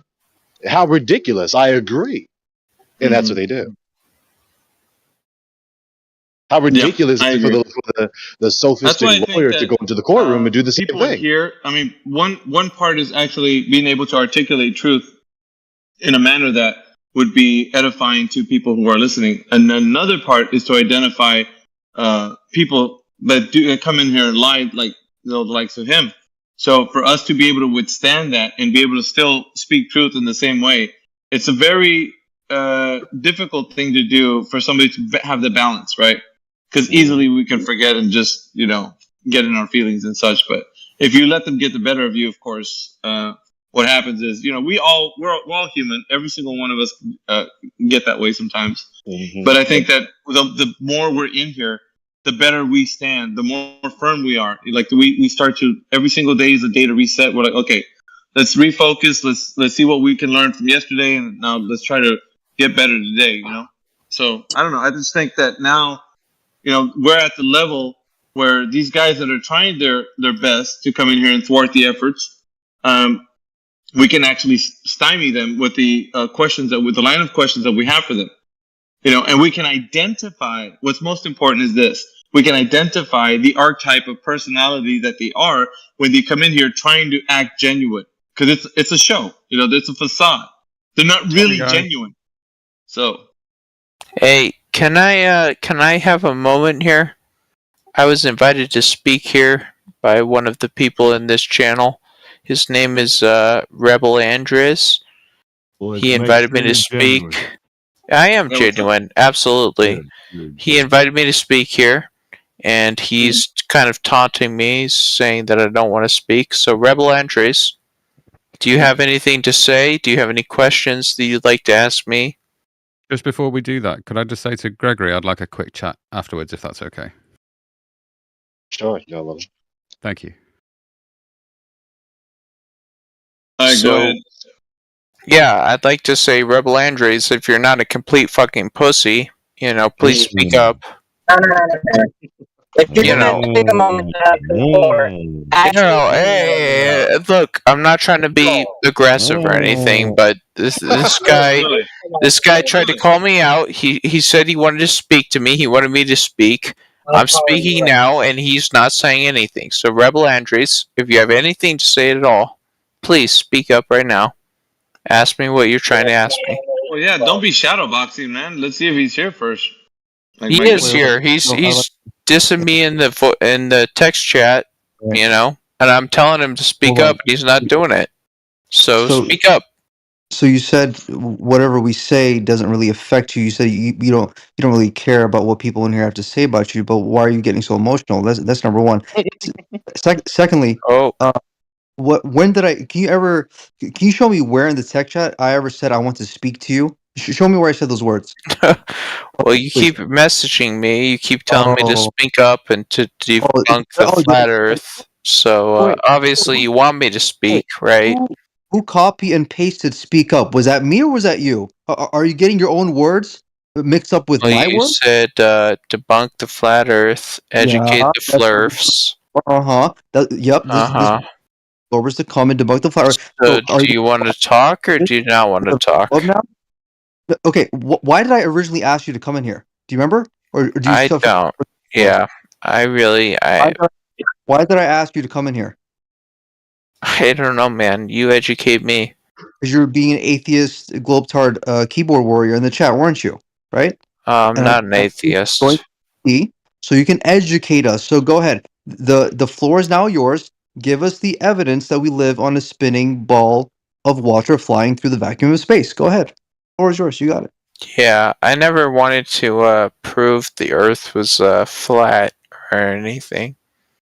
Yeah, you don't have to prove the Earth is flat. You don't have to. We already know that's the case. Yeah, exactly. So what were we talking about? Exactly. Right. Yeah, so you agree with me. I'm glad to hear that. Thank you. I'm glad you're a flat earther as of 5 minutes ago. Very good. Yeah, exactly. Okay. Well, I guess. Yeah. I don't know what. It was nice to meet you, man. I'm not trying to argue with you. Here. Okay. Oh, so you're the one who kept asking me to join this channel, and now I'm in here, and you just want to argue about stupid shit that I'm not even arguing about. When you say I ask you, how many times was that? What do you mean by I kept asking you? How many times did I keep asking you to join? How many times? Did you count them? Did you At count least 3. Yeah. Okay, provide the evidence. Okay, I'll clip everyone and I'll post it in chat. Good. Do it before they Yeah, I'm not gonna actually do that. Right. Okay. So not only do you not have evidence that we have on the show, you don't even have evidence for your claims about the things that I said to you. Very good. Okay. Yeah, definitely.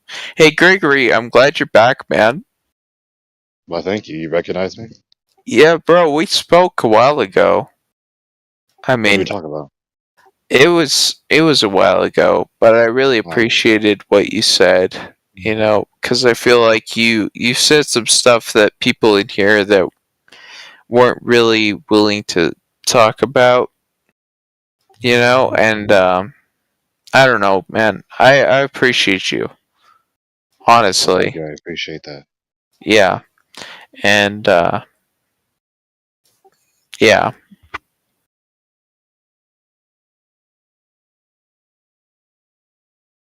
I don't know what happened, but Harji the coward came to defend his globe religion.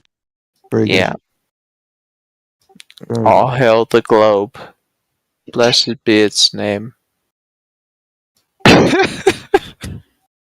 be the globe. Blessed be the globe. Mind if I jump in now? Yeah, jump in, bro. Thank Take you. over. So, Gregory, you remember we had a conversation the other day about space and time? Mm-hmm. And you were telling me about category errors and how I was potentially making a category error ontologically. Yeah, I use those words, yeah. Which theory of categories do you hold to? As in, Theory of categories? Yeah, ontological theory. It's a theory of categories. Aristotle had some, Kant had some. There are Eastern ideas in Indian philosophy about what influential systems of categories there are. You might be educating me on something I'm not familiar with. What's a theory of categories? Well, Aristotle held that there were 10 different categories. The Indian schools held that there were 6, and Kant held that there were 12. And they were different. So just a quantity of categories? Whatever greater or lesser quantity of categories? Yeah, I think so. Yeah. I just thought you may have had some a stance on it. When is it the case that somebody's categories crosses over to somebody else's where it's not 2 different categories, it's 1 category? Do you have an example? No. Yeah. I wouldn't say that there's just a handful, like several or a dozen. I mean, there are only God knows how many thousands upon thousands of categories. You can say category in the sense of any, excuse me, I'm burping, any given type of thing. Yeah. Right. And there are unique entities, or there are entities that share the same nature that are categorically identical. Well, Aristotle. The same category. Oh, sorry. Aristotle seemed to identify 10. And they were substance, quantity, quality, relation, place, date, posture, state, action, and passion. I mean, I wouldn't say that that's a exhaustive or comprehensive quantification of all categories there are, because within those categories are other types or kinds of entities. So a category is synonymous with a type or a kind. So there are subsets of categories in your assertion. Yeah, there are. Yeah. There are other types of things within those categories that he mentioned, just in principle, whether he said that or not. Yeah.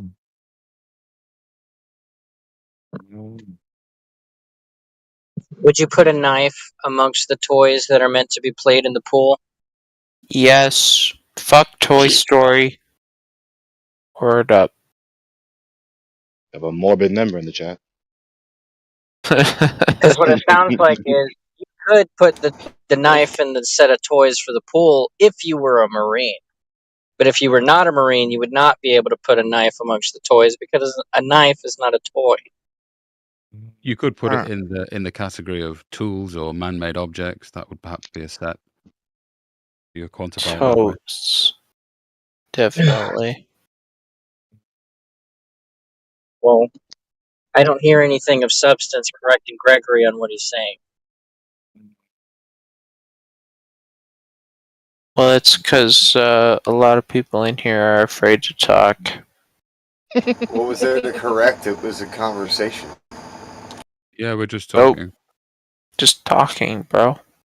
I know, but he said that Gregory was making an error by saying it was a category error, and then stated that there are different types of ways to categorize categories.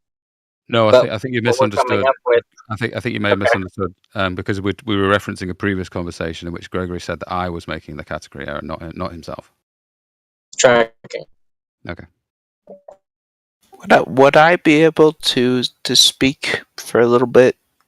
Just like, You just did a little bit right there, so I think it's possible. all right, right. So let's say that you know, the whole flat Earth dichotomy, the whole, you know, whatever is true, right? We're not arguing about that. So I'm more interested in hearing about, you know, if flat Earth is true, why has it been covered up? What are the implications of a flat Earth, you know, world? I'm not super interested in hearing about, you know, what the flat Earth, you know, the arguments for and against. Let's consider that flat Earth is true.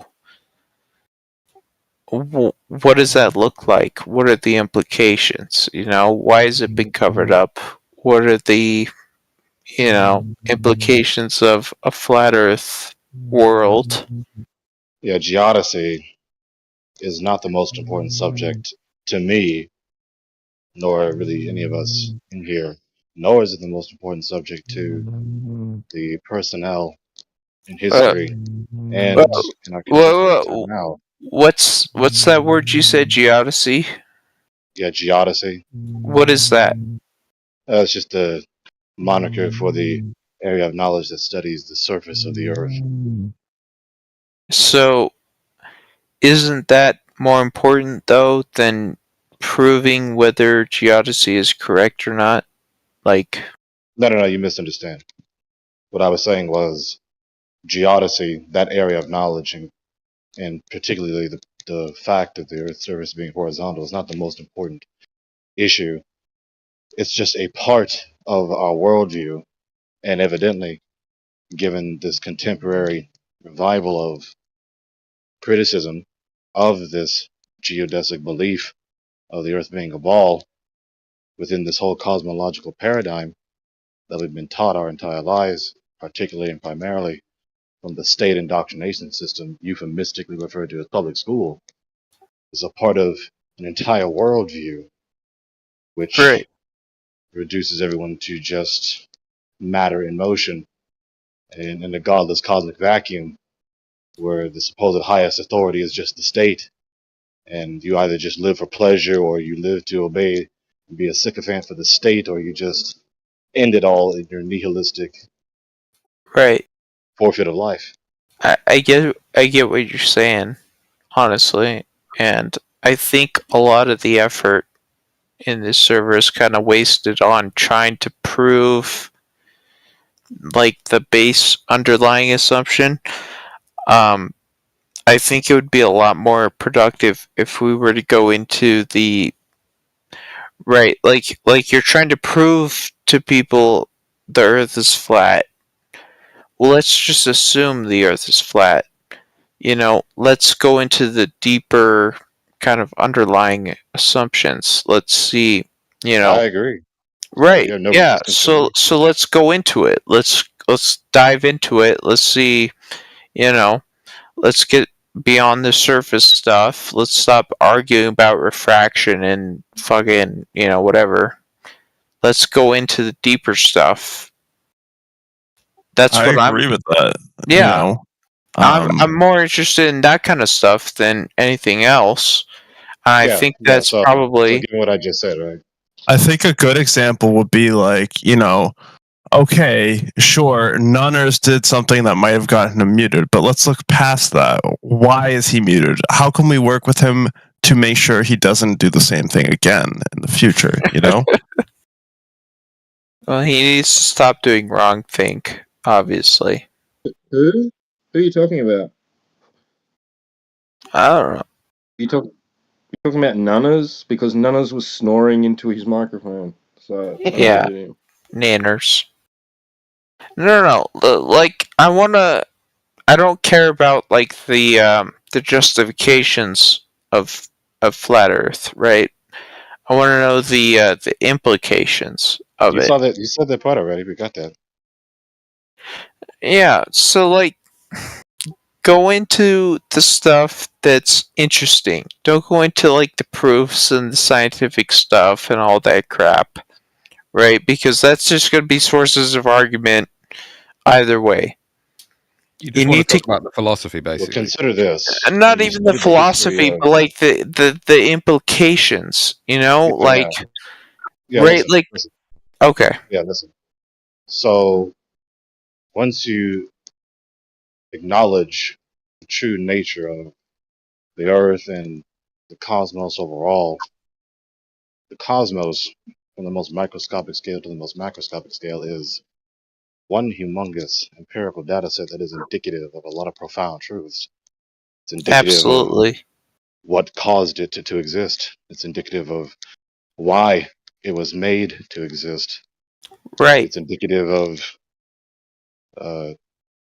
and the implications of that is indicative or informative of Right. So Gregory, how we know what we know and how we ought to live and how we ought to think. What exactly? And that's what I'm trying to get to is like, obviously, this sort of worldview, it comes with a lot of implications. It comes with a lot of understandings of the world. And that's really what I'm trying to get at is like, people don't really care about the justifications of how you get to this point, right? You've gotten to this point, and obviously you haven't gotten to this point because you're believing a bunch of bullshit. You have some logical explanations behind it. So let's get to those logical explanations. Let's explore those. Tell me what the implications are. Well, you keep giving me that instruction, but I'm doing that already. Yeah, he just did that. But it feels a little like empty, It's because he's being precise and he doesn't have to story tell about it. It sounds like you want to hear a story about it and have the story explained. I mean, you said it feels empty. I mean, what am I supposed to say to that? I mean, no, I'm not trying to be that in like a. I'm not trying to be, mean about it, but there is a story behind it, right? It's not something that just came out of nowhere. We believe it for no reason, right? Yeah, I mean, every human has contemplated at one point or another in their lives the nature of the cosmos, and including the surface of the Earth, especially when the juxtaposition is between the idea that we live on the ball, but our immediate and everyday experience is patently contrary to that idea. But then, of course, one influence or another was strong enough to persuade us to distrust the immediate empirical detection that was obviously not an illusion and believe the a priori reinterpretation of such immediate and obvious empirical facts before us. And then after that, then you revise that very question, such as people the likes of Mark Sargent back in the mid-second decade of the 21st century. And he was not the first. I mean, he was not a extremely novel or rare case. You had people before the 20th century doing the same. Right? There's always been resistance to spherical Earth geodesy. It's just whatever given person I may be talking to, be it you or whoever else, they're just not familiar with that. Right, Once and they become that's familiar, there's always been resistance against this here exactly. theocracy. And that's what I'm trying to dig down to, right? It's like you have to be able to give me something as someone who is not familiar at all, has no background or anything with what you're saying. You need to be able to give me like an introductory course into, bring me into this. Like, walk No, I me mean, how many through times are it. you going to repeat that instruction? I mean, while I'm doing it. Yeah. Gregory, would you hold that you were a theist? Yeah, I know the God is real. Yeah. So can you walk us through that? Can you walk us through? Would it be a presuppositional theist? That's redundant. But I'm going to tell you this now because the moderator is going to tell you this, unless they're going to give me the floor, give us the floor to discuss it. But I'm just telling you this now before they tell you. We're not going to delve too deep into that because the channel and the YouTube live stream is concentrated on the geodesic question and the cosmos itself. Well, can I say all those other subjects are worthy, not to derogate them at all. I'm just that's just the decorum of this channel. Can I say that the decorum of this channel, it's kind of wasted on these arguments that you guys have. Not necessarily. You can. Well, I think talk it about is the geodesy issue. because you're not actually convincing anyone Hang on. in these arguments. Listen. Like, okay. Hang on, just a moment. Hang on, listen. So, like you now, you're not the first person to be provoked to ask about the implications and the ramifications of these geodesic and or cosmological facts. So after the discussion about geodesy and cosmology overall is had, then that person is provoked to inquire further about the world and scrutinizing their own worldview. And then Right. you can just simply move to another channel and continue the discussion. But It doesn't all have to be said in this channel. What channel am I supposed to go to? Right, because I'm asking questions in here, and it seems like you're not able to answer them. I have these questions, I have this kind of inquiry, and I'm trying to ask you about them, and you just kind of seem like you're pushing me out into something else that isn't really defined. In his defense, if he did continue talking about this, I or somebody else would, as he said, shut down the conversation because it's non sequitur to the ground. Yeah, I don't know what that means. It could be related in so much Yeah, as I'm not is there a avoiding the naturalistic issue. I'm explanation? telling you the decorum of the channel. Yeah, I'm very much enthusiastic to talk about these subjects. I already said that to you multiple times. Right, So after one is, hang on, let me finish. Yeah, I just go said for to it. you. So after we flesh out the discussion on geodesy and cosmology in general, that person is provoked to inquire further about their worldview, about their own worldview or whoever else's worldview, and then you just press the buttons on your screen to go to another channel. You can go to the 24/7 server and continue one of those channels, or you can just continue in private. You can continue elsewhere. Right. So what is the purpose of this channel then? If I can't ask any questions, if I just get shouted No, you can down. ask questions. Well, I am. Questions That's what about I'm doing. what? I'm asking questions, and you're telling me that I need to go somewhere else to get those answers. You can You're kind of distorting. Just one what second. said. You can ask questions. It just has to be in line with what the subject matter is, because non sequitur means does not follow. It's not lined up with the actual subject matter of this room, and it can lead to a lot of different rabbit trails and rabbit hole, all that crap. It gets lost in the weeds if people don't get focused on the actual subject matter. If you don't stay on track, everything gets derailed every single time, every single day. That's why. Right. So, what is the subject matter of this channel right now? Well, like I told you, shape like of the earth. geodesy and cosmology in general. Question. Hang on, Greg. If you wanted to ask the question, what is the shape of the earth, right? Then we can talk about it. If you wanted to say, what is the shape of the earth according to whatever literature, we can talk about it. But if you want to get into the other details of the literature, such as what is the shape of the earth according to the Bible? Then we go through and talk about all of the different verses that describes how the cosmos is designed.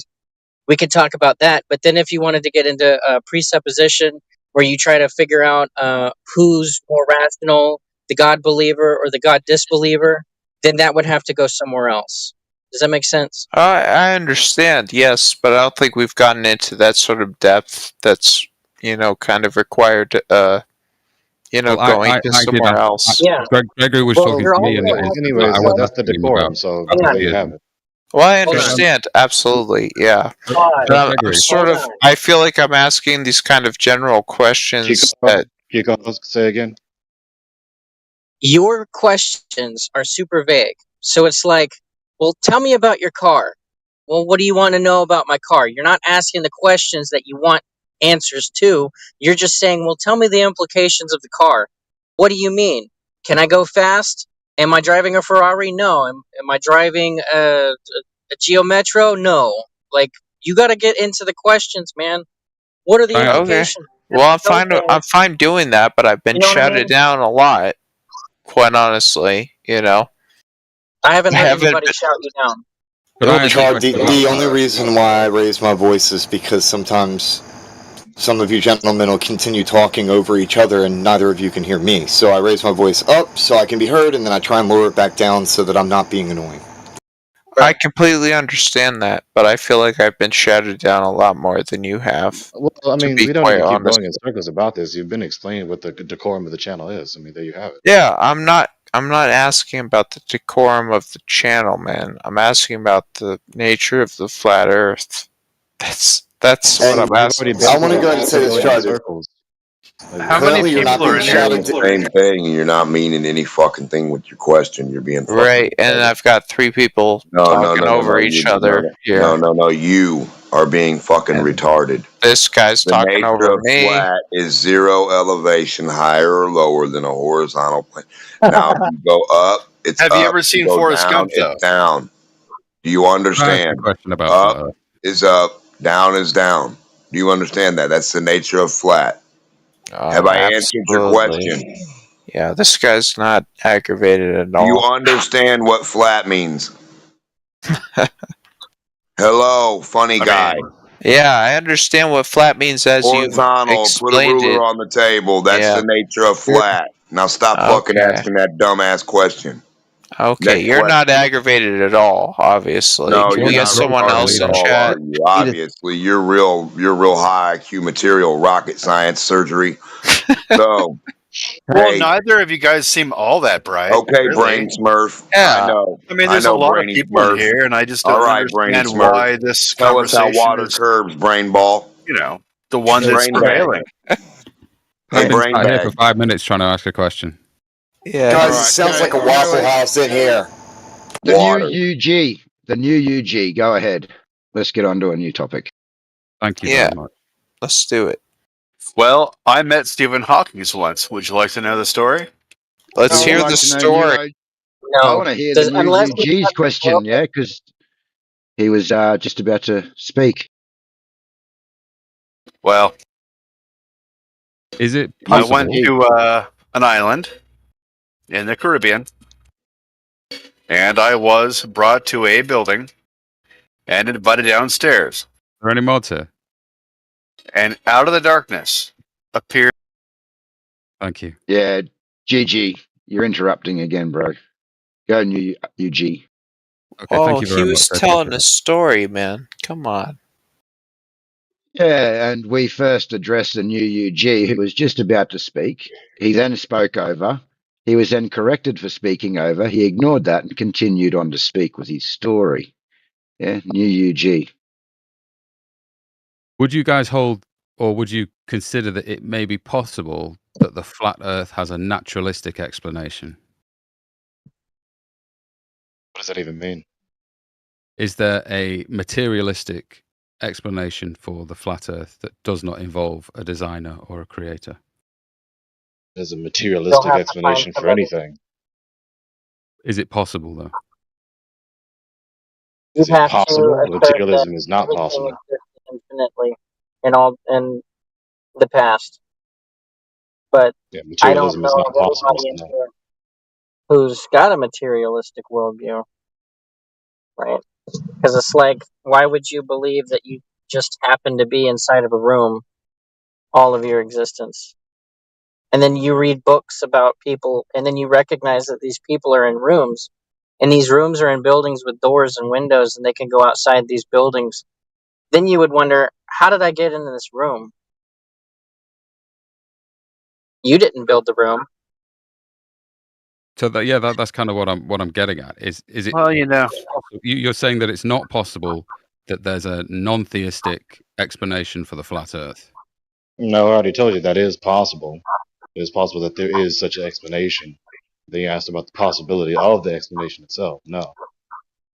All right, so you would hold that it's impossible. But Yeah, the the explanation explanation could would be exist. impossible. But the explanation could exist, but in reality, no.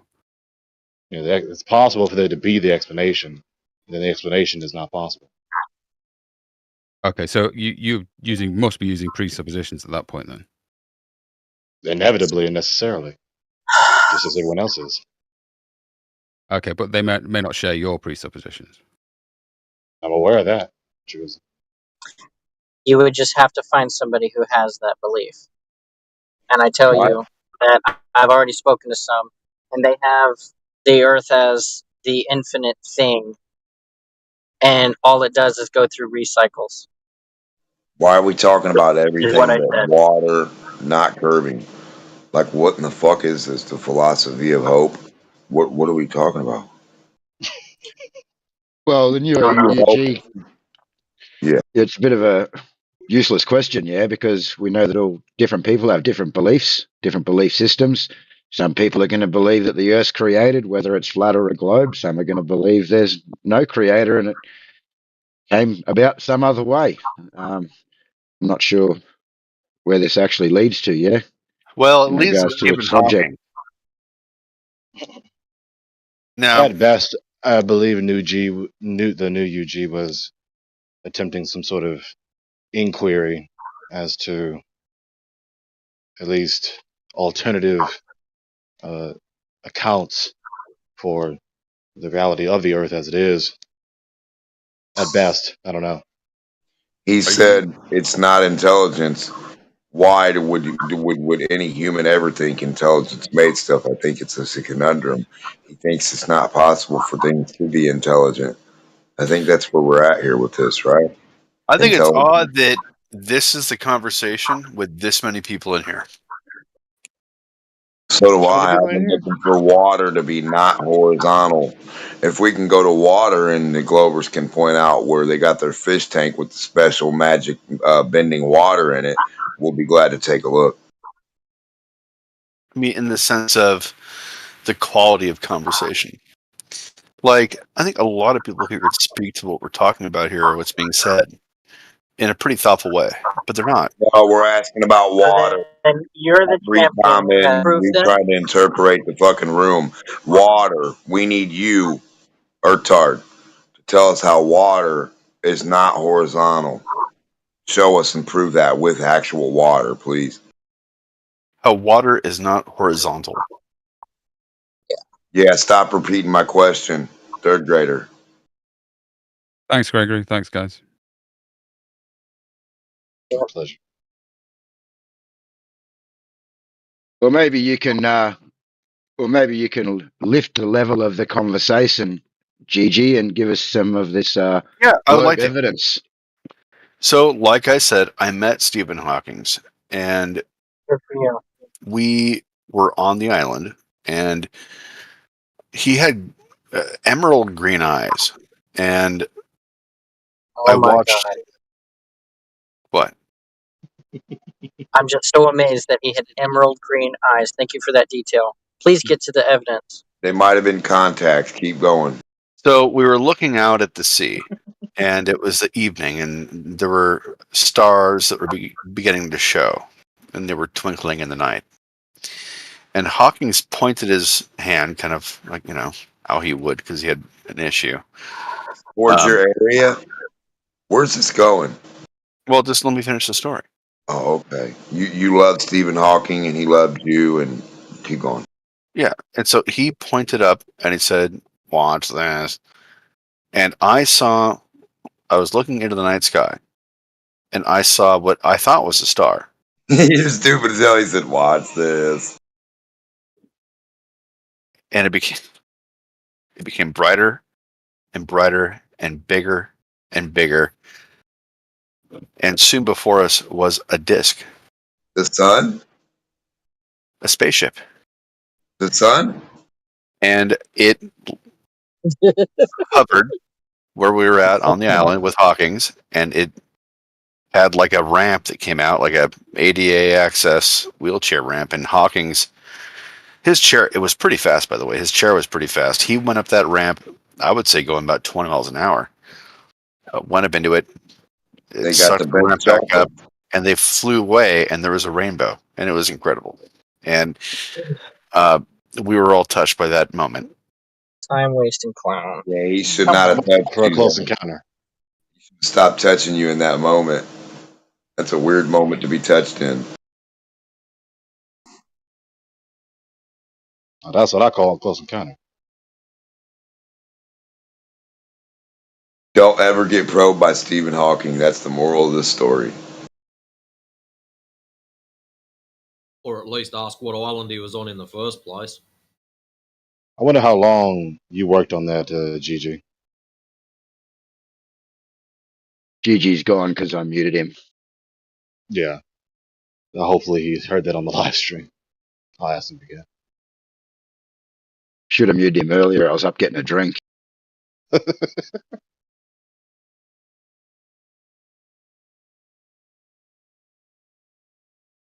What is that, a bottle of whiskey? I had a big one last night. I've been sick all day, so no, definitely not. Oh. You had a bit of a tummy, did you? Oh, I spent the whole night last night focusing on not throwing up. That took all my willpower. Ooh, that's never good. But isn't that weird? Like, out of this handful of people, like the weird question they're all asking seems to follow the same ignorant format of the ideology, of the philosophical format of the like. Can the dirt be smart? Can it, like, I don't even know. And then what's the nature of flat? What the fuck? Well, This is that is to weird. be expected when one's worldview is so intensely challenged. Yeah, I just would never come in here and be like, so, what is the epitome of the virtue of the nature of the flatness of the attitude? And then they're like, and you're like, horizontal, and then like water level, and like just flatness, just like horizontal, like the surface of water, like horizontal. And they're like, yes, but the fortified, gratificated, flatness of the flat zone, like flattening. Like, I don't even know where to go. This is like a comedy show at this point. Like, what the fudge? Oh wait, Now, Dylan. at worst, of course, the questions that are inquiring can be disingenuous, but at best, they are doing what at least I exhort and want everyone to do, which is to be critically considerate. So to those who are being genuine and asking about these other questions, inquiring about these other philosophical questions, all of which are worthy, then keep doing it. Just know that the decorum of this channel is concentrated on cosmology, including geodesy, but don't stop inquiring just because this channel is not is concentrated on these subjects. Right, but I mean, on if you think about it in a certain sense, like those two things can be sort of, I mean, I would argue like inextricably linked from each other because I mean, I don't know of another channel where he's gonna, or anybody who asked the question about what are the implications of flat Earth, or like why does it matter? I don't know of any other room where he can get that answer, right? So I think it'd be reasonable for anybody to provide it in here. And like here's the That's thing. the question. What are the implications of truth, brother? Same fucking answer. If flat Earth is the truth and the globe isn't, what are the implications of truth? You would never know because you're not ever going to get there fucking believing in cartoon globes. No one in here is ever going to get to the truth taking another man's fucking story for something they can't go outside and verify. That's not going to happen. So the idea is truth over fucking liars. Now, we can all imagine anything we want. We can all say whatever story we want at the end of the day, brother, but who can back their fucking claim in reality? And then who denies reality 100%? At the end of the day, I want to be on the side of the people who are not denying fucking reality, not the people who point out there and say, somehow it could be happening in a cartoon world.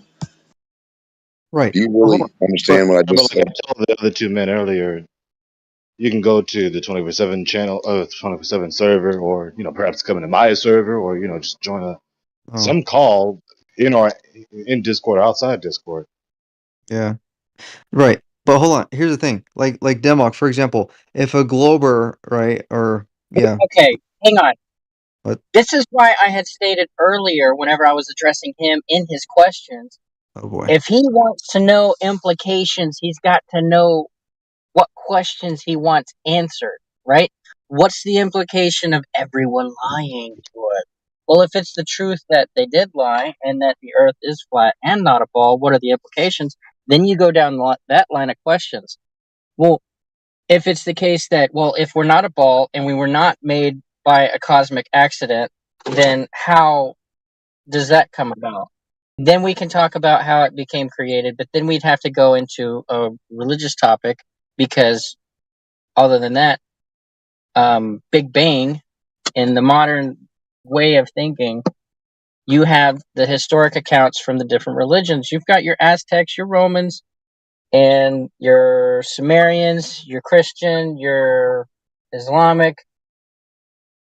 You got all different ways, but you'd have to get into a specific subject, which would not be the current topic unless, like I had stated, it was in the format of how does the Bible describe the earth being a shape, right? It's an enclosed terrarium.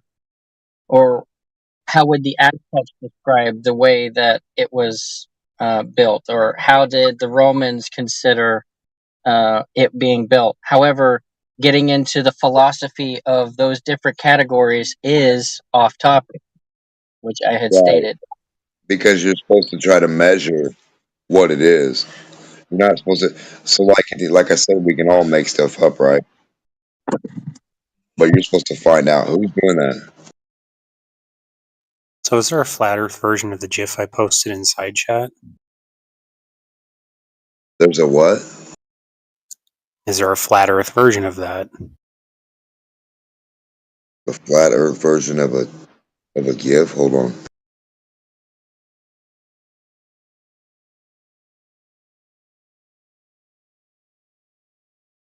Is there a globe version of that? Was the question. You looks like a cartoon to me. You got anything real physical? Last time I was in this room, I offered to show people how to do it for themselves, but I With was two asked for balls? an animation. You did? You should have just filmed it and then sent it to us in a message, and we'll watch it, and then we'll. I can just tell you how to do it for yourself. So how big of a ball do I got to have in my left hand?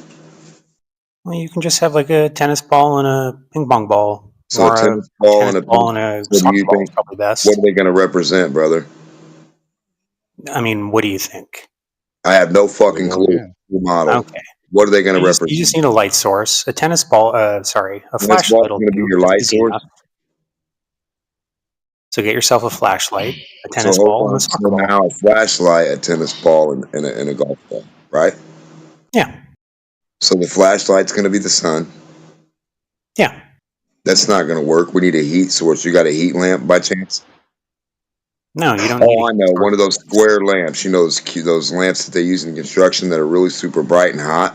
You actually don't need that. You No, don't you even need actually that do. to No, replicate you what I'm actually. showing You you see in the what GIF. you You don't show even in need your the tennis ball. stop. In your cartoon, you show a fireball. Do you not, stupid motherfucker? So a It's flashlight's not going to irrelevant. heat nothing up. No, it is. No, for you, bitch, who doesn't want to show nothing.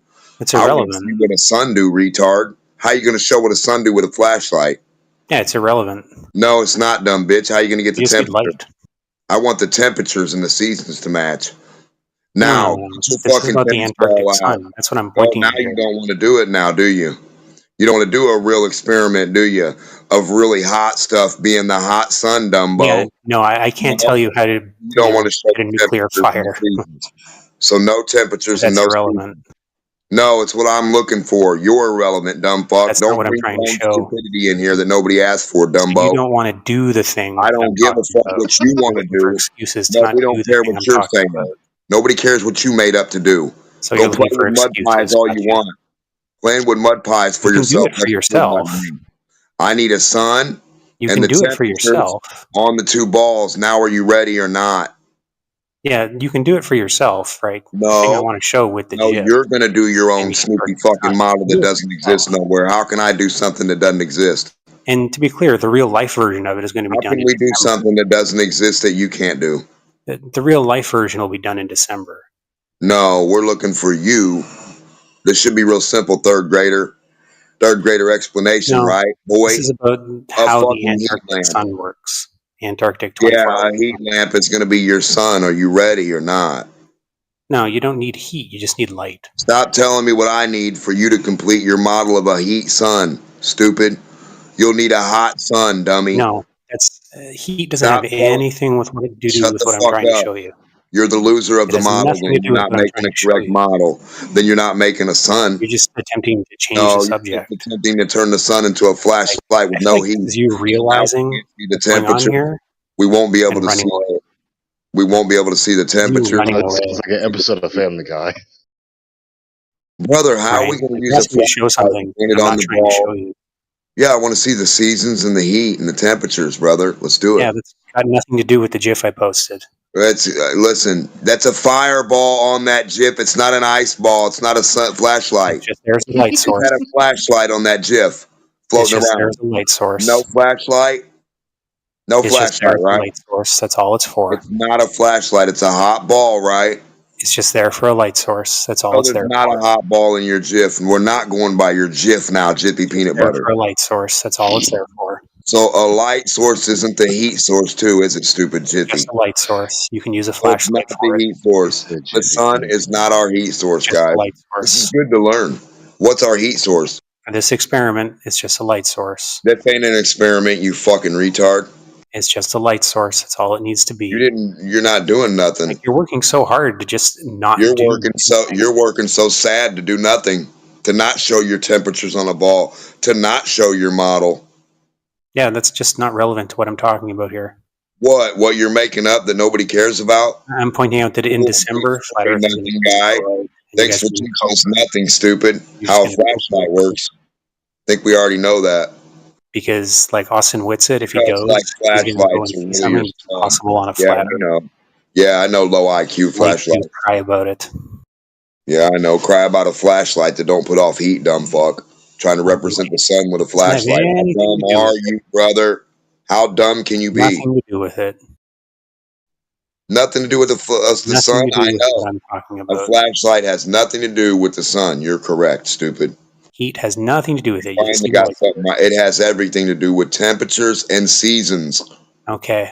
So this is like you're So complaining. you can't You realize you demonstrate think it's short temperatures and seasons on a ball. all you want to do is Why change. is it so hard for a glober to move a ball around a heat source? Why is this so hard? Jugglers can do it. Why can't globers?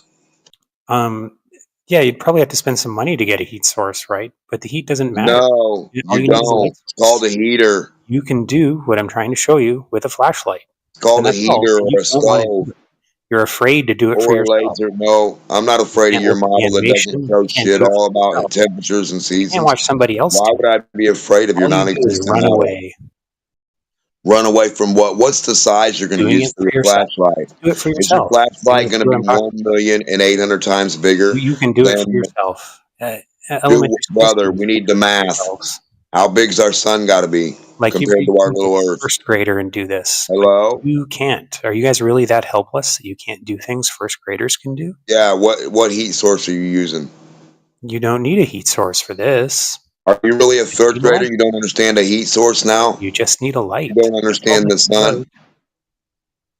Elementary school students can do this. Yeah, Literal they babies. understand the sun is hot. Apparently you guys can't. Apparently, they understand a flashlight isn't the Are you sun. really so helpless that you Hey, can't do what Dr. Schaefer can Science, do? do you understand a flashlight is not a good fucking analogy for your son, dumb fuck? For this purpose, it is. It works just So fine. you're No, just it's trying not. to present a model that's been presented to you to say if you believe you see something happen in Antarctica, then you're going to disprove the flat Earth. Yeah, of course. You'll need So 3 balls. your non Because what they're going to see in sequitur. Antarctica, How does your non sequitur what they're going to see in prove? Antarctica is impossible. How does the non sequitur disprove the flat Earth?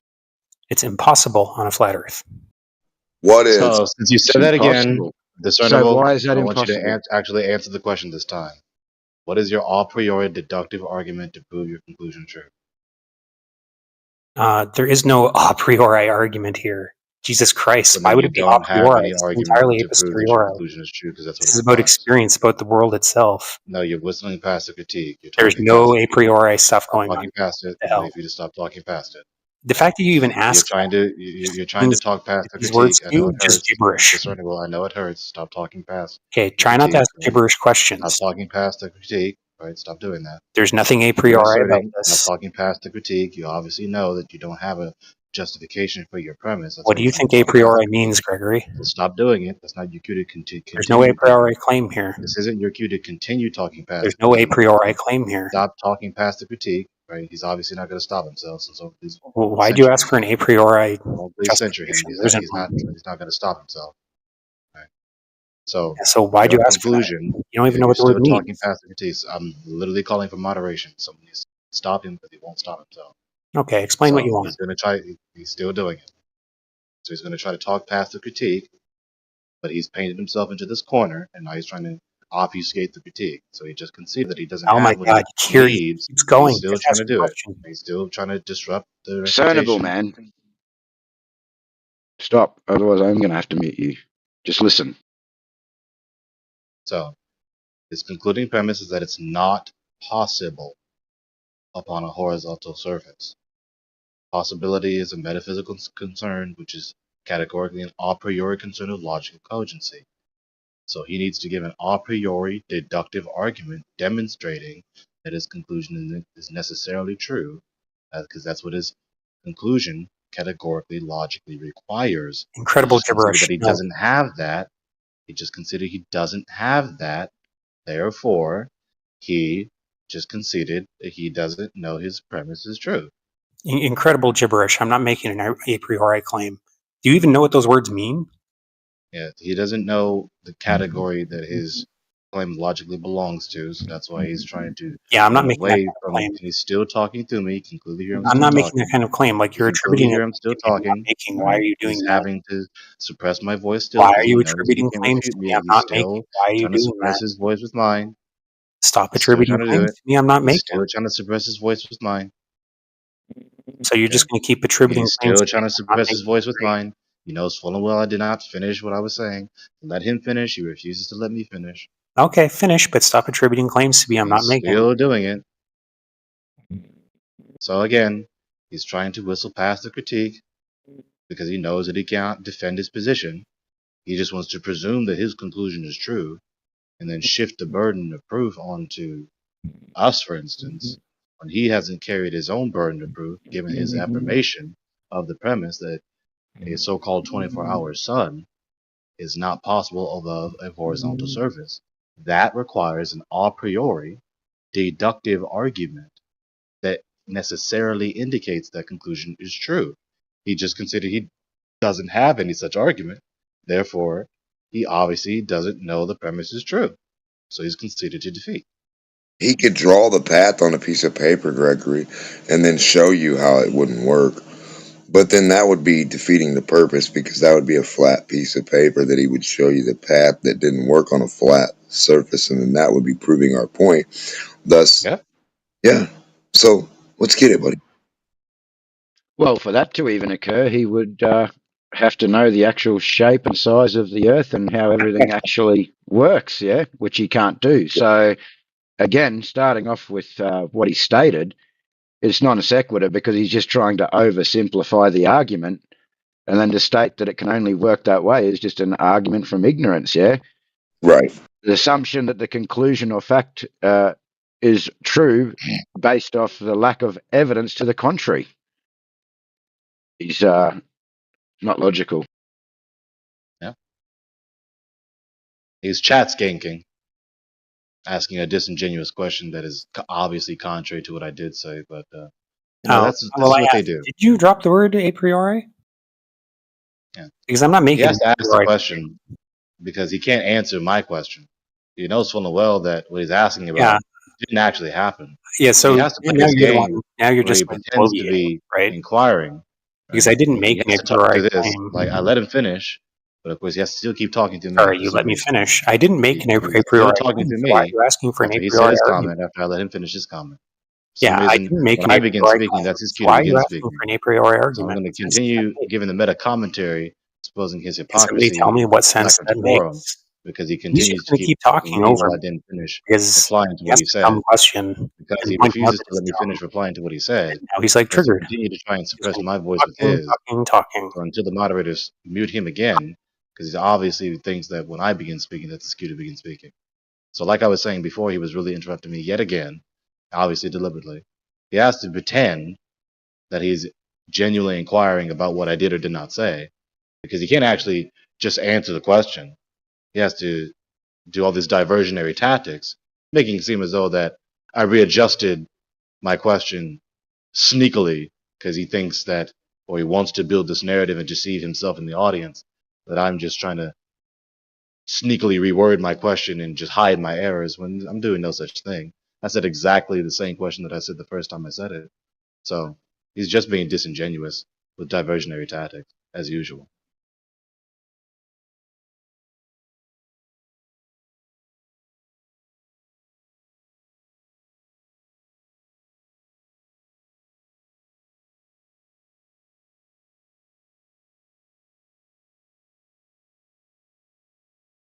I keep telling these people, like, it is so easy to spare yourself the humiliation. Stop making disingenuous questions or boldly condescending and belligerent assertions when you don't know what you're talking about. You're sitting up here trying to tell us what is or is not possible, which is categorically an a priori metaphysical concern. Just look up the Wikipedia article on metaphysics and you'll see possibility and impossibility being one of the distinctive concerns of metaphysics. And possibility, any predication about what is possible, is an a priori issue.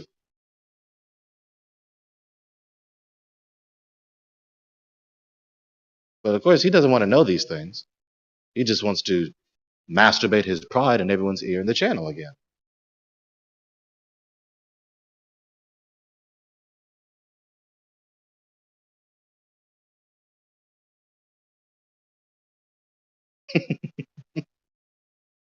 Big pond.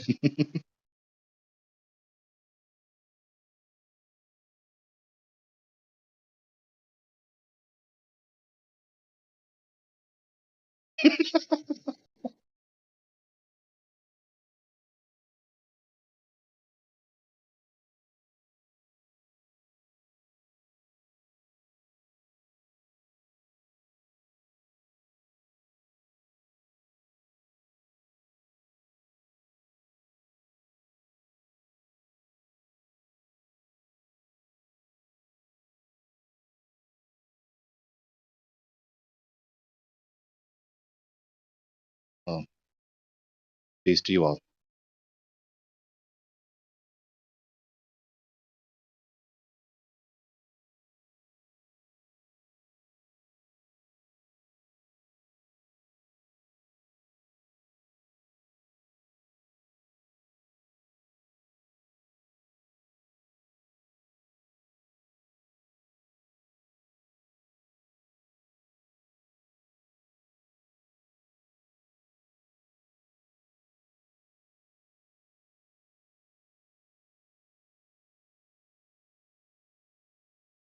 Like, do you guys even try to imagine the world? Do you even try to imagine the way it looks? Or are you just No, we opposed don't to that on imagine it. principle? We walk out into reality and look at it. We don't look at cartoons like you.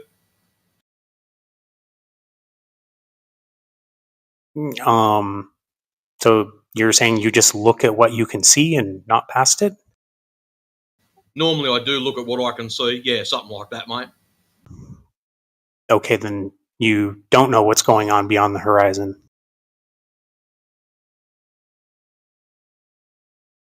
Half of you guys can't even prove what the horizon is, anyways. Yeah, but I'm asking you, do you know what's going on beyond the horizon? Low care factor. I'm sorry? Why do I care? If I want to see beyond your Oh, horizon, if you don't I'll care, get some that's fine. binoculars. If you don't care, whatever. I guess I'm asking the people who do care. Well, no one cares about cartoons, mate, and that's what you're in here showing, cartoons. I didn't ask about cartoons. I asked about what's going on beyond the horizon. If you don't care, that's fine. So, I'm asking the people how do who you know what's going on beyond the horizon or beyond what you can see or Yeah, sense so with I'm your asking, like, limitations? Matrix said he only cares about what he can see, and you can't see beyond the horizon. Do you care about more than what you can see, AJ? Well, I can only prove what I can see. Like, do I you can ever try to speculate. imagine the way the world looks? I can speculate on what I think may be out there in regards to what I know, but it's not something to argue the point about in here, that's for sure, because it's just a belief or a speculation in what something may be. So you don't try to figure out a way to learn what's going on in the world, what the world looks like. Well, obviously I do, because this is how I ended up where I am right now. Otherwise, I'd still be believing in a globe. Right. So, like, Sorry, I'm what do you cooking at think the moment. happens when you take a boat and go south? Like You go along south. coastlines and go south, south, south. Go south. Listen, I'm cooking, man. I'll be back in a minute. Mm-hmm.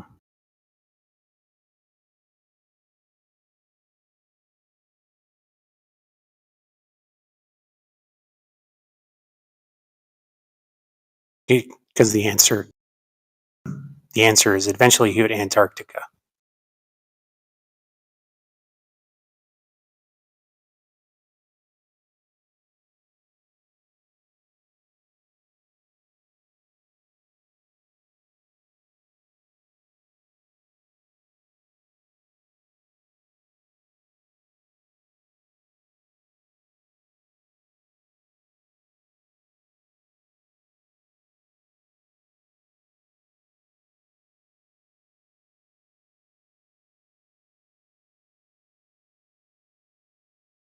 And if anybody does want more than a cartoon, I can show you how to do it for yourself next time I'm here. But I got to go now.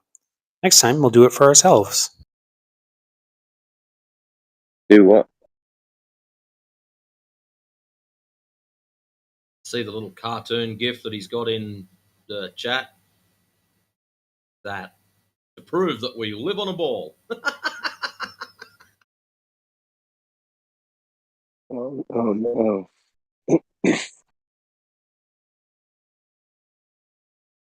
Oh damn. That'd have been fun to see.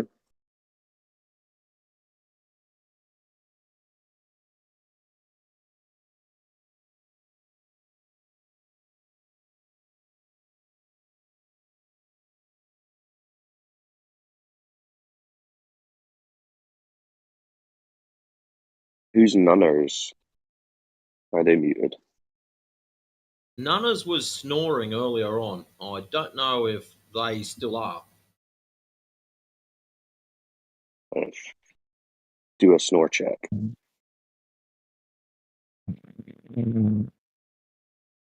Yep. That's not looking good.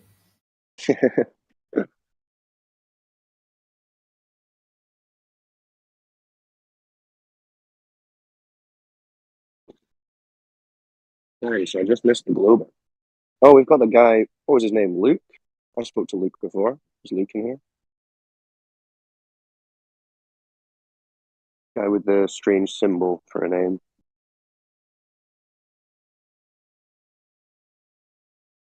I think I spoke to him before.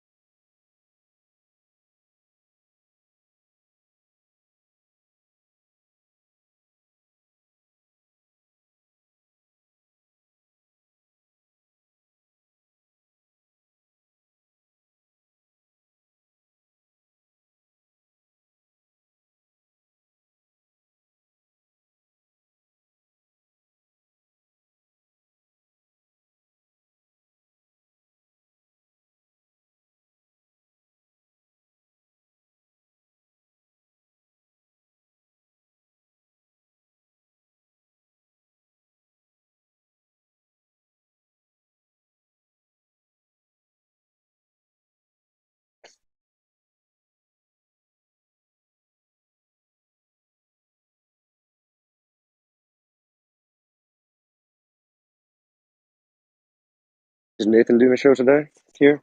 Does anyone know? AJ? He said he was picking them up. I would assume so. I might be busy anyway, but try and catch some meltdowns.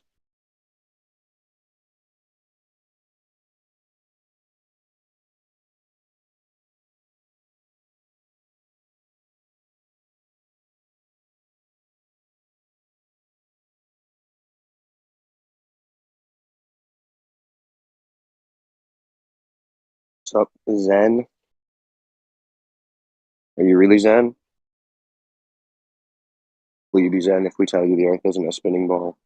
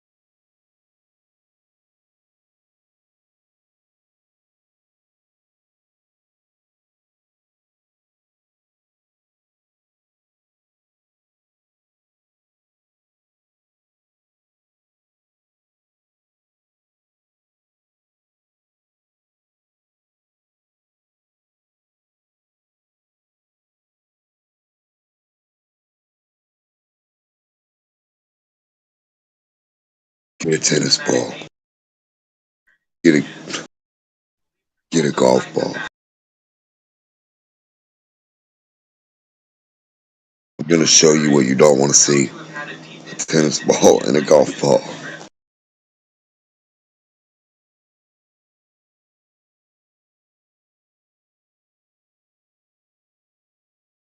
You gonna show us the seasons? No. I'm gonna get a flashlight.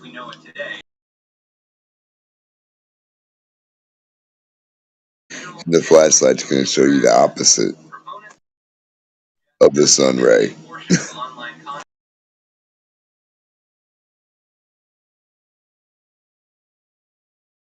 It won't be parallel.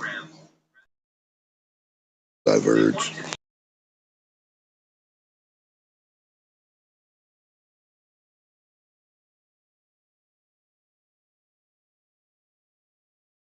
A flashlight. You love it, don't you? Come on, flashlights for everyone. Oh yeah, flashlight sun. Yeah, I don't know what point that would even. Yeah.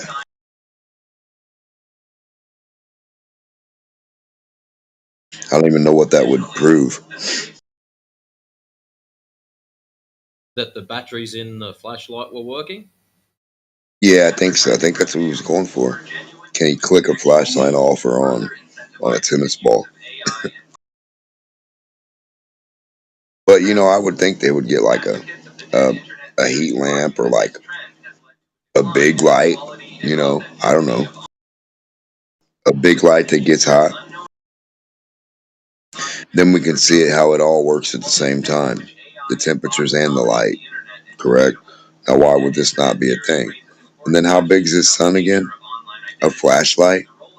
So a flashlight circle thing compared to a tennis ball. Why is the tennis ball still bigger than the flashlight surface? Aren't we supposed to be seeing a sun that's way bigger than the tennis ball? Why would you make the tennis ball and the fucking golf ball to scale, but not the sun? Something not right here, gentlemen. Well, the other thing he's got to look at, does his poxy flashlight put out parallel light rays, as which they claim? What? No, that's what I said. They don't. It don't. It does the Well, opposite. that's a shame. Yeah, I know. I know. It's crazy. I offered to give him that cube square light that people work with. You know, big square light, and they sit on the ground. It's got the yellow base with the black front or the chrome front, and you turn it on, and it's like hot. You sit it by you, it gets hot. Yeah, that's the one he needs to use. It's bright as hell and it's hot, but that won't show us what we need. A hot, bright sun. That wouldn't show us that.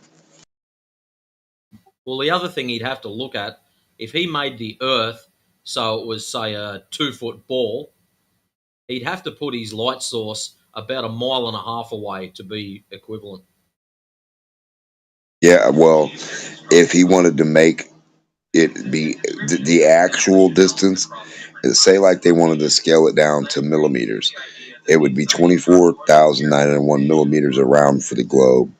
It would be 238,000 millimeters away from that for the moon, and the moon would have to be 1/4.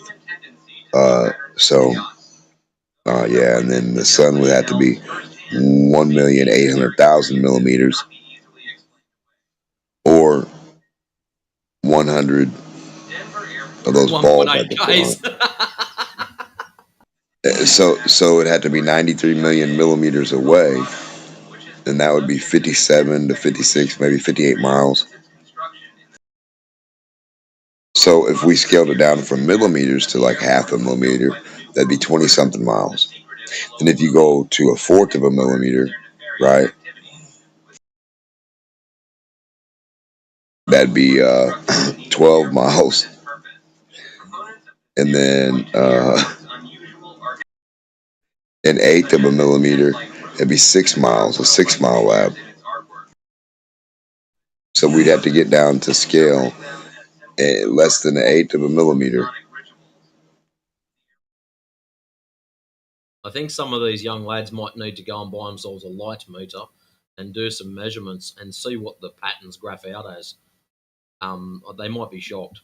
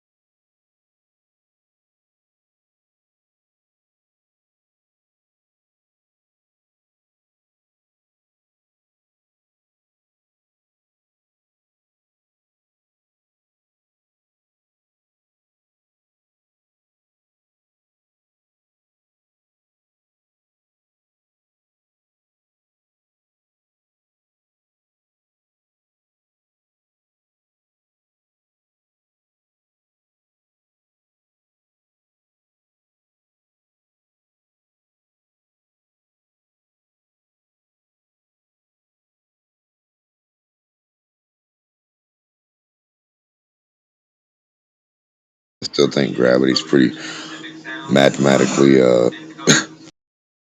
capable. Gravity is like super mathematical. It's like a super math machine of like volumes and masses. But then it doesn't work doing anything.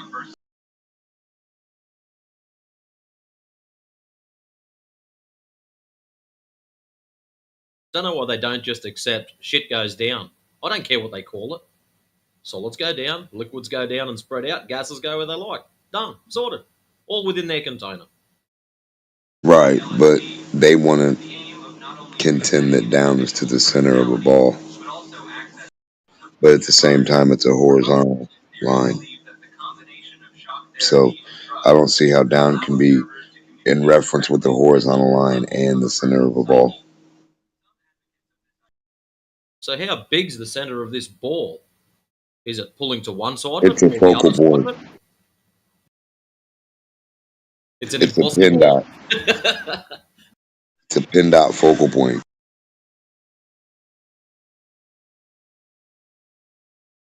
And the idea that they don't ever want to just pop down in water. You know how Popeye used to put his pipe up and stick it out of the water and like swim? Yes. Okay. Well, you should be able to do that in the ocean and then pop out the surface going horizontal. Literally put like a 2 foot stick out of the water and keep swimming, keep swimming, keep swimming. That 2 foot stick should increase till you're out of the water. You should horizontally be able to swim out of the water. Swimming perfectly horizontal.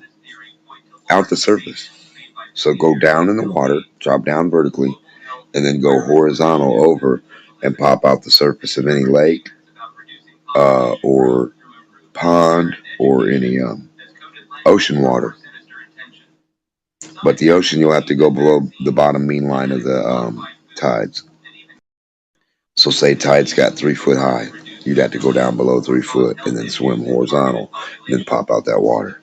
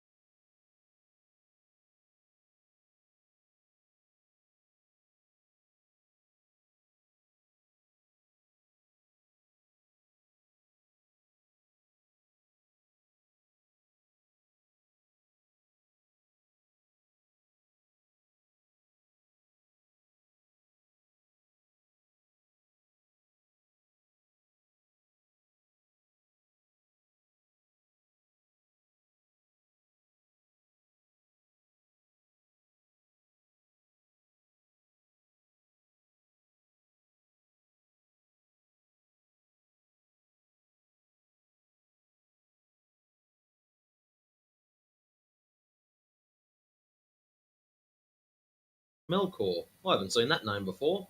Melkor, tell me something. Can you believe in 2024 that people still believe in the globe? Yes, just like in 1500 BC. Crazy stuff, isn't it? BC, you're pretty old, brother.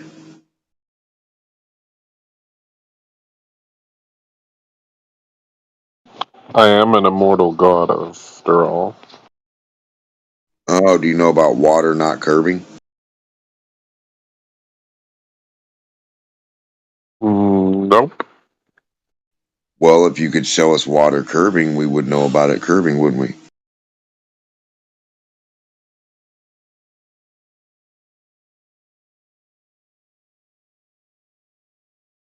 You know, water at rest in a container, can you show it curving? Or can you just have water at rest sitting on something piled up about 2 foot high with no container so we can see gravity works real good?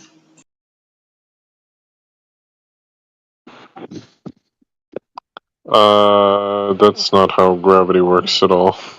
Gravity doesn't hold water on its own. Especially scaled up to the size of a planet. So I know. So gravity needs a cup or a pool walls to work. Is that what you're saying? Once you scale it up. No. So what's gravity need to stick water to stuff? No pool walls? Show us. That's like an insanely dumb question. Brother, I know it's insanely stupid to think gravity's holding water. We have pool walls. I'm saying, without a flat earth pool wall, how would you hold water with gravity on a ball, on dirt? What do you mean? Because the gravitational pull of the Earth pulls everything towards its core. Well, show us. That's what we're waiting to see. We're waiting to see that happen one day.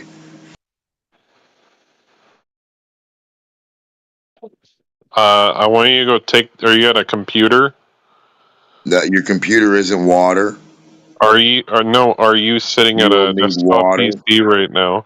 No, you'll need some water and you'll need to go outside and turn your camera No, on. are you sitting at a desktop PC right now? Are you going to pour water on it and make it stick to the top and sides and bottom?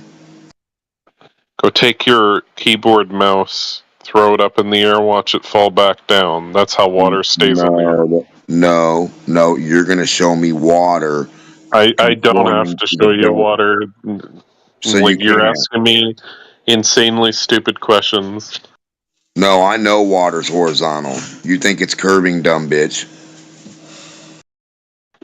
Of course it curves. Show us, you fucking retard. Show us in the top of your cup where it's curving at. I don't need to show you in the top of my cup. That's not how it works. Show us any that's not how water works. Water's not curving, right? Yeah, I can show you how water curves. Go to your nearest coastline and look to the horizon. No, I want that's not curving, you dumb bitch. That's exactly that is curving. That's horizontal, stupid. No, that's not horizontal. Circle in the center where go to your nearest coastline and watch a ship sail away and disappear along it. Do you know what a protractor is, Dumbo? Yes, I do. I know how to do basic math. You don't. No, not math. A protractor and a beach ball, they match each other. What the fuck do you think protractors are for? They're for mathematics. Up with a curve. To match up with your Earth curve that doesn't exist, you dumb bitch. You don't know what a diameter is, apparently, or a radian? You don't. Line it up with the Earth's one, dumb bitch. We're looking for the Earth to have one to match the fucking thing. If you don't, then it's horizontal, correct, stupid? No, it's not horizontal. No curve, so it doesn't match a protractor on top. You're incapable of creating a curve on the fucking surface of the Earth. Horizontal to you. Does the protractor match that horizon? Does a beach ball match that horizon? You're incapable of fucking simple art. Does a beach ball match the horizon of water on the Earth? Yeah, sure does. Curve. The horizon is flat, the Earth has a curve. You can trace it. You can trace it. You can go to the store and get you a big long tube and make you a horizontal water level that finds horizontal every time. Basically, every single society in all of human history and almost every human being on Earth has agreed the Earth is round. I won't prove otherwise. How does globe elevation work? Let's do the math. On your wall. Go up in a balloon and prove the Earth is flat. Brother, stop making shit up. We want you to put a horizontal line. Go to the edge of the Earth and prove it's flat. What, the edge of your globe? Where does that exist? No, go to the edge of the Earth, prove it's flat. Yeah, the edge of your globe. Where's that at? Let's put a selfie stick past there. Nice straw man, but anyways. Yeah, let's put a selfie stick past the edge of your globe. Your globe's nothing but an edge. What, you can't find it? There's no edge to a fucking globe. The edge is the outside, which is the atmosphere. A globe is nothing but an edge. You're a little fucking micro nothing walking around the edge of a ball. The surface is the edge, young man. Now stick your selfie stick past it where there's no water. Show us where there's no dirt and water in front of you, ball head. You are brainless. Like, you should kill yourself. You don't know what a ball is. Get a beach ball and put your camera on it. We're all going to observe what a real beach ball looks like, brain dead boy. We're not going to make shit up like you make up. I'm going to consider round the default position, and you need So to your prove otherwise. camera is going to show you not the beach ball when you look forward. It's going to look at the I don't wall care. in your Keep room. speaking over me, you So retard, you mongoloid. Round. So you don't like reality. That climb, not I us. should kill your mother for birthing you. She should be raped and murdered. So you don't like reality. And It's actually, sad. threatening people in here is a bannable offence. Sorry. How the fuck does this cunt get away with this TOS fucking clear fucking violation? You're a Don't know. They fucking always moron, do, cunt. brother. They always Hey, do. Yeah, Demok, you fucking. I wish you had fucking mod perms, man, because you really do deserve them. This fucking maggot fucking needs to be silenced, that's for sure. Yeah. Who was it? He's silenced. I've got his user. Top dude. Melkor. Okay. Thank you. Cool.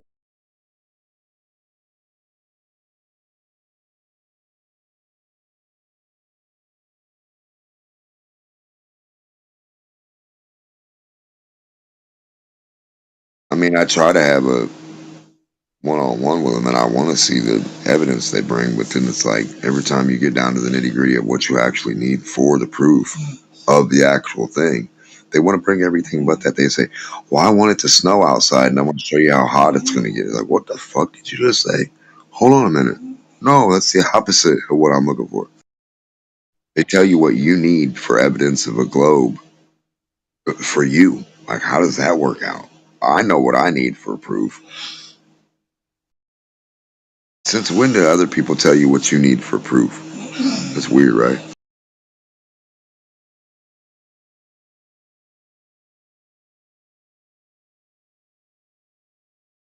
Oh, he's bad now. Fools.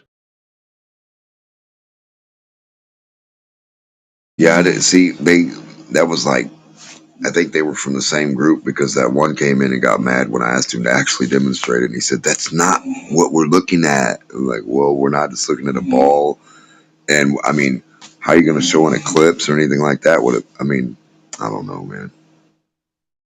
You're the one that claims it's flat. You've got to prove it. I'm just saying that's what we see in reality. We see a horizontal horizon, and they're trying to tell you it matches a protractor. Well, This he is said that he actually sees a curve at the beach. You should have just went, not a problem, mate. Show us a photo. no. I said circle it. Yeah, I said take a picture and circle in there, but he was like kind of like being loud, and he kind of talked a little bit over me, and it kind of covered it up. Yeah, no, I did 100%. I said circle that shit. So as soon as with him making the claim of the globe, okay, mate, you've claimed it's a globe. At what distance is your drop over? So if I'm a foot tall, how far can I see? And yeah, I think he might have pulled up that one when he starts thinking numbers. Actually, no, he wouldn't have.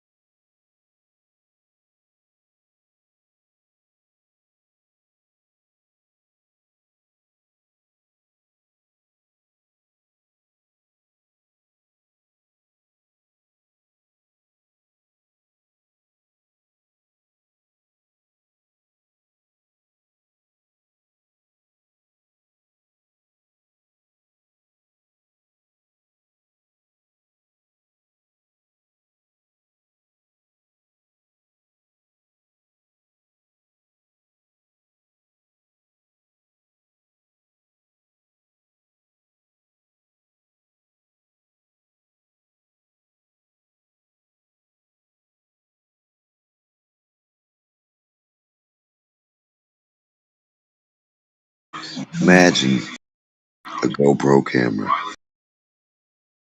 making the stars look like an M&M no matter what. And then me telling you, hey, that's what you see the stars do. This is weird, isn't it? And then people agree with that shit. They're like, yep, time lapse, yep, GoPro. Yep, angled 45, 33 degrees. Yep, straight up. Yep, angled to the left 45 or 30. Yep. Yep, that's the sky.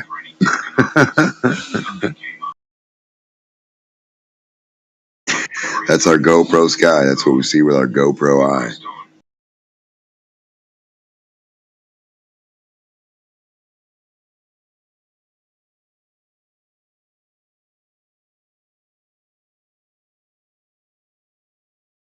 I'm not so sure.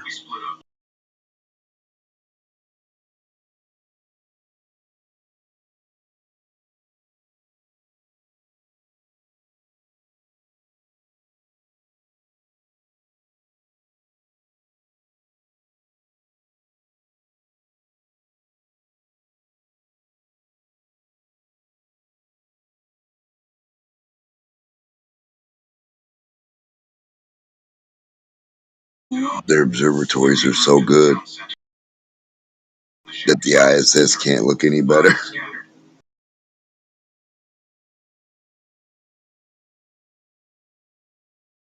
When's that focus going to work on that super observatory, boys?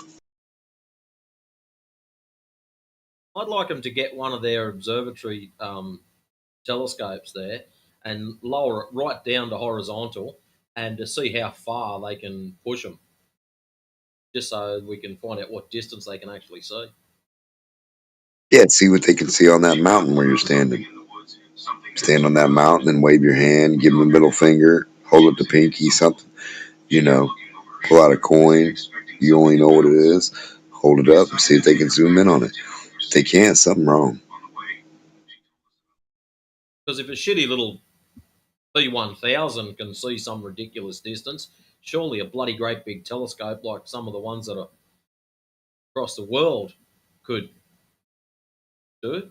Surely. Oh yeah, they should know exactly what a UFO is. They should have that bitch blown up to the size of a Empire picture, state building picture, or the size of a mall wall. You know, come on now. You know, the picture, they can blow that bitch up and make it real big.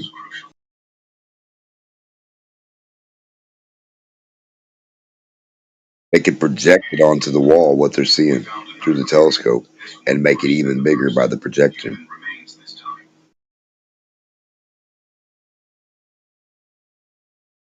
Simply by projecting it. Yeah, that's crazy, huh?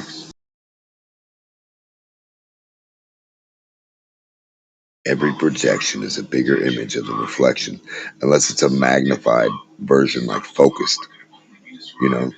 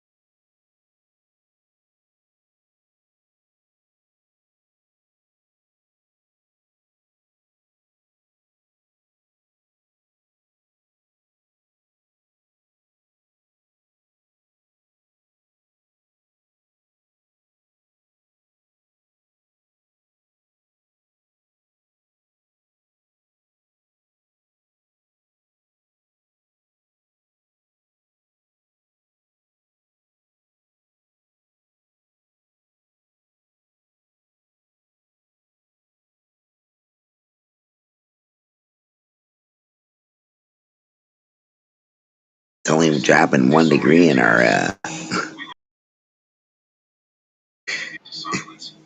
in front of us in the foreground on the horizon. Oh, it is? Yeah. A degree of what? 69 miles? No, now. What's the degree? What's the distance? The degree you're looking at? 69 miles per degree. So their crosshair is 0.034 of a degree thick. Their crosshair is the answer.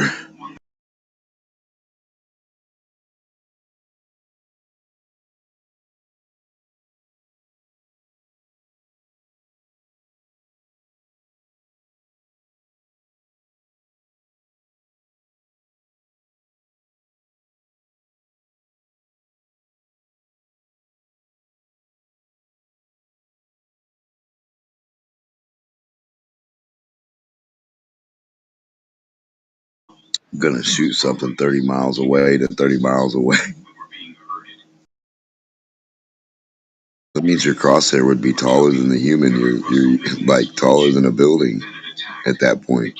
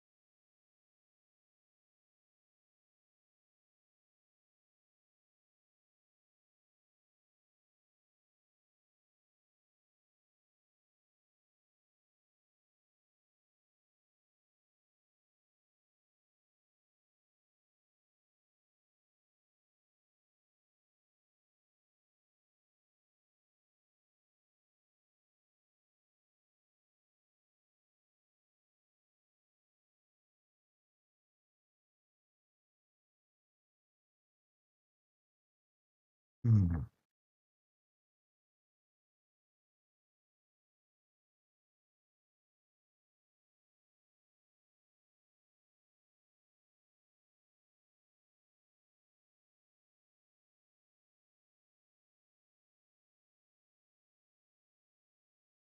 A lot of people.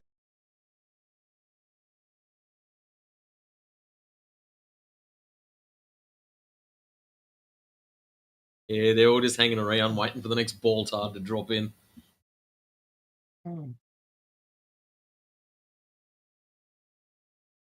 Oh, okay.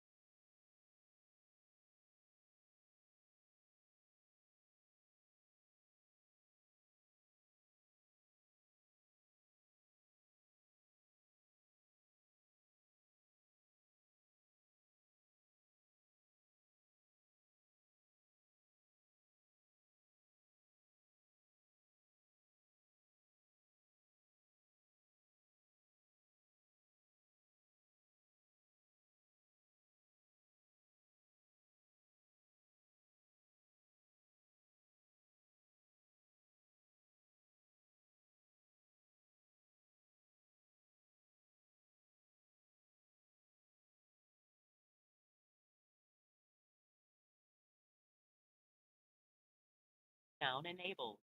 Power to cancel.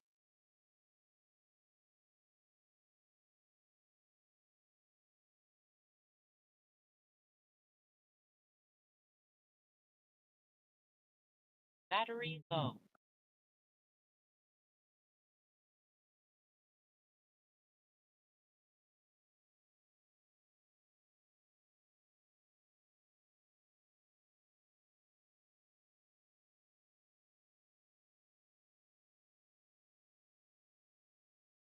Off.